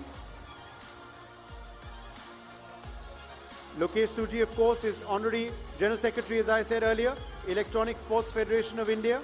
And Gitesh Singh, former Indian esports athlete, joins us live. Mohammad Ayan, Head of Esports League Operations, Lidoma, is also with us live. And this panel is going to be moderated by Aniket Singh.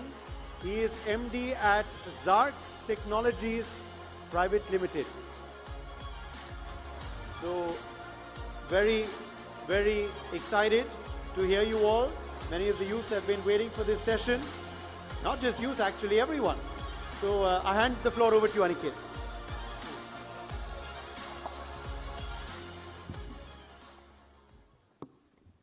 Good evening, everyone present here. So we are representing Next in Gaming. So yes, this is one of the topic where we all speak about, okay, this is just a mere entertainment, right? But yes, today gaming is not just an entertainment, it's a business which we can focus on. So for that, let's talk about gaming. So gaming today has evolved far beyond just entertainment.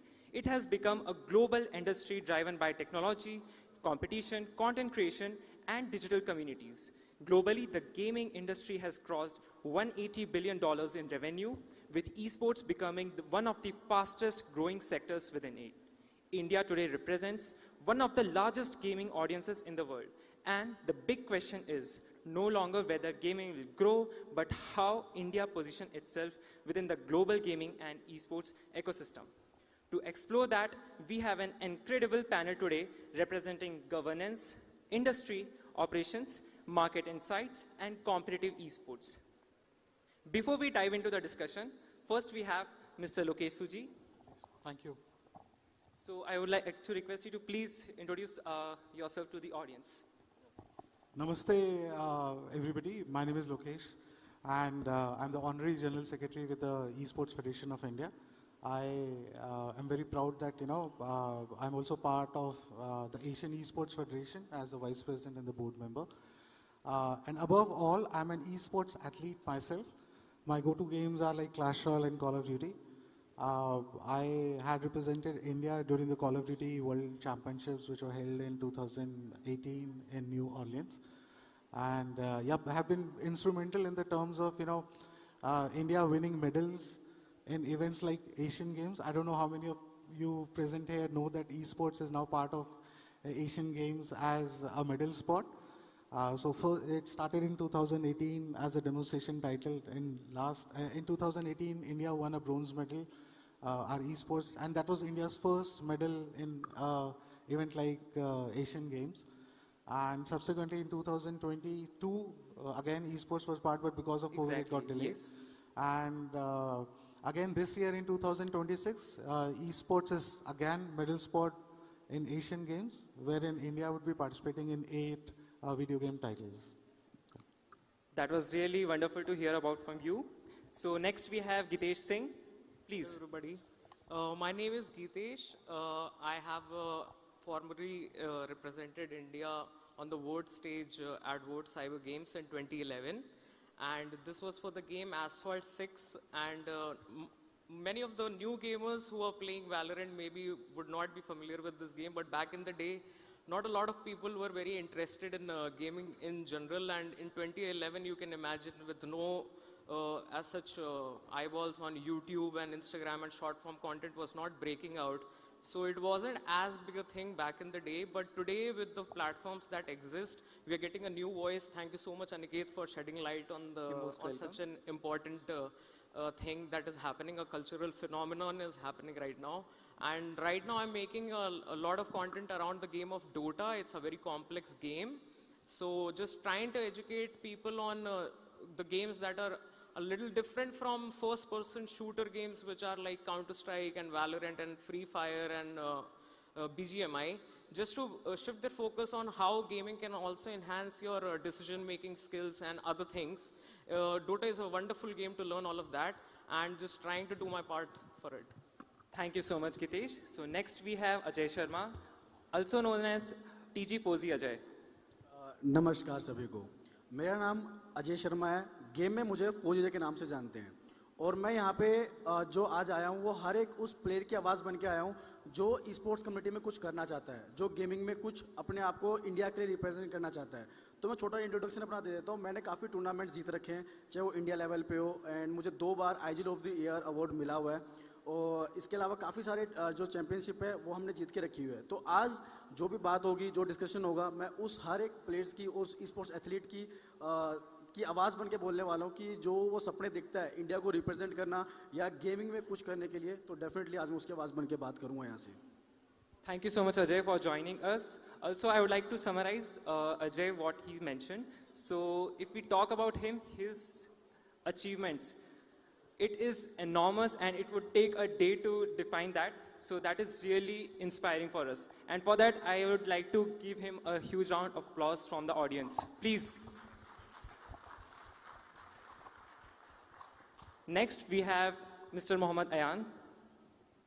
Hello everyone, my name is Mohammad Ayan and I am an esports manager been 6 years in the industry, and I serve as the head of esports operations at Lidoma Visions Esports, and I manage many titles, game titles, tournaments in many games across Asia.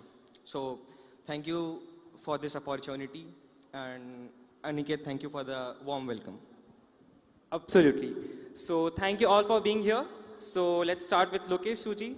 So with the Olympics esports game on the horizon, how do we bridge the gap between private publisher-led leagues and national medal pathways without creating a conflict of interest? I think, yeah, so I forgot to mention that esports is now becoming part of Olympics also. So as a parent, obviously I'm sure all the youngsters will be very happy to know about that, but as a parent, do encourage your child, male, female, to kind of engage, and if they're already playing certain set of video games, do encourage them. Definitely there's a lot of potential. And looking at, the technology background which we have as India, we are known for it. And we are very confident that, till date we have got around 6 medals, but I'm very confident that, we'll be able to achieve those numbers like 30, 40, 50 medals in a year. Yes. Right. So, see, I think it is important for all of us first to understand that just playing a video game is not esports. Right? So take for example, if you're playing Candy Crush, so that is not esports. So there are certain genres or genres of video games on which if you do a competition, then that competition on video games is what is called as esports. And second myth which I would like to debunk is that if you play Teen Patti, Rummy, Poker, Fantasy, all these things, so they fall under the category of gambling.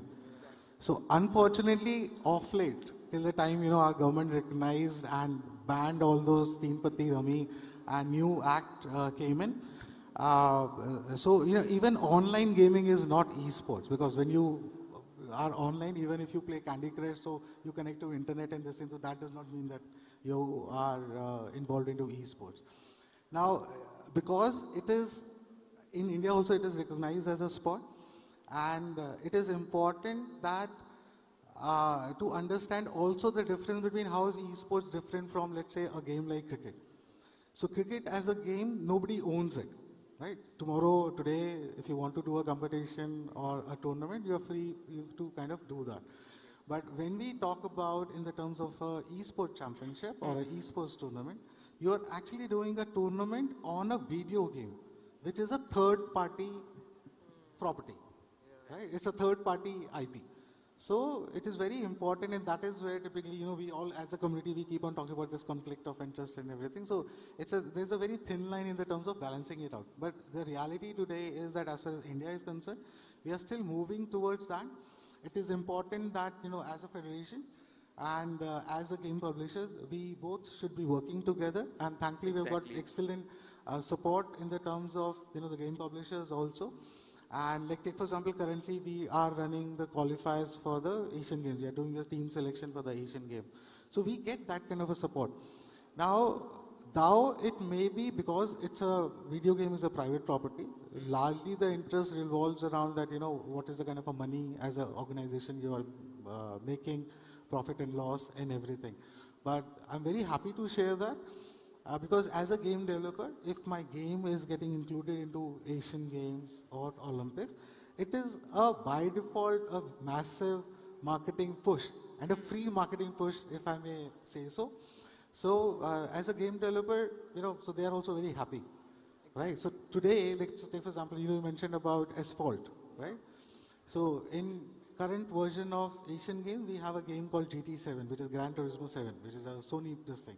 So now if some child or a teenager or anybody who's playing GT7, so, and typically, not like that it only happens in India, but worldwide also nobody, as a parent, nobody appreciates their children playing video games. But now a child can go back and say that I'm playing GT7 because it's part of Asian Games.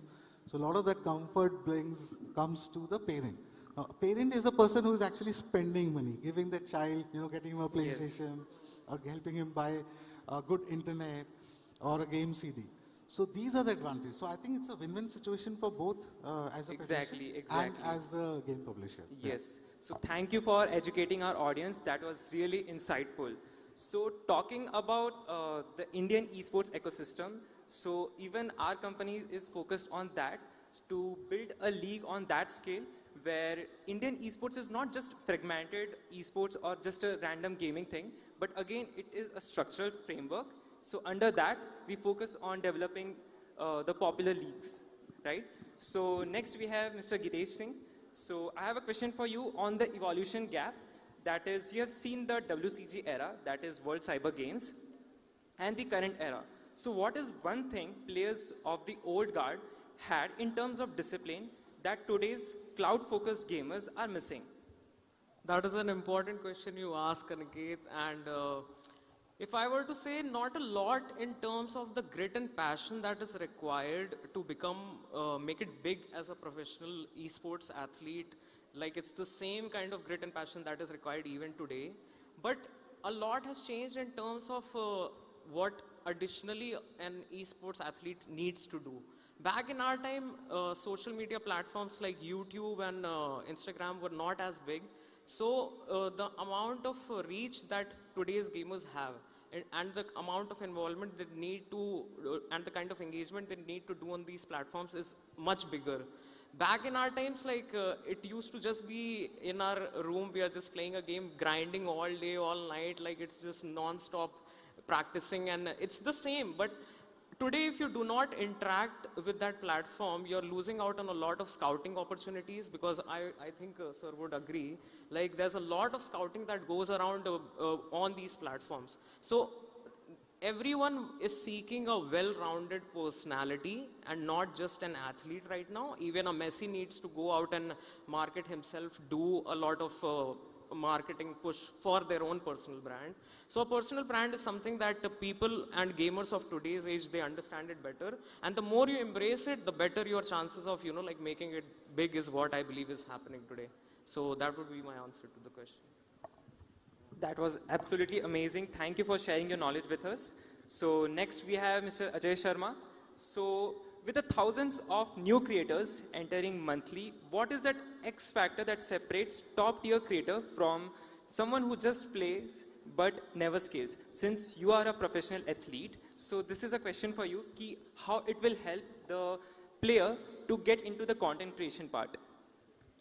देखिए ये दो चीज़ में divide होता है. एक sports athlete, जो sports athlete होता है वो लाइक कंपटीशन, जो अपना गेम खेल रहा है, जिस टूर्नामेंट की तैयारी कर रहा है, उससे जो जीत रहा है उससे भी वो कमा रहा है. बट ये एक एज, एक वो होता है कि प्लेयर्स के जो रिफ्लेक्सेस होते हैं वो एक सर्टन टाइम तक चलते हैं, कि भाई 5 साल 6 साल तक एक प्लेयर, क्योंकि जो ग्राइंड के जो टाइम होता है कर पाना, वो हर प्लेयर अपने आप को पूरा टाइम नहीं दे पाता.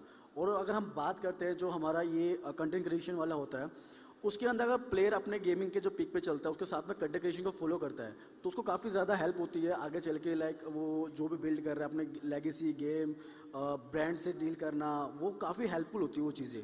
तो हाँ, हर एक क्रिएटर को जो स्पोर्ट्स एथलीट है उसको क्रिएटर बनने का ट्राई करना चाहिए, क्योंकि ये आपको आगे चल के एक बोल सकते हैं ना कि लाइफ में एक बैकअप प्लान होना चाहिए. आप जब तक स्पोर्ट्स एथलीट हैं, वेल डन, आप अच्छा अचीव कर रहे हैं, इंडिया के लिए खेल रहे हैं, इंडिया को रिप्रेजेंट कर रहे हैं, आप अपने फैमिली को प्राउड कर रहे हैं, लेकिन आप बैकएंड में अगर आप कंटेंट क्रिएशन को लेके चल रहे हैं और आप जब अच्छा खेल रहे हैं चैंपियनशिप में, तो आपका नाम ऑटोमेटिकली जो रहने वाला है, लोगों को ईजिली पहुँचने वाला है, और आपकी जो वैल्यू है वो ऑलरेडी डबल होने वाली है. तो डेफिनेटली उस चीज़ को लेकर चलना चाहिए. और हाँ, जो चैंपियंस रहते हैं या जो वो चीज़ रहती है वो बहुत जल्दी फेम पाते हैं, लेकिन मेहनत करने को भी हार नहीं होती, वो चीज़ रहती है.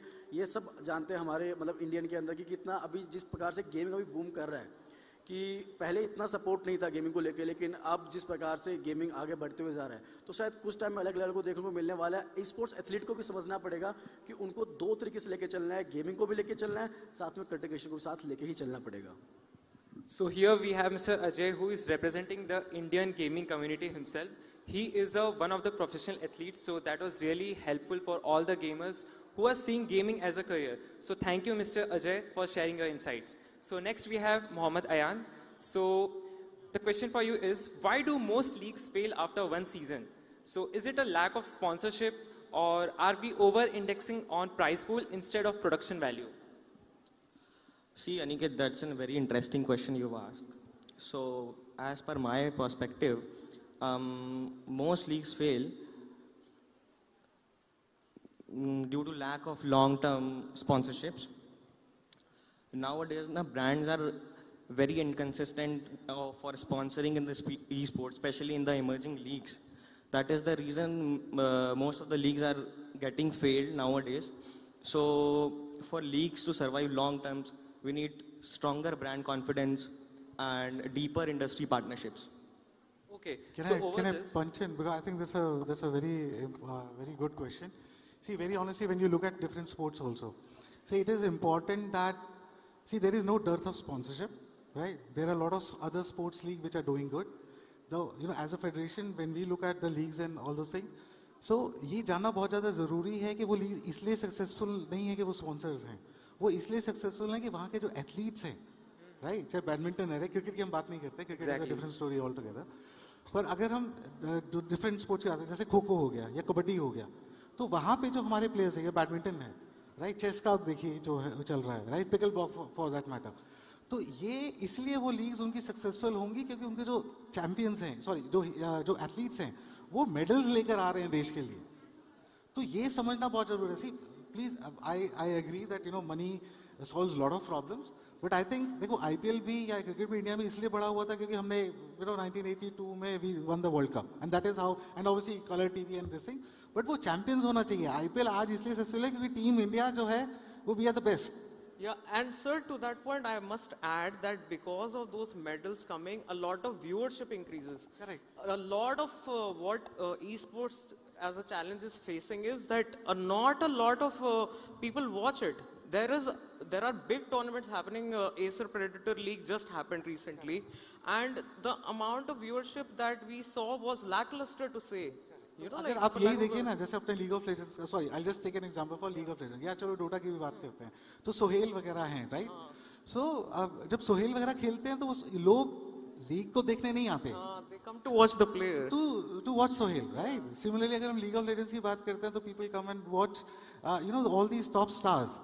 तो वो बहुत ज़्यादा इंपॉर्टेंट है. तो लीग बनाने से पहले, I very honestly believe that we are like too early to talk about leagues for esports. It is important that anybody who wants to come on board with esports, they should focus on skills. Absolutely. हम India में जीत के it won't help. It is important that जब हम बाहर जा रहे हैं, हम देश को रिप्रेजेंट कर रहे हैं, तो आप इंडिया में 5 करोड़ 10 करोड़ 50 करोड़ का इवेंट एक esports का जीत कर आएंगे, एयरपोर्ट पे हो सकता है 10 20 50 लोग खड़े होंगे आपको रिसीव करने के लिए, पर एक मेडल आप ओलंपिक्स या एशियन उसमें गोल्ड लेकर आओगे, you will see the roads getting jammed. And that is exactly what happened in the case of Neeraj Chopra also. And for an aspirational market like India, with the young people also becoming very aspirational, if we have a medal to back ourselves and esports, like, it also makes them, like, curious about, okay, this is one domain that we can also look into. So that would be very, very good. So there will be one more question. So what would be one policy change needed by 2025 according to you? So this question is open for all. So anyone of you can answer this. I mean, in terms of policy change, the government already is very pro-orange economy and the creators economy, and a lot of centers are going to be opened up to, create the next generation of content creators and gamers as such. But a lot of grassroots level disruption is what I feel is required in this movement. A lot of participation, especially because esports is another thing. First, we need to do away with the stigma surrounding gaming in general. Gaming is still, if you go to any household in India, like, people are still very stigmatized. Like, parents are not very, supportive of their kids spending 8 hours playing a game. Now, the same kid, if he is to go out and play cricket for 8 hours, they see the scope, the kind of growth that awaits them. But for a game, they cannot see that because it hasn't been established in a country like ours. elsewhere in Europe, if you go, there are people who encourage their kids to, like do that. But for that, we need a very grassroots level disruption. Thank you, Mr. Gitesh, for sharing that. And coming to this, the Indian gaming market is a fact, but Indian gaming power is a choice. So we have veterans, the creators, and the operators, and the policymakers. The roadmap to 2030 is no longer about playing on borrowed tools, but it's about next in gaming. Thank you for being the transitor builders. Thank you, everyone. Thank you so much. Thank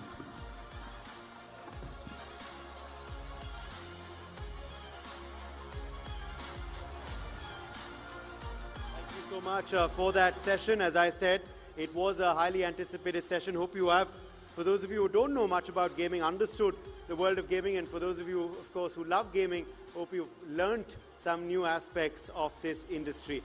All right, now joining us next, of course, to delve into the Next in Tech segment, we have another special panel lined up. The future of soft tech and hard tech is going to be the focus of our next session. The theme, of course, is Next in Technology. We have with us for this session Mr. Arjun Bajaj, Director, Videotex. Could we please have you on stage? Arjun Bajaj, welcome to NXT 2026. Also joining us for this session is Dean of Global Business at the Fletcher School, Tufts University, Professor Bhaskar Chakravarti. Welcome back to the NXT stage, Professor Chakravarti. And this time, Professor Chakravarti is going to be donning the moderator's hat. So I hand the floor over to you for this segment.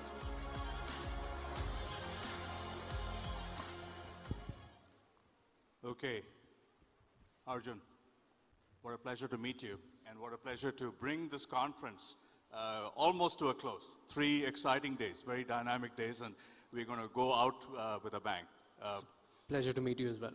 Absolutely. So our topic for today is the future of tech broadly writ, but the future of hard tech and soft tech. We'll get a chance to talk about both, but first of all, Arjun Bajaj is the Director of Videotex International.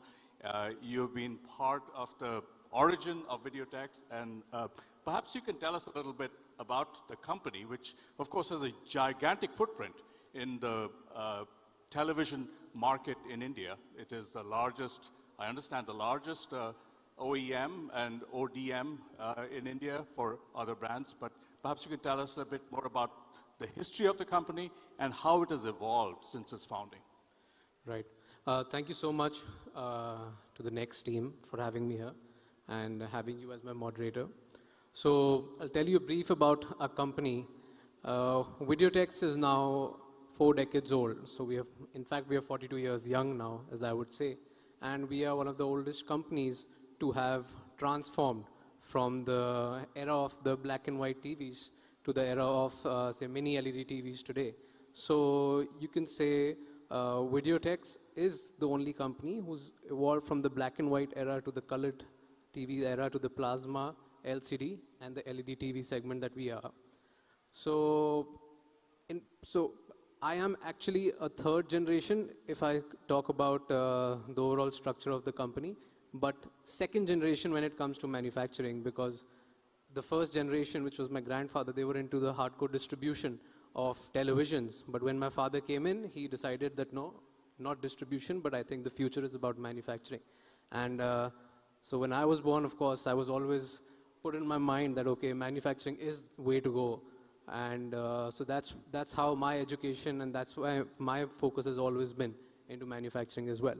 So Videotex now is into a complete backward integration setup. And we are manufacturing about 7 to 8 sizes of TVs. And we are one of the only companies who have a large network, or I would say a large portfolio of operating systems that are available. So be it LG's WebOS TV operating system or Samsung's Tizen OS, Google TV. And we have the rights for all of these operating systems, which are embedded in the hardware that we are making. And so we have 2 manufacturing units here in India, which are based out of Greater Noida. So the Make in India initiative, which was started by our Prime Minister, over the decade, we have been actually contributing to that from much before. And ever since that came into place, we have taken that mission even more seriously. So Videotex, I would say, yes, we are definitely a leading player in the ODM space, and we are also catering to all the leading brands that you see available here in the industry. So I'm not going to be able to name those brands, but yes, they're all the leading brands that you see everywhere.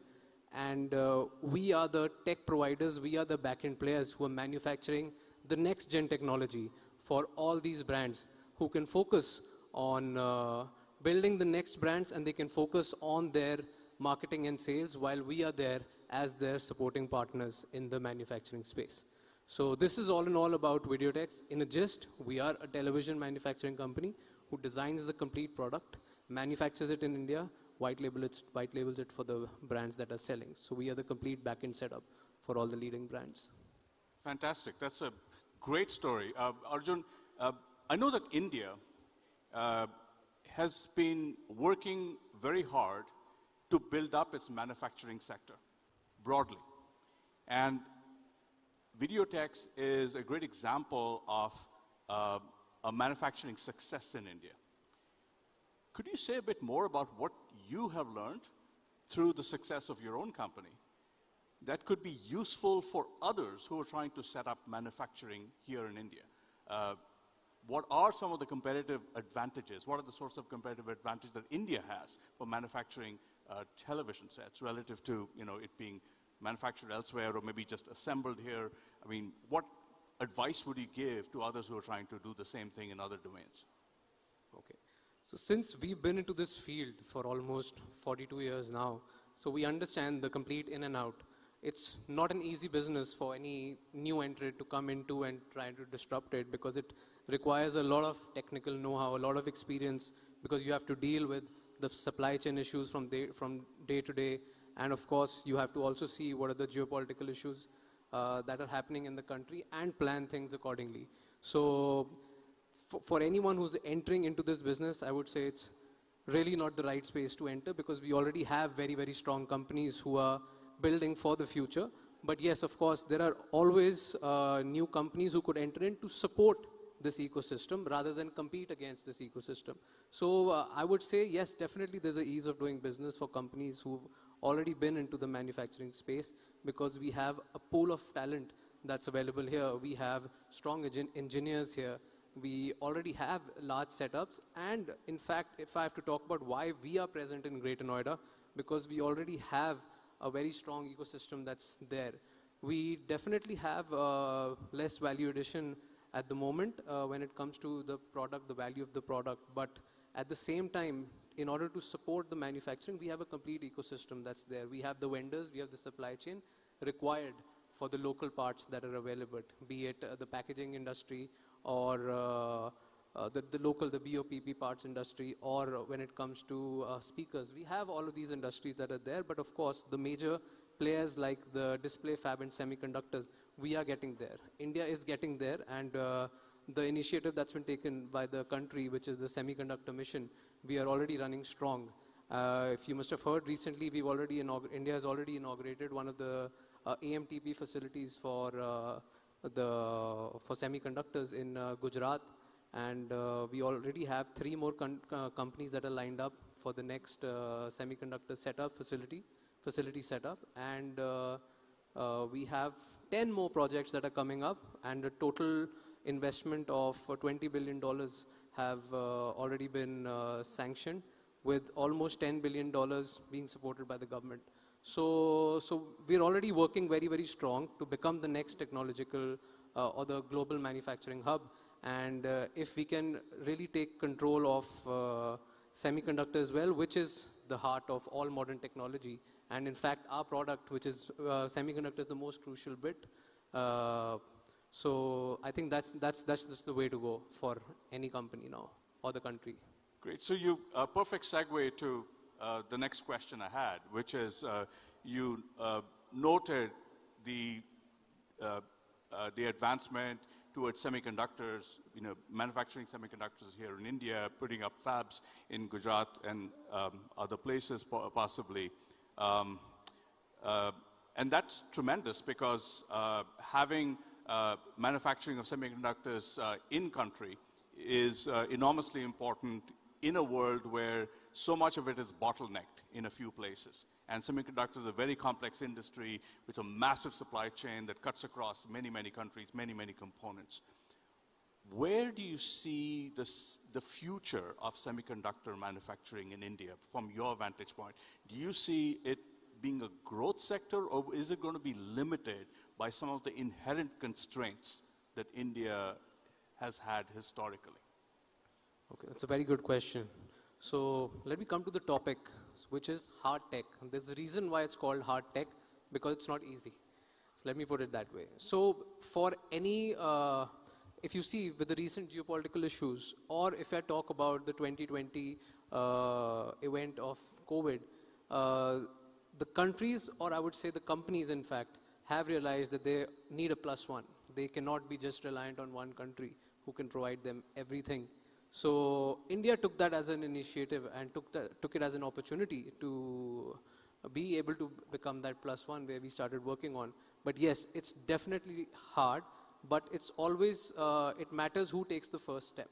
So since there are a lot of initiatives and a lot of investment that other countries are also willing to make towards the chip manufacturing, but India is already, I think, way ahead than those countries, because we've already initiated and we've already inaugurated that. But definitely it's, we have, like I mentioned, we have a talent of, talent of the engineers that are available. We have the aspire to, become one of the next global manufacturing hubs, but it's not going to be an easy ride. We definitely need training. We definitely need a lot of investment in R&D. We need that advancement in the infrastructure of the country. We are going there, but yes, it's not an easy ride. But yes, since we've taken that initiative, I'm sure we're not going to go back. And once we're able to do that, it's going to be the designing as well as the manufacturing that should go on together in order to win this initiative that we've taken. So yes, it's definitely not an easy ride, but it's definitely the right path, I would say. Yeah, so I think in terms of some of the inputs we're talking about, India certainly has a big talent pool. Has one of the largest chip design talent pools anywhere in the world. What about some of the other critical pieces that are needed for scaling up and building fabs, such as access to water? Do you see that as a constraint? Because India does have a water crisis ongoing. Yeah. See, we definitely need the technology.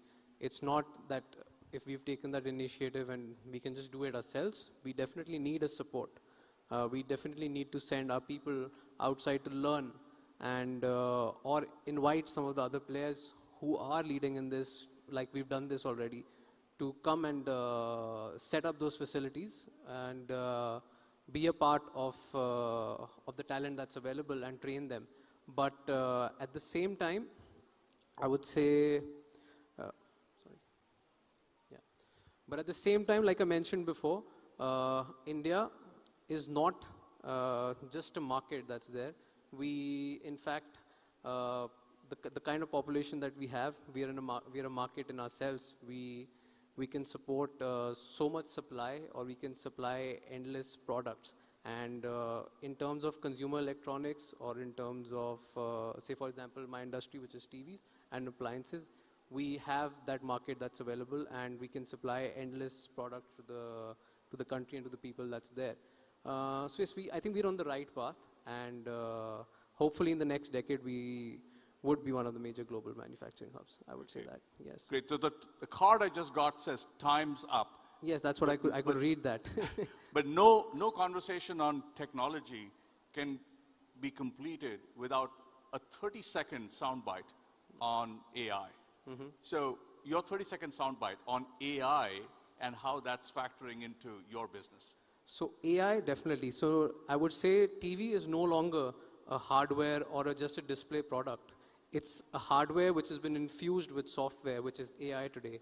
And it's no longer just a device which has the display or the semiconductor in it. It's infused with a lot of AI in terms of voice, in terms of user behavior, in terms of, it's a connected device in itself.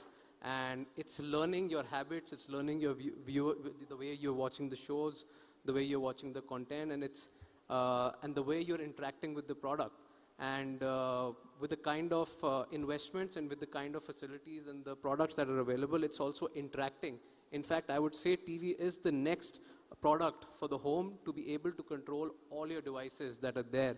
And that's where all the operating systems and the hardware that are being developed are working towards. So that's my bit on AI. That's where we are going with our product. Okay, it's a great place to end, where we're going to go into the future where not only are we watching our TVs, but our TVs are also watching us. Exactly. All right, fantastic. Thank you, Arjun. Thank you. Pleasure. Thank you very much for joining us for that very futuristic panel, both of you. And we are now going to turn our focus to our next theme, our next segment. Again, this is something that is very, very pertinent because of the global scenario today. This is again a highly anticipated session. I'm talking about Next in India, Israel. And for this session, we are joined by none other than the Ambassador of Israel to India, His Excellency Ambassador Reuven Hazar. I warmly welcome you to NXT 2026. Your Excellency, please come on stage. Thank you very much for being with us. Also, joining us on stage is Megha Sharma, Senior Executive Editor of Newsx. She's going to be moderating this panel. So we hand the floor over to you, Megha, to take forward Next in India, Israel.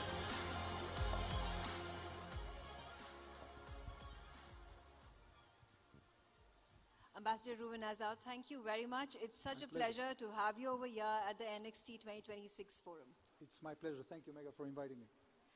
You know, I'm going to straight up ask you so many questions that the world has for Israel, for United States of America, and for Iran. What is happening at this stage? What is the status? And is this war ever going to end?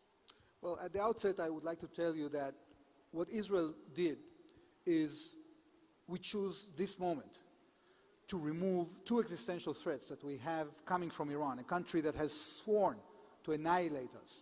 Okay? The first is the nuclear threat, military nuclear threat, and the second is ballistic missile threat. Now, what the Iranians were planning as a result of the action we took back in June is to take these threats very deep down underground, so they will become completely immune from either American or Israeli operation.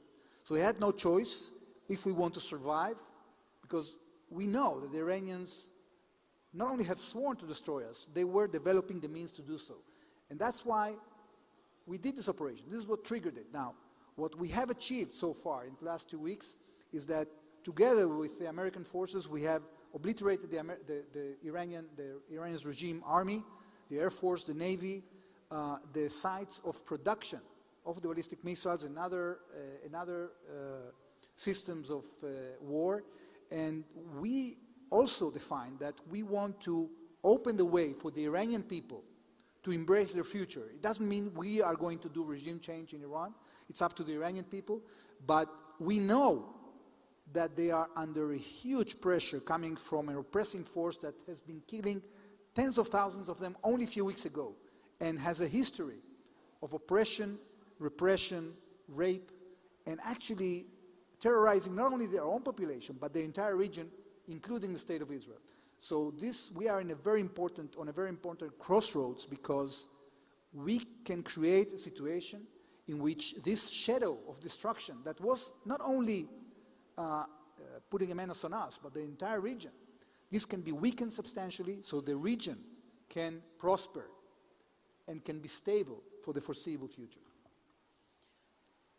After the war with Gaza ended, the war with Hamas ended at Gaza, and there has been finally a ceasefire that has been brought into existence, and there are peace corps that are also going to be put up, and there is a Gaza peace plan that has been initiated, founded and implemented by US President Donald Trump. Do you think there was a need to further accelerate and coming down heavily on Iran? Well, as I told you, we took action only for one reason, because we wanted to remove the option that Iran had to destroy us in the future. And this combination of weapons of mass destruction and a regime that is radical, fanatic, and is stating time and again that they want to destroy us is something we cannot ignore. So Hamas was just one layer that we have to peel off from this army of proxies that Iran has built around us, and that was actually not only attacking us, but was taking over one Arab country after another. So we saw now how this regime has been attacking 12 countries that are not involved whatsoever in this conflict, attacking civilian targets, not only in Israel, but also in the Emirates, in Kuwait, in Bahrain, in many other countries. They want to send a message to the region and to the world that they should be allowed to do whatever they want. And if they don't, they had this hope to get all these countries to put pressure on us in the United States to stop our attack against them. But guess what? What happened was exactly the opposite. Because only yesterday, the UN Security Council adopted a resolution condemning Iran and putting 100, and by the way, this was co-sponsored by India, and 130 countries sent a very clear message to this regime that it's not legitimate to hit other countries, to try to block the Straits of Hormuz. It's not going to fly.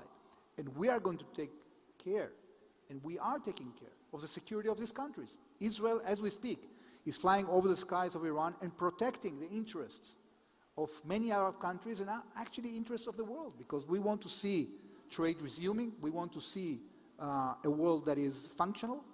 And right now, those who are taking action against this threat are the United States and Israel. And you rightly mentioned, it has been the military targets, whether it is Kuwait, whether it is UAE, we talk about Saudi Arabia, Bahrain, they've all been hit.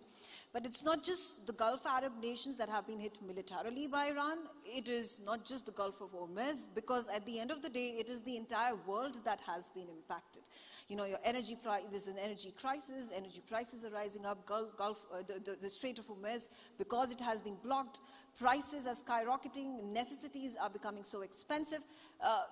Again, the question in everybody's mind, when is it going to end? How is it going to end? Well, first of all, you have to imagine what would happen to the region and the future of the region if the Iranians would have been allowed to develop nuclear bombs and tens of thousands of ballistic missiles that would constantly threaten the region. They already took 4 Arab capitals. What would happen if they had the means to continue their campaign of aggression against the region? So what we are undergoing right now is actually nothing compared to what we would have to face in the future had we allowed this regime to develop and fulfill their intentions. Now, yes, we are having some disruptions now. I am pretty confident that following the statement of the President of the United States that they are going to guard the ships that are passing through the Straits of Hormuz, that the straits will be open. It might take some time. The Iranians will try to undermine that. But at the end of the day, I think that the joint will of the United States, Israel, and the rest of the countries in the region will make this reality change. And it will change sooner than later. Do you also think that a regime change in Iran, if it happens, or is at the cusp of happening, as we see in terms of whatever is taking place on the ground, in terms of the huge mass movement that is taking place, will resolve this crisis, will resolve the situation, the conflicting relationship between Israel and Iran? Look, there's no doubt that the interest of the Iranian people and the entire region is that this regime will go away, because what it has been destroying our region for decades now with their radical agenda, with their oppression, with their violence, with their aggression. The question is how to make it happen, because we don't have any intention, neither has the United States, I think, to invade Iran. So it's up to the Iranian people. What we said is that it's not easy for the Iranian people to do it. People sometimes take for granted the liberty we have and us being empowered as free citizens in democratic countries to do whatever we want. But when you live in a country like Iran today, You have to have a huge amount of courage to go out against the regime. Because, as I said before, only weeks ago, they have been killing tens of thousands of people that were legitimately protesting in the streets of Iran.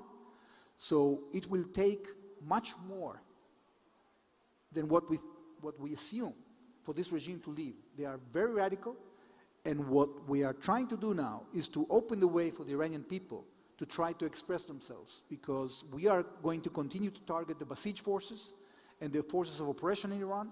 And if this regime is weakened, and if we continue through this coalition of countries that are interested in a better future to put pressure on this regime economically, militarily, and politically, then we have a chance that the Iranian people will have their moment. We are hoping for that, we are acting for that, but again, as I said, it's up to the Iranian people to decide. What role do you think and do you hope for the United States of America to play in normalization of the situation now, the war that has been escalated? We have achieved a lot with the Abraham Accords. The fact that we are now having relations with so many Arab countries that are interested in peace, that are working with us, not only to prosper, but also to defend ourselves and to guard the skies of the region from the Iranian threat. We are working together with them, with the United States, and I have no doubt that if we succeed in this mission, our region will be much more stable for the future. And I'm talking here for opportunities for millions and millions of Indians that now might feel insecure in the Gulf, but they will feel much more secure if these threats are neutralized. And I think that especially since India is not only the fastest growing economy in the world today, but it also has recently signed trade agreements with all the major blocks of trade in the world. You are going to be able to actually execute your plan of trading in trillions of dollars if the Gulf is safe, if the Gulf is clean from this Iranian threat. As we have, and if we don't act, and this threat continues, the prospects for stability in our region would be much worse. And therefore, I think we have to have the resolve, we have to be resilient, as Israel's citizens are, you know. Millions of our citizens are running to shelters time and again, but we are optimistic because, first of all, we know that compared to last June, the degree of destruction in Israel is much lesser. I'll just give you an example. Back in June, with the 200 ballistic missiles that Iran fired at us, 30 buildings in Israel were destroyed. Now only 2 were destroyed. So every casualty is terrible and is tragic. But our sense is that, you know, the fire is dwindling down, that we are capable of continuing with our lives, and we will continue with our lives once we end this campaign, this military campaign, to obliterate the threats coming from Iran against our country. I also want to understand from you, now that there has been momentum that has gained in rehabilitation of Gaza. Like I said initially, the 21 peace plan that has been proposed by President Donald Trump, there has been, you know, some hesitation that has been shown by countries, particularly in Europe, in joining forces with US President Donald Trump and Israel. What do you think is going to be in finality of this peace plan? We completely support, I think the international community supports the 20-point plan of President Trump. The question is whether Hamas is going to comply. Because the plans to reconstruct Gaza are really amazing. We could get into an implementation of this vision of creating a Riviera. But at the end of the day, people have to understand, Palestinians have to understand that this path of trying to destroy Israel will not work. And I think that if we get this Iranian regime debilitated, they will understand that there is no longer going to be a sponsor for the cause of destroying the state of Israel. And that can be very good news for the future. Israel has proven in the last 3 years, not only that we can fight and we can survive, but we can thrive. Look, Israel's economy has grown in 2025 3.8%. Next year we're going to grow 5%. We have attracted $80 billion of foreign investment to our country during a war, okay? And our stock exchange has gone up 80%.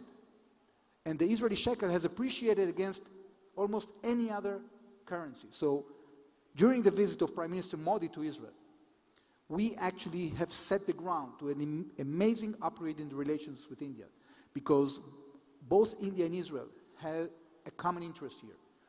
We want to be part of the future. We want to be those who innovate, those who succeed, those who embrace modern technology, and we have secured through a series of agreements, both in the defense sector but also in the civilian sector, that we will pave the way for the private sector to implement that vision. We're going to cooperate in emerging technologies.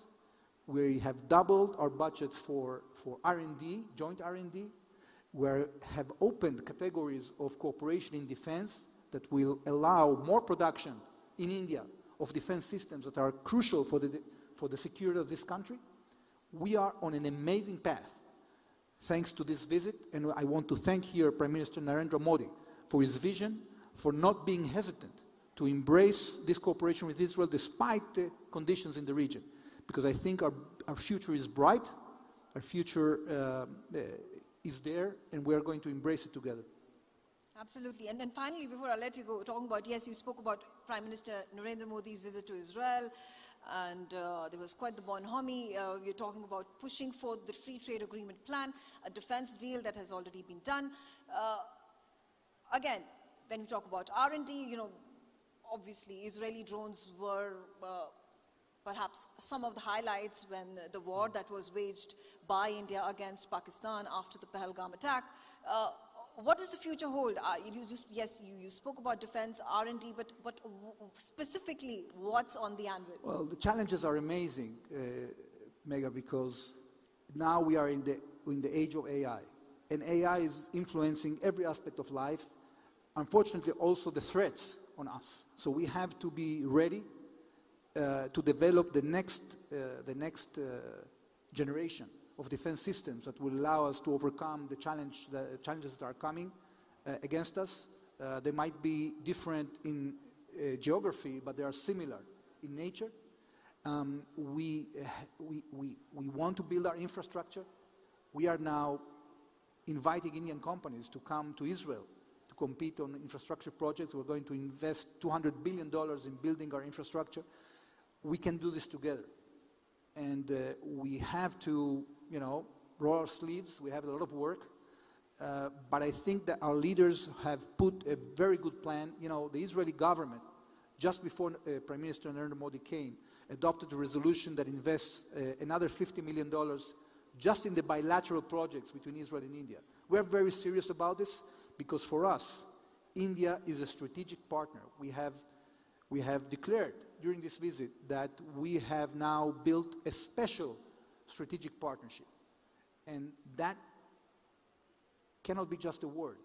It is backed with the agreements, it is backed with the commitment of the Israeli government to implement all these projects, and we're going to have a lot of work in the next year to implement all the agreements that were signed and to spend all the money that we have allocated to cooperate with India. Ambassador Reuven Azar, thank you very much for speaking to us and being with us on the NXT 2026 Forum. Thank you very much.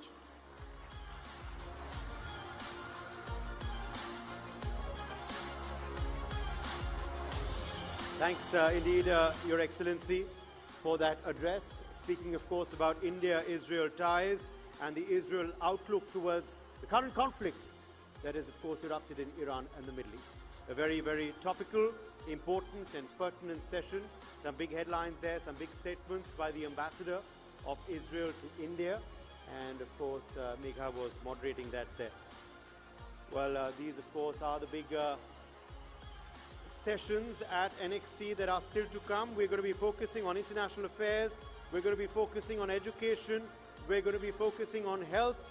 We're going to be focusing on content creation this evening. All that is lined up, of course, for you in some time from now. But for now, I want to quickly, in fact, play out for you a video message that has been sent to us for NXT 2026. Remember, there are a lot of dignitaries who've, of course, physically come to India, but there are also some who couldn't make it physically to the country. So joining us for this virtual address, in fact, this video message, is the Honorable Dennis L. Londo, Deputy Minister for Industry and Trade, Tanzania. He sent us this message. Let's play it out. It is a privilege to address the next summit of 2026 at a time when the world is searching for stronger bridges between policy, enterprise, and international cooperation. I would like also to wish and convey my deep appreciation to Honorable Prime Minister Narendra Modi for his visionary leadership. Under his stewardship, India has emerged not only a major economic force, but also a voice of confidence, innovation, and partnership for the global South in the spirit of South-South cooperation. I also commend the organizers of the next summit for creating such a timely and relevant platform. In today's world, gatherings like next are not mere events. They are bridges. They connect governments with industry, connect ideas with action, and connect nations through shared ambitions and practical cooperation.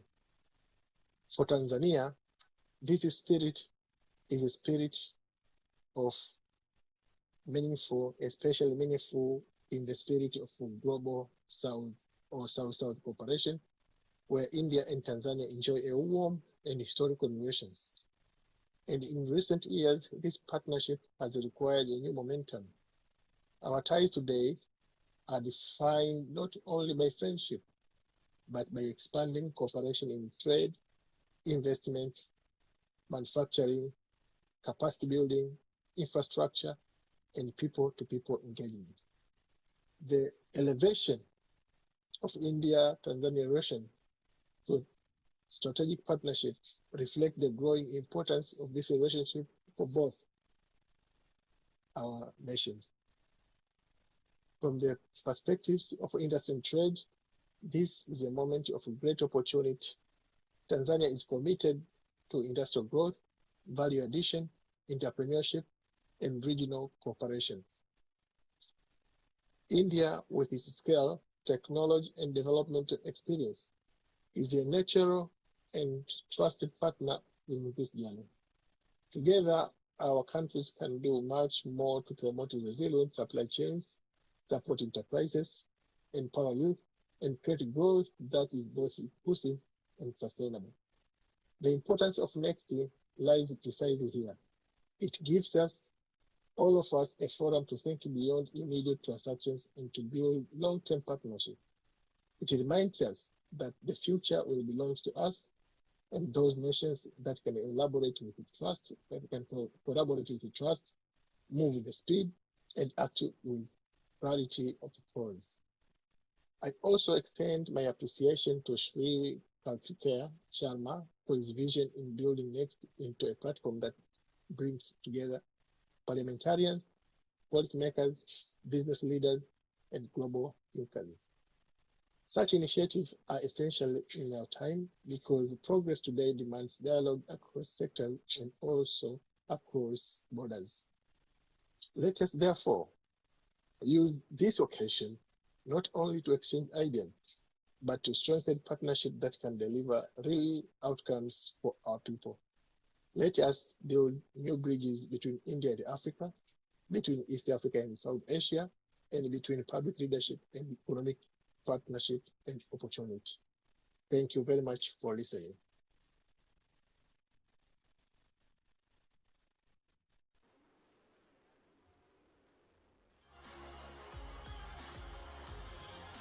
Wonderful, that address there. And of course, as I told you, we are really hoping that a lot of those dignitaries that have sent us virtual video messages this time will make it physically for the forthcoming editions of NXT in the future.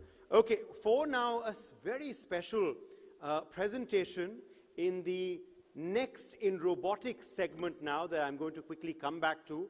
We are joined, and in fact, ladies and gentlemen, I would really ask you to watch this stage for what's coming up next. I promise you, you wouldn't want to miss this. So joining us for this next segment and address, and of course also demonstration, is Neerav Panchal from Kori Techno Lab Limited. He's the Chief Marketing Officer there. Welcome, Mr. Panchal. Thank you for being with us. And also joining us is Nitin Guru, founder and CEO RX1 Private Limited. Let's hear it for them. And I'm sure you're intrigued as to what suddenly come on stage with them as well. I didn't introduce that. I'll leave that to the two of them.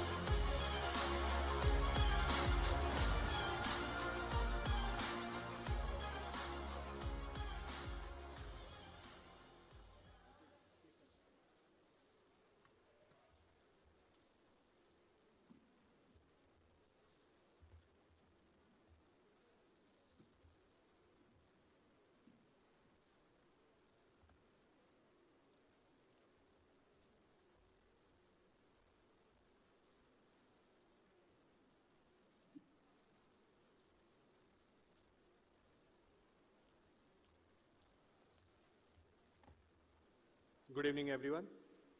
I want to thank Kartikeya ji for the invitation.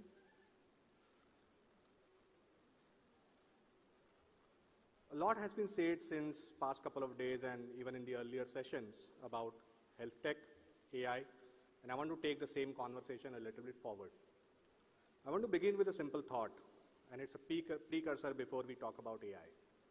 I want to talk about the health infrastructure first. Health infrastructure is not judged on its best day, it is judged on its busiest day. It is judged when there are long queues, when medical staff are stretched, when follow-up is uncertain, when risk is present, but it's still invisible. And that is exactly where one of the healthcare challenges exist. Not only in treating disease, but in finding it early, finding it consistently, and finding it at a scale that actually matters. Because by the time many people enter the healthcare system, the problem is no longer early stage, it has already become serious. So how do we build a public health system that acts earlier? Not occasionally, not symbolically, but systematically. Today in many environments, screening still happens in fragments. One device for blood pressure, another for glucose, another for ECG. One staff member records something manually, another tries to coordinate the next step. A report may be generated, or maybe it's not. A patient may come back for follow-up, or maybe they do not. So the issue is not that health systems do not care. The issue is not that our learned doctors do not know what matters. The issue is that in many places, the infrastructure for early detection is still too fragmented, too manual, and too inconsistent. And when screening is fragmented, three things happen. First, throughput suffers. Second, consistency suffers. And third, continuity suffers. And once continuity suffers, public health suffers as well. Manual screening can be helpful, but then one-off camps are not useful as well, because they are not the infrastructure themselves. Multiple devices can generate readings, but readings alone do not create a system. A system needs workflow. A system needs standardization. A system needs reporting. And system needs a follow-up. What public health increasingly needs is not just another machine, it needs a screening infrastructure layer. A layer that can operate in high footfall settings, a layer that can guide the workflow, a layer that can connect multiple diagnostic inputs, a layer that can generate a structured report, a layer that can support continuity over time. That is the space where Coady Technolab comes in. We have developed this robo, Medigo. It's an AI-enabled, on-demand health screen infrastructure for high-footfall deployments across institutions. It is designed to bring a standardized screening layer to places where routine screening coverage is inconsistent. By connecting multiple diagnostic devices into one guided workflow and consolidating results into a single report, it enables a repeatable screening programs, faster risk identification, and structured program data. And while I'm speaking about the public health and risk, I'm sure you all are wondering, what's this device on the stage? This is not a gadget. This is not a novelty. Think of it as an health ATM. And I want to emphasize on that. Think of early risk identification and take a moment if it can be faster, more organized, and more scalable. What if the doctors have all the reports available on demand whenever they are with the patient? That is the role Medigo is built to play. So what does it really do? It creates a standardized screening journey. The Medigo workflow includes operator login, patient registration, test or package selection, guided test execution, consolidated report generation, and digital sharing with records available for history and follow-up as configured. That means this is not just a collection of devices standing next to each other. It is a connected process, a guided process, a repeatable process, a measurable process. And that matters because when the workflow becomes standardized, the program becomes scalable. Think of the current public health infrastructure has the information about a possible outbreak or NCDs in a specific area. The officials can create specific campaigns targeted at specific location with a specific measurable input. It's not that they don't have the data, because data is fragmented. And when the same workflow can be repeated across locations, we move from activity to infrastructure. By deploying Medigo at public health spaces such as health centers, Medigo's data will make programs governable. Standardization at scale will improve reliability, and infrastructure will beat one-off camps because repeatable deployments create continuity, coverage, and measurable outcomes. That is a very important shift in thinking. Because in public health, the goal should not be just do more screenings.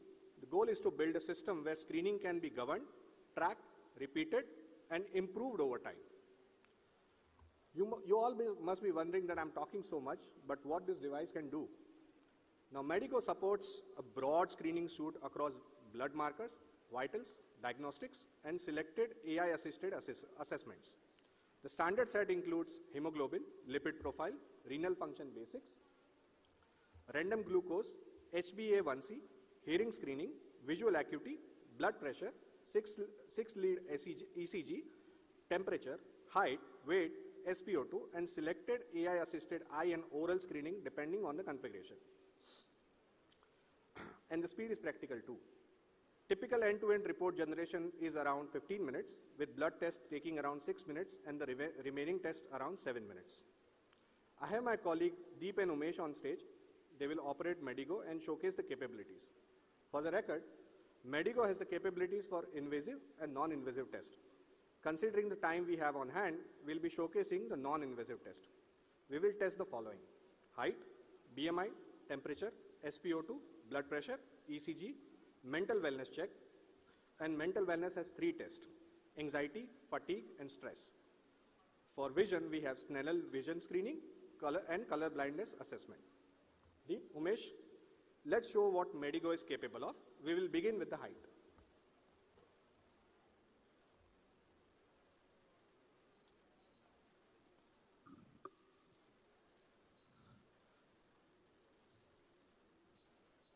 Yeah. Yes, thank you. Umesh, please. Now, Umesh's BMI screening will happen. So we have a BMI machine that is integrated with the robo. You can see that it's a complete, yes, thank you. Now we'll measure the temperature.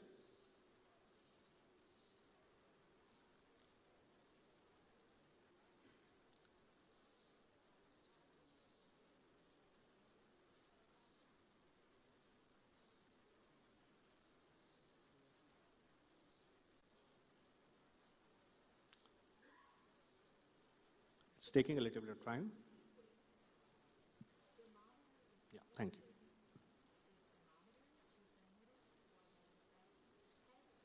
That's great. Umesh has a normal temperature right now, despite of being in a demo. Now we are going to measure SpO2.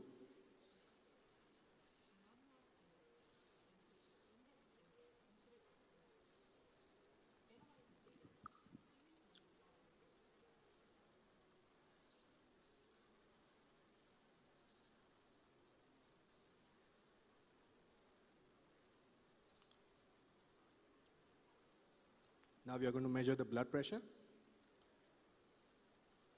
Considering the time we already have, we had Umesh wearing the blood pressure equipment.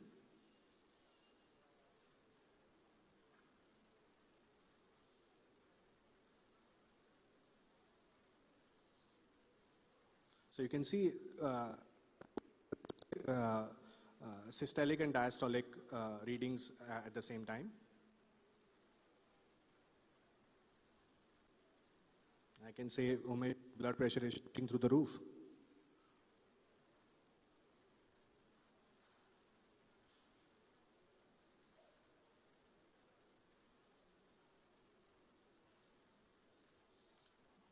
Okay, that will be all.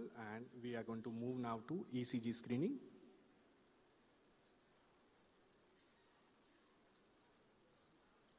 Umesh, can you please take a seat so that we can have the accurate reading? Thank you.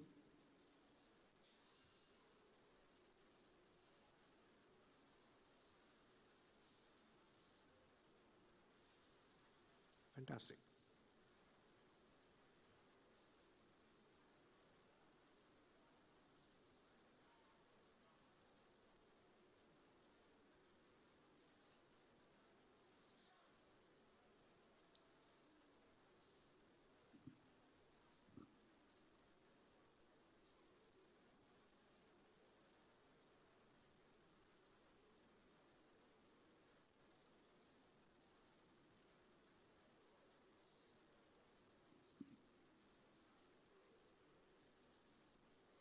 There you go. Now we will move forward. So this is the report that the ECG device was able to deliver. Now we are going to take the mental health test. Umesh, can you please take this? So this is a multiple choice based questions based on the standard mental assessment test that's happening across the globe.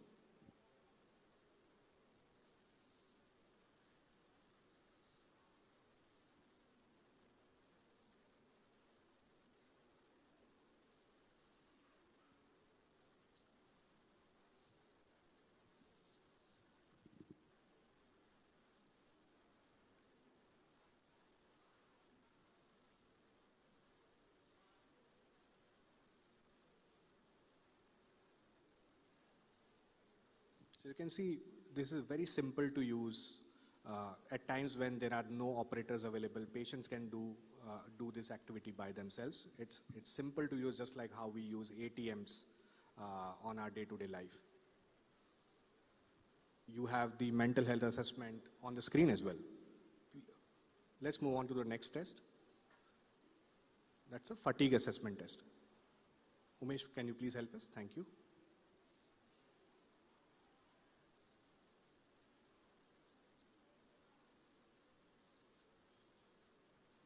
So very simple, very repeatable process where if somebody is able to read, they are able to use this on the go, and they don't have to worry about whether they are inputting any wrong information. They can go back and they can go back to the previous screen and use it again.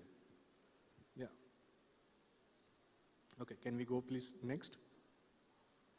So we are going to do the stress test now.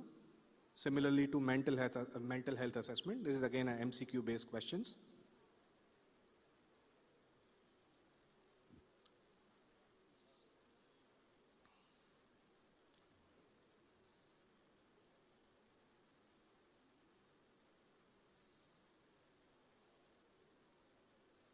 There you go.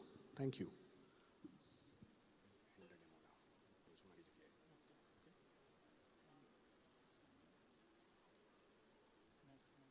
Now we have the Snellen vision screening. So we usually go to our ophthalmologist or our optician to do this screening, and we are able to assess what sort of vision deficiency that we may have developed. This test is on the go, where patients are immediately able to understand and identify whether they are lacking or whether they have a deficiency in vision. Skip this.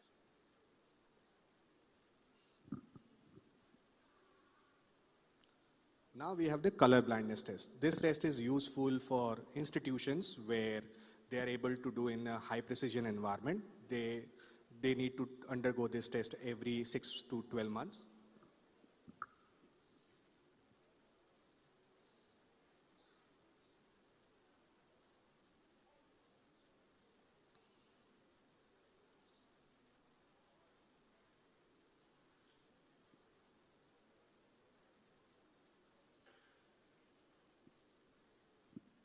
And hit submit. Thank you.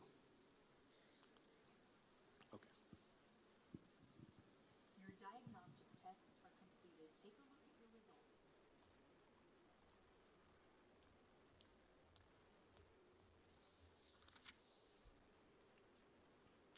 That was that easy. And powerful as well. Because it tells us that this is not only about doing a test, this is about a system that fits the reality of modern public health. Deep, Umesh, thank you. High footfall, distributed populations, limited staff time, need for standardization, need for records, and need for measurable outputs. We are creating accountability and not just automation. Because in public health, success is not just that a test happened. Success means, was the screening recorded? Was the report structured? Was it shared? Can it be tracked? Can it support follow-up? Can the program be measured? That is the promise of Medigo. As per the Government of India and rural health statistics, there are more than 1,57,000 sub-centers across India. Now, I'm talking about the lowest tier of India's public healthcare system and that form the first point of contact at a community level. They usually do pregnancy registration, antenatal and postnatal checkups, hemoglobin test for anemia, weight and BP monitoring, infant and growth monitoring, immunization support. They also do non-invasive test, non-invasive or non-communicable diseases screening as well, especially into hypertension screening, diabetes screening, or they can refer the patients to the PSC for confirmation. I want to emphasize again, this is not just a robo, this is not just a device, but it's a practical step towards stronger preventive health systems.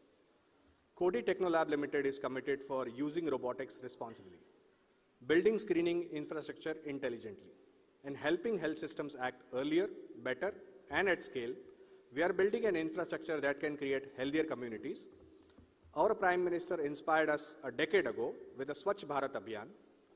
We at Coady are committed to carry forward his mission to build Swasth Bharat. Thank you. Jai Hind.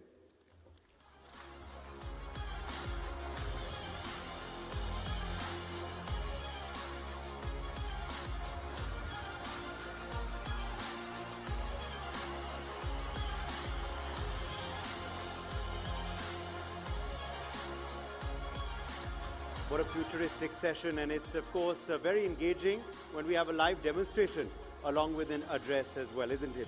Okay, well, we are now turning to a power-packed, erudite panel that is going to see educationists assemble now on the NXT stage from across the world. From across the globe, from reputed universities, you're going to see some very serious and senior individuals come on to discuss the future role of universities in global progress. We are now, ladies and gentlemen, turning to our next segment that is going to be focusing on next in education. And for this, we are very, very privileged to be joined by Professor Dr. C. Rajakumar, founding Vice Chancellor, OP Jindal Global University. Could we please have you on stage, Professor Rajkumar? Welcome. Welcome back to NXT. You were, of course, with us for our first edition as well. Also joining us now is Professor Maya Tudor from the Blavatnik School of Development, University of Oxford. Professor Tudor, welcome. Professor Roberto Orsi, also with us, Graduate School of Public Policy, University of Tokyo. And also joining us on the broadcast, Professor Nivi Manchanda from the Queen Mary University, London. Professor Manchanda, welcome. And Elaine White-Gomez also joins us, Professor of Practice at Johns Hopkins, SAIS. Elaine, welcome as well. And I'm sure we can do better than that. There's so many young people in the room as well. I'm sure you want to learn more about universities and the way forward for education and progress. Welcome all of you. What a power-packed panel, isn't that? Devika Chopra, Senior Editor of Newsx, will moderate this session. I'll hand the floor over to you. Absolutely. Thank you so much for that introduction, Uday. And today I have with me professors, academics from universities where most of the students sitting in this hall aspire to be one day. So it's an important session for them as well. And we're talking about a very important theme, which is the future role of universities in global progress. And what does that essentially mean? Because when we think about universities, there's a lot of chatter about the next set of leaders coming out of those universities. And education is such an ever-evolving and such a tricky space. So firstly, congratulations to all of you for all the work that you put in as academics, as professors, to make sure that we have those next set of leaders ready under your care. So thank you for your service. But I want to begin with a common question to all my panelists. We are now in an era where there is deep geopolitical fragmentation. It's an era of conflicts, it's an era of wars. And we're also in an era where there's a rapid rise of artificial intelligence, which is, I know, something that universities particularly are struggling with, how much of it to adapt and how much of it needs to really be regulated. We do feel that traditional universities so far have been the machinery for global progress, but do you, today as academics, feel that the traditional conceptualizations of a university really need to be looked at given the ever-changing geopolitical landscape? Professor C. Rajkumar. Thank you very much, and congratulations, Newsx, for putting this together. I think it is fair to say that for probably more than 1,000 years, universities have been pretty much focused on 5 major aspects. One is, of course, what we are all familiar with, which is creation of knowledge. That is something that the universities are deeply committed to, and that has been done through almost all aspects of what universities do. Second is, of course, dissemination of the knowledge through teaching, and different forms of pedagogical tools have been used. The third is something that we don't sufficiently articulate, but one of the things that universities have been historically doing is that it has been working in the realm of ideas. Ideas that can change and transform society, ideas that are more fundamental to the very future of the humanity that we are in. And that is an area which has come to challenge more recently, and that's where your connection to AI is important. The fourth aspect of what universities do is something, again, we don't talk about it, which is to speak truth to power. Today, more than ever before, universities around the world are increasingly vulnerable when it comes to investing in ideas that will effectively speak truth to power, that requires a deeper understanding of what the purpose and role of universities are. And the last is that, which I think is so important, is that universities are preparing the next generation, the youth of the world. These are 5 things that we have been doing for, as I said, long. All of them are under attack, are under challenge for both at a geopolitical level, at a national and international level, when governments around the world may not fully understand and appreciate what universities do, and the role of technology, artificial intelligence, robotics, and machine learning, all of which are increasingly challenging what universities are doing and are supposed to do. So to conclude, what I want to say is that this is an introspection moment for universities. If we don't recognize this unique set of challenges we are facing, universities run the risk of extinction, let alone becoming irrelevant. And that is the most important existential challenge that universities are facing today. Wow, and that's a very strong opening opinion there. As an academic yourself, for you to admit on this stage that yes, if universities don't change, there is a real risk of becoming completely extinct. Professor Tudor, I want to build on that a little bit with you. Your work, of course, examines how inclusive institutions are built, but I want to understand from your perspective, how can universities today move beyond teaching governance as a theory and actually becoming perhaps laboratories for building the democratic resilience that is required in today's world? And how do we instill those very genuine values that we require in the next generation of leaders? Yes, people out there are able to read the books and they're able to memorize what some of the great philosophers have said, but how do we make it more about applying it to the real world? It's a great question, and I want to start in a roundabout way by asking all of you to think about what the world would be like if we hadn't had universities for the past 30 years, right? So pretty recent. We wouldn't have a COVID vaccine. We wouldn't have the mRNA technology. We wouldn't have Google, which was invented as a PhD thesis. We wouldn't have the World Wide Web, right? So I think the subtext of the panel here is that universities are thought of as sort of elephants that aren't adapting to the modern environment. But it's important to point out here, in a time when we're thinking how much universities has changed, that all of those were inventions and research which emerged in a university context, not because the universities were skill building, not because they were solving a problem, but they were addressing the problems of the future and creating enormous opportunities for growth and innovation. So I want to pick up on something here that Professor Rajkumar has said, which is, there is absolutely the important part of your question. Democratic resilience comes from speaking truth to power. And we often don't know what the truth is in a particular environment. If you again think about the COVID pandemic, we didn't actually know, were masks effective? We didn't know how to address many of the issues and we might know what kind of skills we think we need today, but we don't actually know what the key problems of tomorrow will be for many of the most important issues. So I think there are three things that universities do. I mean, there are two things, really, research and teaching, and I think they're going to change in three ways. So the first way in which I think they're really going to change is they're going to move away from knowledge. All of you have phones in your pockets, and you can pull up, as many of you probably have, right, the cutting edge research on almost any topic. If you want to know what the cutting edge research was on cancer 20, 30 years ago, you'd have to go to a university. Today, you can pull it up while sitting in this room. So they're going to move away from being places of knowledge hoarding and towards critical thinking skills. An example, you see this already in my university, we've totally done away with regular lecture styles.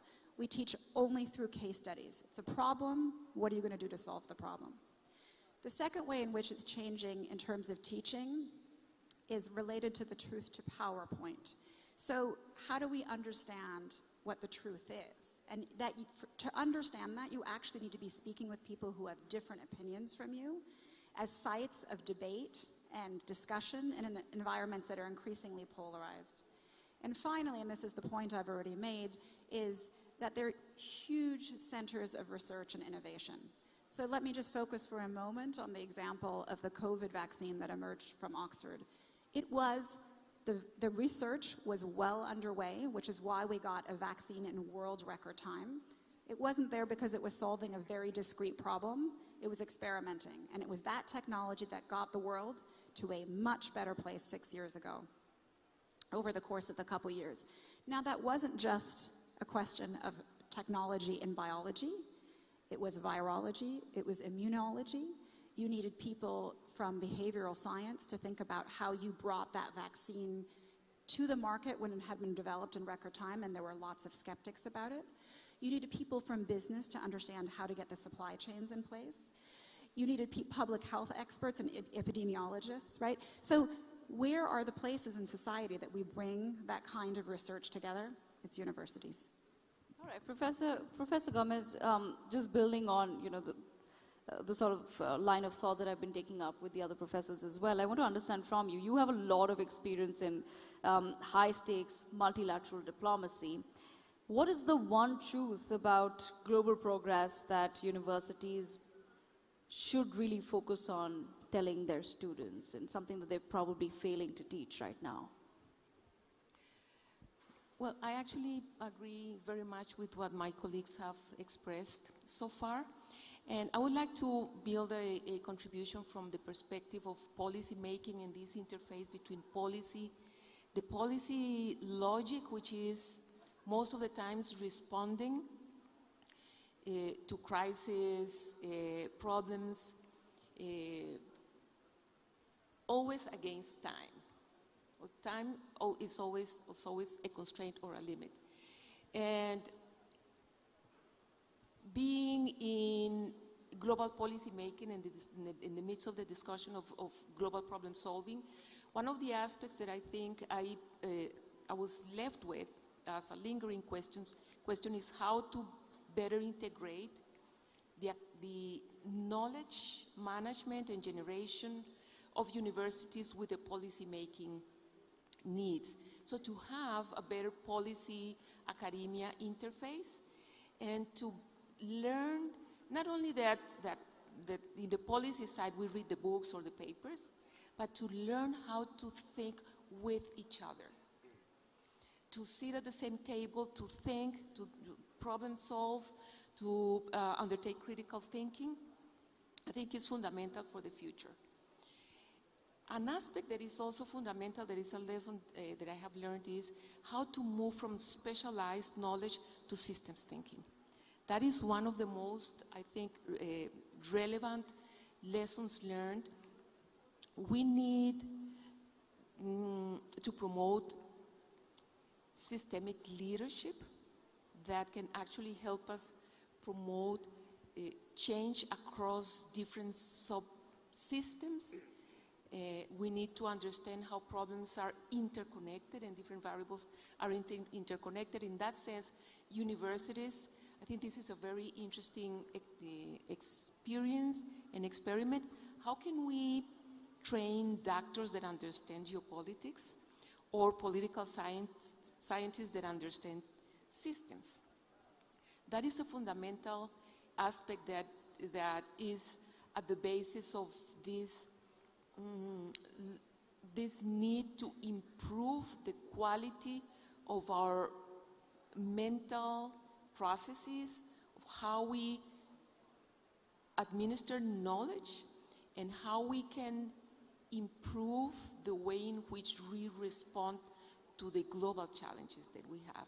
And I think so that's one of the reasons why I think systems thinking and a better, much better interface between policy and academia.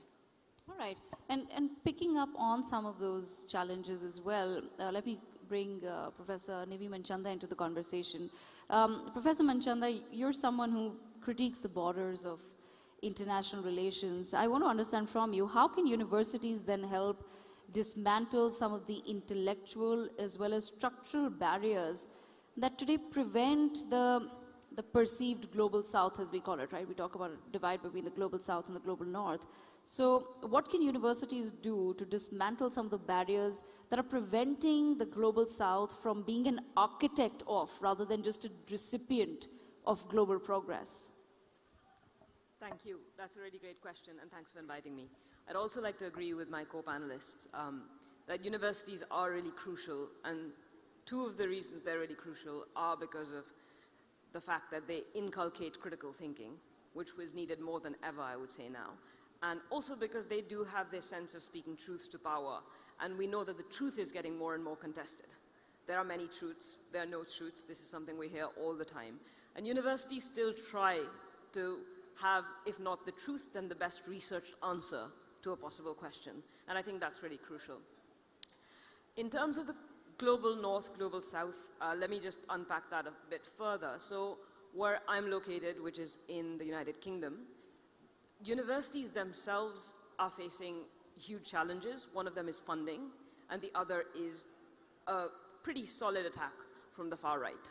So universities are becoming institutions that are getting less money even as student numbers rise. So students still want to go to university. So there's quite a lot of complexity there. And in my university, in the University of London, there have been really good attempts at fighting the far right, but also at momentum gathering sort of exercises that challenge hierarchies between the global south and the global north. So there's been a great initiative called Decolonize the University, which Oxford has also been quite key in. And they are doing a lot of good work at looking at how not only colonization, but post-colonialism, or what we might call decolonization, continues to structure hierarchies between the global north and the global south. But I think sometimes the global north and the global south also become reified, become kind of static categories. There is no one global south. I came from India, from a pretty privileged background, so I got to go to the best universities in the West. That's not the same for everyone.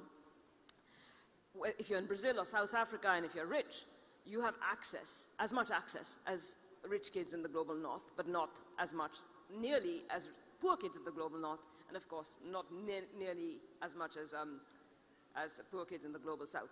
The other thing is that there is because of this kind of fragmentation of global politics, I think universities in the global south themselves are becoming stronger, and that's a really good thing. So the idea that they shouldn't just be recipients has changed, right? They don't need to be recipients. They can make that progress themselves, and they might be the ones diffusing and disseminating that progress. The final thing I want to say is that the attack on universities looks very different where you are based. So for instance, in Gaza, there's no universities left. In Lebanon, 2 university professors were killed yesterday. So I feel like there's structural questions that need to be answered that have something to do with colonization and the legacies of colonization, but also to do with the shifting world order. And I think universities, once again, are very well placed to unpack those questions and to parse those distinctions. That's Thank actually you. an excellent point for me to start my, ask my next question. You're talking about the ability of universities to deal with, of course, the current geopolitical climate.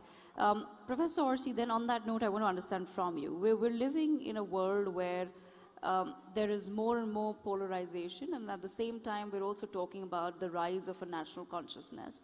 And that's not just true to certain countries. It's, I think, all over the world, more and more countries are becoming more aware of a concept of us versus the other, that the other is coming in and they're taking the jobs, et cetera, and of course, so I just want to understand from you some of the concepts that we have, for example, grown up with. I would say that those are concepts that have been adopted from Western perspectives.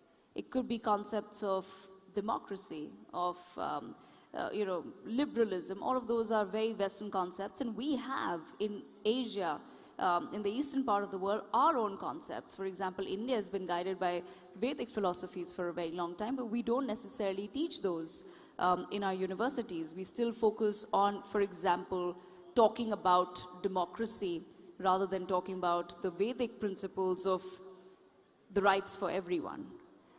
So I just want to understand from you, what is the role that universities then should be playing in ensuring that in the current geopolitical climate where there is a rise of nationalism, is that an opportunity to perhaps start imparting knowledge based on our own value systems? Because those value systems led us to where we are today, and do we now need to go back and reflect upon those and teach our students and people who are working in our country those values, and are they better suited to guide us into a more coherent future? That's my question to you. How do we move away a little bit from the Western gaze and we go back into just imbibing what is truly ours? And this is not to say that there's something wrong with Western philosophies. It is only to understand that certain concepts may not be applicable to everyone. Definitely. So thank you very much, first of all, for having me here. It's really an honor to be part of this panel, part of this event. Your question, of course, is a very complex question. I'm just going to mention perhaps a few things, and I'm probably concentrating on the role of universities, what we can do as universities, institutions, and even as individual professors and academics. Yes, in many respects, the world that we live in, I always tell my students, look, the world we live in is extremely complex. Not only that, but has never been tried before. We never had so many people. We never had so much interconnectedness and so much interdependence. This world is pretty much experimental, and also doesn't come from particularly just and fair foundations. So the globalized world and the spread of certain kinds of universalism, which also contains things that are normally considered good, like democracy and liberalism, comes from expansion of the West, which was not exactly just diffusion of ideas. This was also project domination, oppression, colonialism, and so on. So then the question becomes, what can be done about perhaps saving, so rescuing a dimension of universalism, while at the same time recovering more regional perspectives whereby different cultures had their own set of values. I personally am not so enthusiastic about the concept of value, but let's simplify the discourse by saying, of course, several cultures have their own discourses about themselves, about politics in general, and it makes a lot of sense that such communities go back to their past and recover parts of that. But at the same time, we also wish to maintain a universal dimension. I don't think that is very contradictory in reality, because every culture fundamentally produces concepts, structures to solve problems. So if you see that from a functionalist perspective, we as human beings are always social beings, necessarily. We live in societies, great variety of societies, but fundamentally we also have to solve a set of common problems, okay? And so already anthropologists in the last century have noticed that many structures actually converge in that. So many, let's say, myths, you can find the same myths, more or less with the same structures in many, many different cultures, because we, as human beings, we have to deal with several similar problems. So let's say how to deal with your parents, how to deal with figures of authority, how to deal with men, how to deal with women, right? So in a way, we can converge, we do converge as cultures as a core in our forms of looking for solutions of common problems. Then what we can do as universities in navigating this complex compromise between fragmentation and universalism, well, first of all, I think we need to continue to believe in the force of dialogue. So continue to have channels opened and conversation, and especially having good faith conversation, which is not easy, is a difficult exercise, but I strongly believe we should try to do that more often. So we are the people who can talk to the counterparts, or we should be able to talk to counterparts, no matter what, because yes, we are also citizens of certain countries, but we should also be loyal to higher principles of learning and of love for knowledge. So that's something that should unify us also beyond differences. Then, as a scholar who lives in the East, I live in Japan, but comes from the West, I also wonder, and I discuss often with my students, how we can integrate Eastern perspectives and Western universalist sort of tendencies. And it's a very difficult discussion. Also because, again, going back to reification, there is not really a coherent East, right? So let's say a traditional Indian culture is quite analytical, a little bit like the Greek culture, but the traditional Chinese culture is very synthetic, is based on a different way of communicating ideas, and the Japanese culture even more so, perhaps, in certain respects. So we simply need to find, as I said before, what is fundamentally the function that is beyond certain solution, and we can continue to converge on these aspects. I make a very brief example. Our concept of justice in the West is very much based on the idea of equality. We are fundamentally all equal, right? Yes. That's our starting point. But for Confucius, the idea that we treat people equally would be absurd, and not just at all, because people are different. And so you treat people differently, which is also kind of makes sense in a different perspective. So, and then I tell my students, look, yes, in the West we believe in equality, but then we have special rules, special laws for special categories of people. You are more responsible for certain things if you are in charge of certain responsibilities. And also in Confucianism, eventually they have to take care of some kind of evenness of judgment. So I think that's the key. So try to find out the convergence between different arrangements in specific cultures. Thank you. Yes, and the perfect balance is, of course, what all of us strive for. I'm going to I just have a couple of minutes left. I just want one last quick rapid fire with everyone. Professor C. Rajkumar, just starting with you, same question to everyone. If there's one thing that you could change about the relationship between academia and global policymakers for a more stable 2047, what would that be? So I think it's fair to say that we need to move towards developing universal values. I don't think we can escape from that. I personally believe that the difference between the so-called Western values and Eastern values are overstated. I think it is fair to say that there are fault lines everywhere. While, for example, historically West could have believed in principles of equality, we know that it took a civil war in the United States and much later for the blacks to have meaningful rights. We have even European countries, including Switzerland, did not give the right to vote for women till the 1960s and early 70s, when a country like India, just at the dawn of independence in 1947, our constitution provided for a universal adult franchise, including the right to vote for women. I want to make the larger point that I think it is important for us to recognize that regardless of whichever civilizational heritage and lived experiences societies come from, we need to recognize and come to terms with the idea of certain universal values.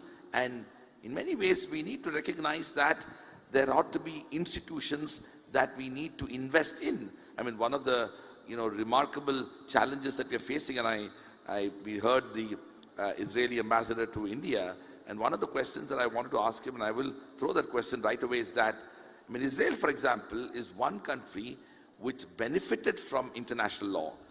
Post-Second World War, the establishment of United Nations and the establishment of the global order to build principles of international rule of law was the most fundamental, in many ways, the sort of transitional shift after the Second World War.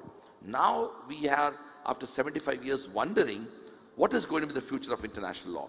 What is going to be the future of global institutions? We need to invest in those ideas for the future. All right, I have to wrap up, but I just want to give 30 seconds to everyone. Professor Tudor. So one thing I'd like policymakers to understand is that in an era of massive AI disruption, universities will be the preeminent site of facilitating critical thinking skills. And in particular, an example of this is that Stanford, as this university that's at the center of this AI disruption, has recently instituted a critical thinking mandatory course for all freshmen. So it's not a pie-in-the-sky idea. These are, in an era of misinformation and disinformation, where we're going to develop those skills. Professor Gomez. I would like to propose to revalue the importance of the word global. That is the global discussion space, the global communication space, where there are global institutions that are the only spaces where all of humanity meets to collaborate, to discuss, and to understand each other. And there is currently this ongoing narrative that global institutions are not good or are failing. And one fundamental function that global spaces provide for humanity is being this meeting place where all of us can bring ideas, perspectives, and traditions of thinking together. Last but not least, I would say we need to recalibrate also how we teach history. Because history is not an independent department, it's not a closed chapter, is what helps us understand where we are and how we arrived at where we are. And we need to incorporate the understanding of history in every single problem that we are addressing. So I think that really constitutes a challenge to the way in which we collaborate with our past and how we teach the past so that we can bring it into the future in the concept not only of managing what happened, but what lessons we learned from the past so that we don't repeat them in the present time. All right, Professor Manchanda, same question to you. Yeah, I'll be quick. I think politicians and policymakers should take universities more seriously because they are a site of critical thinking, but also universities are not governed by election cycles, so they are actually producing knowledge that, as far as possible, is objective. Thanks. All right, Professor Orsi, last word to you. Yes, I think policymakers should think more about universities also as schools with young people, and these young people need help in a way, so they need to be exposed to transformative experience and so on. So I think taking the students at the center of the policymaking with regard to universities, I think it would be better, like human element. All right, on that note, I've completely run out of time, but thank you so much to all our professors for joining us at NXT 2026. Well, absolutely. Thanks to that panel, the entire panel, of course, for your thoughts, your views, and of course also some messages for particularly the young ones who are also in universities today watching you. Also, of course, you had a lot to say for policymakers as well, for the education sector, and let's certainly hope for more collaboration as well between all the universities in the room and those watching as well. With that, we conclude the segment of Next in Education, and we move forward to Next in Tech once again. And of course, in the tech space, a company that is creating a lot of waves is, of course, the next one that I'm going to be introducing. We have with us to speak on the new era of health, from curative to preventive and predictive. A keynote address by Mr. Gaurav Gupta, founder and CEO of Gabit. Could we please have you on stage, Gaurav? Welcome to NXT 2026. Thank you for being with us. Handing the floor over for his special address to Gaurav Gupta.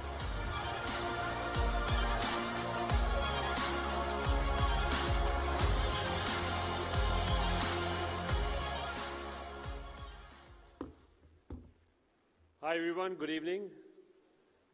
One thing you must have noticed that's happening nowadays, each generation seems to be aging better than the previous generation. How many people agree to that? Can I see a raise of hands, please? They're aging better than the previous generation.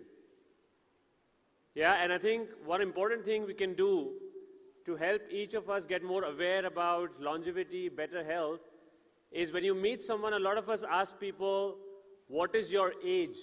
By that we mean, what is your chronological age? I think we should start asking, what is your metabolic age? Or what is your biological age? Which essentially means, how well is your body functioning, or according to what age is your body functioning? And the reason that's important also is because we are at a stage where there's a big health crisis right now, all over the world, especially in India as well. In India alone, we have close to 250 million people who are diabetic or pre-diabetic, 200 million people who are hypertensive, 36% or 37% of our adult population is overweight, 15% of adult population is also going through some sort of mental health issue. And you know, the more important part is not these numbers. The more important part is that India, or population of India, is facing these issues 10 years earlier than most other countries. And I think we need to correct that. We need to do something about it.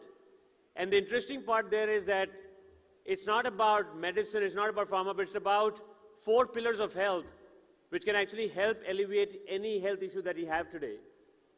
The 4 pillars are fitness, movement. The second is sleep, stress, and nutrition. You pick up any health goal, whether it's diabetes, pre-diabetes, hypertension, being overweight, obesity, these are the 4 pillars that can help you get better. And the more interesting part is that these 4 pillars are interconnected. They feed off each other. They're actually interconnected in your body and brain, and they work together, not in an isolated fashion. For example, being sedentary is actually a disease, and that's how we should treat it. Sleep is the most legit and strongest, powerful, performance-enhancing drug, if you can call it that. And that's what we should think about it. The second thing is, for all of this, if you want to improve your health, tracking your health is super important. Can I have a raise of hand again so that we are engaged this and you're not getting bored with this? How many people here use wearables to track their health? Can you raise your hands? A few. And you know, something that you can't measure, you can't improve. So tracking your health is super important. And now, tracking your health has become super easy. Companies like Gabit, which make a smart ring, and other companies like us, they have made it very, very easy. So you basically, this smart ring on my hand, you buy it online like you buy apparel, you buy clothes, you buy shoes, and you put it on your finger, and you start going on a health journey. So it's become much, much easier to start on your health journey. And the interesting part is, when you start looking at your own data, it's so personalized to you, start moving. I want to share one example. My mother is a power user of a smart ring. She doesn't want a bad sleep score in the morning. And because of that, she's fixed her habits. She sleeps on time, makes my dad sleep on time. And if I would have told her, you should do these 3 things to improve your sleep, or somebody else would have told her, she wouldn't have done that. But because she saw her own data, she actually started making those changes. So it is very powerful when you look at your own data and you're able to see, how do I improve this? And the other interesting that we've done, I think we've seen a lot of good apparatus, good robots here which can track a lot. But what's happening, what's changing is we're making it even more easier. So this is one smart ring can actually track all the 4 pillars that I mentioned. It tracks all your movement, your fitness, your calories, your VO2 max, your resting heart rate, all the critical metrics. It tracks your sleep, stages of sleep. It tracks your nutrition. So we've used an AI-based feature where you can speak into the app to log your food. And we got a full database at the back end. And it also tracks your stress. A lot of people use it to use the ring. And at the end of the day, look at which are the people who actually gave me stress today. And they try to manage their meetings much better. So just one ring on the finger can actually track so much today. And if you extrapolate this in the future, there's so much that we can track. Eventually, I think every important metric will come onto these wearables. And if you go beyond just the wearables, the other important thing to track is blood test. How many people here get a regular blood test done every 6 months or every 12 months? Again, it's very few people. It's super important to know how your body is functioning, because guess what? What looks from the outside might not be true from the inside. So at Gabbit today, you can actually track 150 markers on one platform. You know why? Because all these markers are connected, they're interconnected. So the data on the ring, your blood markers, glucose monitoring, and even a smart scale which gives you muscle mass or body fat percentage, all these 150 markers are connected. On Gabbit, we help you track this on one platform, and now we use AI to assess you, to tell you what is really the problem with your health, or which blood marker might be affecting your sleep. So it's got very detailed, and it helps you basically make those improvements. In fact, I'm sure, let me ask you one other thing. How many people here take supplements? Can you raise your hands? How many people measure what the supplements are doing to you after you take supplements through a blood test? Absolutely. That is another problem, because all our bodies have different absorption levels of different supplements. In fact, when I was taking vitamin D, I realized that my vitamin D from being less had gone to a toxic level in 6 months, because my absorption of vitamin D is much, much higher than most other people. So I had to regulate what I was taking in. So again, tracking is super important to make sure that we are doing a good job. And this is what is preventive health. On Gabbit, you can actually not only get the assessment, but we also tell you what you need to do to improve your health. And now we have supplements on the platform to, based on the recommendation, take supplements, and once you take them, you can actually track whether the supplements are working for you or not. So it's a fully closed-loop ecosystem which helps you track, take interventions, and improve. And this is what preventive health is moving towards. A lot of people gift the wearable to their loved ones because health is the best gift to give. A lot of companies are using now these wearables for employee wellness. A lot of hospitals want to use wearables to help track their patients when they leave the hospitals. So there are a lot of areas where this can be used. And I also must tell you that this is about assessment, and AI is helping us assess all of this better. But what is happening now in the future is that companies like Gabbit are collaborating, for example, with leading global institutions now to see if we can use the power of AI. By the way, this data is very, very powerful. This ring exactly knows when my heart goes out of rhythm, because there's 24 hours continuous data about my heart and my heart performance. So we're trying to see, if we use all this data for you and put AI on top of it, can we predict meaningful health outcomes for you? Can we give you early risks for meaningful health issues that might happen in the future? Because then you can correct them before they become a big issue. So better health should become more accessible for more and more people. Wearables like this And technology, like just wearables like this and blood tests at home is super convenient and is helping you get more preventive health for yourself. And finally, I would say that there will be an era where we will be able to probably tell people 5 to 10 years before whether they have a risk of a heart disease or a liver disease or a kidney disease so that they can do something about it. So the convenience and the ease is important. And one last message that I want to leave for all of you is, please track your health. And it is for everyone. It is not just for people who go to the gym or think about health. Better health is for everyone. And we should all on a regular basis, either using wearables or regular blood testing, track your health to see what is happening inside and what can you do to fix it. Thank you so much. It was lovely talking to you all.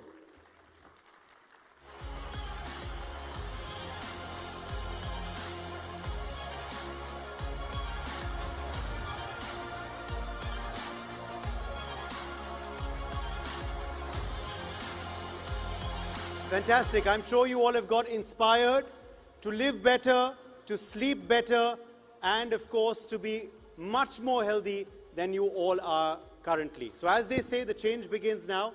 Change, as Gaurav Gupta said, in the right direction. What an interesting and of course engaging session that was. All right, we are moving now swiftly forward to our next segment, where we're going to be focusing once again on Next in International Affairs.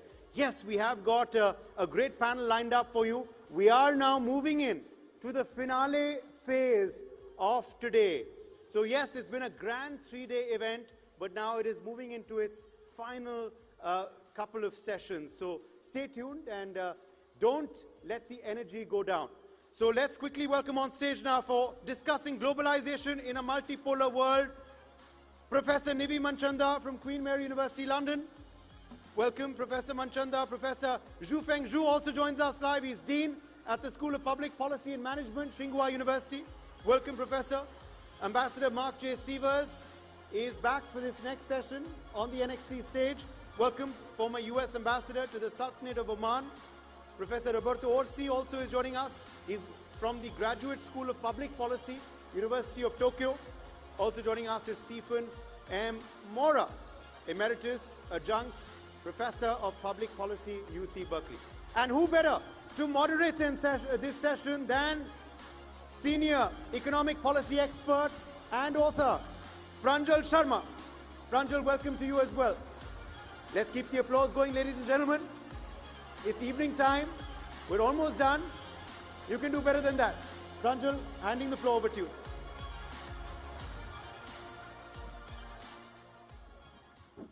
Thank you. I will try to get some thoughts going right away. There are 5 questions and themes that are dominating global discourse on globalization, if I can say. And I'm going to frame these here. We had a brief chat earlier. Globalization, deglobalization, or reglobalization, I think that's a very big issue for us to consider, especially at a time when there is a debate about whether dollar is losing its influence globally. Now, second point, will multipolarity grow as it does and as it is, but will it be at the cost of multilateral structures that have been built over the last few decades in the post-war world? The rise of FTAs, as you know, many of you know, India signed about 8 FTAs. Several countries are going into bilateral regional FTAs, but what does it mean for global trade structures, especially WTO? Do we see that fragmentation as negative or positive? The fracture between US and European Union versus the rise of global South alliances, because again we see that a certain alliance between Europe and US, North America and Europe was dominating the post-war world, but we see a lot of differences, and then you see a different coalition coming together. I don't want to call it a bloc. It's nowhere near the coherence of European Union, but still you see emergence of new structures. And finally, legacy economies and growth economies. I call legacy economies in North America and Western Europe. They've reached the peak. They have very high per capita income.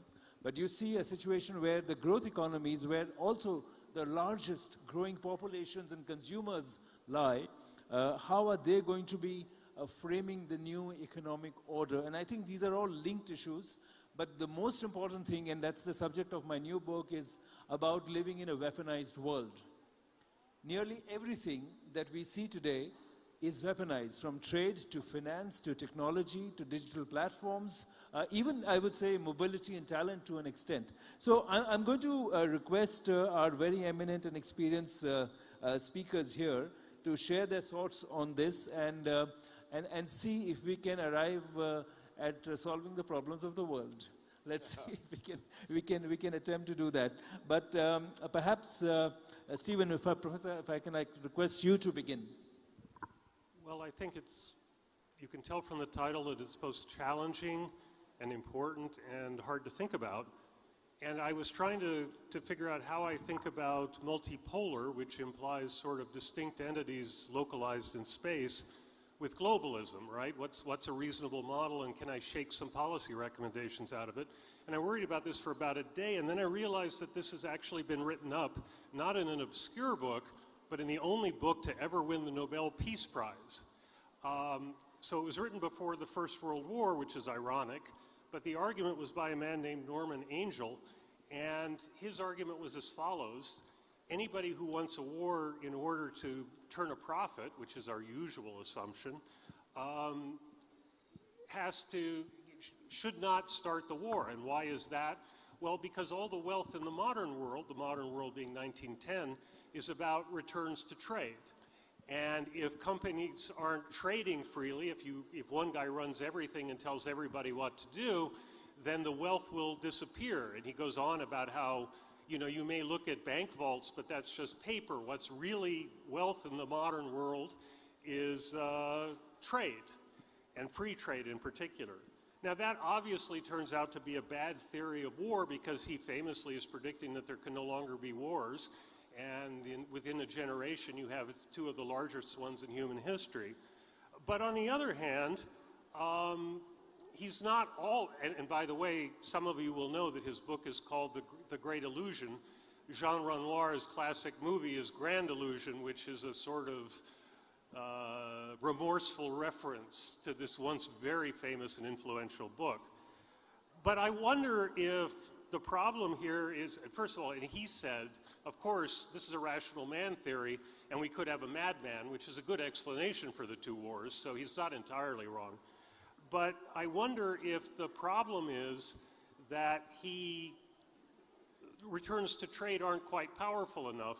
And I've sat through this wonderful conference, and people are basically telling me, if I got it down right, that in the world to come, power, or at least wealth, will depend on two things: human cleverness and sand. And there's plenty of sand, and in India we are in the powerhouse of cleverness. That was historically held down somewhat for obvious structural reasons, but India has always supplied the outstanding tale of geniuses on the planet, any number of 20th century tales like that. So we are at a place where Angell's argument is much stronger than it ever was, and that gives me hope. But then the question is, how do we take policy implications out of that? And I'll just finish by saying, you want to make the world as simple as Angell's model, right? I mean, let's drag the world toward Angell's model.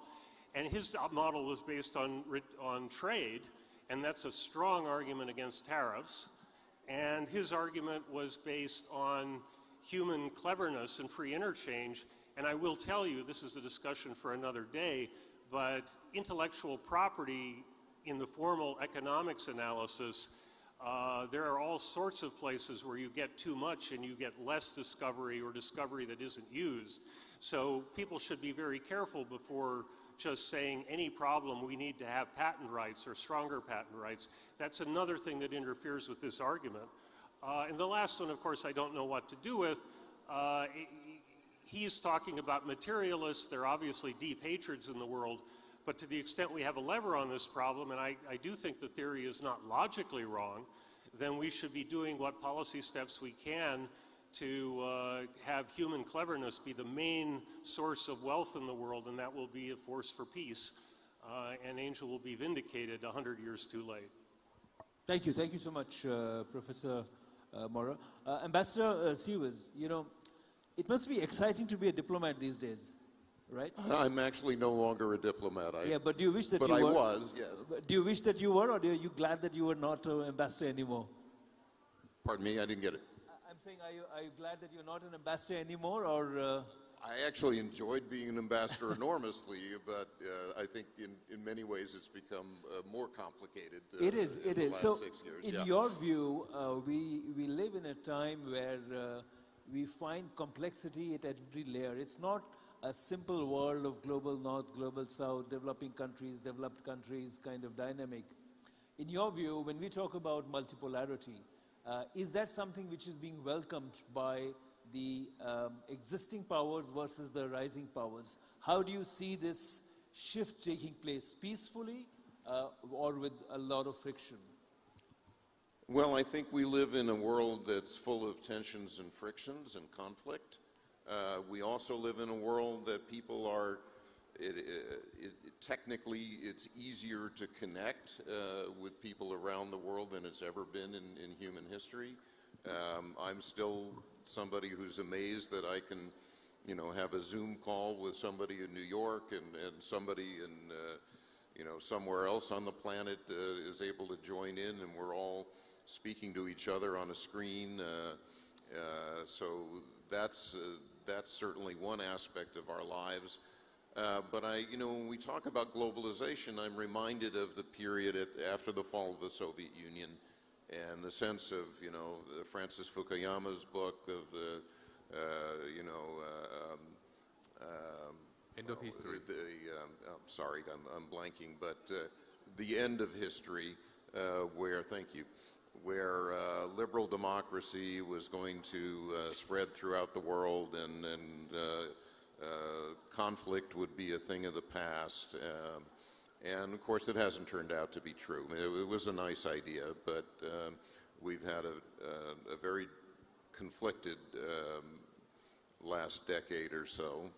And I don't think that's going away. And the other thing is, I think there was a discounting of the responsibility of government to exercise sovereignty and to set the interests of its citizens as its highest priority. I think that is being reestablished, at least in the United States, and that held out as a model. But obviously, countries have to cooperate as well. They can't exist entirely on their own terms. So, but I think that some restoration of the importance of sovereignty and the obligation of states to their own citizens is something that's badly needed, and that I think is a good thing. Thank you. Professor Zhu, a few years ago at Davos, I heard President Xi Jinping and Prime Minister Modi talking about the importance of globalization. And it was very interesting because the European and the North American leaders were saying, well, we don't like what's happening with globalization. And today, in a few years later, we see more of that. It's very interesting that China and India are in favor of globalization, but the rest of the world seems to be saying, well, I think we need to change the rules. How do you see that, especially from your perspective in China? Okay, thank you. Talking about the multipolar world, actually, in my framework of understanding in the world, there are different positions of different countries. If we define who are the polars, first you must be unique, and you must be irreplaceable. And in the world, there are three roles. One is resource countries. Another one is production countries. The third one is consumption countries. So there are different countries whose roles are different. For example, America. America is the biggest power in the world, but it is also, at the same time, is the biggest production, resource, and consumption countries altogether. This is why America is most powerful in the world. The military based, behind the military is the production, right? And China, currently China is the biggest production country. And Russia is the resource country, right? And India, maybe India is the most human resource country.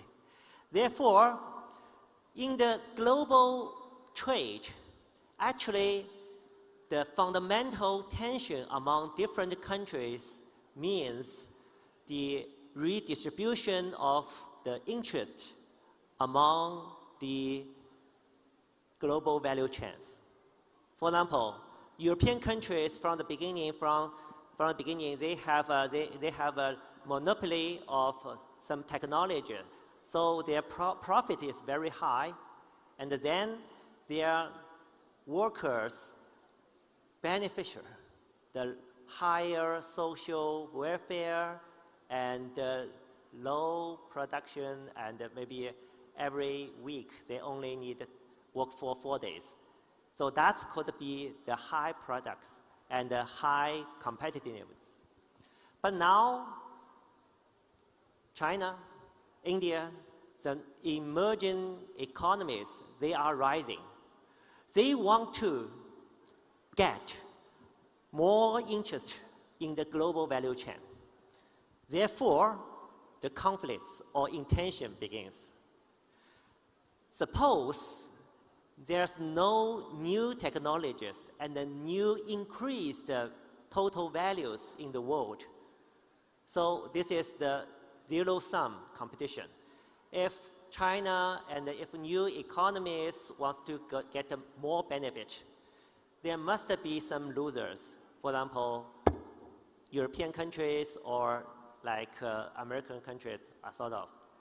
Therefore, that could be the current situation. Why after the year of 2000? Because there are no fundamentally revolutionary technological development. So no economic boomers. Therefore, countries must compete with each other to get the stable benefit in the global value chain. That's the result of the current situation. And then Professor Zhu, if I can just interrupt you quickly.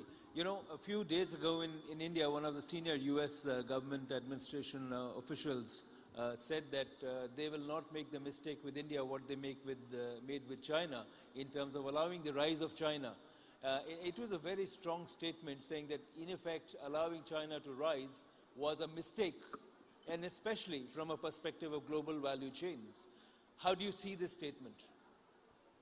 I mean, not just a statement, it's a thought process that, well, we allowed certain countries to rise, and we are not going to allow these. And to sort of answer that, Indian Foreign Minister said that India's rise will not depend on the mistakes of others. So there's this very large current of thought saying that any rise of any other country from outside the global north has to be controlled or contained. First, America has never been declining. They are still in the top, at the top. The reason why China rise so fast from the beginning, from 40 years ago, because at that time, China was the biggest third party among that kind, at that time, the geopolitical system. What is that political system? It's a Cold War. The biggest two powers, America and the Soviet Union. Then America tried to attract China to be America's friend. Then we got a honeymoon period in 1980s. Then China get a rise. Current situation, especially in India, India's position currently is China's position 40 years ago. Why? Because there are two biggest powers. China, and America.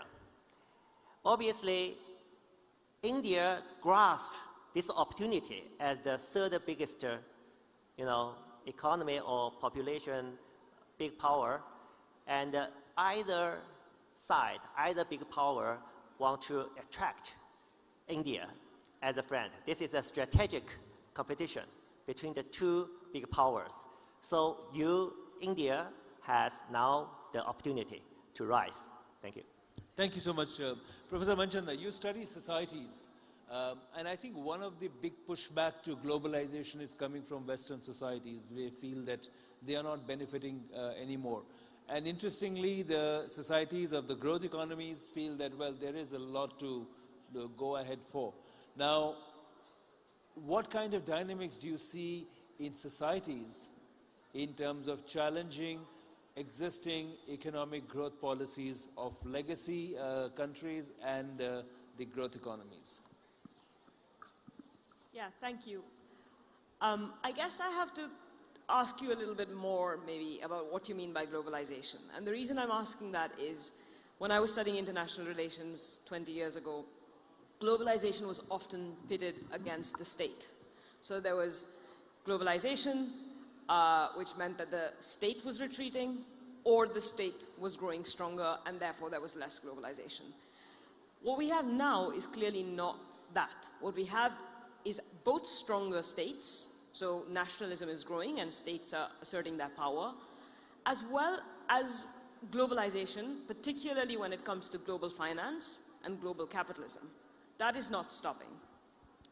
So I guess in the West, there is some pushback to globalization, like you say, but most of that pushback is against migration or immigration. So it's the free movement of people that there's... But that was a key tenet of globalization too. Yes. Talent mobility, if you look at what WTO's various rounds of discussions, mobility was a very key principle. Absolutely. And the mobility of people is decreasing, but like I say, the mobility of capital and the mobility of finance is increasing.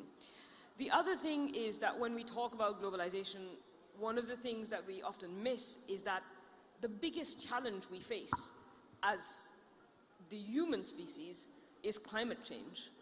And climate change will affect everybody at some point, definitely not equally, but it is a global challenge, and that requires global answers and network global solutions, right? So retreating to some sort of state-centered, non-globalized world is not actually possible. And then in terms of the East versus West question, I think, again, it's a bit more complicated because there is a multipolar or a multipolarity happening now. So the world is moving towards some sort of multipolar system, but we have had, at least since the end of the Cold War, a unipolar world. And that has also been pretty unstable, and it's been contested. But it's not just the West, right? So I think the US perhaps is, for good reason, not very happy with the way in which the world is, in the direction of the world, but it's also, in some ways, hastening its own demise. But the problem is that there's now some sort of tension between Europe and the US. And that, I think, is a big problem. So far, Europe has more or less backed the US in what it's doing, but I think that will change. And whether that ultimately leads to more peace or more war, I think is still an open question. At this point, I think the world is looking very unstable. And I think there need to be major changes afoot for us to go back to focusing on the big questions. And the tagline of this summit, for instance, is for all humankind. And as long as we think of all humankind, the questions we ask of globalization or the demands we place on it look very different, unless we're just talking about the 1%, which we often are. Thank you. Professor Orsui, multilateralism, we talked about the rise of China and India, but Japan actually went through the same phase in the 80s when it was rising. There was serious consternation everywhere, like is Japan going to take over the world? But you know, we've seen how things have developed since then. But multilateral institutions, and even today, as we see wars across the world, we see that multilateral institutions are not playing any role. I mean, that's a huge worry that the structures that you created are effectively defunct. How do you see them being revived, if at all, in the next few years? Well, that's a great question. Thank you for having me in this panel and for these very interesting questions about multilateralism and its future and the future of multilateral institutions. One could actually start from disputing the claim that multilateral institutions are not working towards the solution of these kind of problems. In a way, it's also a question of expectations. What can we realistically expect, let's say, from the UN, right, which is typically attacked for not being effective in its role of pacifiers and so on. But maybe we are asking also a little bit too much from those institutions. And my answer to the question would be that, yes, of course, they don't provide the kind of solution we would like to have, but we would be much worse off if we didn't have those institutions in place. So if we didn't have diplomats meeting in New York at the UN Security Council or UN Assembly, General Assembly, we would be much worse off, because at least in this fora, people can talk, and it's better than not talking at all. So I always teach my students, look, many of these theories of international politics, or let's say we discuss just war theory, what wars are just? And it turns out that no war has ever been really just according to the theory. So what's the point of having a theory of just war? Well, the point is that if we would be worse off if we didn't think at all about the ethical dimension of war. And so in the same way, I think we are better off having institutions, multilateral institutions. So quickly, I'm going to interrupt you, Professor Orsi. Who is going to strengthen and improve the institutions? On who does the responsibility lie? Well, again, great question. I think institutions have their own trajectory, and the strengthening will come as a reflection of and convergence of interest of great powers to let them have more weight in international politics. So the point is really to find a convergence of interests.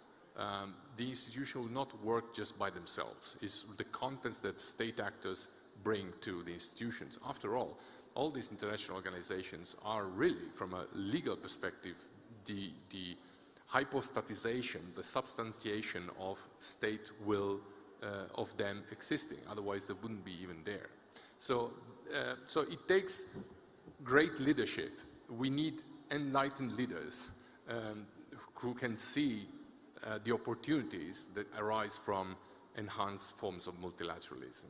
There's no way out. I'm going to request all of you to select and choose one word. Reglobalization or deglobalization? What do you see ahead?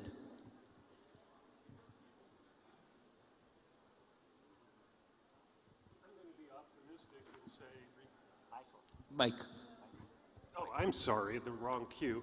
I'm going to be optimistic and say reglobalization because, for the reason already stated, those make nations more secure. Thank you. Ambassador. Re or D?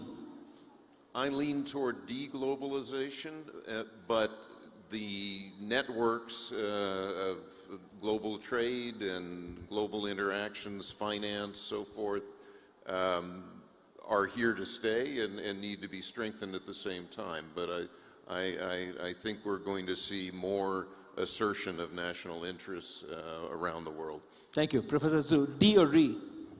I think first is I don't want to define what is globalization and deglobalization. But in my mind, during the Biden administration, the system, the global system is isolate China outside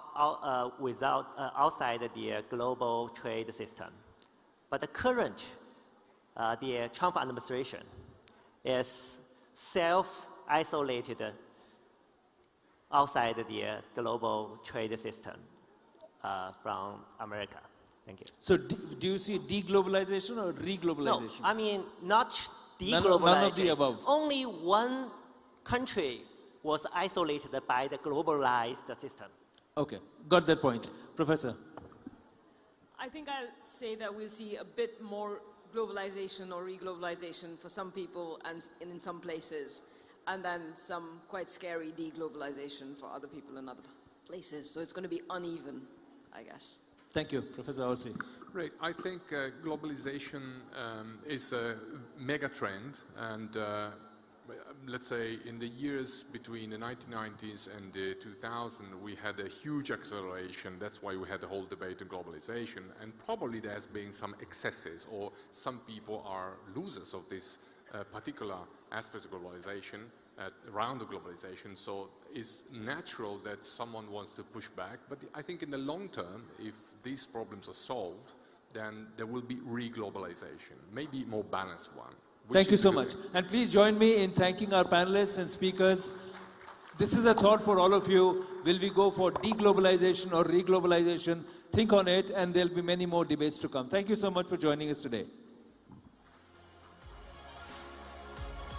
And now, after a power-packed 3 days of the NXT Summit, we are at the last lap. Yes, for the finale session today, we are now going to turn to another extremely trending sector and trending industry. I am talking about content creation, influencers. Yes, that's the buzzword these days. Everyone wants to meet, know, and follow an influencer and content creator. And to discuss next in content creation in our finale panel at the NXT 2026, before we also have a concluding vote of thanks after that, so stay tuned for this last segment in the NXT 2026 edition. So to call on stage now, I am extremely privileged, pleased to invite Visha Khandelwal, CA and content creator. Could we please have you on stage, Visha? Many thanks. This is the finale session. I'm sure we can give them some more energy. It's been a power-packed 3 days. You've been a great audience. One final time, let's hear it for all of them. Also, Arushi Hasija joins us, pastry chef and content creator. Arushi, welcome. Thank you for being with us. And to moderate, of course, a content creator, influencer, and personality in her own right. But today, she will be donning the moderator avatar for us. We have visual artist and content creator Bahar Dhawan Rohatgi. Bahar, welcome. Thank you very much for doing the honors. And as you can see, we have carefully curated the creators because they all belong to, of course, different forms of creation. Thank you all for joining us. And I hand the floor over to Bahar to take this forward. Firstly, thank you so much for having us today. Honestly, I'm sitting with two marvelous creators, and believe you me, none of us thought of being here intentionally. I'll start with my journey. Honestly, for me, content creation happened much by accident. It was never intentional. For me, my career was a bit of a chicken and egg situation. I do not know what came first, the artist or the lawyer. I did train to be a lawyer, and I practiced law. Amongst other clients, Facebook used to be my counsel. I was a counsel for Facebook. And if you rewind my journey by about 30 years, I think I was always an artist. I have created since as long as I could remember. And all of us are born artists. Some of us just stick to our guns. And if you, again, forward my journey now, I'm doing the same things at a much bigger scale, and I have moved with the times. So yes, and when I was Facebook's counsel, I was a lawyer by the day, an artist by the night, and much to everybody's disbelief, I started sharing because I was not intimidated by the platform. It was one free platform available to everybody. While we were removing the legal hurdles for Facebook and Instagram to do business in India, I also started toying with the platform, started sharing my artworks to share with a wider audience. And what started like an organic journey started giving a lot of results. People started resonating with my visual vocabulary and the narratives I would create. People started responding to it, and I'm sure that happened with you guys as well. It was not really a career we ever thought of.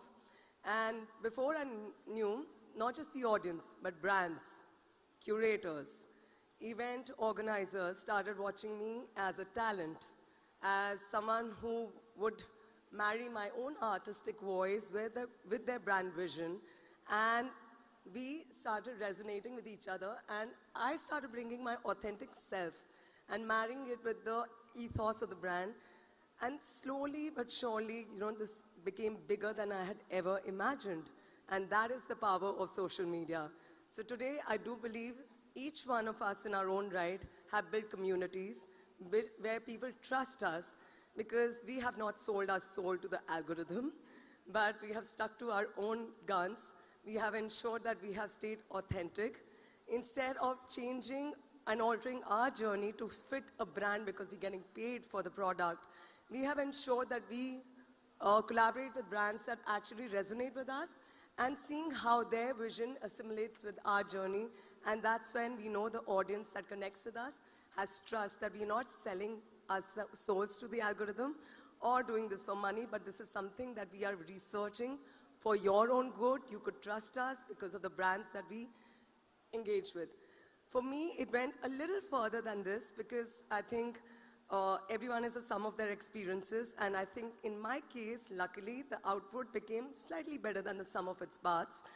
So my legal education also helped me understand the brand's model, not just getting together the audience and the consumers and aligning them with the brand's vision. I started consulting with brands because I understood their business model very well, and I also took it upon myself to start navigating their journeys, to not simply get lost in the sea of information out there because there's so much content, but streamline their approach to human perspective where they will actually translate their business and see genuine growth. So yes, today, from a lawyer to an artist, content creator, I'm also a brand consultant, I'm a talent, and it's only thanks to social media I get to wear all these multiple hats, and I hope I get to learn more and more as the journey goes along. I would pass the baton to Arushi, and Arushi, why don't you tell us about how you started your journey in the world of content creation? So I started doing content in 2021, I suppose. I'm a baker, I'm a trained pastry chef, I'm trained in French pastry. Since Bahar also talked about moving from one profession to another, I'm also a literature student, and then I moved to being a pastry chef. I think I've always baked. I don't remember not baking. I must have been around 10 when I started baking with my mother, and it's something that I really fell in love with. So the transition from it being a hobby to being a profession did not feel as monumental for me, because it was something that I was doing on a daily basis for as long as I can remember. And the fact that a platform such as YouTube or Instagram or any social media would just help me make my passion a profession was something I feel very privileged to have been in that position. And yeah, I think that's it. I also am a pastry educator. So the platform not only gave me a career as a creator, but it also gave me an audience that I can teach how to bake, because I believe everyone likes to experiment in the kitchen, or even if they don't, everyone goes through a phase, especially during the lockdown when everyone was baking or just experimenting in the kitchen. So social media gave me the access to a lot of people who were interested in learning to do what I can teach them. And it was just a very fulfilling few years where I taught a lot of people to bake. Fantastic. Let's move to Visha. Tell us Hello. about your journey. So, just like Bahar and Arushi, I also sort of had a career pivot. I'm also a chartered accountant, and I trained for that originally. But then I was again, like Bahar said, I'm also a very accidental content creator because this is not something I had planned, and how could we did not know this could ever be a career as well. Yeah, this profession did not exist. Right? We never knew about that. Our parents never told about us, that to us. I think our parents were more skeptical because they come from a Exactly. place of protection. Exactly. And yes, Right. please tell. So I remember I was on a trip to Chikmagalur, which is in south of India, and I was just documenting on my stories for the 300 friends who were following me that, okay, this is how coffee is made from a plant to a bean. I was just documenting the entire process, and one of my very old friends replied saying, oh, your travel stories are so interesting, why don't you think about starting a blog? And the next 1 week, I researched in and out about what travel blogging is. How can you just make money from traveling? It was such a foreign concept to me. I had not really traveled so much in my life. So, you know, like you said, you had a passion for baking. You don't remember not baking. Or artists, for example, right? For me, content creation was a crash course into self-discovery because I did not know what I was really passionate about. The only thing I knew was that I loved telling and hearing stories. So when travel happened, I thought, wow, this is giving me a chance to tell stories, hear stories, and that sort of became my passion for some time. And I love that about content creation, that it gives everyone a voice. Everyone here has a very unique story to tell. And I was just happy that this is giving me audience and a platform and a way to wear multiple hats, to edit those stories, to narrate those stories and all of that. So yeah, and in fact, another example when I realized the power of stories was, so when I became a CA, in my first attempt, I saw failure. And that was very new to me that, oh my God, how do I face this situation? And I remember making a long caption post out of that CA failure that, you know, it's okay, it's not the end of the world, telling other CA students also once I did become a CA. And that's when a lot of people replied to it and a lot of people felt seen.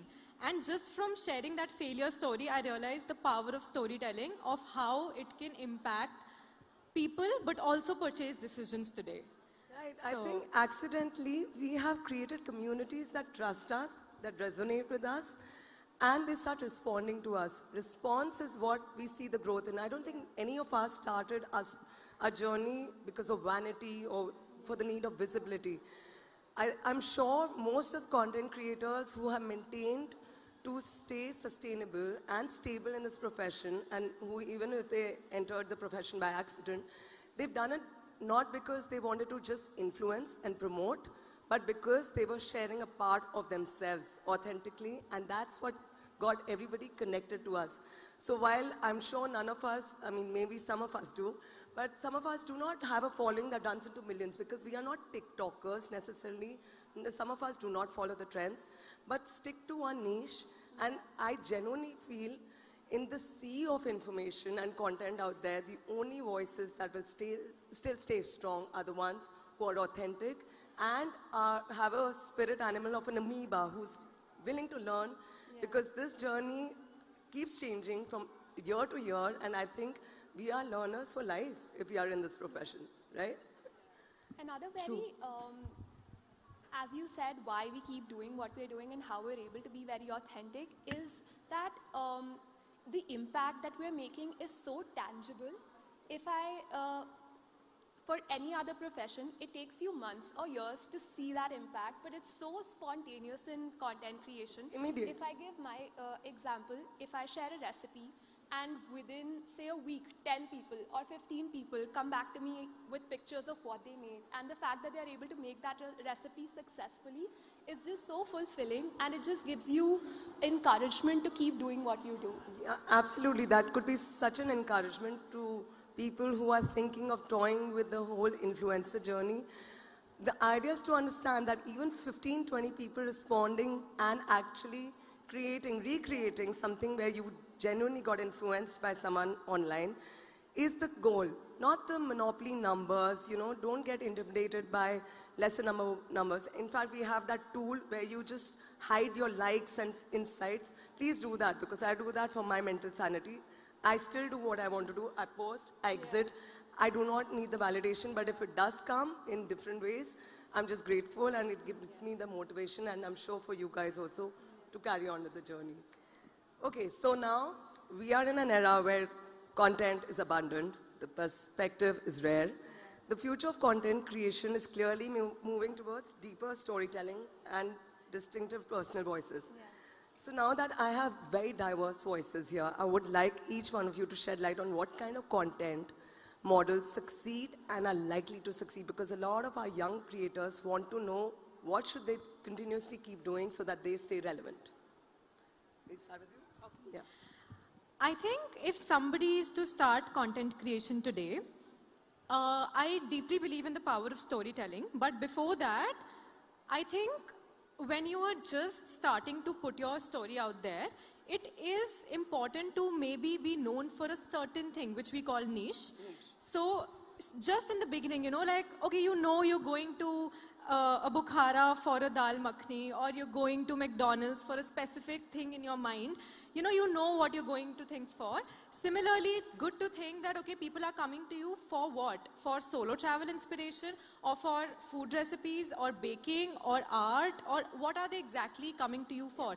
And I do understand that everybody can be multi-passionate, but it's good to start with one of your passions so that you're known for something. And then eventually, when you have some community, that is the time when you delve into deep, not like exactly personal, but storytelling. In the sense that I'm sure the fact that you're so passionate about baking, I'm sure it comes from somewhere, from a story that you have, right? As an audience, I would love to know that story so that I can exactly feel that passion, and I know that, okay, how she thinks about baking is how I think about traveling. So I think people connect with stories. So yeah, having a niche in the beginning, and then when you have some sort of distribution, get into the stories, get into why you chose to do what you're doing. I agree. I tend to, personally, I must say, at the cost of running high and dry on my social media, I abstain from posting a lot of personal content because I also want to have like some personal space.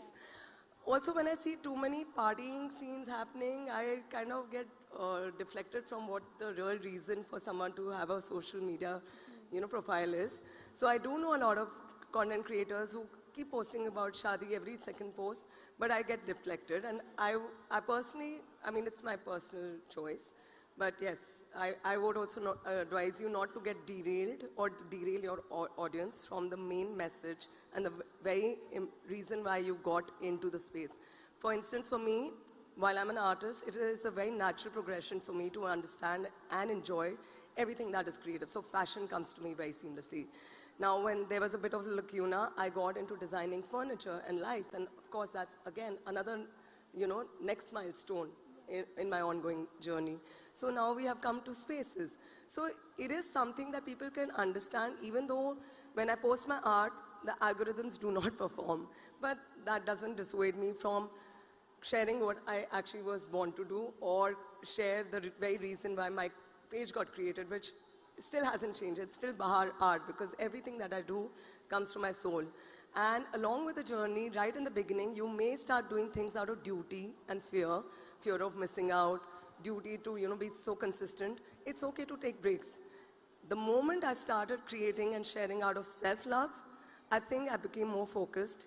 And yes, people know exactly what they will find when they land on my page and what I bring to the table. I do not feel the need to report everything now, and that is also great, because some things will be found only in my stories, so you better keep up.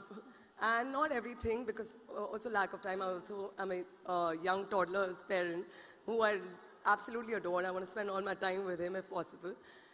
I do not get the time to articulate everything into a post for people to share, because again, I do not want to trade my everyday life on social media.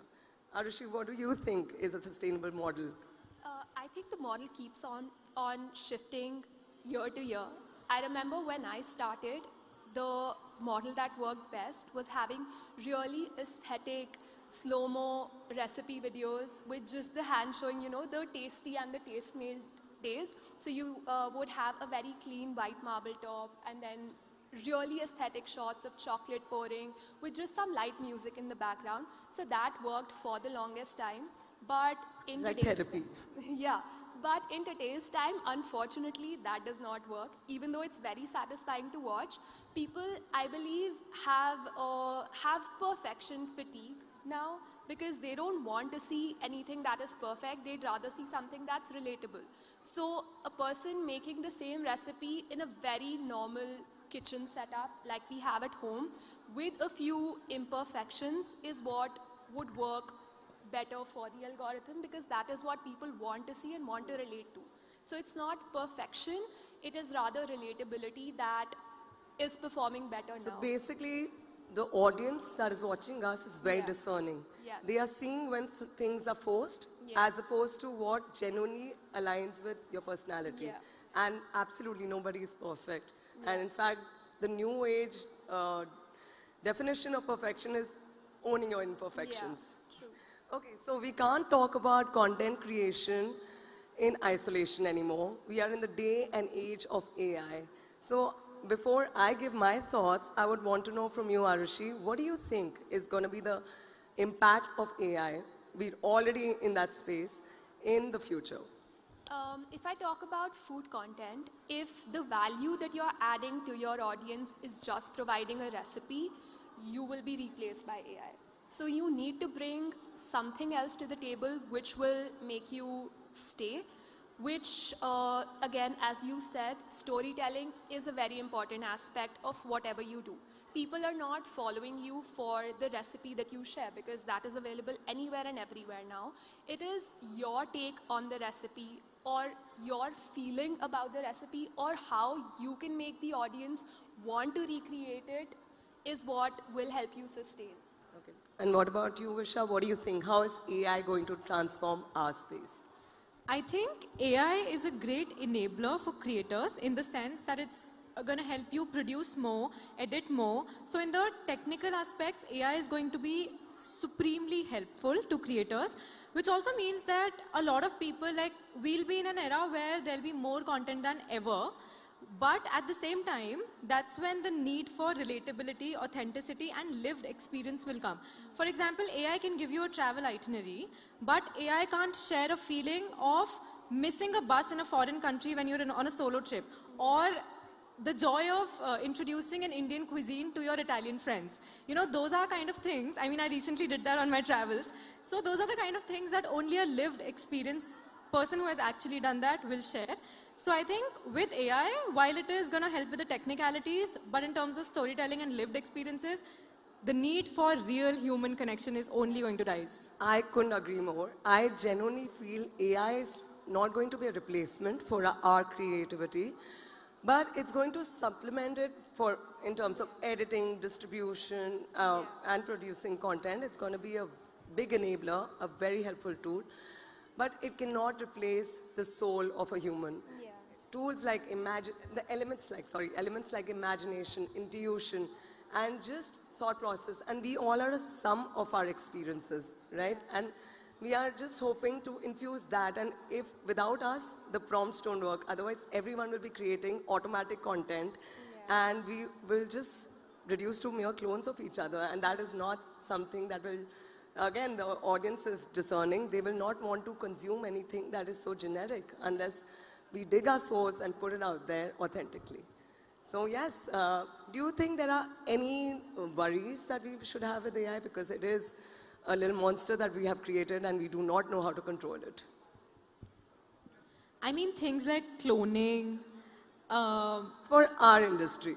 Yeah, for our industry, it could be a little bit concerning, or, maybe we need to be aware of how exactly to use AI, what platforms to use, and just a little awareness about But that. I still think the good outweighs the bad, because if you take the example of translation in languages, especially with, say, Meta Translate, the fact that you're able to reach audiences in different countries, in different regions of India, and it just very seamlessly translates your voice to other languages that you don't know of, I think that's just great with tapping into different regions.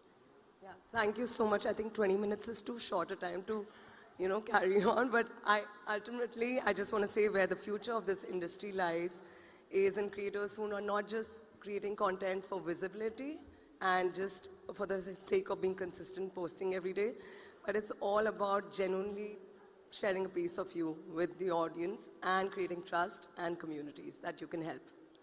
Thank you so much for joining. Well, thank you so much, and more power to all three of you as well. Thank you very much. Let's hear it for our final panelists in this session, of course. And I hope you are following, liking, and sharing their content, as, of course, is the social media coinage these days. Okay. And with that, we come to the conclusion of NXT 2026. But before we depart, for a vote of thanks, without further ado, I call on stage, let's have a loud round of applause for the chairperson, NXT, and the Sunday Guardian Foundation, Dr. Aishwarya Pandit Sharma. Could we have you on stage, ma'am? Namaste. I would like to first thank the Honorable Prime Minister of Bharat, our chief guest for this summit, Shri Narendra Modi ji, for taking out time from his hectic schedule and gracing our conclave. I would also like to thank our speakers, distinguished guests from different countries who have come despite the conflict in West Asia and have flown from across the world and have made this summit what it truly is. I would also like to thank the NXT fellows who have come from different parts of the world and undertaken the NXT fellowship. I would also like to thank you, especially because what makes this conflict and your attendance special is the fact that this is a time where there's a great degree of tension and conflict across the world, and you took out time and you ignored the advisories and you came, so that mattered to us. And lastly and most importantly, the entire team of ITV Network, the conveners of the NXT Foundation for being the backbone of the summit. A special thanks to Rishabh Gulati, the editor-in-chief of Newsx, Newsx World, and the CEO of Next. Rakesh Singh, the managing editor of India News and ITV Network. Priya Sehgal, Joyita Basu, Subhash Joseph, and the entire Viscraft team for their round-the-clock organization and support. Megha Sharma, Devika Chopra, and Uday, the three of you, and the jokes we've cracked together have been a delight throughout the summit. It would not have been, this summit would have been tiring if I didn't get to spend time with you, so I really value the time I spent with these people. The kindest guy, Siddharth Rege, I'd like to thank you because you are a really kind person and I really appreciate it. Akshansh Yadav, the CEO of the Digital, for helping us out in promoting the summit and also making it widely visible. The entire team of Newsx and Newsx World, Pia, Asavri, Tom, Rohan, Ellie, Kriti, Simran, our reporters, Manohar, Sanjay Sharma ji, who came despite an injury, and Anand, Belly, Abhinandan, Vineet, who have been there and helping us with managing the crowd, doing numerous sessions, and just being support for the team. Sumit and Intizar, I would like to thank you. Piyush, Tarini, Varun Kulve, Chitransh, and the people who helped us with the sending out the invitations. Uday, who helped us with sending out invitations. Arzu Seth, Vipin Thakur, Deepak Sharma, who ensured that, that we send them out. Manoj Manu, Ajit Pratap Singh, Sanjay Srivastav, Manu Sharma ji from Jaipur, lovely Wadhwa, all our entire team of ITV Network. We are what we are because of the team. Me and Karthik love you all and you're a deep part of our family. None of this would have been possible without the team of ITV Network. We may fight often. I would also like to thank Sambhav. I can't forget you. You've been very, very helpful. Deepti, Sajid, Roshan, I would like to thank you. Kaustubh, yes, Javed. Just in case I've missed anyone, please forgive me. Rakesh Ravalji, I would like to thank everyone. And guys, we are this good team. We are a strong team because we agree to disagree, and we disagree a lot, a lot more nowadays. But then the fact that we can put it behind and laugh over it is a great thing. I'd also like to thank our founder, Karthikeya Sharma, for his tireless efforts in organizing this conclave and making it a grand success. He personally gets involved in almost everything. I would like to thank all our reporters, Manoj from Setup, Kulvinder Singh, all the people who have been a part of ITV network, Mukesh Thakur for transport. Please, if I've forgotten you, you can come and complain to me on Monday. I'll be in my cabin on the first floor.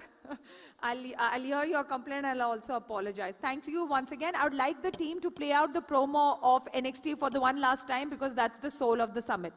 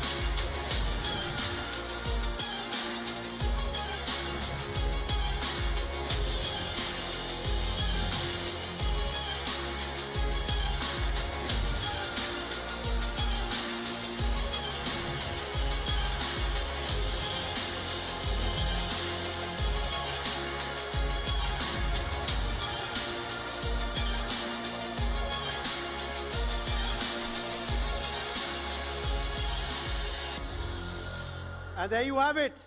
NXT 2026 is going to come to a close, but we will see you back here for NXT 2027 in not too longer time.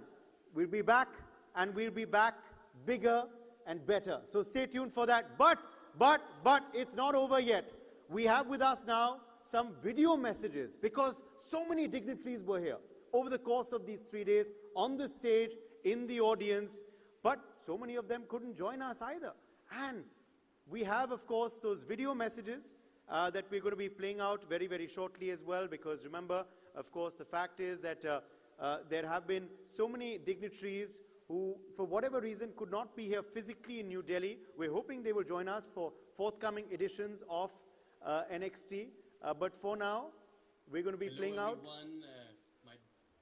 the video messages very, very shortly, of course. And these have come in from all parts of the globe.